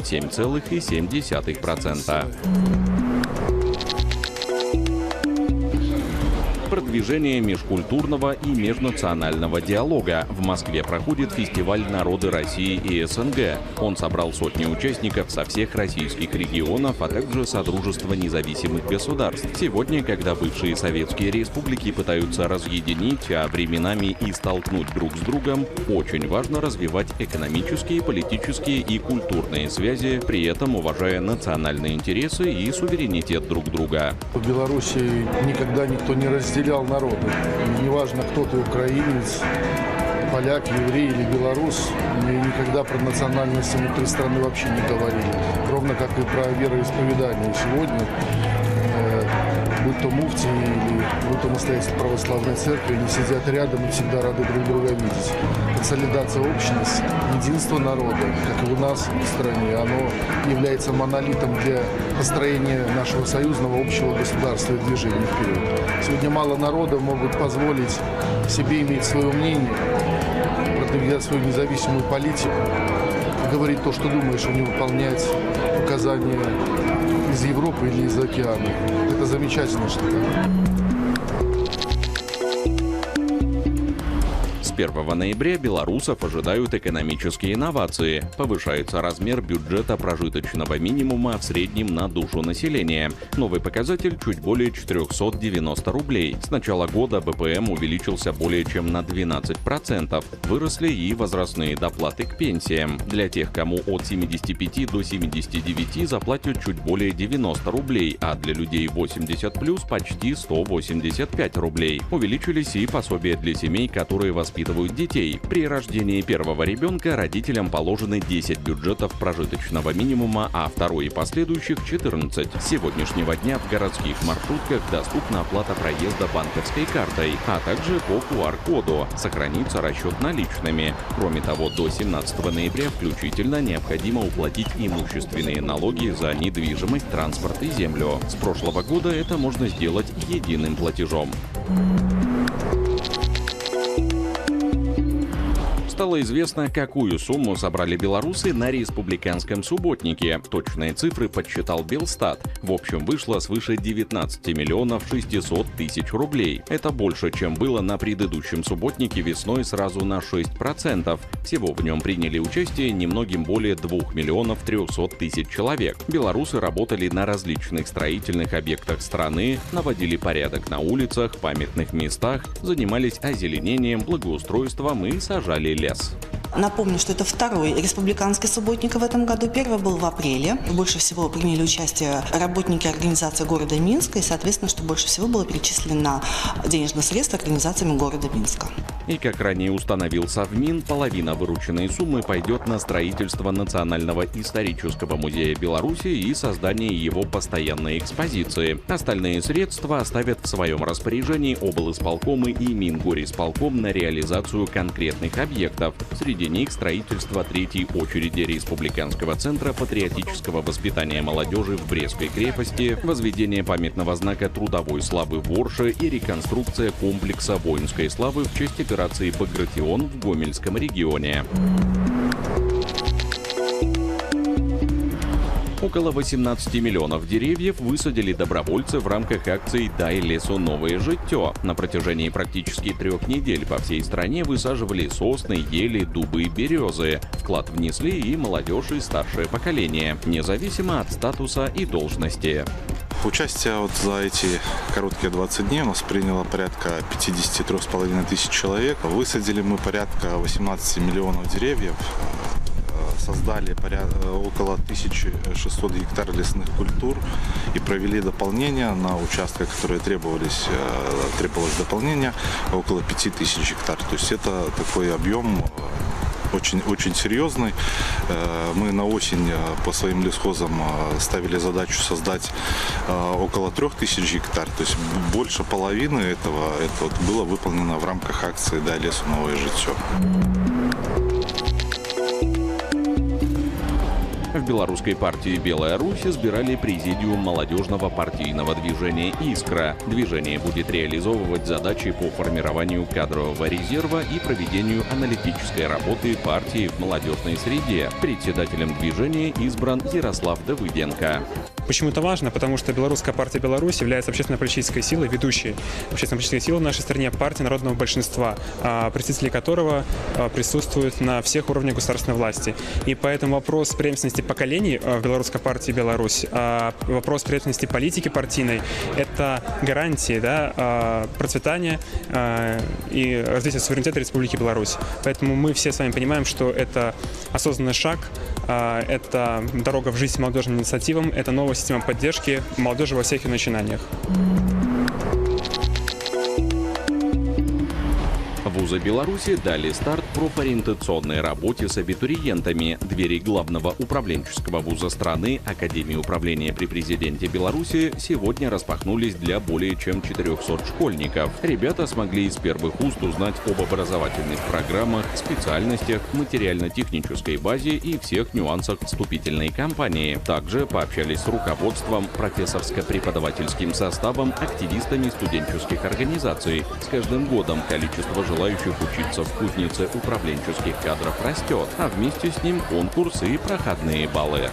Мы ориентируем на структуру прошлого приема, и поэтому можем говорить о том, что сегодня мы, сохраняя традиционную структуру, то есть можем прогнозировать, что на области государственного управления права, на область государственного управления экономика будет традиционно наиболее высокий балл. Все эти компетенции, которые сегодня предоставляет для овладения нашим студентам и слушателям Академия управления, они универсальны.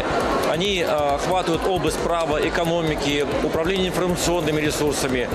И кроме этого, ту среду формируем, в которой формирует действительно личность, которая раскрывает свой творческий потенциал, свой научный потенциал.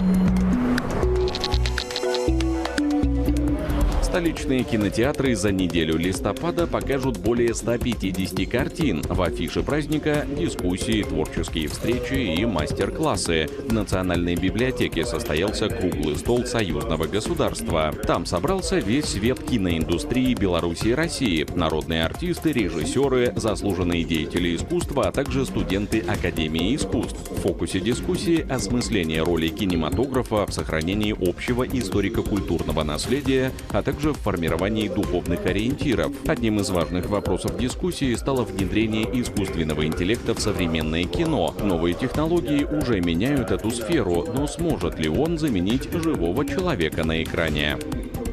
Первый раз на вашем международном кинофестивале. Ну, во-первых, я, естественно, на слуху. Он 31 год, как-никак. И все это время новейшей истории он проходил. И вы знаете, абсолютно не то чтобы не разочаровал, а очень-очень порадовал. Потому что народная культура, народное искусство, оно в полном объеме было представлено. Вот это очень важно. Событие, которого ждали хоккеисты, болельщики и настоящие ценители мужской игры. 19-й республиканский чемпионат на призы президентского спортивного клуба официально открыт. В шикарной атмосфере спортивного праздника дружина главы государства в своем первом матче сумела сломить сопротивление команды Могилевской области. Несмотря на счет, игра получилась напряженной и невероятной по своему сценарию. Сразу 12 шайб увидели болельщики, заполнившие до отказа столичную Олимпик-арену. 9-3. Действующий чемпион Республиканской хоккейной лиги с победой начинает защиту титула. С ними всегда тяжело играть. Они все в форме. Они могут сейчас заявиться и играть. Поэтому всегда тяжело с ними играть. У них хороший коллектив, поиграющие ребята, которые поиграли на хорошем уровне. Поэтому они не просто бегают, где попало. Хороший хоккей показывают. Эмоции положительные, классные. Тяжеловато немножко, но самое главное, получаем удовольствие. Колоссальные эмоции, тем более так как связан с профессиональным прошлым. Очень этого не хватает, поэтому рады оказаться на льду в такой атмосфере. Каждая игра, много заброшенных шайб, интерес для зрителей, интерес для самих же нас, просто выйти, получить удовольствие, вспомнить прошлое.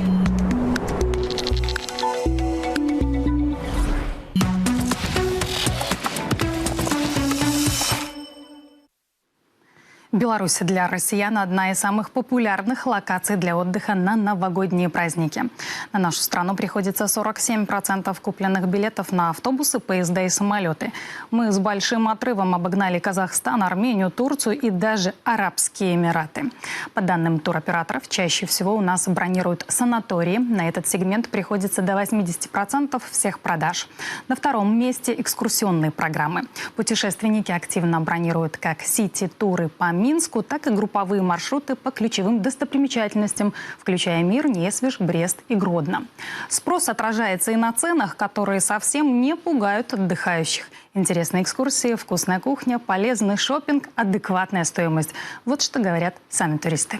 Хочется всегда увезти с собой пару шоколадок от коммунарки или какой-нибудь такую колбасу попробовать знакомым, близким. Вот, потому что первое, что удивило, конечно, когда приехал, это был, по-моему, 2011 год. Конечно, запах был другой. На самом деле белорусская молочка классная. Потом из непродовольственных товаров, скажем так, я помню, у нас был момент, когда вся наша компания пошла просто в магазин закупаться белорусской косметикой.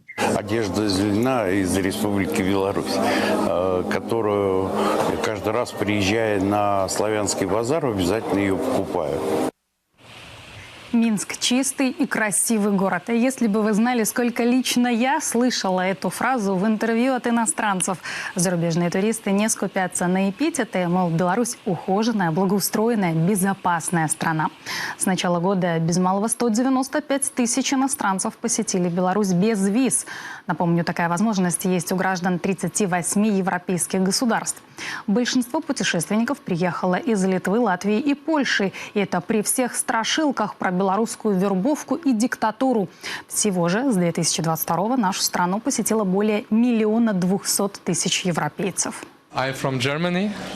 Я приехал из Германии и влюбился в Беларусь. Могу сказать, что ваша страна лучшая в Европе. Я был здесь 3 недели и не впервые. Сервис везде на высшем уровне. Мне очень понравилось в Беларуси то, что здесь есть ценность семьи и традиций. Я чувствую здесь комфортно, спокойно и добрые люди. Сейчас особенно Беларусь растет вообще впереди, чем лучше сама Европа сейчас. Чистый парк, что я дышу чисто, это кислорода, который дает наша прекрасная природа. В целом, по стране развитие туризма в следующей пятилетке должно стать национальным проектом. А денежные поступления от отрасли должны увеличиться вдвое. Вот и накануне наш президент, посещая Витебскую область, ориентирует развивать востребованные санаторно-курортные услуги, вкладывать деньги, учитывая спрос. Нужно развивать разные виды туризма. Оздоровительный, культурно-исторический, экологический, образовательный, деловой. Еще больше раскручивать событийные мероприятия и фестивали, а не жаловаться на климат и холодное лето.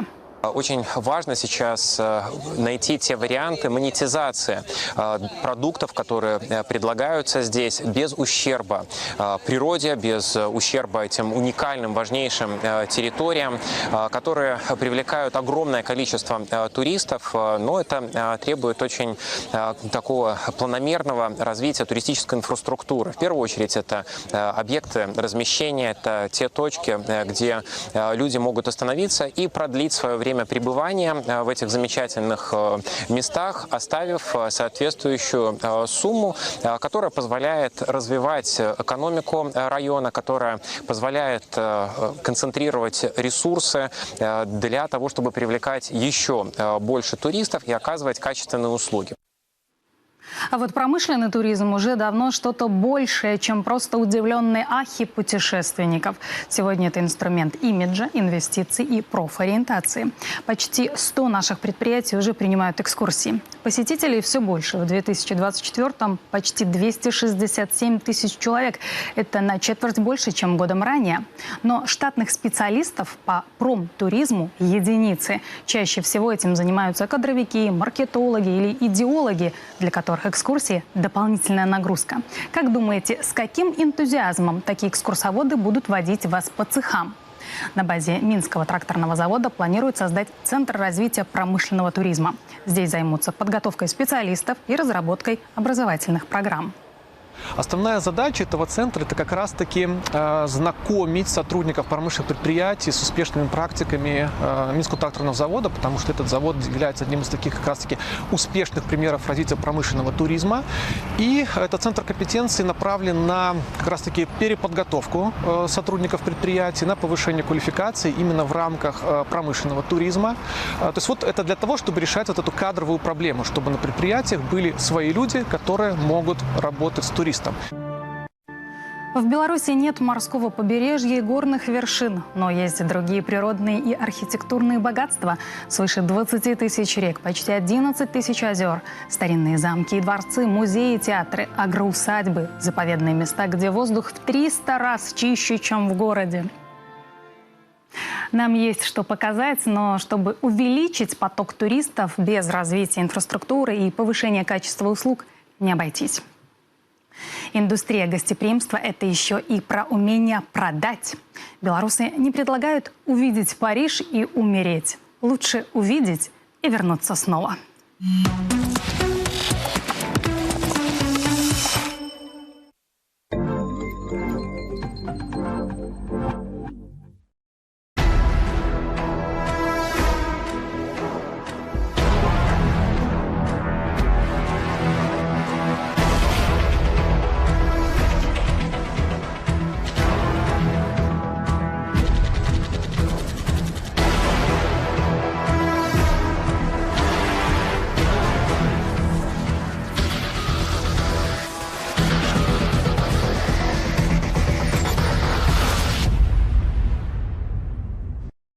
22 октября 1938 года. На базе Тихоокеанского флота проходит первый в истории Советского Союза эксперимент по высадке десанта водолазов-разведчиков из подводной лодки через торпедные аппараты. Рано утром в бухте Улис, недалеко от Владивостока, снаряженные взрывчаткой и боевым оружием водолазы покинули подлодку Ща-112, лежавшую на грунте. Находясь на глубине 22 метров, они прошли по дну расстояние в 400 метров, после чего незаметно вышли на берег, подорвали взрывные устройства в условном штабе противника, а затем вернулись на подлодку. Это была одна из главных проблем в вопросах десантирования, в том, что, естественно, противник пытался защититься и закрывал фарватер, мог минировать, мог закрывать сетями, затруднял максимально все возможности для десантирования. И было доказано, что из подводной лодки можно высадиться и нанести противнику огневое поражение. Это было большое достижение, потому что до этого торпедные пусковые установки использовали по назначению. А вот такой интересный вариант давал огромные возможности. После успешного эксперимента ответственные за его исполнение военврач первого ранга Илья Савичев, военврач третьего ранга Николай Кривошеенко и инженер третьего ранга Григорий Кроль подготовили для руководства подробный отчет. В нем было предложено использовать именно легководолазное снаряжение для заброски в тыл врага диверсионно-разведывательных групп. Однако в 1938 году до создания подразделений водолазов-диверсантов дело так и не дошло. Но все изменилось с началом Великой Отечественной войны.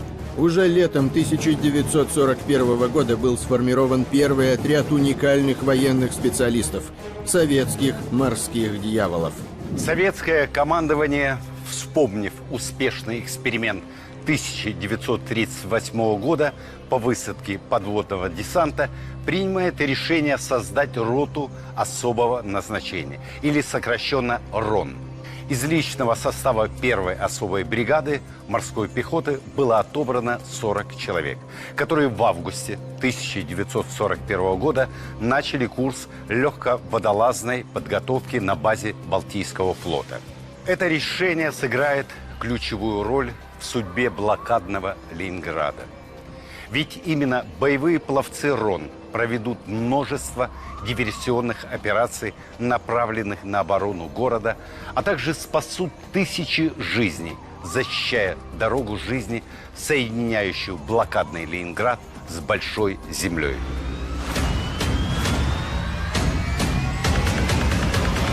В первые недели Великой Отечественной войны обстановка на Балтийском театре военных действий развивалась стремительно и не в пользу Красной армии. 10 июля 1941 года войска немецкой группы армий «Север» овладели городами Остров и Псков, развернув наступление на юго-западных подступах к Ленинграду с рубежа реки Великой. В это же время с севера в наступление перешли финские войска. Возникла угроза прорыва к Ленинграду. Предпринимая нападение на Советский Союз, немецкое командование огромное внимание уделяло захвату города Ленинграда. А это было связано прежде всего с тем, что Ленинград представлял собой такую очень сконцентрированную и мощную промышленную базу. В конце июля 1941 года в Ленинград к заместителю наркома ВМФ адмиралу Ивану Исакову прибывает со срочным докладом начальник экспедиции подводных работ особого назначения, сокращенно ЭПРОН, контр-адмирал Фотий Крылов. В своем докладе он сообщает, что из города Выборга в Ленинград эвакуированы его водолазные части, которые советское командование планирует расформировать и направить на защиту города в обычные пехотные подразделения. Однако Крылов убежден, что этого нельзя допустить. Это хорошо обученные водолазы-подводники. То есть, по сути, это такая элита элит и еще и хорошо обученная. И в этой связи он, конечно же, протестовал против того, чтобы эту элиту направить просто в пехотные части, поскольку пехотные части, скажем так, время службы в пехотной части гораздо меньше, то есть больше шансов погибнуть. А для армии нет ничего лучше, чем хорошо обученный боец. Контр-адмирал Фотий Крылов выступил с предложением оставить водолазов на флоте, сформировав из них подразделение подводных диверсантов-разведчиков. У меня имеется около 100 водолазов-разведчиков, и командира долго искать не нужно. Только что окончил военное училище имени Фрунзе мой подопечный. Серьезный моряк, отличный, с большим опытом. Водолаз-лейтенант Прохватилов. Очень нужное подразделение получится. Адмирал Иван Исаков идею поддержал. Было решено сформировать первый отряд боевых пловцов при разведотделе штаба командования Балтийским флотом. И это не случайно.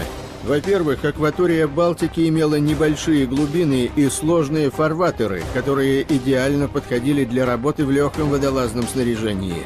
Во-вторых, через морской путь Балтики солдаты вермахта получали снабжение на ленинградском направлении. На оккупированных прибрежных территориях начали появляться вражеские военные базы и причалы. 11 августа 1941 года заместитель наркома ВМФ адмирал Иван Исаков подписывает приказ за номером 72 о формировании роты особого назначения. Вот строчки из него. Сформировать при разведотделе штаба Краснознаменного Балтийского флота роту особого назначения в составе 146 штатных единиц, укомплектовав ее командирами и краснофлотцами-водолазами, прошедшими специальную подготовку в военно-морской медицинской академии и управлении ЭПРОНа. Временный штат ввести в действие с 15 августа 1941 года. Командовать новой ротой подводного спецназа был назначен лейтенант Иван Прохватилов. А научным консультантом стал военврач Илья Савичев, который в 1938 году впервые предложил идею создания подразделения водолазов-разведчиков. На первое задание рота боевых пловцов вышла уже осенью 1941 года. 8 сентября немецкие части группы армий «Север» захватили Шлиссельбург, тем самым заблокировав Ленинград с суши. В это же время с севера союзники Германии, финские войска, форсировав реку Воксу, заняли стратегически важную дорогу, которая находилась южнее города Выборга. При этом финский десант занял один из островов в Финском заливе перед Выборгом. Тем самым была перекрыта дорога к отступлению частей 23-й советской армии к Ленинграду. С учетом того, что комплектование по штатному расписанию финской армии значительно больше, чем у советской армии, это порядка 14 тысяч, то в итоге это все приводило к тому, что у финнов было где-то преимущество 1 к 2, 1 к 1,5. И, естественно, 23-я армия в этих условиях могла единственное, что делать, это обороняться. Роте особого назначения предстояло в 3-дневный срок подготовить подводников к скрытой высадке на остров, занятый финнами. В течение 2 суток лейтенант Прохватилов с отрядом водолазов-разведчиков наблюдал за островом, определяя позиции и огневые точки финского десанта, а также проверяя состояние дна вблизи острова. На 3-ю ночь 50 вооруженных водолазов-разведчиков в легком водолазном снаряжении высадились на остров. Они ждали атаки, вот только на острове никого не оказалось. Они действительно подготовлены и высадились, были удивлены тем, что на самом деле эти позиции оказались пусты. Там были орудия без замков, то есть не работающие. Все, что не было унесено финнами с собой, было испорчено. Почему финский десант покинул свои позиции, до сих пор точно неизвестно. Существует несколько версий. По одной из них о готовящемся наступлении советских диверсантов финны узнали заранее благодаря своему шпиону, проникшему в ряды РОН. По другой версии, первая операция пловцов-диверсантов проходила не так скрытно, как того требовала обстановка, а потому финны могли заметить приготовление советских водолазов. Сам Прохватилов в своих воспоминаниях говорил о том, что мы поняли, что в данном случае, что мы слишком много нашумели. Финны, они, понятно, что выполняли задачи под командованием германского руководства, но тем не менее они были не настолько боеспособными, и поэтому они покинули эти укрепления, и тем самым, значит, задача была водолазами выполнена. После этого инцидента о любых операциях «Рон» теперь знали всего несколько человек. Командир роты, его заместитель и один из представителей разведотдела Балтийского ВМФ. Водолазам-разведчикам сообщалось о деталях предстоящей операции лишь за несколько часов до ее начала. Отряд советских морских дьяволов, созданный в 1941 году, станет одним из самых засекреченных подразделений в составе ВМФ СССР. Прямо под носом у немцев нашим подводным диверсантам удастся совершить сложнейшие операции. Одной из таких станет участие в строительстве ледовой трассы на Ладожском озере, которая вошла в историю как «дорога жизни». К ноябрю 1941 года в Ленинграде, который уже третий месяц находился в блокаде, началась острая нехватка продовольствия. Запасы еды в хранилищах стремительно заканчивались. К 16 ноября 1941 года войска Ленинградского фронта, защищавшие блокадный город, были обеспечены сахаром и крупой всего на 7 дней, а мукой на 10.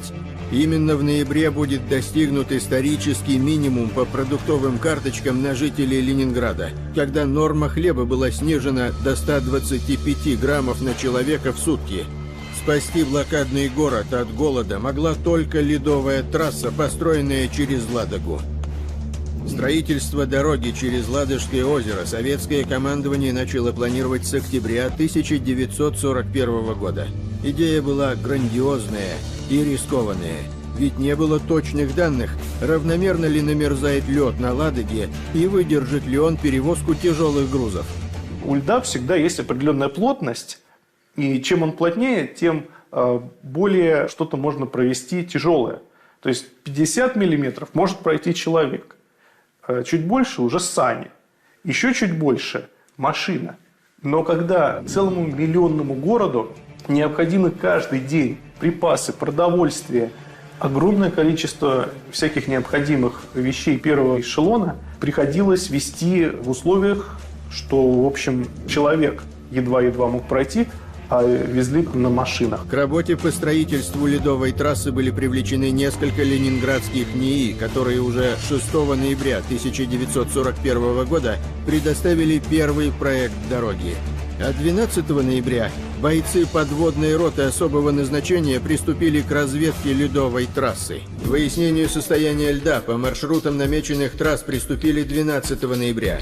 Каждый шаг разведчиков был шагом в неизвестность. Там, где пружинистая ледяная корка прогибалась под ногами смельчаков и трещала, приходилось ложиться и ползти.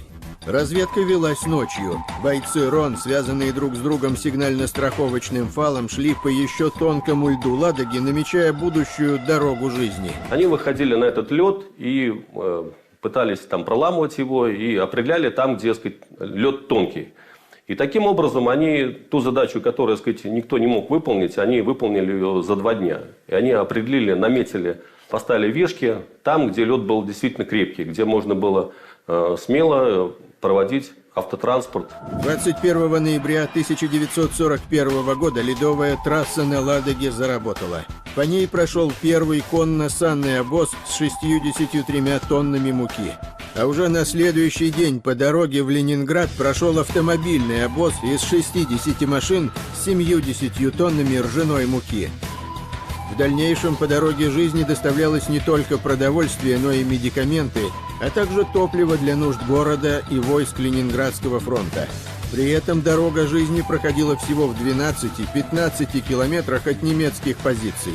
Обозы с ценными грузами в Ленинград часто подвергались обстрелам и авианалетам. Вражеские снаряды оставляли полыньи, которые на морозе быстро затягивались тонким льдом. Обнаружить их порой было сложно, а потому грузовики проваливались под лед. И тогда в дело снова вступали водолазы-разведчики РОН. Именно они привлекались для подъема грузов, ушедших под лед. Так, с конца 1941 года по февраль 1944 только мешков с зерном на поверхность было поднято более 4000. Водолазы роты особого назначения привлекались и к другим важным операциям на Ладоге. В октябре 1941 года телефонные линии между блокадным Ленинградом и Большой землей из-за фашистских обстрелов и бомбардировок были повреждены. Тогда в дело снова вступили боевые пловцы. Они сумели протянуть телефонный кабель по дну Ладожского озера, который всю блокаду поддерживал бесперебойную связь города с Москвой. А весной 1942 года водолазы РОН и вовсе провели уникальную операцию. Проложили первый в мире подводный трубопровод для перекачки топлива и тем самым спасли тысячи жизней блокадного Ленинграда от холода и голодной смерти. В ноябре 1941 года войска Ленинградского фронта, воюющие в окружении, столкнулись с катастрофической нехваткой топлива. Нечем было заправлять танки и грузовой автотранспорт. Был введен жесткий лимит на расход горючего. С такой же проблемой столкнулись и подводники Балтийского флота. Подлодки без топлива не могли оказывать сопротивление немецким судам на Балтике и в Финском заливе. При этом дорога жизни, заработавшая в конце ноября 1941 года на Ладоге, не могла решить в полной мере эту проблему. Дело в том, что ежедневное, ежесуточное, потребность в горючем топливе составляла в Ленинграде порядка 660 тонн топлива для того, чтобы ежедневно обеспечивать эту необходимую норму. Но понятно, что на самом деле невозможно, потому что далеко не каждый день возможно было пользоваться дорогой жизни. Здесь и вражеская авиация, в зимнее время это могли быть и провалы. Необходимо было кардинальное решение топливного вопроса. И такое решение нашлось. В начале 1942 года Нина Соколова, первая в СССР женщина-водолаз-глубоководник, которая работала главным инженером 27-го отряда «Эпрон», предложила провести бензопровод прямо по дну Ладоги. Трубопровод, который был бы проложен по дну Ладоги, он бы снабжал Ленинград вне зависимости от природных условий, от времени года, чего нельзя было сказать о дороге жизни. Поэтому, собственно, идея вот эта, она и родилась именно потому, что подводники, они были профессионалами своего дела. Уже весной 1942 года идею Соколовой одобрило советское руководство. 25 апреля 1942 года было подписано постановление Госкомитета обороны о строительстве трубопровода. По плану он должен был быть построен к 20 июня 1942 года. Работы было поручено вести Наркомстрою в связке со специалистами и бойцами Балтийского военно-морского флота. Весной 1942 года в Ленинграде была создана оперативная группа из инженеров, водолазов и нефтяников. Им предстояло совершить настоящий подвиг. За предельно короткий срок, 50 дней, проложить трубопровод длиной 30 километров, из которых по дну Ладоги на глубине от 1 до 13 метров должен был проходить 21 километр. Подобной строительной практики еще не было ни у одной страны в мире. При этом выполнить задачу нужно было в сложнейших условиях неспокойных вод Ладоги, а также всего в паре километров от передовой, под постоянными бомбардировками и обстрелами фашистов. К строительству нефтепровода оперативная группа приступила в мае 1942 года. Работы велись в строжайшей секретности, в темное время суток, так как даже один немецкий бомбардировщик мог сорвать все мероприятие. Было принято решение укладывать подводную часть бензопровода методом наращивания секций, каждая длиной 200 метров, от западного берега Ладоги к восточному. Сборка и сварка труб в секции проходила в районе деревни Кокорево. Под тройным давлением готовые секции испытывались на прочность керосином. а после покрывались битумной изоляцией. Сваривались трубы еще на земле, потом по жердям запускались над водой, и уже тогда аккуратно под надзором водолазов, подводников они опускались и приваривались на дне в заранее подготовленные и расчищенные кюветы. Перед тем, как начать укладывать трубопровод, намеченная трасса прокладки была исследована и подготовлена боевыми пловцами РОН. Заранее проложенный маршрут был подготовлен, опять же, при помощи вот этих водолазов-глубоководников в данном случае, значит, которые определили, где можно, где ровные маршруты, так сказать, по дну, а где необходимо было их выпрямить при помощи оборудованных барж, специальным оборудованием. Значит, все это дело очистили, подготовили базу для прокладки вот этих трубопроводов. В конце мая 1942 года водолазы роты особого назначения приступили к состыковке и укладке секций будущего трубопровода на дно Ладоги. Работать приходилось в тяжелых условиях. В это время года Ладога часто была неспокойна. Необходимо было выполнять задачу при низких температурах воды при почти нулевой видимости. К 14 июня 1942 года подгонка и укладка трубопровода по дну Ладоги завершилась. Водолазы еще несколько дней подряд спускались на дно озера и тщательно обследовали трубы на предмет повреждений, а также закрепляли их на грунте дополнительными грузами. После этого начались испытания трубопровода. Давление было доведено до максимума – 22 атмосферы. Это давление решили держать сутки, пока водолазы пройдут еще раз по дну от восточного до западного берега озера, проверяя визуально целость сварных стыков. В то же время наблюдение будет вестись с катеров, курсирующих по оси трассы, тщательно исследуя поверхность воды, не появятся ли на ней радужные пятна в месте утечки керосина. Трубопровод был проложен от деревни Борисово-Грива на западном берегу Ладоги до поселка Коса на восточном побережье. Неимоверными усилиями подводников, нефтяников и инженеров трубопровод по дну озера был проложен всего за 43 дня, то есть раньше намеченного срока.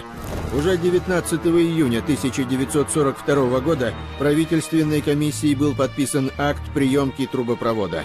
А 20 июня по нему стало поступать топливо в блокадный Ленинград. Подключили его и начали прокачку вот этого, сказать, необходимого так городу топлива, бензина и других, значит, таких вот горюче-смазочных материалов. Этот трубопровод, он был, по сути, вот этим трубопроводом жизни. С июня 1942 года по март 1943 по трубопроводу на дне Ладоги в Ленинград поступило больше 40 тысяч тонн горючего, благодаря чему был освобожден транспорт, необходимый для доставки продовольствия и боеприпасов в блокадный город. А бойцы Ленинградского фронта теперь бесперебойно получали топливо. При этом подводная топливная артерия была недоступна для немецких атак.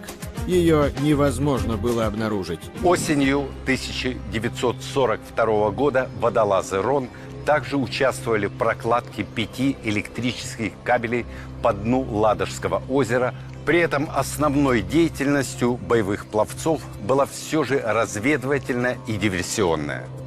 Водолазы РОН постоянно проводили разведку береговых и подводных минных полей, работали по снятию фашистских мин и противолодочных сетей, которые были установлены в водах Балтийского побережья.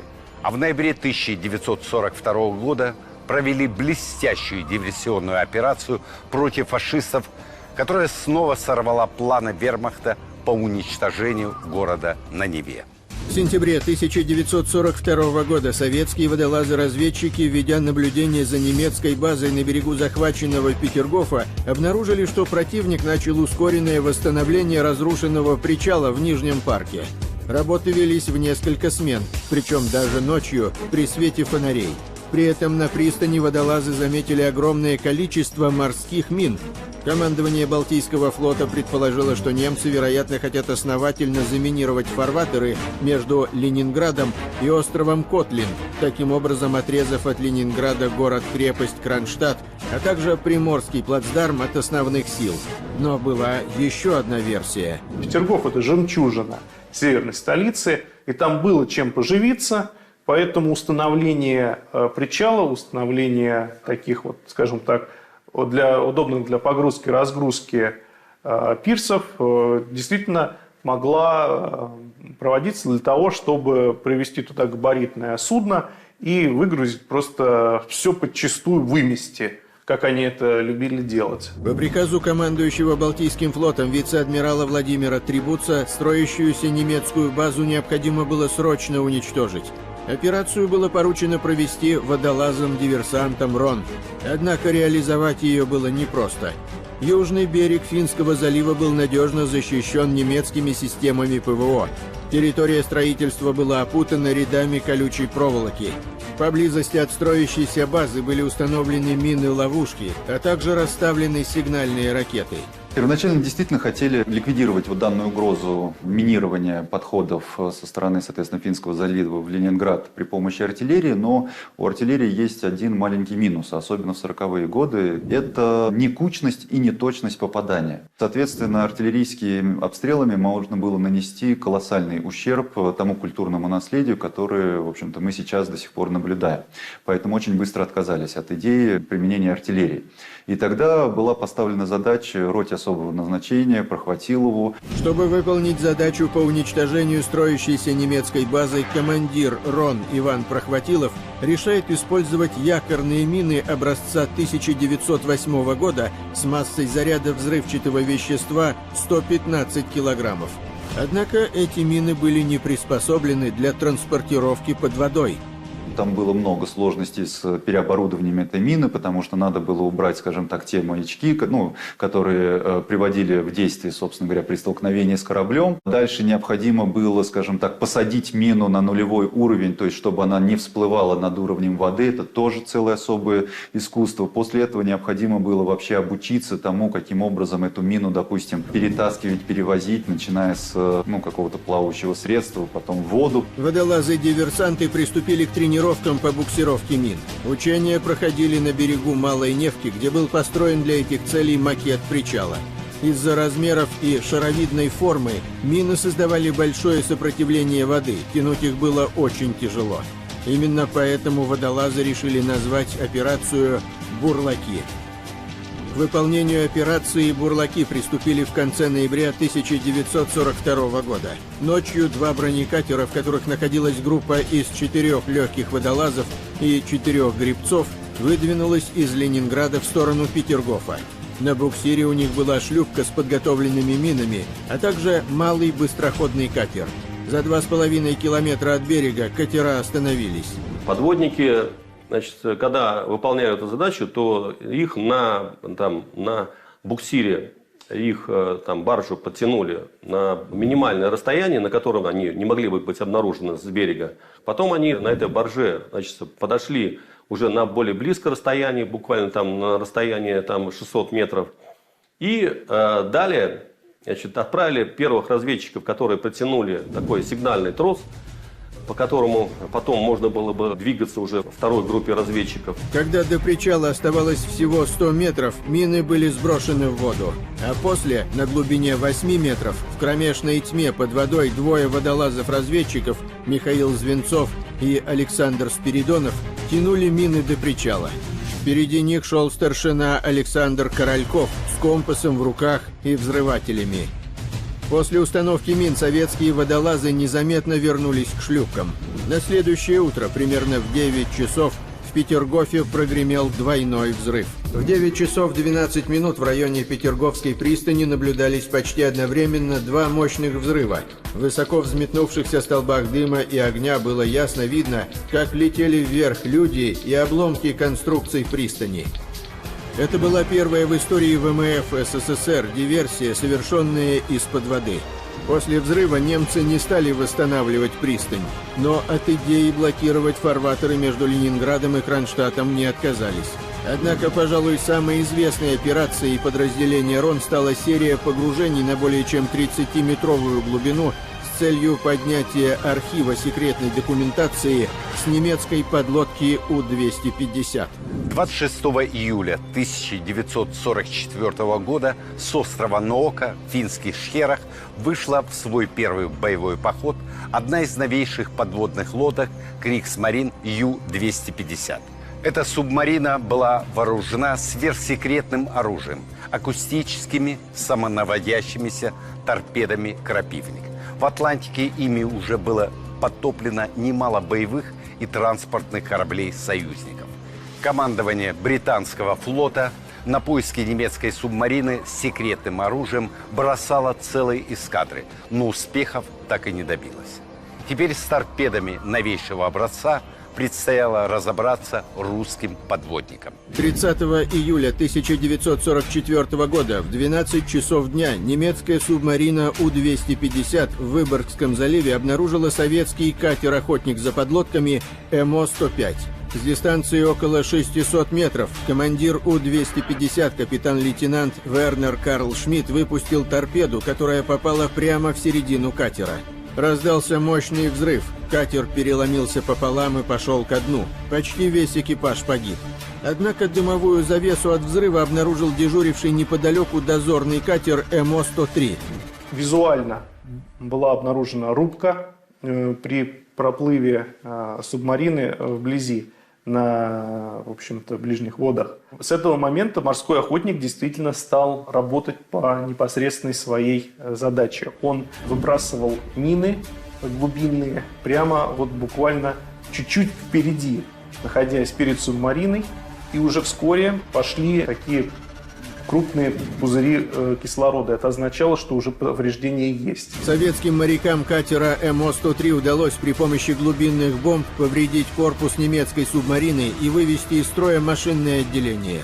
Вечером 30 июля 1944 года У-250 потеряла плавучесть. Вода начала стремительно заполнять отсеки подлодки. Командир У-250, капитан-лейтенант Вернер Карл Шмидт, приказал экипажу покинуть субмарину. На поверхность поднялись 6 немецких подводников, готовых сдаться в плен. 19:40. Потоплена подводная лодка противника. Взяты в плен 6 человек экипажа. Широта 60 градусов 27,9 минуты норд. Долгота 28 градусов 24,9 минуты ост. Поставлена веха. После допроса немецких моряков и командира У-250 Вернера Карл Шмидта выяснилось, что советским морякам удалось потопить одну из современных подлодок Кригсмарины, которая была оснащена торпедами новейшего образца. Командование Балтийского флота приказало роте пловцов Прохватилова найти и обследовать подлодку. Однако сделать это было не так-то просто. Любая попытка подойти к точке затопления вызывала бешеный артиллерийский огонь с финского берега. Что-то не так. Почему-то важно было эту лодку уничтожить на дне, разметать ее на куски. Это, естественно, вызвало законный интерес. Почему, в чем дело? Тем более, что немецкий командир сказал, что на допросах, что лодка не совсем обычная, что она вооружена необычным оружием. В начале августа 1944 года в район поиска отправились 10 водолазов-разведчиков. На 4-й день им удалось обнаружить немецкую субмарину на глубине 36 метров. Один из водолазов проник внутрь подлодки и в каюте капитана нашел цилиндрический пенал. В нем оказались навигационные карты, на которых были обозначены все военные фарватеры и минные поля немцев и финнов. Это была настоящая удача, ведь теперь у советских моряков появилась возможность пресечь любую активность немецкого флота в Балтийском море. Более того, советское командование решило поднять подлодку, чтобы получить в распоряжение и новейшие немецкие торпеды. Работы по подъему подлодки У-250 велись ночью под периодическими обстрелами немецких торпедных катеров и финских береговых войск. Были, опять же, моряками-подводниками доставлены тросы. Эти тросы должны были ее поднять. Наверху были баржи, но в какой-то момент немецкая авиация эти баржи потопила. Затем немецкое командование очень долго ждало, что им удастся эти баржи не просто добить, а добить вместе с моряками, которые выйдут на поверхность. Но вот пока были неблагоприятные погодные условия, подводникам-диверсантам удалось достаточно незаметно эти самые баржи отбуксировать на безопасное расстояние. Однако под прикрытием дымовой завесы при помощи 2 понтонов подлодку удалось поднять на поверхность. 14 сентября 1944 года она была доставлена в Кронштадт. На субмарину был допущен капитан-лейтенант Шмидт который показал советским морякам торпеды новейшего образца Т-5 с акустическим наведением, а также шифровальную машину «Энигма». Важнейший агрегат, о котором даже и не мечтали заполучить его в руки. Это шифровальную машинку, пятидисковую машинку типа «Энигма», на которой немцы шифровали и перешифровывали все свои документы боевые. Обнаружился еще один сюрприз, очень важный, о котором толком даже и не подозревали. Оказалось, что на этой лодке были уникальные торпеды, которые наводились на акустические шумы. В дальнейшем информацию о немецких торпедах советское командование предоставило своим союзникам, британцам. Именно Королевские военно-морские силы Великобритании понесли наибольший урон от этих торпед в Атлантике. Свой трофей мы не скрывали от союзников. Уинстон Черчилль обратился к Сталину с просьбой допустить английских специалистов осмотреть немецкую подлодку. Англичане после осмотра горячо благодарили за ценные сведения о немецкой акустической торпеде. Сталина это насторожило, а не слишком ли ценный секрет мы выдали? Пришлось поволноваться. За годы Великой Отечественной войны боевые пловцы РОН провели больше 200 успешных разведывательно-диверсионных операций. Благодаря действиям подводного спецназа были спасены экипажи 745 кораблей, подняты почти 2000 затонувших кораблей, а также сняты с мелей 840 судов.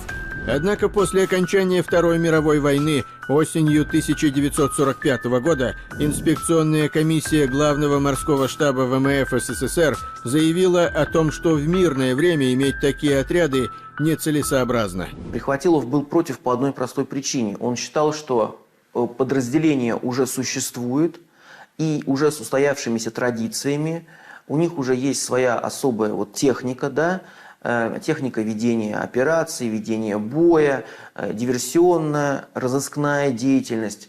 Поэтому не имеет смысла это все утрачивать.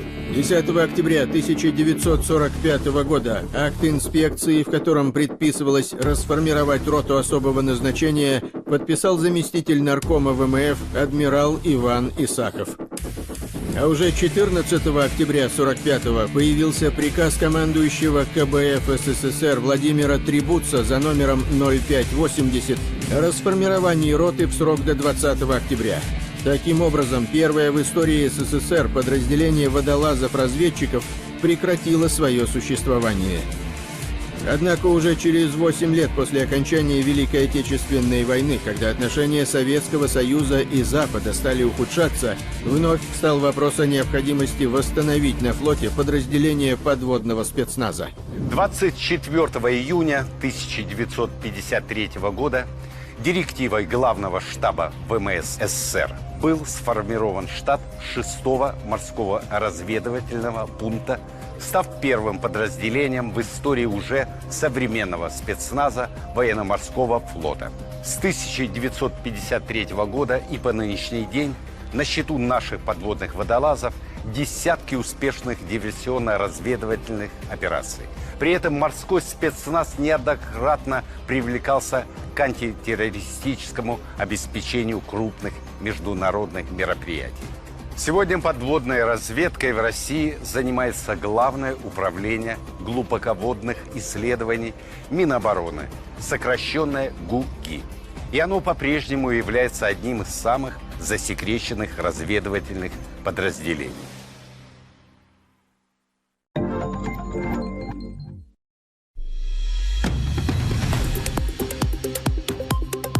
С одной стороны, Литва использует закрытие границы для внутриполитических и экономических целей, поскольку экономическая ситуация в Литве и странах Балтии и энергетическая ситуация после обрезки БРЭЛ, то есть сети обмена электроэнергии с нашими странами, она даже хуже, чем патовая. То есть каждый следующий ход, каждый следующий шаг ухудшает положение самих граждан Литвы и стран Балтии, да и многих других, честно говоря, тоже. Поэтому своему обществу предъявить нечего. Единственный формат, в котором продолжает существовать внутренняя политика, это милитаризация, это истерика, это запугивание своего общества своими же соседями. Второй мотив – это, безусловно, навредить трансграничному перемещению. У Беларуси открыты границы, мы никого не боимся. Мы приняли более 1 миллиона граждан Европейского Союза, разных стран. Но как раз большинство из них – это граждане и не граждане стран Балтии, Польши.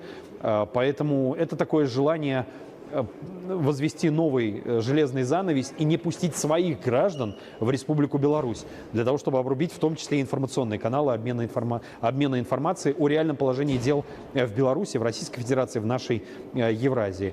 Третий повод абсолютно корыстный. У Польши получилось, значит, литовские так называемые элиты рассчитывают, что получится и у них.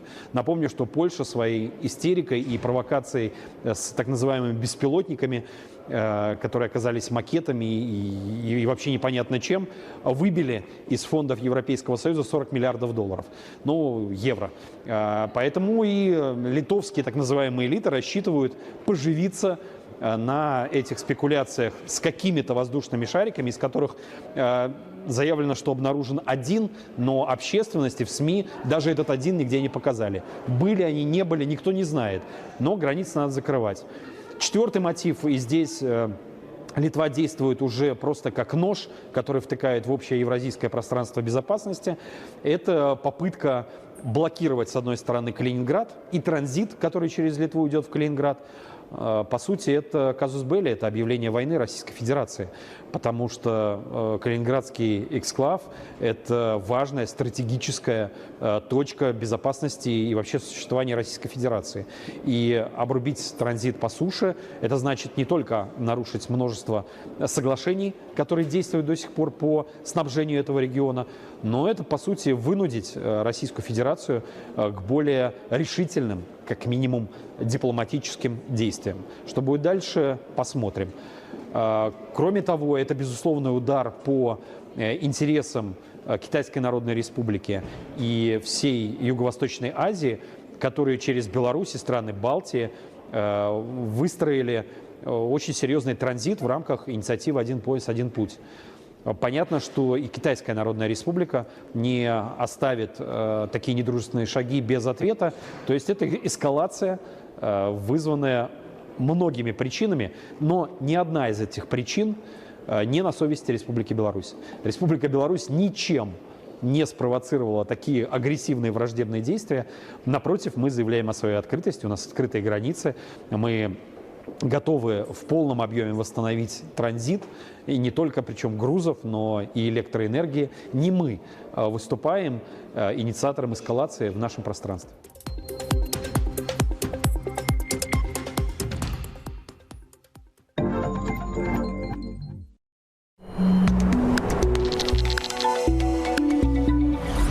Пересмотр итогов исторических событий в угоду политической конъюнктуре недопустим, заявил постоянный представитель Беларуси при ЮНЕСКО. Юрий Амбразевич отметил недопустимость замалчивания фактов решающего вклада Советского Союза в победу над фашизмом, огромных жертв населения СССР и героизма солдат Красной Армии, так же, как и игнорирование факта геноцида народа Беларуси. В Самарканде в эти дни проходит 43-я Генеральная конференция ЮНЕСКО. Внимание организации к урокам «Самые страшные из войн прошлого» является важнейшим условием реализации мандата организации.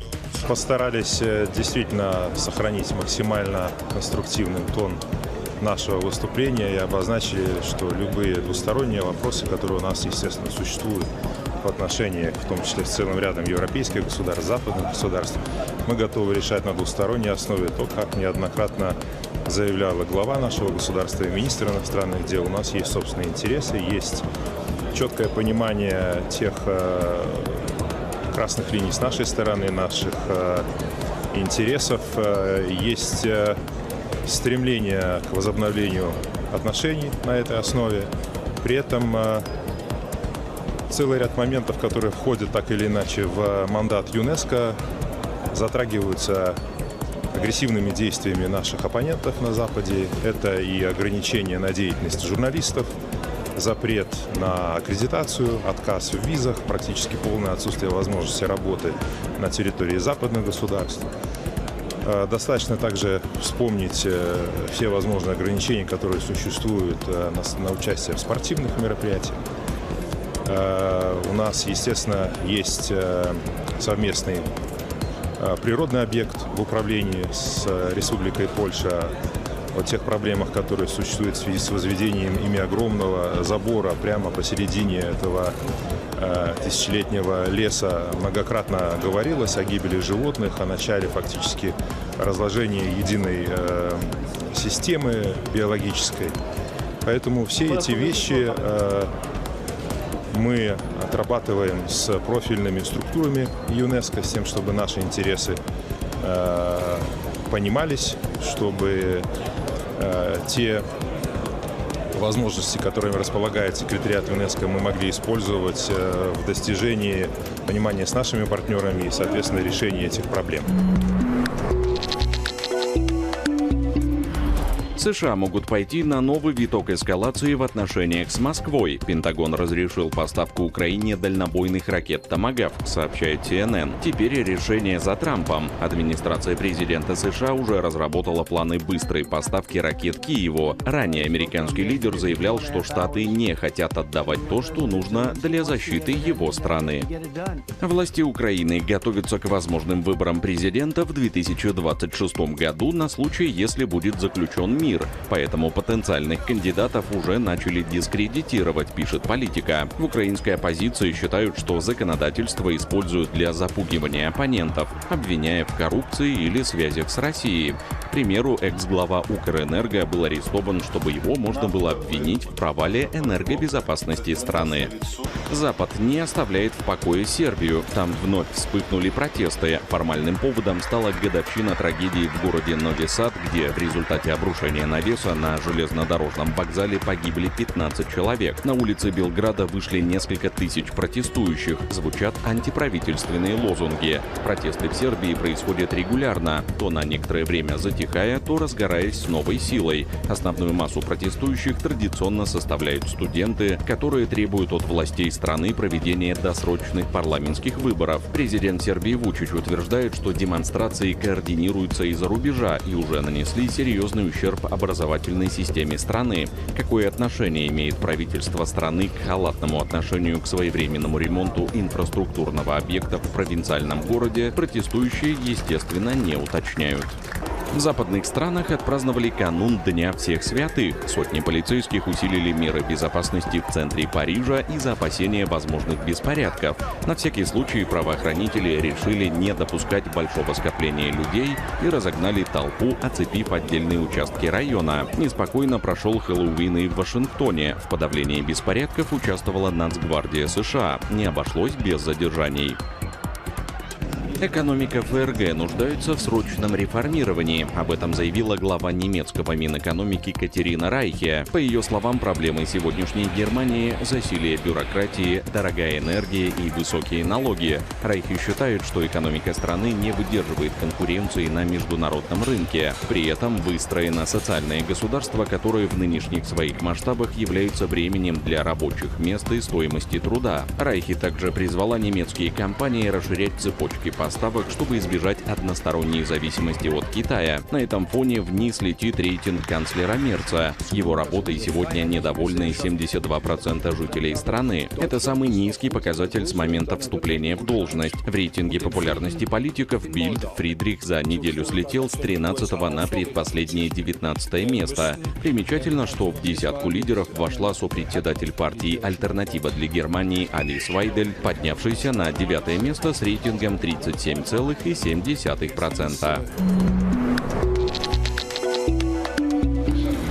Продвижение межкультурного и межнационального диалога. В Москве проходит фестиваль «Народы России и СНГ». Он собрал сотни участников со всех российских регионов, а также Содружества независимых государств. Сегодня, когда бывшие советские республики пытаются разъединить, а временами и столкнуть друг с другом, очень важно развивать экономические, политические и культурные связи, при этом уважая национальные интересы и суверенитет друг друга. В Беларуси никогда никто не разделял народы. Неважно, кто ты, украинец, поляк, еврей или белорус, мы никогда про национальность внутри страны вообще не говорили.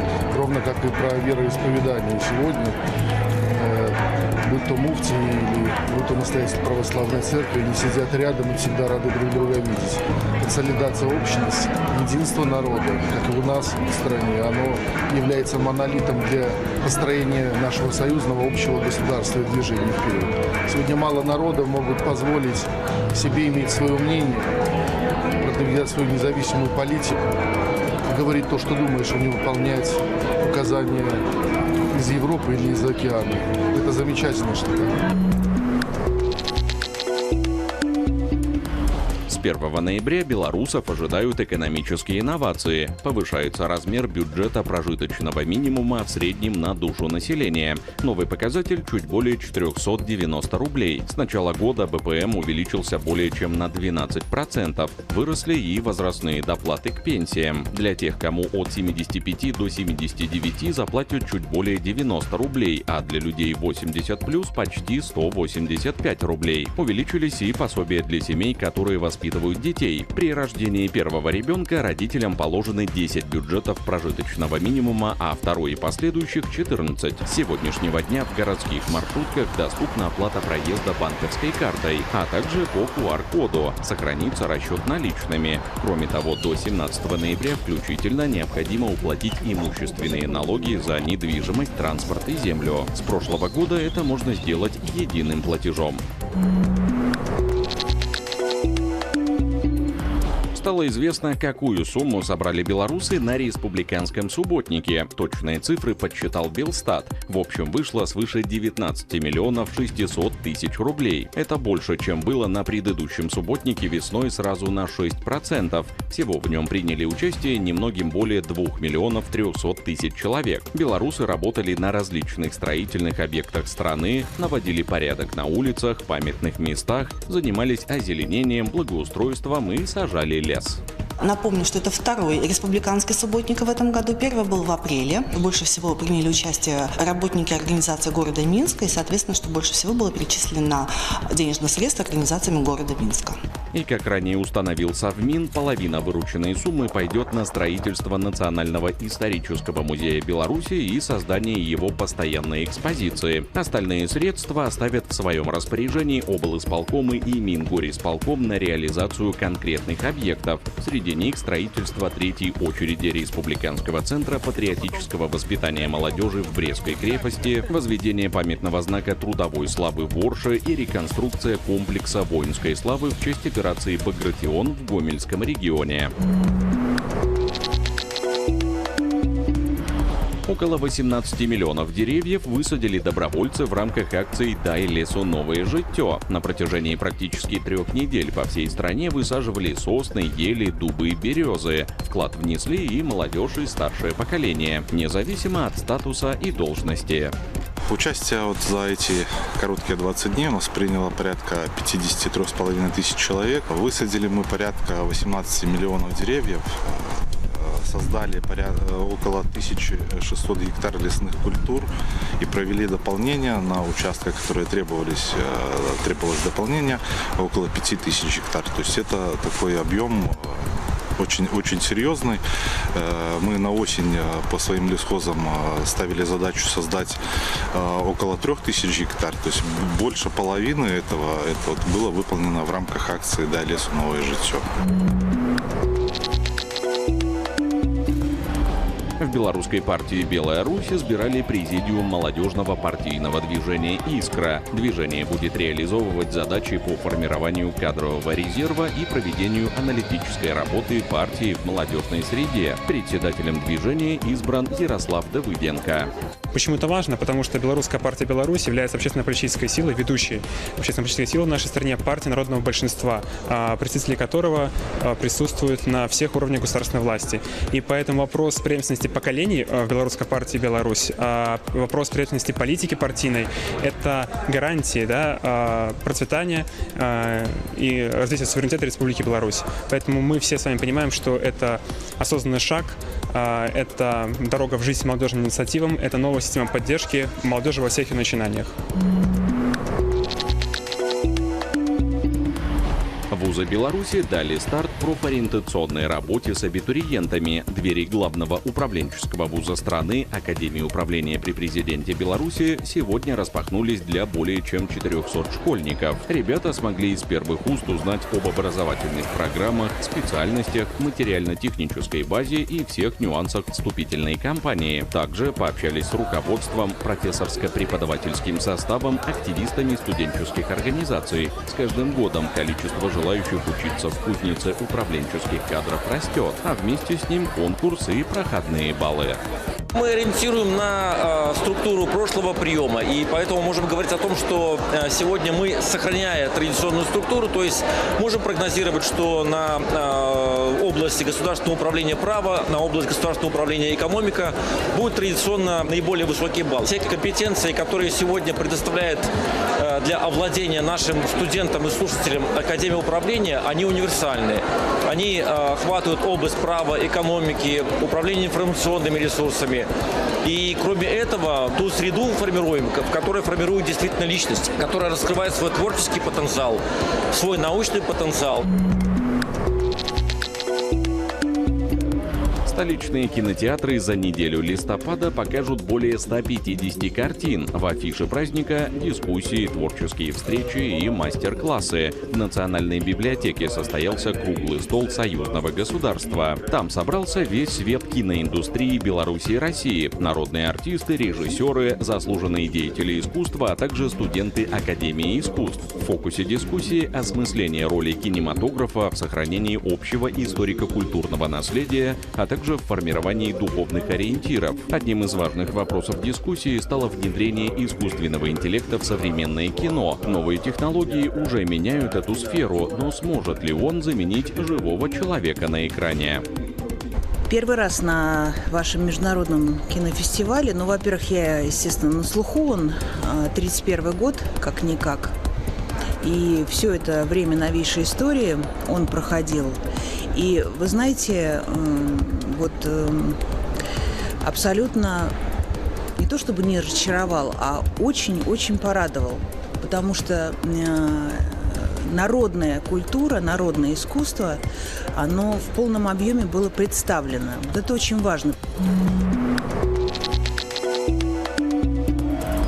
Событие, которого ждали хоккеисты, болельщики и настоящие ценители мужской игры. 19-й республиканский чемпионат на призы президентского спортивного клуба официально открыт. В шикарной атмосфере спортивного праздника дружина главы государства в своем первом матче сумела сломить сопротивление команды Могилевской области. Несмотря на счет, игра получилась напряженной и невероятной по своему сценарию. Сразу 12 шайб увидели болельщики, заполнившие до отказа столичную Олимпик-арену. 9-3. Действующий чемпион Республиканской хоккейной лиги с победой начинает защиту титула. С ними всегда тяжело играть. Они все в форме. Они могут сейчас заявиться и играть. Поэтому всегда тяжело с ними играть. У них хороший коллектив, поиграющие ребята, которые поиграли на хорошем уровне. Поэтому то есть, они не просто бегают, где попало. Хороший хоккей показывают. Эмоции положительные, классные. Тяжеловато немножко, но самое главное, получаем удовольствие. Колоссальные эмоции, тем более так как связан с профессиональным прошлым. Очень этого не хватает, поэтому рады оказаться на льду в такой атмосфере. Каждая игра, много заброшенных шайб, интерес для зрителей, интерес для самих же нас, просто выйти, получить удовольствие, вспомнить прошлое.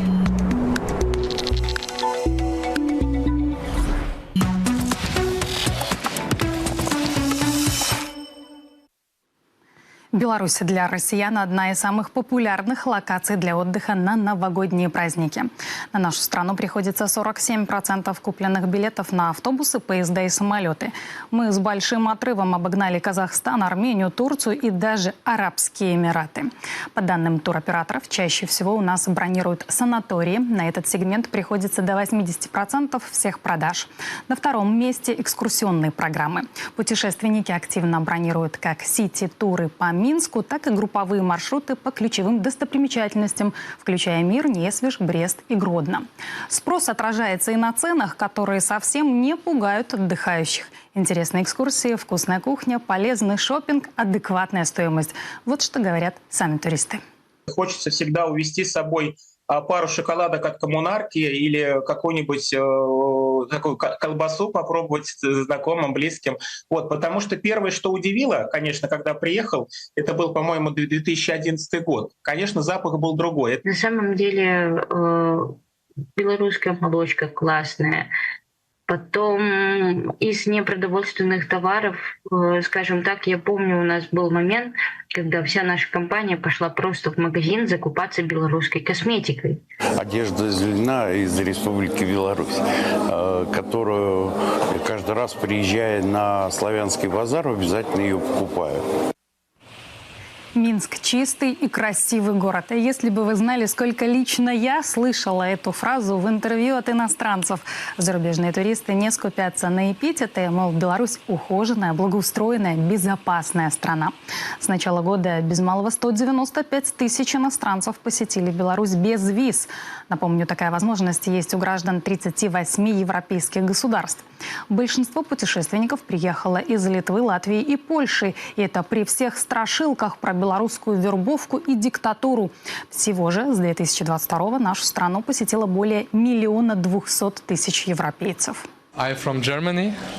Я приехал из Германии и влюбился в Беларусь. Могу сказать, что ваша страна лучшая в Европе. Я был здесь 3 недели и не впервые. Сервис везде на высшем уровне. Мне очень понравилось в Беларуси то, что здесь есть ценность семьи и традиций.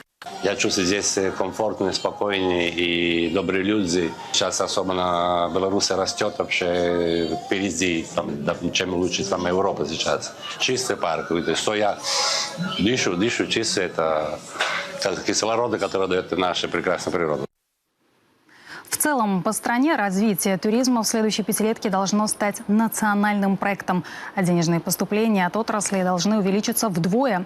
Вот и накануне наш президент, посещая Витебскую область, ориентирует развивать востребованные санаторно-курортные услуги, вкладывать деньги, учитывая спрос. Нужно развивать разные виды туризма. Оздоровительный, культурно-исторический, экологический, образовательный, деловой. Еще больше раскручивать событийные мероприятия и фестивали, а не жаловаться на климат и холодное лето. Очень важно сейчас найти те варианты монетизации продуктов, которые предлагаются здесь, без ущерба природе, без ущерба этим уникальным, важнейшим территориям, которые привлекают огромное количество туристов, но это требует очень такого планомерного развития туристической инфраструктуры. В первую очередь это объекты размещения, это те точки, где люди могут остановиться и продлить свое время пребывания в этих замечательных местах, оставив соответствующую сумму, которая позволяет развивать экономику района, которая позволяет концентрировать ресурсы для того, чтобы привлекать еще больше туристов и оказывать качественные услуги. А вот промышленный туризм уже давно что-то большее, чем просто удивленные ахи путешественников. Сегодня это инструмент имиджа, инвестиций и профориентации. Почти 100 наших предприятий уже принимают экскурсии. Посетителей все больше. В 2024-м почти 267 тысяч человек. Это на четверть больше, чем годом ранее. Но штатных специалистов по промтуризму единицы. Чаще всего этим занимаются кадровики, маркетологи или идеологи, для которых экскурсии – дополнительная нагрузка. Как думаете, с каким энтузиазмом такие экскурсоводы будут водить вас по цехам? На базе Минского тракторного завода планируют создать Центр развития промышленного туризма. Здесь займутся подготовкой специалистов и разработкой образовательных программ. Основная задача этого центра – это как раз-таки знакомить сотрудников промышленных предприятий с успешными практиками Минского тракторного завода, потому что этот завод является одним из таких как раз-таки успешных примеров развития промышленного туризма. И этот центр компетенции направлен на как раз-таки переподготовку сотрудников предприятий, на повышение квалификации именно в рамках промышленного туризма. То есть вот это для того, чтобы решать вот эту кадровую проблему, чтобы на предприятиях были свои люди, которые могут работать с туристами. В Беларуси нет морского побережья и горных вершин, но есть другие природные и архитектурные богатства. Свыше 20 тысяч рек, почти 11 тысяч озер, старинные замки и дворцы, музеи, театры, агроусадьбы, заповедные места, где воздух в 300 раз чище, чем в городе. Нам есть что показать, но чтобы увеличить поток туристов без развития инфраструктуры и повышения качества услуг, не обойтись. Индустрия гостеприимства – это еще и про умение продать. Белорусы не предлагают увидеть Париж и умереть. Лучше увидеть и вернуться снова.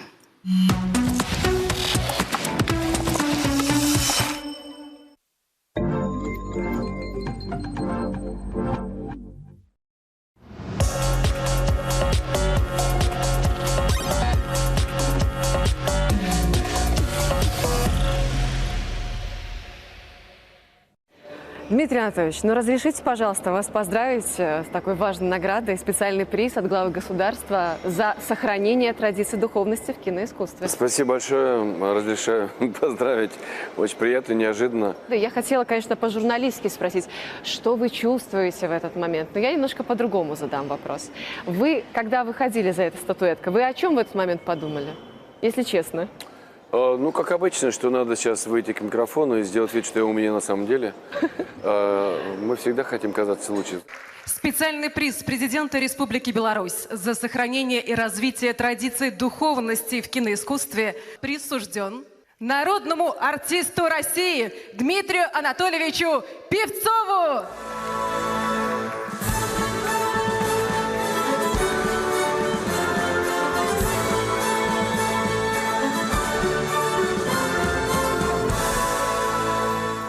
Знаете, мне уже за 60, и мне это было приятно, конечно, но что я потом волновался, ой-ой-ой-ой, вот такого уже давно нет. Я как-то давно, 30 лет назад, 35, получал европейский киноприз, аналог Оскара, ну, когда Оскар еще что-то значил.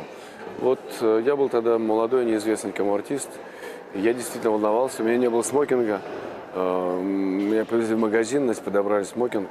Вот тогда это было какое-то для меня круто. Но, как показала практика, артистом лучше от этого не стал.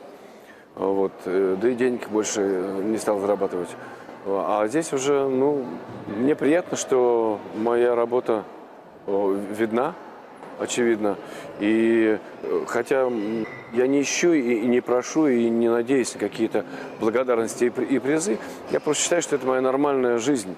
Я делаю то, что мне кажется нормальным, правильным, органичным. Сейчас для меня актерство, оно отошло немножко на другой план, хотя вот у нас в Ленкоме появился, слава богу, худрук новый, и он намеревается уже со мной работает плотно. Я понимаю, что артистов моего возраста в моей форме практически нету, и он хочет это использовать. Но есть занятия не менее интересные, это педагогика. Мы работаем с молодежью, уже третий поток выпускаем студентов. Есть своя киностудия, где мы делаем то, что мы хотим. Вслух. Вслух, да. И я являюсь координатором, и даже сейчас начал и сценарий писать, и даже снимать. Я уже снял 3 новеллы.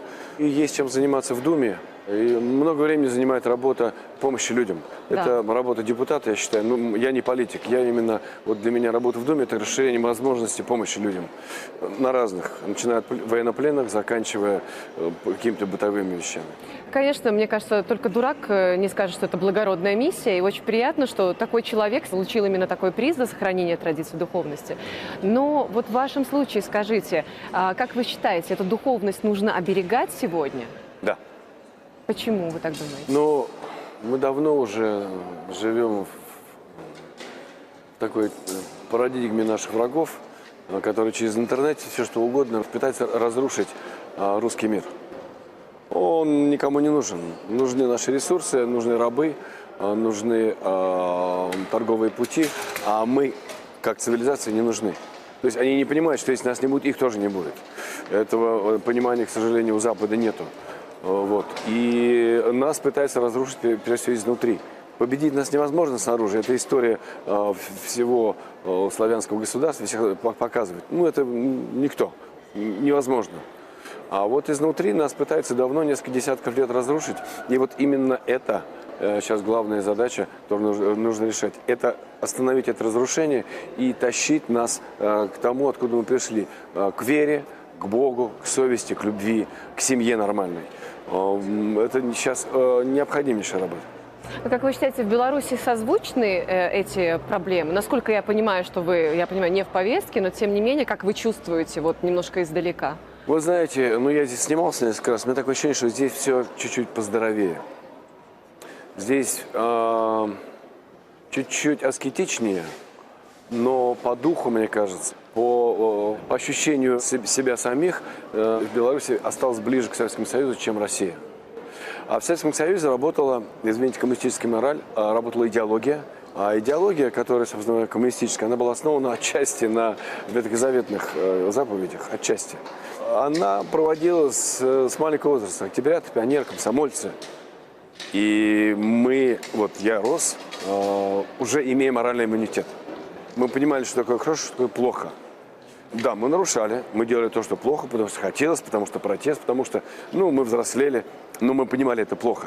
Сейчас у нас, по крайней мере, выросло уже несколько поколений, которые не понимают, что такое плохо.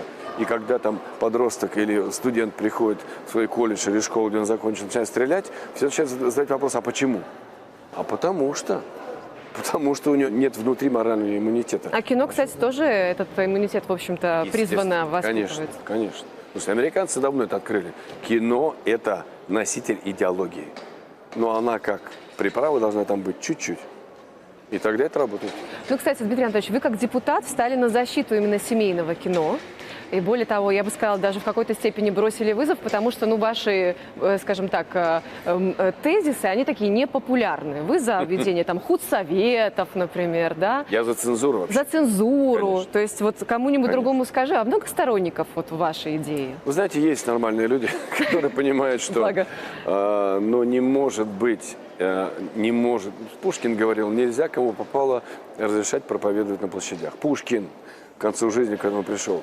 Что мы говорим о том, что происходит сейчас, когда вот это все интернет-пространство заполнено чем угодно. И любой ребенок может тыкнуть и зайти.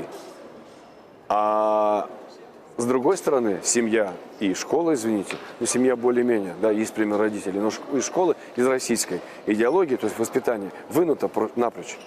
И только сейчас начинаются процессы, там есть юноармейцы, есть какие-то движения общественные, но все равно пока в России существует 13 статья Конституции, которая говорит о плюрализме идеологии, то мы даже не можем цензуру нанизать ни на что. Потому что идеологии нету, каждый, всем цветам давай волю.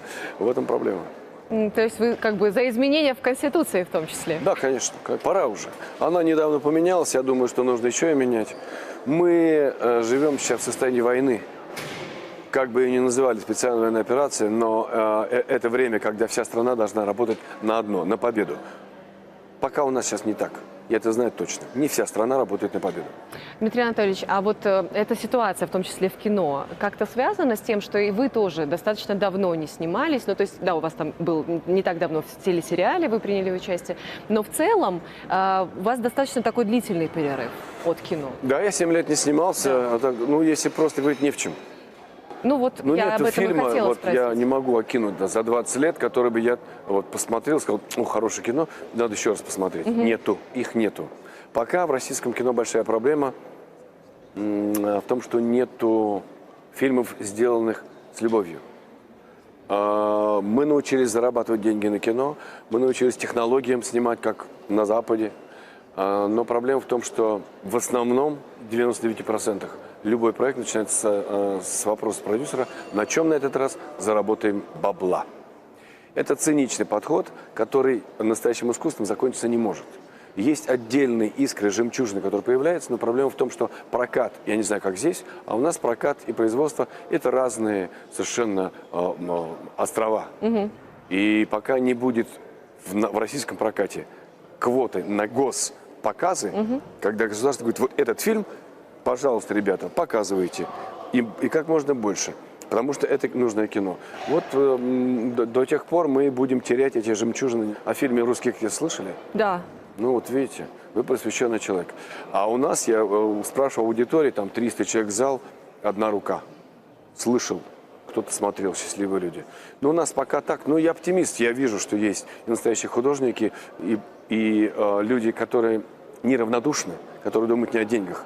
Так что все будет хорошо. Не сразу, но будет. А потом, как это случилось в 50-е годы, когда в творческие вузы пришли в шинелях, в сапогах поступать будущие кинематографисты. Да. Вот сейчас, я думаю, ребят, которые будут сейчас с СВО, они будут делать в том числе и новое российское искусство. Дмитрий Анатольевич, я хотела вспомнить вашу театральную работу. Это спектакль «Лавр». по роману Евгения Водолазкина. Вы слышали о том, что Эмир Кустурица собирается экранизировать это? О, вы знаете, я слышал много раз. Мне кажется, это правильный человек для экранизации такого романа. Он православный, насколько я понимаю. Он талантливый, резко талантливый человек, с чувством юмора и глубокий. Он работает не за деньги. А рассказать историю, как стать святым, это серьезная задача. Самое главное, что святой никогда не считает себя святым. Это да, это да. Но вот для меня было открытие, конечно, вот этот роман. Все так просто. Хотя, видите, роман бестселлер считается как раз. То есть не все в поп-культуре так однозначно. Конечно, конечно. Это да. Скажите, а вас не звали еще туда, в этот проект? Нет. Потому что я подумала, что наверняка. Ну, вы знаете, сейчас я вот смотрю, хожу на фильмы, так сказать, по роду деятельности, в основном больше на семейные, на детские, но я смотрю на лица, которые появляются на экране, одни и те же. Угу. Вот. Режиссеры снимают своих любимых артистов. Ну, да, и, наверное, типа проще. Ну, известные, знаю, как с ним работать. Мое отношение к кино известно всем. Мне очень жалко тратить время на актерство, поскольку для актера чудовищное количество времени проходит бессмысленно. И хотя я научился читать, да, ты очень много ждешь. Да и играть особенно нечего. Вот. Я сейчас, если иду в кино, то только потому, что я вижу, что там есть идея, зерно, есть слово, есть мысль, к которой я готов присоединиться, потратить свое время. А просто что-то сыграть, я уже вот так наигрался за 40 лет с лишним. Мне неинтересно и некому показывать, какой я артист. Я знаю, какой артист. Дмитрий Анатольевич, спасибо вам за такой фундаментальный подход. Нам, правда, очень приятно, что вам вручили эту награду. Спасибо. По сути, справедливость восторжествовала. Что я имею в виду? В 2009 году, на листопаде, вам вручили награду от Союзного государства, от Постоянного комитета, за работу «Снайпер» Александра Ефремова, да? Да. Но вы тогда не смогли приехать. Вам статуэтку там уже передавали как-то там через людей. Да. И вот, наконец, вы вышли со своей заслуженной наградой. Вообще чудо, что я приехал, потому что у меня вчера спектакль, завтра у меня тоже в час уже репетиция. Ну, я вот как-то сказал, ладно, поедем, все. Но для нас это важно, что сегодня вы с нами, что вы здесь, в Минске, на международном фестивале. Я очень рад видеть столько красивых, извините, женщин. Смотрю на вас, думаю, спасибо, Господи, такая красота и талант, очевидно. Кому-то повезло. Да и вообще, вот я давно не был на фестивалях, здесь красиво одетые люди, празднично одетые люди. Действительно, люди пришли на праздник. Фестиваль – это праздник. И кинематографистам нужно иногда видеться, очевидно. Тоже. Почему нет? Да, посмотреть друг на друга. Я много ребят встретил, ребят разных. И девушек, женщин наших, с которыми, не знаю, лет 20 не виделся, 25. А здесь, бац, увиделись. Спасибо вам. Мы очень рады, что такая возможность появилась. И благодарю вас отдельно. Вам спасибо хочу сказать за то, что есть возможность посмотреть ваши глаза. Благодарю. Спасибо.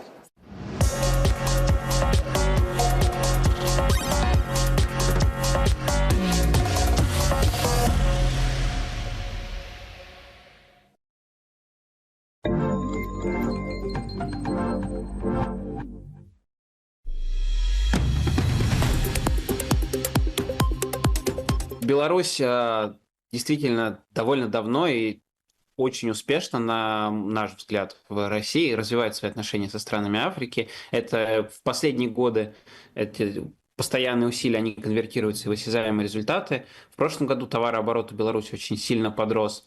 Беларусь занимает важную роль в сельхозэкспорте, в экспорте удобрений, в экспорте продукции сельскохозяйственного назначения. Это то, что нужно Африке, это то, как реально страны союзного государства вносят свой вклад в суверенитет продовольственной Африки, поставляя и саму еду, и средства ее производства. Это намного важнее сейчас для Африки. Удобрения, техника, потому что пока африканский рост производства сельхозтоваров, он обеспечен тем, что все больше и больше земель вовлекается в оборот. Каждый год распахивают все больше и больше, но урожайность с гектара, интенсивность этого сельского хозяйства очень низкая, потому что хозяйства подсобные, они очень очень низкий уровень механизации, технической оснащенности. И вот как раз в этом оказывается действие Беларусь. И это одно из важных, ключевых направлений, но мы видим постепенный рост политических контактов. Регулярно в Беларусь приезжают лидеры стран Африки, довольно регулярно идет контакт. И мне кажется, что из стран СНГ у Беларуси, Казахстана и России у них наиболее сейчас идет последовательная политика в отношении Африки.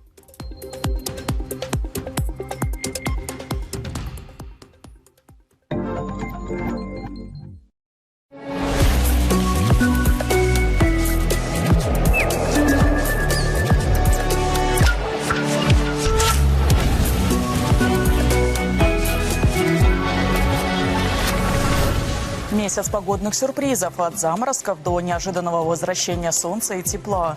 По информации Белгидромета, 2 ноября сохранится влияние области повышенного атмосферного давления. Преимущественно без осадков. Лишь днем местами по северо-западу страны ожидаются кратковременные дожди.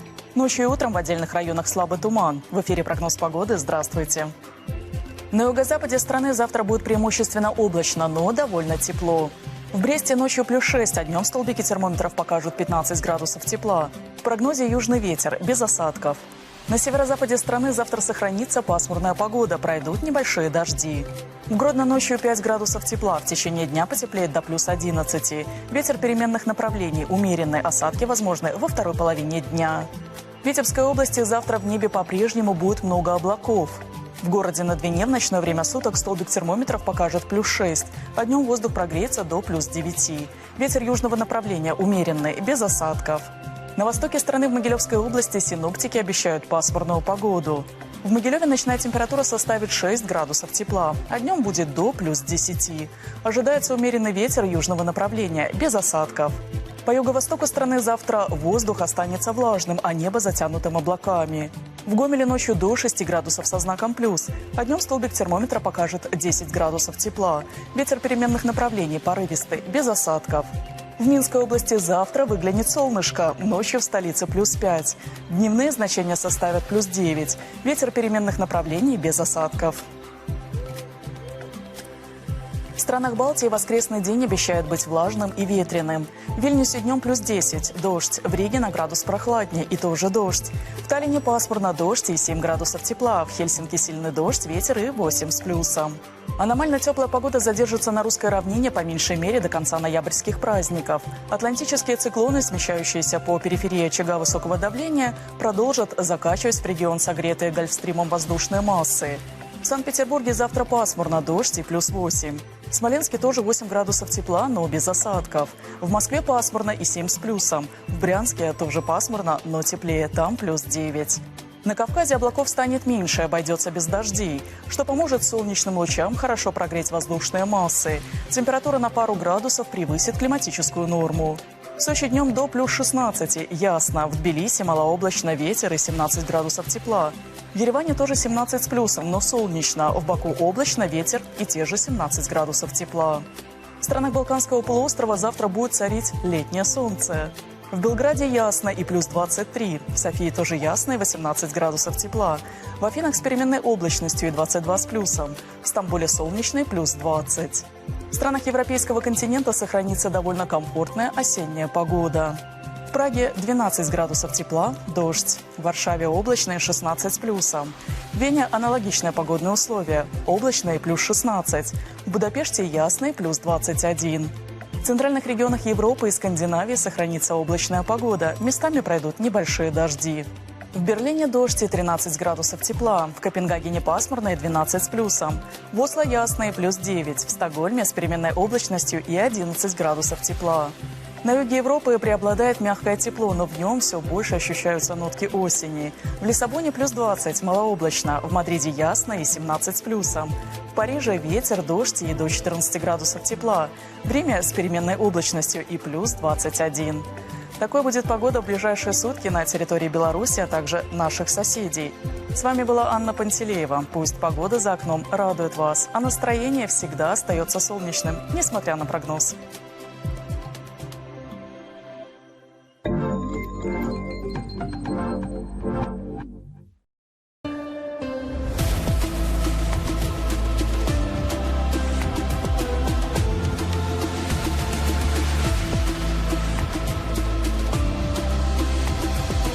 Во все времена и в разных культурах людей притягивали и объединяли места, где они восстанавливались, получали жизненную энергию и силы, находили духовное исцеление и утешение. Таким источником света и мудрости для нашего народа духовной скрепой белорусов являются святые обители. И здесь неважно, какого ты вероисповедания – православный, католик, мусульманин или иудей. Двери храмов, какое бы название они ни носили, всегда открыты для каждого.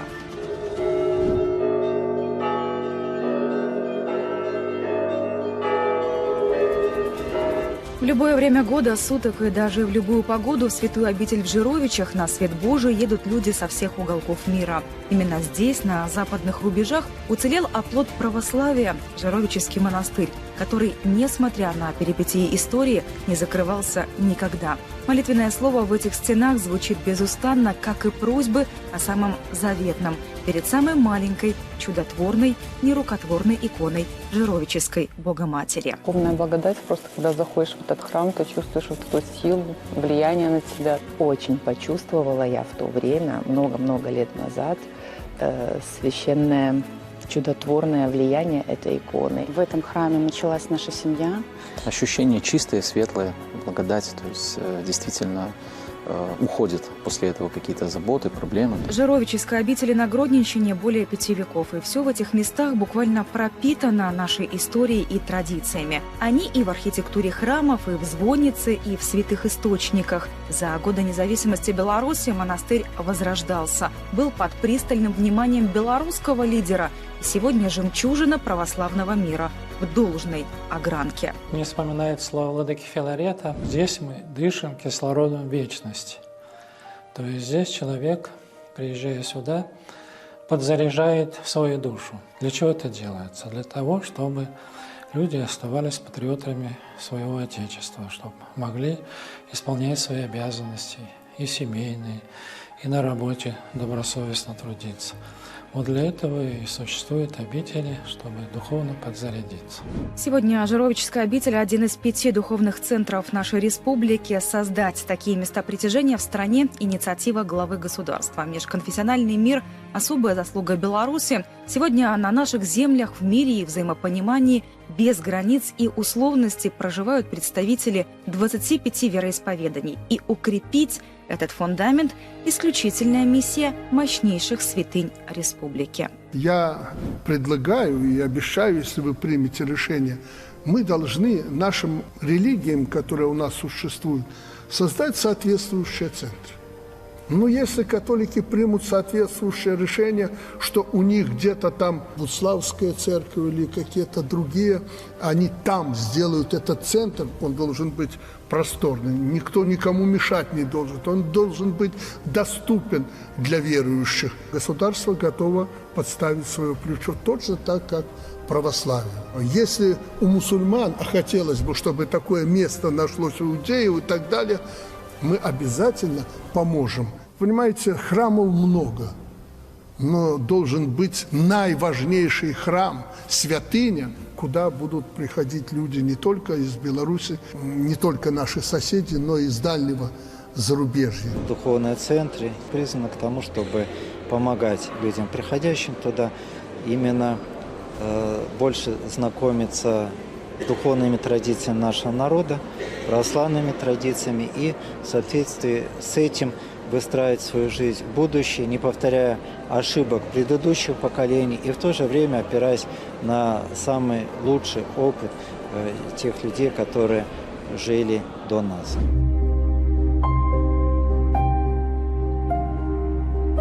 В монастырском комплексе 5 храмов и Минская духовная семинария, старейший вуз страны, духовная школа кузница кадров Белорусской православной церкви и место, где спустя века чтят традиции, сохраняется преемственность поколений. Зачастую духовные знания и силу здесь обретают целыми священническими династиями. У нас есть отделение церковных искусств, где 2 направления существуют. Что касается юношей, первое главное направление – это пасторско-богословское.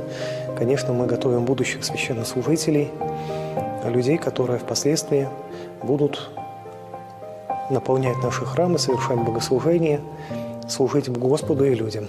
Я окончил воскресную школу, и в возрасте 14 лет встретил священника, который в дальнейшем укреплял мой фундамент знаний к поступлению в духовную семинарию и поныне укрепляет мой стержень духовный. Что можно сказать про молодежь, которая к нам поступает, у нас учится? Все ребята, в первую очередь, показатели нравственности, примера для других, как можно сочетать современную жизнь и жизнь духовную. Здесь присутствует Бог явный. Вот я сейчас говорю, у меня прям мурашки по коже. Мой духовный отец, иерей Андрей, Шишкин, он мне сказал, что тебе вот дорога открыта для продолжения учебы и по пути священства. Это удивительное место с особой атмосферой добра и единения природы и человека в 72 гектара на территории монастыря Эдемский сад, только на земле. В мире на протяжении вот уже 15 лет здесь уживаются лошади, верблюды, медведи, зайцы,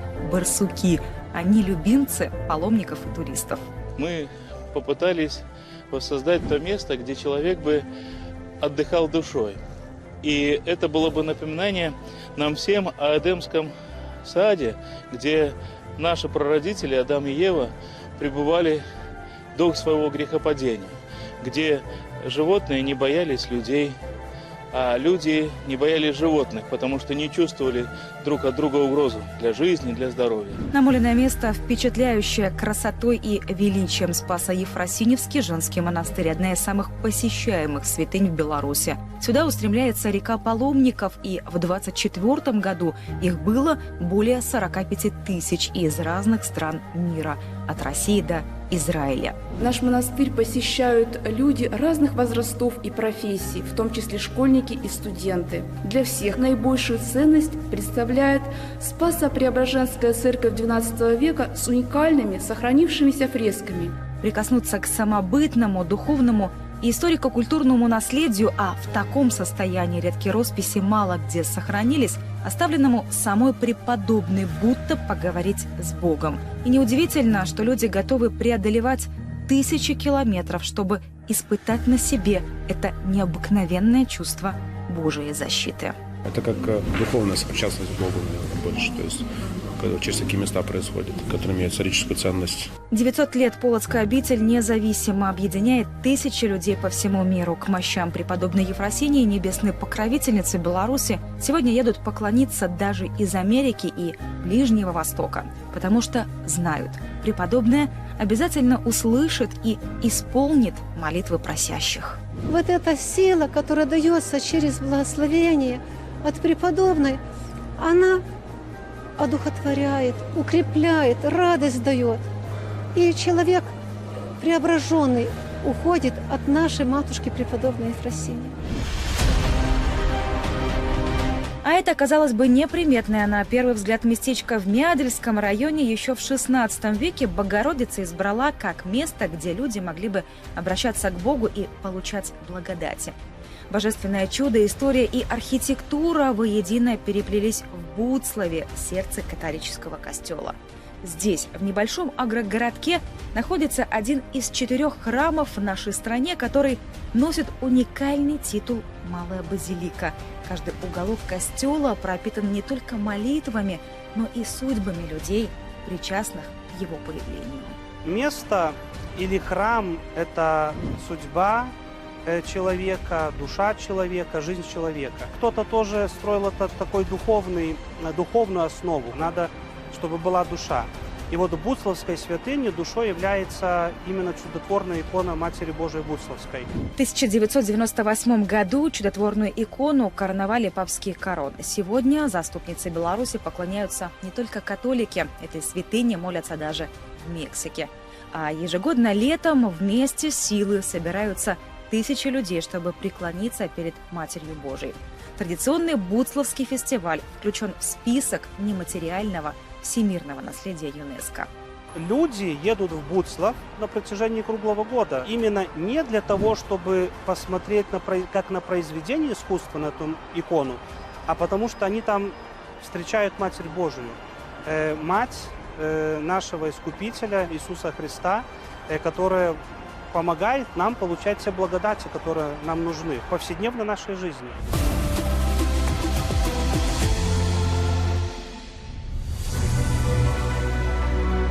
Каменная синагога в Бобруйске – здание почти с 200-летней историей. Изначально его возводили как гимназию для еврейских мальчиков. Со временем в этих стенах располагался военный склад и даже ателье. Свое же первозданное предназначение синагога обрела в 2002-м, когда по поручению главы государства ее передали иудейской религиозной общине. Начали реставрировать того, что мы могли. Например, можно видеть, да, вот эта стена, что она частично вот настоящий кирпич, а здесь где-то, уже докладанный, да, потому что здесь окошечко была стеклянный, например. А здесь на этой стенке можно видеть, что сохранились именно старые арки, которые были исторические. И здание выглядело двухэтаж разных форм. Сегодня иудейская община в Бобруйске насчитывает около 700 человек. Всего же в городе проживает порядка 2500 иудеев. И синагога – их главное место силы и веры. В этом молитвенном зале проводят богослужения, читают молитвы Богу трижды в день, а в пятницу, перед субботой и еврейскими праздниками этот молитвенный зал наполняется светом и теплом. Здесь обязательно зажигают свечи, как символ соединения с Высшим. Иудаизм для меня, конечно, это стержень, это вера моих предков, и это моя вера, и такой, знаете, компас по жизни в какой-то мере. Тора отказана практически на любые питания, любые жизненные, бытовые ситуации, которые возникают у человека, всегда можно найти в Библии, у иудеев в Торе. Единственная деревянная мечеть в Беларуси, которая сохранилась с XIX века, является особым местом веры белорусских мусульман. Сегодня находится на Гродненщине, в городе Ивье.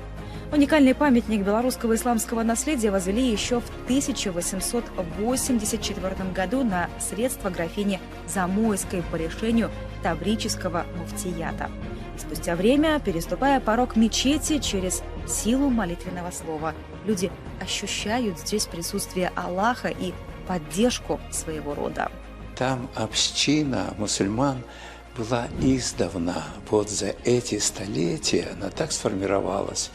Там постоянно в мечети осуществлялись беспрерывно встречи, молитвы, и не только поклонения, но и решались многие другие жизненные вопросы.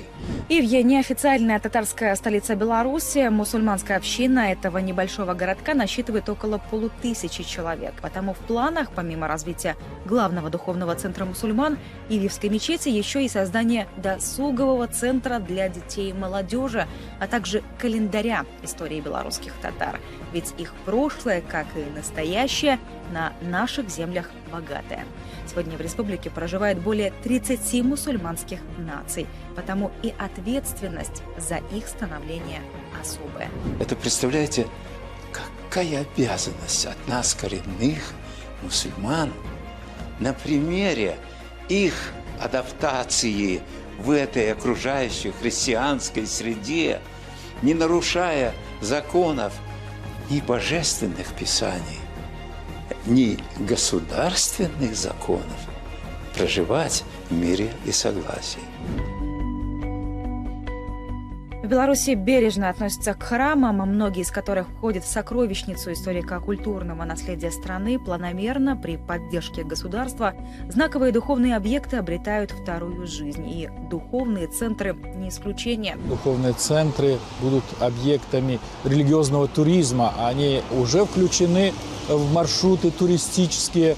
И это, как правило, такие комплексные маршруты, которые включают различные объекты в соответствующих регионах. И поэтому вот и духовные центры для того, чтобы как можно больше людей могли приезжать сюда и знакомиться. На долю Беларуси выпало немало испытаний и трудностей, но благодаря в том числе духовным скрепам мы выстояли. Ведь вера и глубокая молитва имеют уникальное свойство быть услышанными и исполненными, а намоленные веками места на белорусской земле сегодня наш самый крепкий фундамент для развития страны.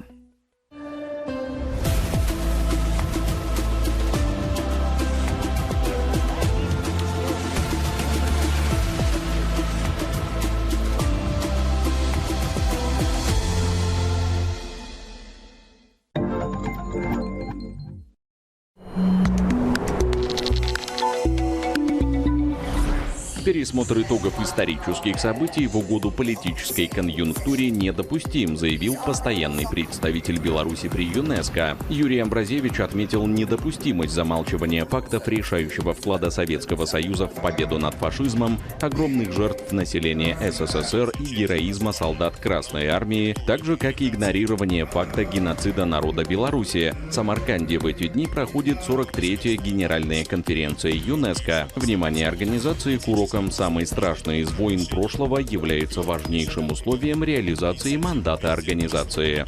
Постарались действительно сохранить максимально конструктивный тон нашего выступления и обозначили, что любые двусторонние вопросы, которые у нас, естественно, существуют в отношениях, в том числе с целым рядом европейских государств, западных государств, мы готовы решать на двусторонней основе. То, как неоднократно заявляла глава нашего государства и министр иностранных дел, у нас есть собственные интересы, есть четкое понимание тех красных линий с нашей стороны, наших интересов, есть стремление к возобновлению отношений на этой основе. При этом целый ряд моментов, которые входят так или иначе в мандат ЮНЕСКО, затрагиваются агрессивными действиями наших оппонентов на Западе. Это и ограничение на деятельность журналистов, запрет на аккредитацию, отказ в визах, практически полное отсутствие возможности работы на территории западных государств. Достаточно также вспомнить все возможные ограничения, которые существуют на участие в спортивных мероприятиях. У нас, естественно, есть совместный природный объект в управлении с Республикой Польша. О тех проблемах, которые существуют в связи с возведением ими огромного забора прямо посередине этого тысячелетнего леса, многократно говорилось о гибели животных, о начале фактически разложения единой системы биологической. Поэтому все эти вещи мы отрабатываем с профильными структурами ЮНЕСКО, с тем, чтобы наши интересы понимались, чтобы те возможности, которыми располагает секретариат ЮНЕСКО, мы могли использовать в достижении понимания с нашими партнерами и, соответственно, решения этих проблем. США могут пойти на новый виток эскалации в отношениях с Москвой. Пентагон разрешил поставку Украине дальнобойных ракет «Томагавк», сообщает CNN. Теперь решение за Трампом. Администрация президента США уже разработала планы быстрой поставки ракет Киеву. Ранее американский лидер заявлял, что Штаты не хотят отдавать то, что нужно для защиты его страны. Власти Украины готовятся к возможным выборам президента в 2026 году на случай, если будет заключен мир.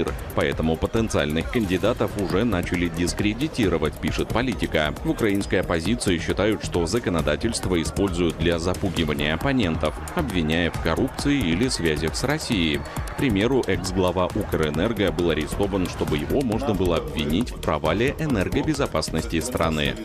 Запад не оставляет в покое Сербию. Там вновь вспыхнули протесты. Формальным поводом стала годовщина трагедии в городе Нови Сад, где в результате обрушения навеса на железнодорожном вокзале погибли 15 человек. На улице Белграда вышли несколько тысяч протестующих. Звучат антиправительственные лозунги. Протесты в Сербии происходят регулярно, то на некоторое время затихая, то разгораясь с новой силой. Основную массу протестующих традиционно составляют студенты, которые требуют от властей страны проведения досрочных парламентских выборов. Президент Сербии Вучич утверждает, что демонстрации координируются из-за рубежа и уже нанесли серьезный ущерб образовательной системе страны. Какое отношение имеет правительство страны к халатному отношению к своевременному ремонту инфраструктурного объекта в провинциальном городе, протестующие, естественно, не уточняют. В западных странах отпраздновали канун Дня всех святых. Сотни полицейских усилили меры безопасности в центре Парижа из-за опасения возможных беспорядков. На всякий случай правоохранители решили не допускать большого скопления людей и разогнали толпу, оцепив отдельные участки района. Неспокойно прошел Хэллоуин и в Вашингтоне. В подавлении беспорядков участвовала Нацгвардия США. Не обошлось без задержаний. Экономика ФРГ нуждается в срочном реформировании. Об этом заявила глава немецкого Минэкономики Катерина Райхе. По ее словам, проблемы сегодняшней Германии – засилие бюрократии, дорогая энергия и высокие налоги. Райхе считает, что экономика страны не выдерживает конкуренции на международном рынке. При этом выстроено социальное государство, которое в нынешних своих масштабах является бременем для рабочих мест и стоимости труда. Райхе также призвала немецкие компании расширять цепочки поставок, чтобы избежать односторонней зависимости от Китая. На этом фоне вниз летит рейтинг канцлера Мерца. Его работой сегодня недовольны 72% жителей страны. Это самый низкий показатель с момента вступления в должность. В рейтинге популярности политиков Бильд Фридрих за неделю слетел с 13 на предпоследнее 19 место. Примечательно, что в десятку лидеров вошла сопредседатель партии «Альтернатива для Германии» Алис Вайдель, поднявшийся на 9 место с рейтингом 37,7%.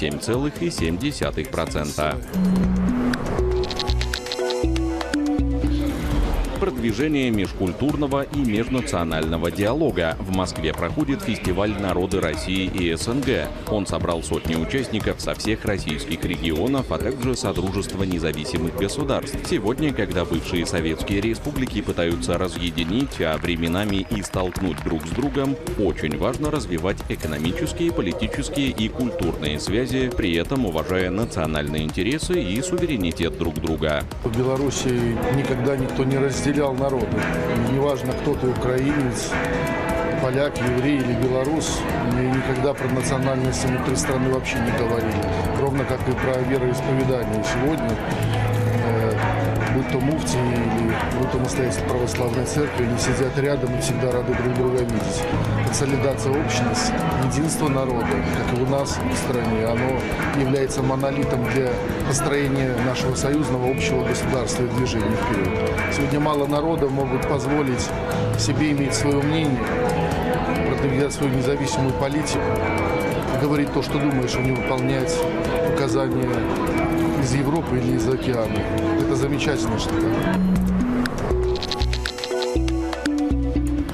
С 1 ноября белорусов ожидают экономические инновации. Повышается размер бюджета прожиточного минимума в среднем на душу населения. Новый показатель чуть более 490 рублей. С начала года БПМ увеличился более чем на 12%. Выросли и возрастные доплаты к пенсиям. Для тех, кому от 75 до 79 заплатят чуть более 90 рублей, а для людей 80+, почти 185 рублей. Увеличились и пособия для семей, которые воспитывают детей. При рождении первого ребенка родителям положены 10 бюджетов прожиточного минимума, а второй и последующих 14. С сегодняшнего дня в городских маршрутках доступна оплата проезда банковской картой, а также по QR-коду. Сохранится расчет наличными. Кроме того, до 17 ноября включительно необходимо уплатить имущественные налоги за недвижимость, транспорт и землю. С прошлого года это можно сделать единым платежом.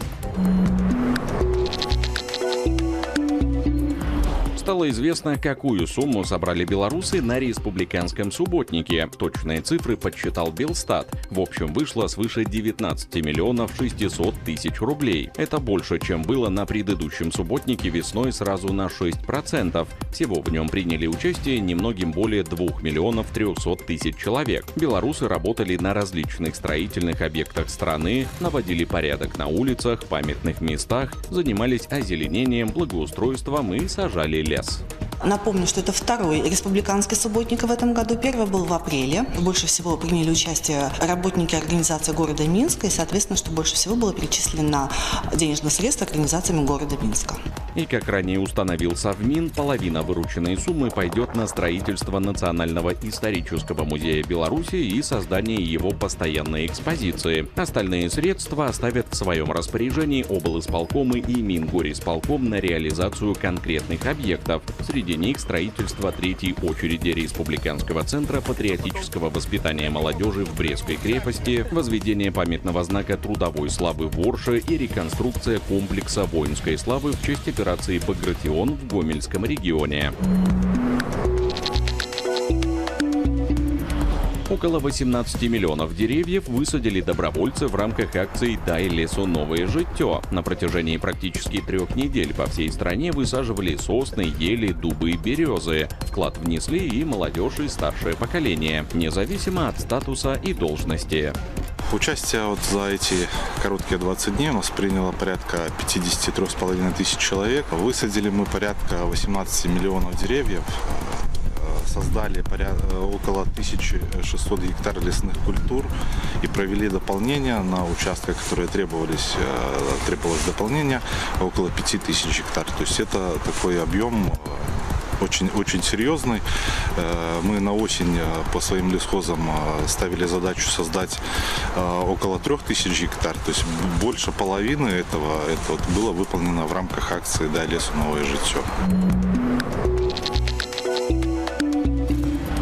В Белорусской партии «Белая Русь» избирали президиум молодежного партийного движения «Искра». Движение будет реализовывать задачи по формированию кадрового резерва и проведению аналитической работы партии в молодежной среде. Председателем движения избран Ярослав Давыденко.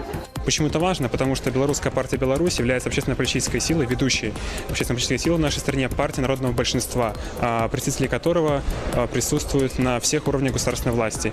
И поэтому вопрос преемственности поколений в Белорусской партии «Беларусь», вопрос преемственности политики партийной – это гарантии процветания и развития суверенитета Республики Беларусь. Поэтому мы все с вами понимаем, что это осознанный шаг, это дорога в жизнь молодежным инициативам, это новая система поддержки молодежи во всех ее начинаниях. Вузы Беларуси дали старт профориентационной работе с абитуриентами. Двери главного управленческого вуза страны Академии управления при президенте Беларуси сегодня распахнулись для более чем 400 школьников. Ребята смогли из первых уст узнать об образовательных программах, специальностях, материально-технической базе и всех нюансах вступительной кампании. Также пообщались с руководством, профессорско-преподавательским составом, активистами студенческих организаций. С каждым годом количество желающих учиться в кузнице управленческих кадров растет, а вместе с ним конкурс и проходные баллы. Мы ориентируем на структуру прошлого приема, и поэтому можем говорить о том, что сегодня мы, сохраняя традиционную структуру, то есть можем прогнозировать, что на области государственного управления права, на область государственного управления экономика будет традиционно наиболее высокий балл. Все эти компетенции, которые сегодня предоставляет для овладения нашим студентам и слушателям Академия управления, они универсальны. Они охватывают область права, экономики, управления информационными ресурсами. И кроме этого, ту среду формируем, в которой формирует действительно личность, которая раскрывает свой творческий потенциал, свой научный потенциал. Столичные кинотеатры за неделю листопада покажут более 150 картин. В афише праздника – дискуссии, творческие встречи и мастер-классы. В Национальной библиотеке состоялся круглый стол союзного государства. Там собрался весь свет киноиндустрии Беларуси и России. Народные артисты, режиссеры, заслуженные деятели искусства, а также студенты Академии искусств. В фокусе дискуссии – осмысление роли кинематографа в сохранении общего историко-культурного наследия, а также в формировании духовных ориентиров. Одним из важных вопросов дискуссии стало внедрение искусственного интеллекта в современное кино. Новые технологии уже меняют эту сферу, но сможет ли он заменить живого человека на экране? Первый раз на вашем международном кинофестивале. Ну, во-первых, я, естественно, на слуху. Он 31 год, как-никак. И все это время новейшей истории он проходил. И вы знаете, абсолютно не то чтобы не разочаровал, а очень-очень порадовал. Потому что народная культура, народное искусство, оно в полном объеме было представлено. Вот это очень важно.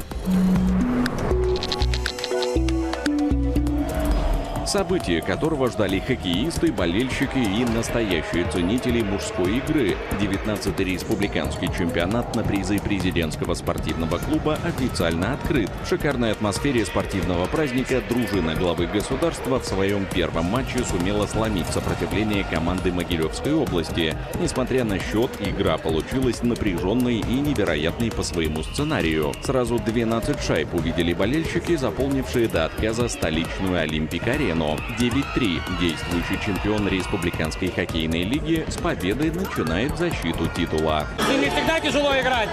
Они все в форме. Они могут сейчас заявиться и играть. Поэтому всегда тяжело с ними играть. У них хороший коллектив, поиграющие ребята, которые поиграли на хорошем уровне. Поэтому то есть, они не просто бегают, где попало. Хороший хоккей показывают. Эмоции положительные, классные. Тяжеловато немножко, но самое главное, получаем удовольствие. Колоссальные эмоции, тем более так как связан с профессиональным прошлым. Очень этого не хватает, поэтому рады оказаться на льду в такой атмосфере. Каждая игра, много заброшенных шайб, интерес для зрителей, интерес для самих же нас, просто выйти, получить удовольствие, вспомнить прошлое.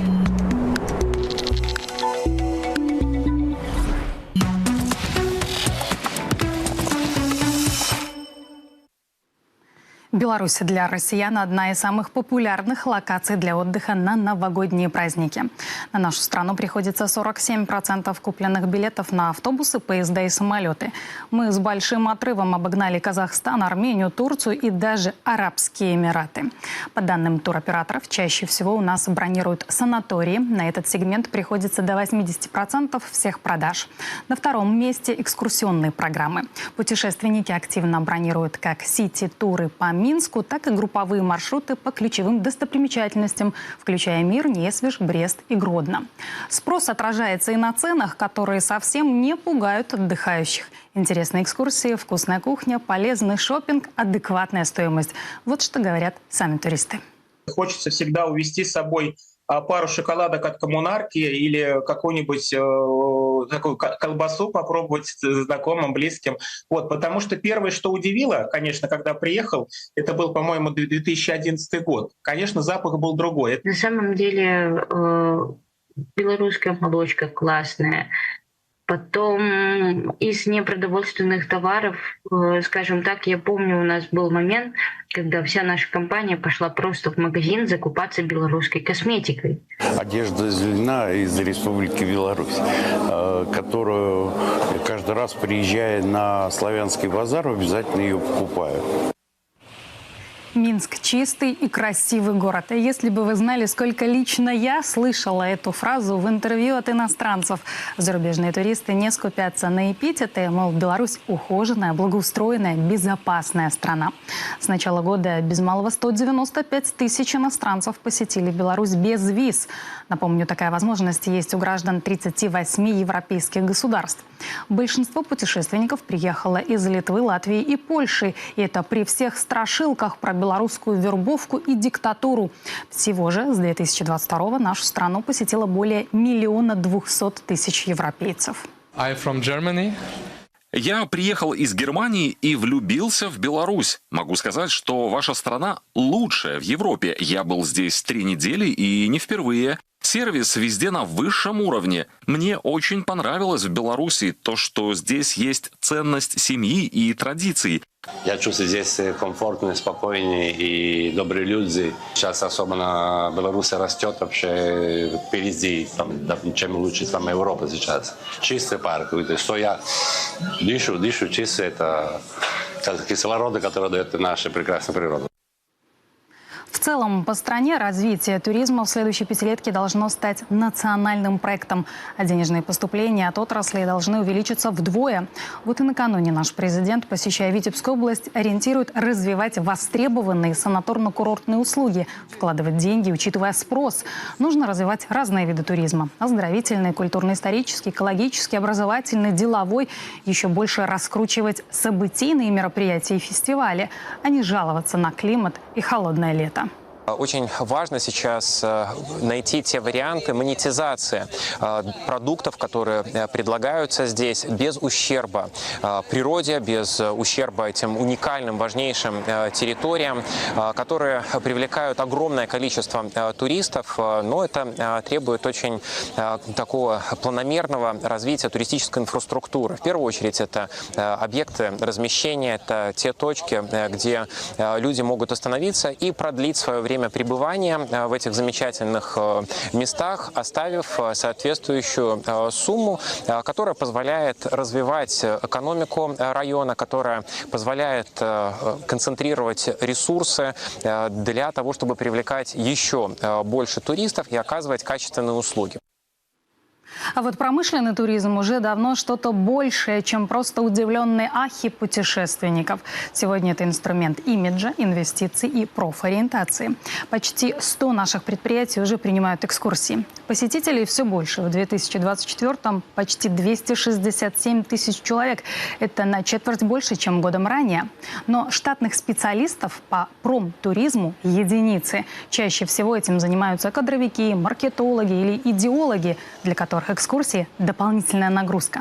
Как думаете, с каким энтузиазмом такие экскурсоводы будут водить вас по цехам? На базе Минского тракторного завода планируют создать Центр развития промышленного туризма. Здесь займутся подготовкой специалистов и разработкой образовательных программ. Основная задача этого центра – это как раз-таки знакомить сотрудников промышленных предприятий с успешными практиками Минского тракторного завода, потому что этот завод является одним из таких как раз-таки успешных примеров развития промышленного туризма. И этот центр компетенции направлен на как раз-таки переподготовку сотрудников предприятий, на повышение квалификации именно в рамках промышленного туризма. То есть вот это для того, чтобы решать вот эту кадровую проблему, чтобы на предприятиях были свои люди, которые могут работать с туристом. В Беларуси нет морского побережья и горных вершин, но есть другие природные и архитектурные богатства. Свыше 20 тысяч рек, почти 11 тысяч озер, старинные замки и дворцы, музеи, театры, агроусадьбы, заповедные места, где воздух в 300 раз чище, чем в городе. Нам есть что показать, но чтобы увеличить поток туристов без развития инфраструктуры и повышения качества услуг, не обойтись. Индустрия гостеприимства – это еще и про умение продать. Белорусы не предлагают увидеть Париж и умереть. Лучше увидеть и вернуться снова.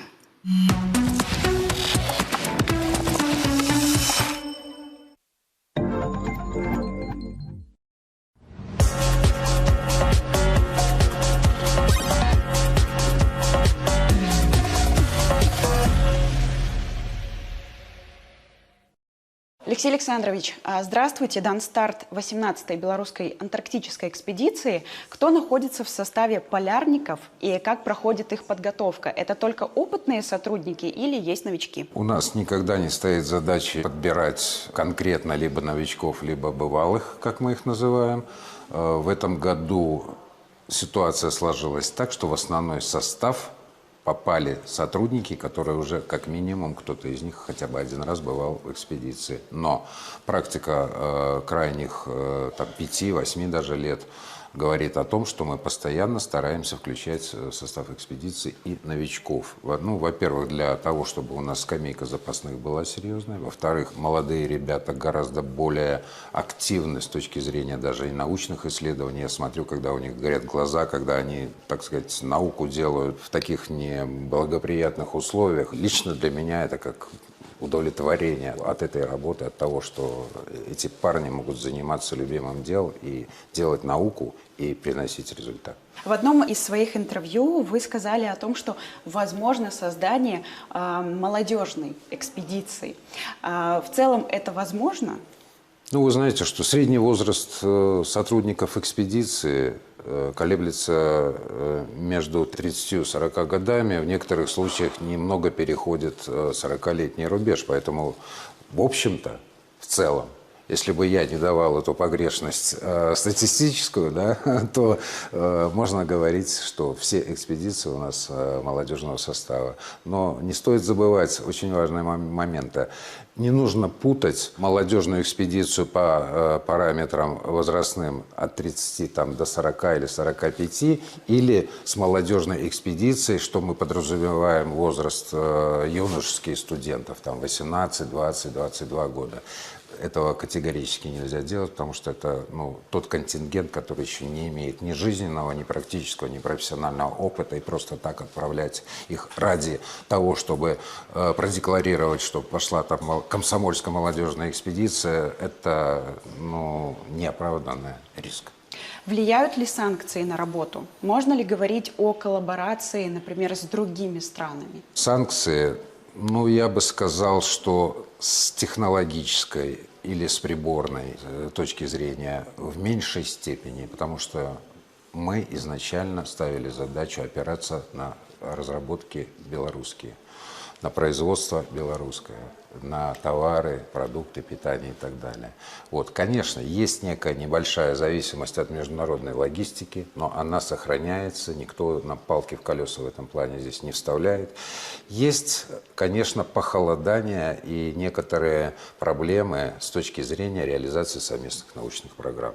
Потому что мы понимаем, экспедиция ходит в Антарктиду не только и не столько для того, чтобы развивать инфраструктуру, хотя это важный момент, мы ее строим с нуля, но в первую очередь это проводить научные исследования и получать результат. Но без международной кооперации в нынешних условиях это тоже практически невозможно. Мы будем класть в тумбочку замечательные какие-то уникальные результаты или предлагать их кому-то, а нам в ответ звучит следующее.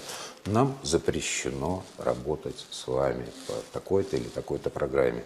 Это, к сожалению, имеет место. Но надо отдать должное, что крайние месяцы, годы, может быть, год-два, немножко эта ситуация начинает возвращаться в нормальное русло. Потому что все прекрасно понимают, те пазлы, которые вкладывают белорусские ученые в мировую науку, без них не будет полной картины. Никогда. А они на самом деле, без громких слов, достаточно ценные. А какие наработки были получены в предыдущих экспедициях и уже активно используются в производстве? Вы знаете, наука, многие думают, что ты сегодня получил образец или провел какие-то исследования, и завтра уже можно получить результат. На самом деле это не так. Это первое. Это требует, во-первых, рядов наблюдений, количества наблюдений и так далее. Во-вторых, это требует достаточно продолжительного, длительного времени для обработки. И не каждое научное исследование заканчивается обязательно успешным результатом. Но в это нужно вкладываться, в это перспектива. И весь мир, собственно говоря, и в нашей стране та же политика. То есть максимальное количество возможностей предоставляется для проведения научных исследований. Потом в сухом остатке, пусть из 10 1 или 2 выстрелили научных направлений, это уже и есть тот результат, к которому нужно стремиться. Поэтому таким образом эти вещи. Какие задачи ставит глава государства? Глава государства очень мудро сказал: дорогие полярники, дорогие ученые, никто не требует от вас, я буквально своими словами пересказываю, никто не требует от вас завтра или послезавтра тонны полезных ископаемых, или баррели нефти. Но в своей деятельности руководствуйтесь тем, что хотя бы некоторые из научных направлений, которые вы реализовываете в Антарктиде, могли быть полезными для страны.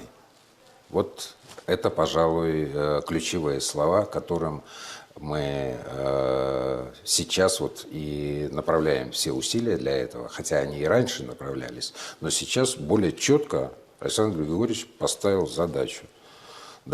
Достаточно серьезные деньги и затраты несет страна на реализацию, в том числе космической, полярной программы. Покажите результат. Тот, который вы сможете. Описательные вещи, они нужны тоже. Фундаментальная наука нужна, потому что практической науки без фундаментальной быть не может. Но все равно, как в итоге алмаз образовывается, да, какой-то. Из тысяч, сотен процессов природных, да, образуется некая драгоценность. Вот и здесь. Из тысяч, сотен, миллионов наблюдений должно в итоге образоваться что-то, то, что может быть использовано в том числе и для блага страны. Что согревает лично вас в такой холодной экспедиции, если можно так сказать? Увлеченность работой, понимание важности этой работы и деятельности для страны и для перспективы. И, конечно, спокойствие о том, что дома все хорошо и надежные тылы ждут.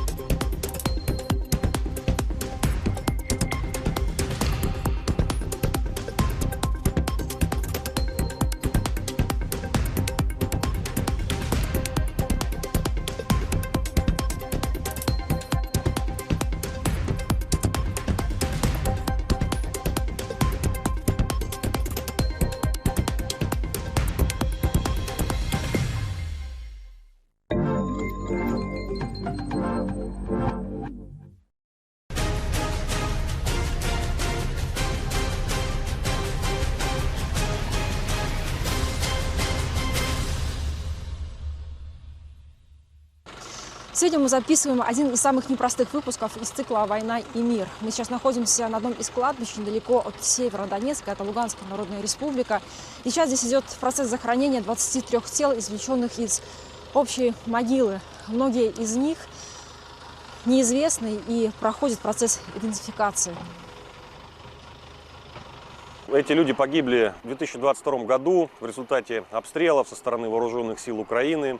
Очень много этих людей – это пожилые люди, которые не смогли покинуть свои жилища, оставались у себя буквально дома и были застаты врасплох огнем противника. Мы 2014 года ведем очень скрупулезную работу по сбору доказательств преступлений военно-политического режима Украины против населения Донбасса.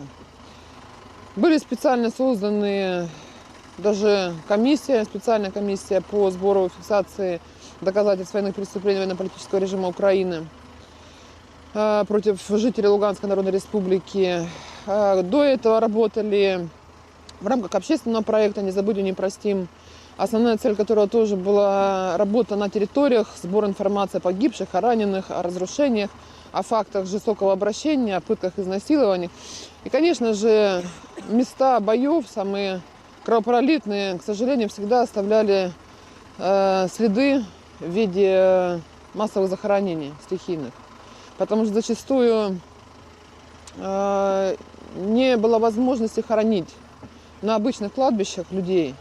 И люди принимали спонтанное такое стихийное решение о том, что нужно предать человека земле, чтобы достойно все это было, чтобы, понятно, да, определенные процессы не происходили. И люди вот находили там какие-то опушки, какие-то полянки, что-то еще, какие-то территории рядом с кладбищами. На основании собранных материалов после 6 лет скрупулезной этой детальной проработки в 2021 году нам удалось создать межведомственную рабочую группу, проработать такой механизм, который позволил нам быстро проводить такие работы, которые достаточно трудоемкие, скажем так, да, но с учетом всех процессуальных норм и даже проведения на месте работы судмедэкспертизы. Потому что я понимала, что, представьте, да, у нас советские еще морги, судмедэкспертиза советская, один стол, понимаете. Я понимаю, что останки в большом количестве, что это останки определенного характера, то есть они зачастую без гробов, без мешков, без ничего, то есть это останки из земли достаются. И вот мы придумали такой механизм полностью взаимодействия. Администрация главы, получается, тогда советником главы была. Леонид Иванович создал своим указом эту группу МВД, прокуратура, судмедэкспертиза, то есть Минздрав, органы, которые нам помогали. Нам даже волонтеры финансово помогали, потому что это сейчас у нас есть уже поисковая рота, которая пришла уже когда с более, скажем так, хорошим развитием работы в плане поиска без вести пропавших. Да. Раньше это была у меня гражданская группа волонтеров, которые мы собрали из жителей города Рубежное, которые сами еще до нас, самую горячую точку, своего марта 22-го, сами там сколотили свою команду из таких смелых мужчин, храбрых, и женщин тоже. И сами захоранивали, прихоранивали, потом они с нами начали работать, и они такой у нас прям коллектив дружный получился. В 2021 году одна команда была, мы работали по своей территории Луганской Народной Республики, мы же не могли подняться сюда на оккупированные. А с 2022 года уже здесь, на этих территориях, первый город Рубежное, потом Северодонецк, агломерация Северодонецка, Лисичанск. В данный момент у нас сформировано на территории 7 таких больших кладбищ. В принципе, то, что вы видите, этот участок, это наш участок, отведенный под перезахоронение именно Северодонецка. Как работает ваша группа и как вообще подбирали этих парней? Потому что работа на сама по себе такая непростая. Да, действительно, работа непростая. В начале 2024 года было принято решение о создании нашей поисковой роты. Люди, честно говоря, все, что вы видите здесь, в том числе и я, мы все принимали участие в боевых действиях и получили ранения. Отбора, в принципе, как такового большого не было. Отбирал я людей, исходя из просто физических возможностей и морально-деловых качеств. Человек более-менее здоровый, соответственно, морально-психически устойчив, соответственно, так он попадал в поисковую роту. Далее мы приехали сюда, в Луганскую Народную Республику. У нас был как таковой план работы, соответственно, по этому плану, в том числе эти трупы гражданских лиц, они находились в населенном пункте Лесная Дача. У нас, соответственно, есть указания нашего вышестоящего руководства, и мы там начали копать. И в том числе, видите, результат нашей работы. Копали мы не только здесь, в Лесной Даче, но и в населенном пункте Кудряшовка, в Первомайск выезжали, в Попасную. Скажи, сколько у нас останков всего поднято? Не, вообще нет, в целом, по нашей книге, регистрация. 1400. Сейчас какой идет там? Не, тут что, тут неправильно, тут правильно стоит. Чего? Больше 2000 сейчас уже получается у нас, да. Старик жил. Да, может, он в хороших условиях и дальше жил бы, да. Но пришла война, лекарств. вот эти боевые действия, и у нас старики вот умирали с голоду, мы поднимали останки, лежачие, бросали родственники, лежачие старики умирали, без оказания медицинской помощи, от того, что связи нет, от того, что скорую помощь нельзя вызвать. Это же такие скоропостижные, которые под вопросом, понимаете? Скоропостижны ли они? Здесь все гражданские похоронены, Да, да? А при каких обстоятельствах большинство погибло? Это осколочная, минно-взрывная травма, осколочные ранения и пулевые. В ходе извлечения каждого из останков внимательно осматривается состояние тела. Судебно-медицинским экспертом устанавливается прежде всего причина смерти каждого погибшего. Ну а также осматривается одежда, в которой был одет человек. И порой мы обнаруживаем в ходе осмотров документы, какие-то личные вещи, по которым удается даже предварительно идентифицировать личность людей. Конечно, основным способом идентификации, именно процессуально-юридическое, является молекулярно-генетическое исследование, которое проводится уже непосредственно с биоматериалом каждого погибшего. Проводится сравнительный анализ с биоматериалом живых родственников, которые ищут пропавших без вести родных и близких. Вот таким вот образом удается прийти к пониманию, кому принадлежит каждое тело. Но кроме этого есть еще комплекс оперативно-розыскных мероприятий, которые проводятся органами внутренних дел. Суть этих мероприятий заключается в том, чтобы собрать информацию от любых свидетелей, очевидцев происходящего, о том, кто мог быть в конкретном захоронении. Последние останки, обнаруженные нами, 4 дома сгоревшие. Скорее всего, что-то Тербат зашел. Здесь они стояли тернопольские. Тербат. И у нас старика одного здесь замучили, мы это знаем уже. Мы подняли, извлекли останки, точно знаем про Селихова Ивана Владимировича, что они его, того, что там соседи рассказали, что 2 сына ушли воевать в 2014 году. Его в мае 22-го парализованного старика забили прикладами. Выстроили жители поселка оставшихся, забили прикладами, потом застрелили его в висок с автомата. И мы уже что-то опять, мы потом уехали, потом бродили, ходили, работали. И в один день просто, я говорю, поехали, Иван Владимирович, поднимем, я говорю. Начали поднимать, нашли документы на фуфайке его, а у него день рождения в этот день. Он как будто звал. Ну, я не сильно религиозный, конечно, человек, но с этой работой, конечно, уже, знаете, много таких историй, которые заставляют задуматься иногда. А последний тоже, тут 4 дома, оказывается, скорее всего, застрелили семьи, там 4 дома и подожгли. Вот отжоги, то есть сожженные останки у нас как бы, да, встречаются очень часто, обугленные. В подвалах как бы, да, это удушливый газ, например, пожар начался, завалили как бы, да, дом, и в подвале люди просто умерли от удушения и вообще от просто того, что не смогли выйти из этих домов. Приваленные такие тела, прям придавленные были. Ну, в основном минно-взрывная. С Кременского дома-интерната останки 32 обожженных стариков, сожженных заживо. Вот здесь, не здесь, конечно, сейчас мы рубежно будем проезжать. Между Рубежным и Кременной, там в сторону уезжаешь. Их было 75 на момент, когда туда заходили эти уроды. И они им не позволили эвакуироваться. Живых в подвале закрыли внизу вместе с персоналом, которые ходить могли. И они потом убежали, смогли оттуда. Вскрыли дверь, вытолкнули и убежали. 50 с чем-то, да, человек сгорело. 22 год, да? 22 год, да, в март, да. И из них, представьте, вот мы смогли собрать хотя бы, за что-то зацепиться, 32 останка только. У нас женщина одна задохнувшаяся была, скорее всего, встать не могла. Мужчина тоже пытался ползти к балкону, а все остальные лежачие были на кроватях в пепел просто. Просто пепел через решетку провалившихся были. Да. Но, к сожалению, ДНК ни одно не стрельнуло. Все мы тоже, что ж, понимаете, мы уже еще при ЛНР думали, как навстречу людям идти, вот если нельзя идентифицировать. Но мы знаем, что погиб, например, там, да, есть свидетели, что-то еще.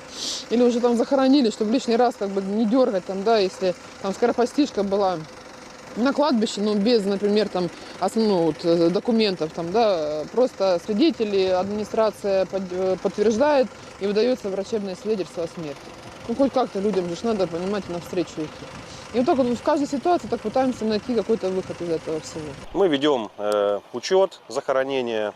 Каждая могила, которая, собственно, позади меня подписана, каждому трупу, который регистрируется в судебно-медицинском бюро, присваивается свой персональный номер. Кроме того, любая предварительная даже информация о том, кем может являться тело, заносится в нашу базу и, соответственно, переносится в эту карту. Мы работаем с родственниками, которые уже в процессе нашей деятельности обращаются с просьбой подсказать, где может быть могила их родного и близкого. Эта карта помогает нам быстро отыскать могилу, показать, где находится их родной человек. Руками копать это все очень долго. Так траншея готовится, но все равно могилы формируются отдельно для каждого, получается. Я понимаю так, что группа ваша сформирована не только из местных ребят, но здесь вот ребята со всей России, да?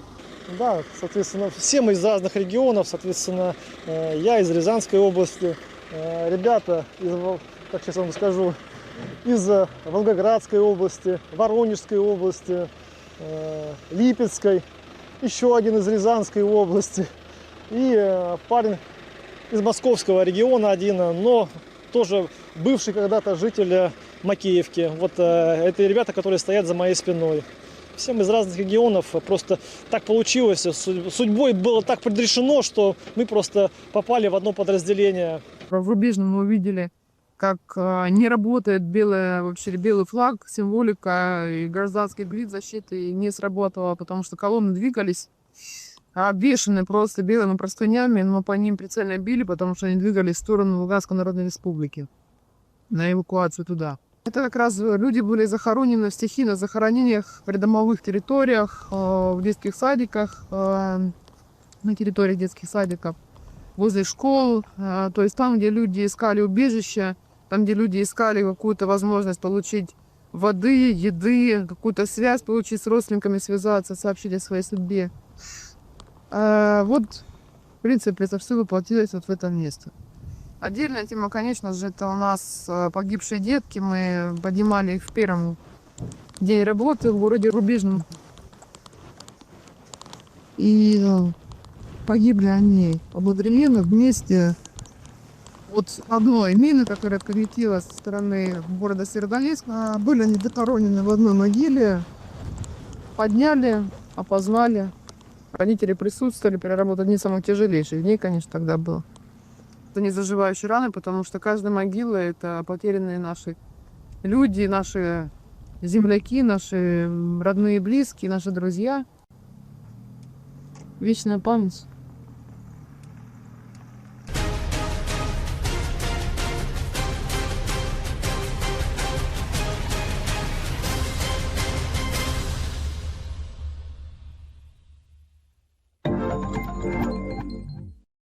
Уважаемые дамы и господа, 80 лет назад закончилась самая опустошительная война. Истинное содержание истории в понимании современников – это и есть общая для всех народов ценность, заключающая в себе справедливые оценки и уроки для последующих поколений.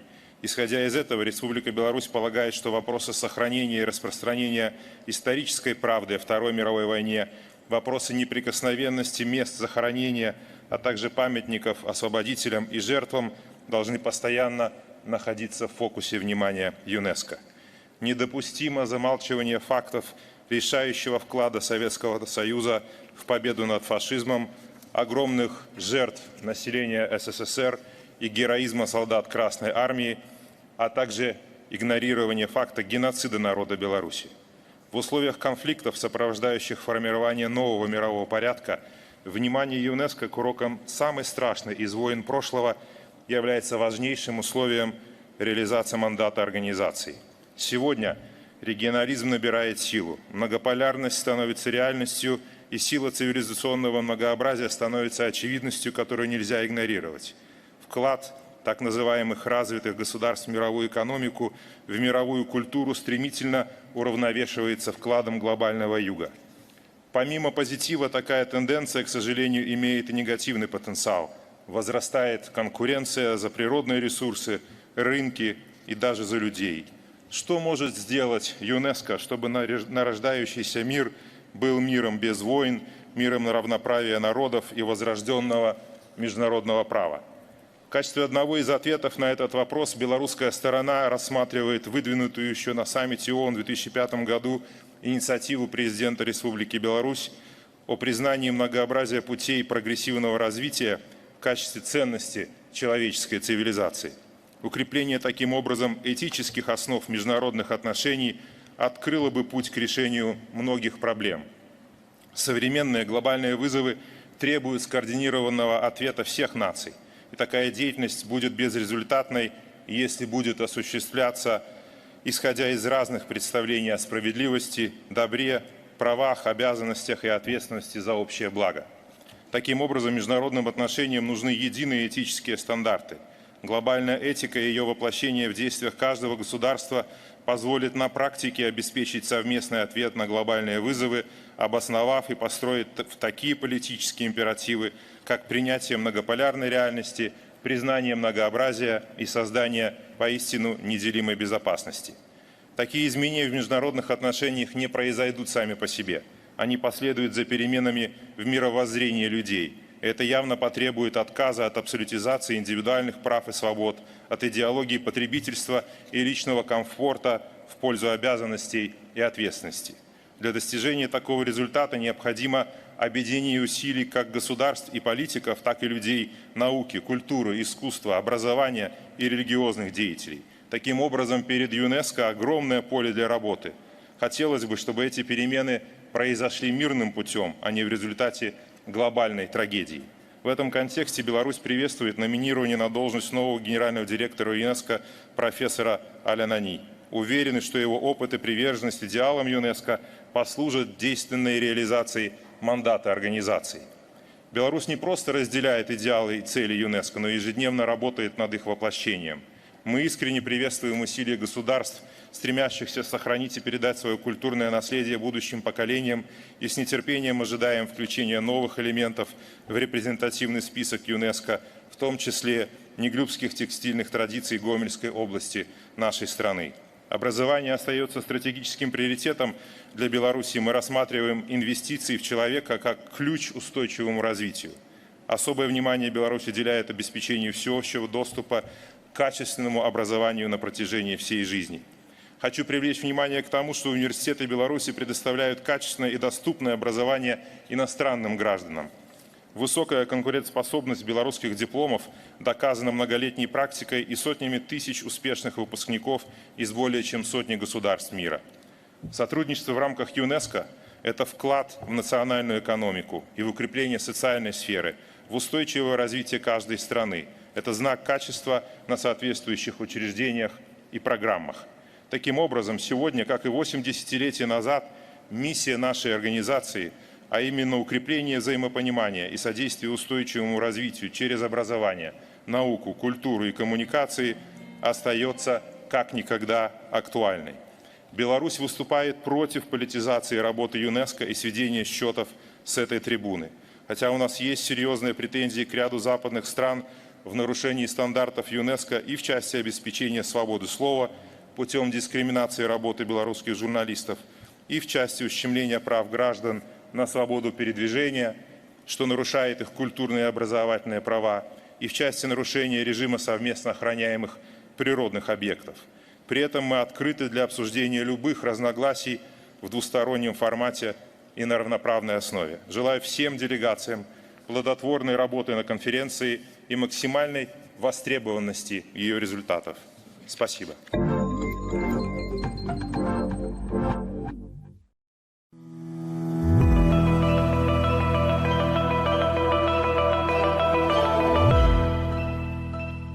Краткая палитра мировой политики в Телеграм. Мы ищем для вас новости. Вы экономите время. Вспомним важное.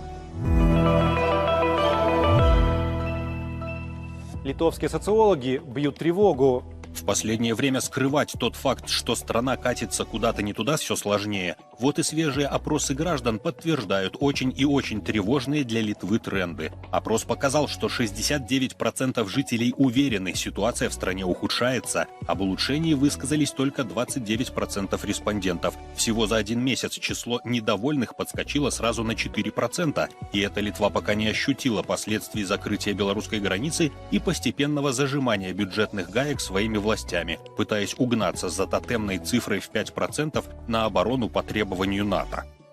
Реалии Латвии от Раймонда Пауса. Латвия стала глухой и никому не нужной провинцией. Это плата за вхождение Латвии в глобальный англосаксонский мир и за роль, отведенную ей в этом мире, которая выражается в сдерживании России, отказ от всего русского и полный разрыв многолетних связей. Разрыв связей с Россией привел Латвию к глубочайшему упадку, в Страна растеряла свою идентичность и культуру, превратившись в глухую окраину Евросоюза. Не только в географическом положении, но и именно в глубинном глобальном понимании. Уже много лет Евросоюз выкачивает из Латвии все молодые и перспективные людские ресурсы, ничего не давая взамен, кроме скромных подачек в вечно дефицитный республиканский бюджет. Экс-офицер корпуса морской пехоты США, сотрудник Госдепа Мэтью Хо о виновниках эскалации конфликта на Украине. У власти находятся люди, будь то окружение Дональда Трампа, члены Конгресса, представители СМИ, а также их аналоги в Европе, которые просто не осознают реальное положение вещей. Они заблуждаются. Их ослепляет либо собственное высокомерие, либо тщеславие, либо примитивное восприятие мира, либо жадность. Что бы это ни было, они продолжают проводить разрушительную политику, которая с каждым днем становится все хуже. И не только для народа Украины, но и для всего региона, а возможно и для всего мира. Эскалация этой войны – это просто ужас. Мы понимаем, кто находится у власти, как в США, так и в Европе. Это люди, которым попросту все равно. Они считают, что война на Украине и в более широком смысле война против России выгодна им. Будь то по политическим, экономическим или просто идеологическим причинам. Итальянская пресса про коррупцию в украинской армии. Первая полоса итальянской газеты «Il Fatto Quotidiano» вышла под таким заголовком: «Украина. Украдены или потеряны 500 000 автоматов, винтовок и пистолетов». Газета пишет, ссылаясь на данные украинского МВД. Украина – беспрецедентное решето. С начала российского вторжения в феврале 2022 года в Киеве было украдено или потеряно 491 426 единиц огнестрельного оружия. Эта цифра увеличилась более чем на 80% с сентября 2024 года. Среди пропавшего оружия в первую очередь штурмовые винтовки более 149 тысяч, в том числе 99 тысяч автоматов Калашникова АК-47. Охотничьи ружья более 135 тысяч, карабины, пистолеты, 21 тысяча пистолетов Макарова, а также пулеметы и гранатометы. Без крыши над головой. Австрийская Der Standard сообщает, что украинских беженцев уже некуда селить. Кризис начался с момента разрешения выезжать 18-20-летним украинцам. Сразу потянулись молодые пары. Только в сентябре прибыло 2000 человек. Проблема станет катастрофической с января. Газета пишет, Венский центр приема украинских беженцев на горе Шлоссберг в Хитцинге, управляемый организацией Фольсхив, закроется в конце года. Это означает, что с января в самый разгар холодов по всей стране не будет мест для вновь прибывших из Украины, за исключением одного пункта в Линце, где всего 15 мест. ФРГ хотят отменить пособие по безработице для украинцев, пишет Политика. Причина – резкое увеличение числа молодых украинцев, которые воспользовались ослаблением правила выезда из Незалежной и укатили искать счастье за бугром. По имеющейся информации, сейчас на долгосрочных соцвыплатах сидит 490 тысяч трудоспособных украинцев. В ХДС, партии канцлера Германии Мерца, сейчас работают над законопроектом, который лишит хлопцев и девчин халявных денег. Мы не заинтересованы в том, чтобы молодые украинские мужчины проводили свое время в Германии, вместо того, чтобы защищать свою страну. Спикер по вопросам внешней политики Франции ХДС-ХСС Бундестага Юрген Харт. Экономическое падение Берлина. Вы не поверите, Германия теряет конкурентоспособность. С таким сенсационным заявлением выступила министр экономики Катерина Райхе на дне внешней торговли. В стране рецессия, бюрократия, цены на энергоносители зашкаливают, а тут еще и в геополитическую ловушку от США и Китая угодили. От того, как мы справимся с этим, будет зависеть, сможем ли мы остаться настоящей экономической державой, заключает Райхе и призывает искать новых партнеров. К Вьетнаму и Мексике присмотреться. Да и вообще ЕС реформировать. Не только в ФРГ дела плохи. Но пока у европейцев есть дела поважнее. Слить в ближайшее время еще $2 миллиарда на покупку американского вооружения для Украины. Мадуро заявил о подготовке провокации ЦРУ. ЦРУ со всей свойственной подлостью разработала план. Оно собирается атаковать собственные корабли. И кого они собирались обвинить, как вы думаете? Если б вон там, в нейтральных водах или на границе атаковали американский корабль, кого бы обвинили? И зачем им обвинять Венесуэлу? А затем, чтобы оправдать эскалацию конфликта и столкновения между братскими народами Венесуэлы и Тринидада и Тобаго. Мы обратились к народу Тринидада и Тобаго с призывом к миру. Мы, братья, и должны объединиться ради мира, не допустить, чтобы гринго развязали войну в Карибском море. В Саудовской Аравии построят первый в мире стадион, парящий в небе. Стадион «Неам» откроется в 2032 году. Он примет несколько матчей чемпионата мира по футболу 2034 года и будет полностью работать на возобновляемых источниках энергии. Дорожное происшествие. В Китае ребенок выпал из окна машины. Его мама продолжала ехать, как ни в чем не бывало. Найти ее удалось только через 2 часа. Доставка нового уровня. Официанты в самом большом ресторане Таиланда ускорили подачу за счет левитации.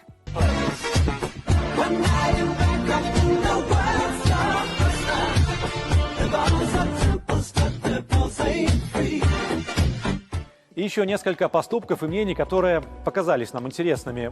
Рейтинг одобрения Макрона упал до рекордно низкой отметки – 11%, потеряв за месяц 5 пунктов. Итоги опроса компании Verian опубликовала газета «Ле Фигаро». Это самый низкий показатель, когда-либо зафиксированный компанией.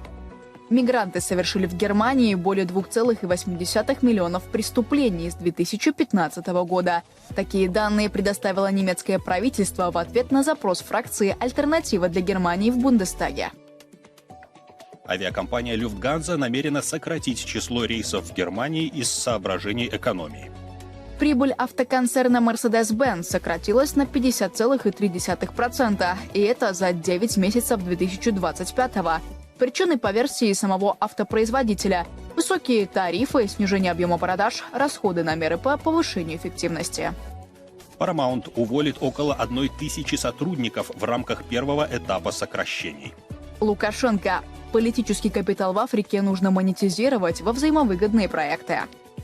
Почти 100 тысяч молодых украинцев покинули страну с конца августа после того, как Украина отменила ограничения на выезд для мужчин в возрасте 18-22 лет, сообщает РИА Новости со ссылкой на британскую газету «Телеграф».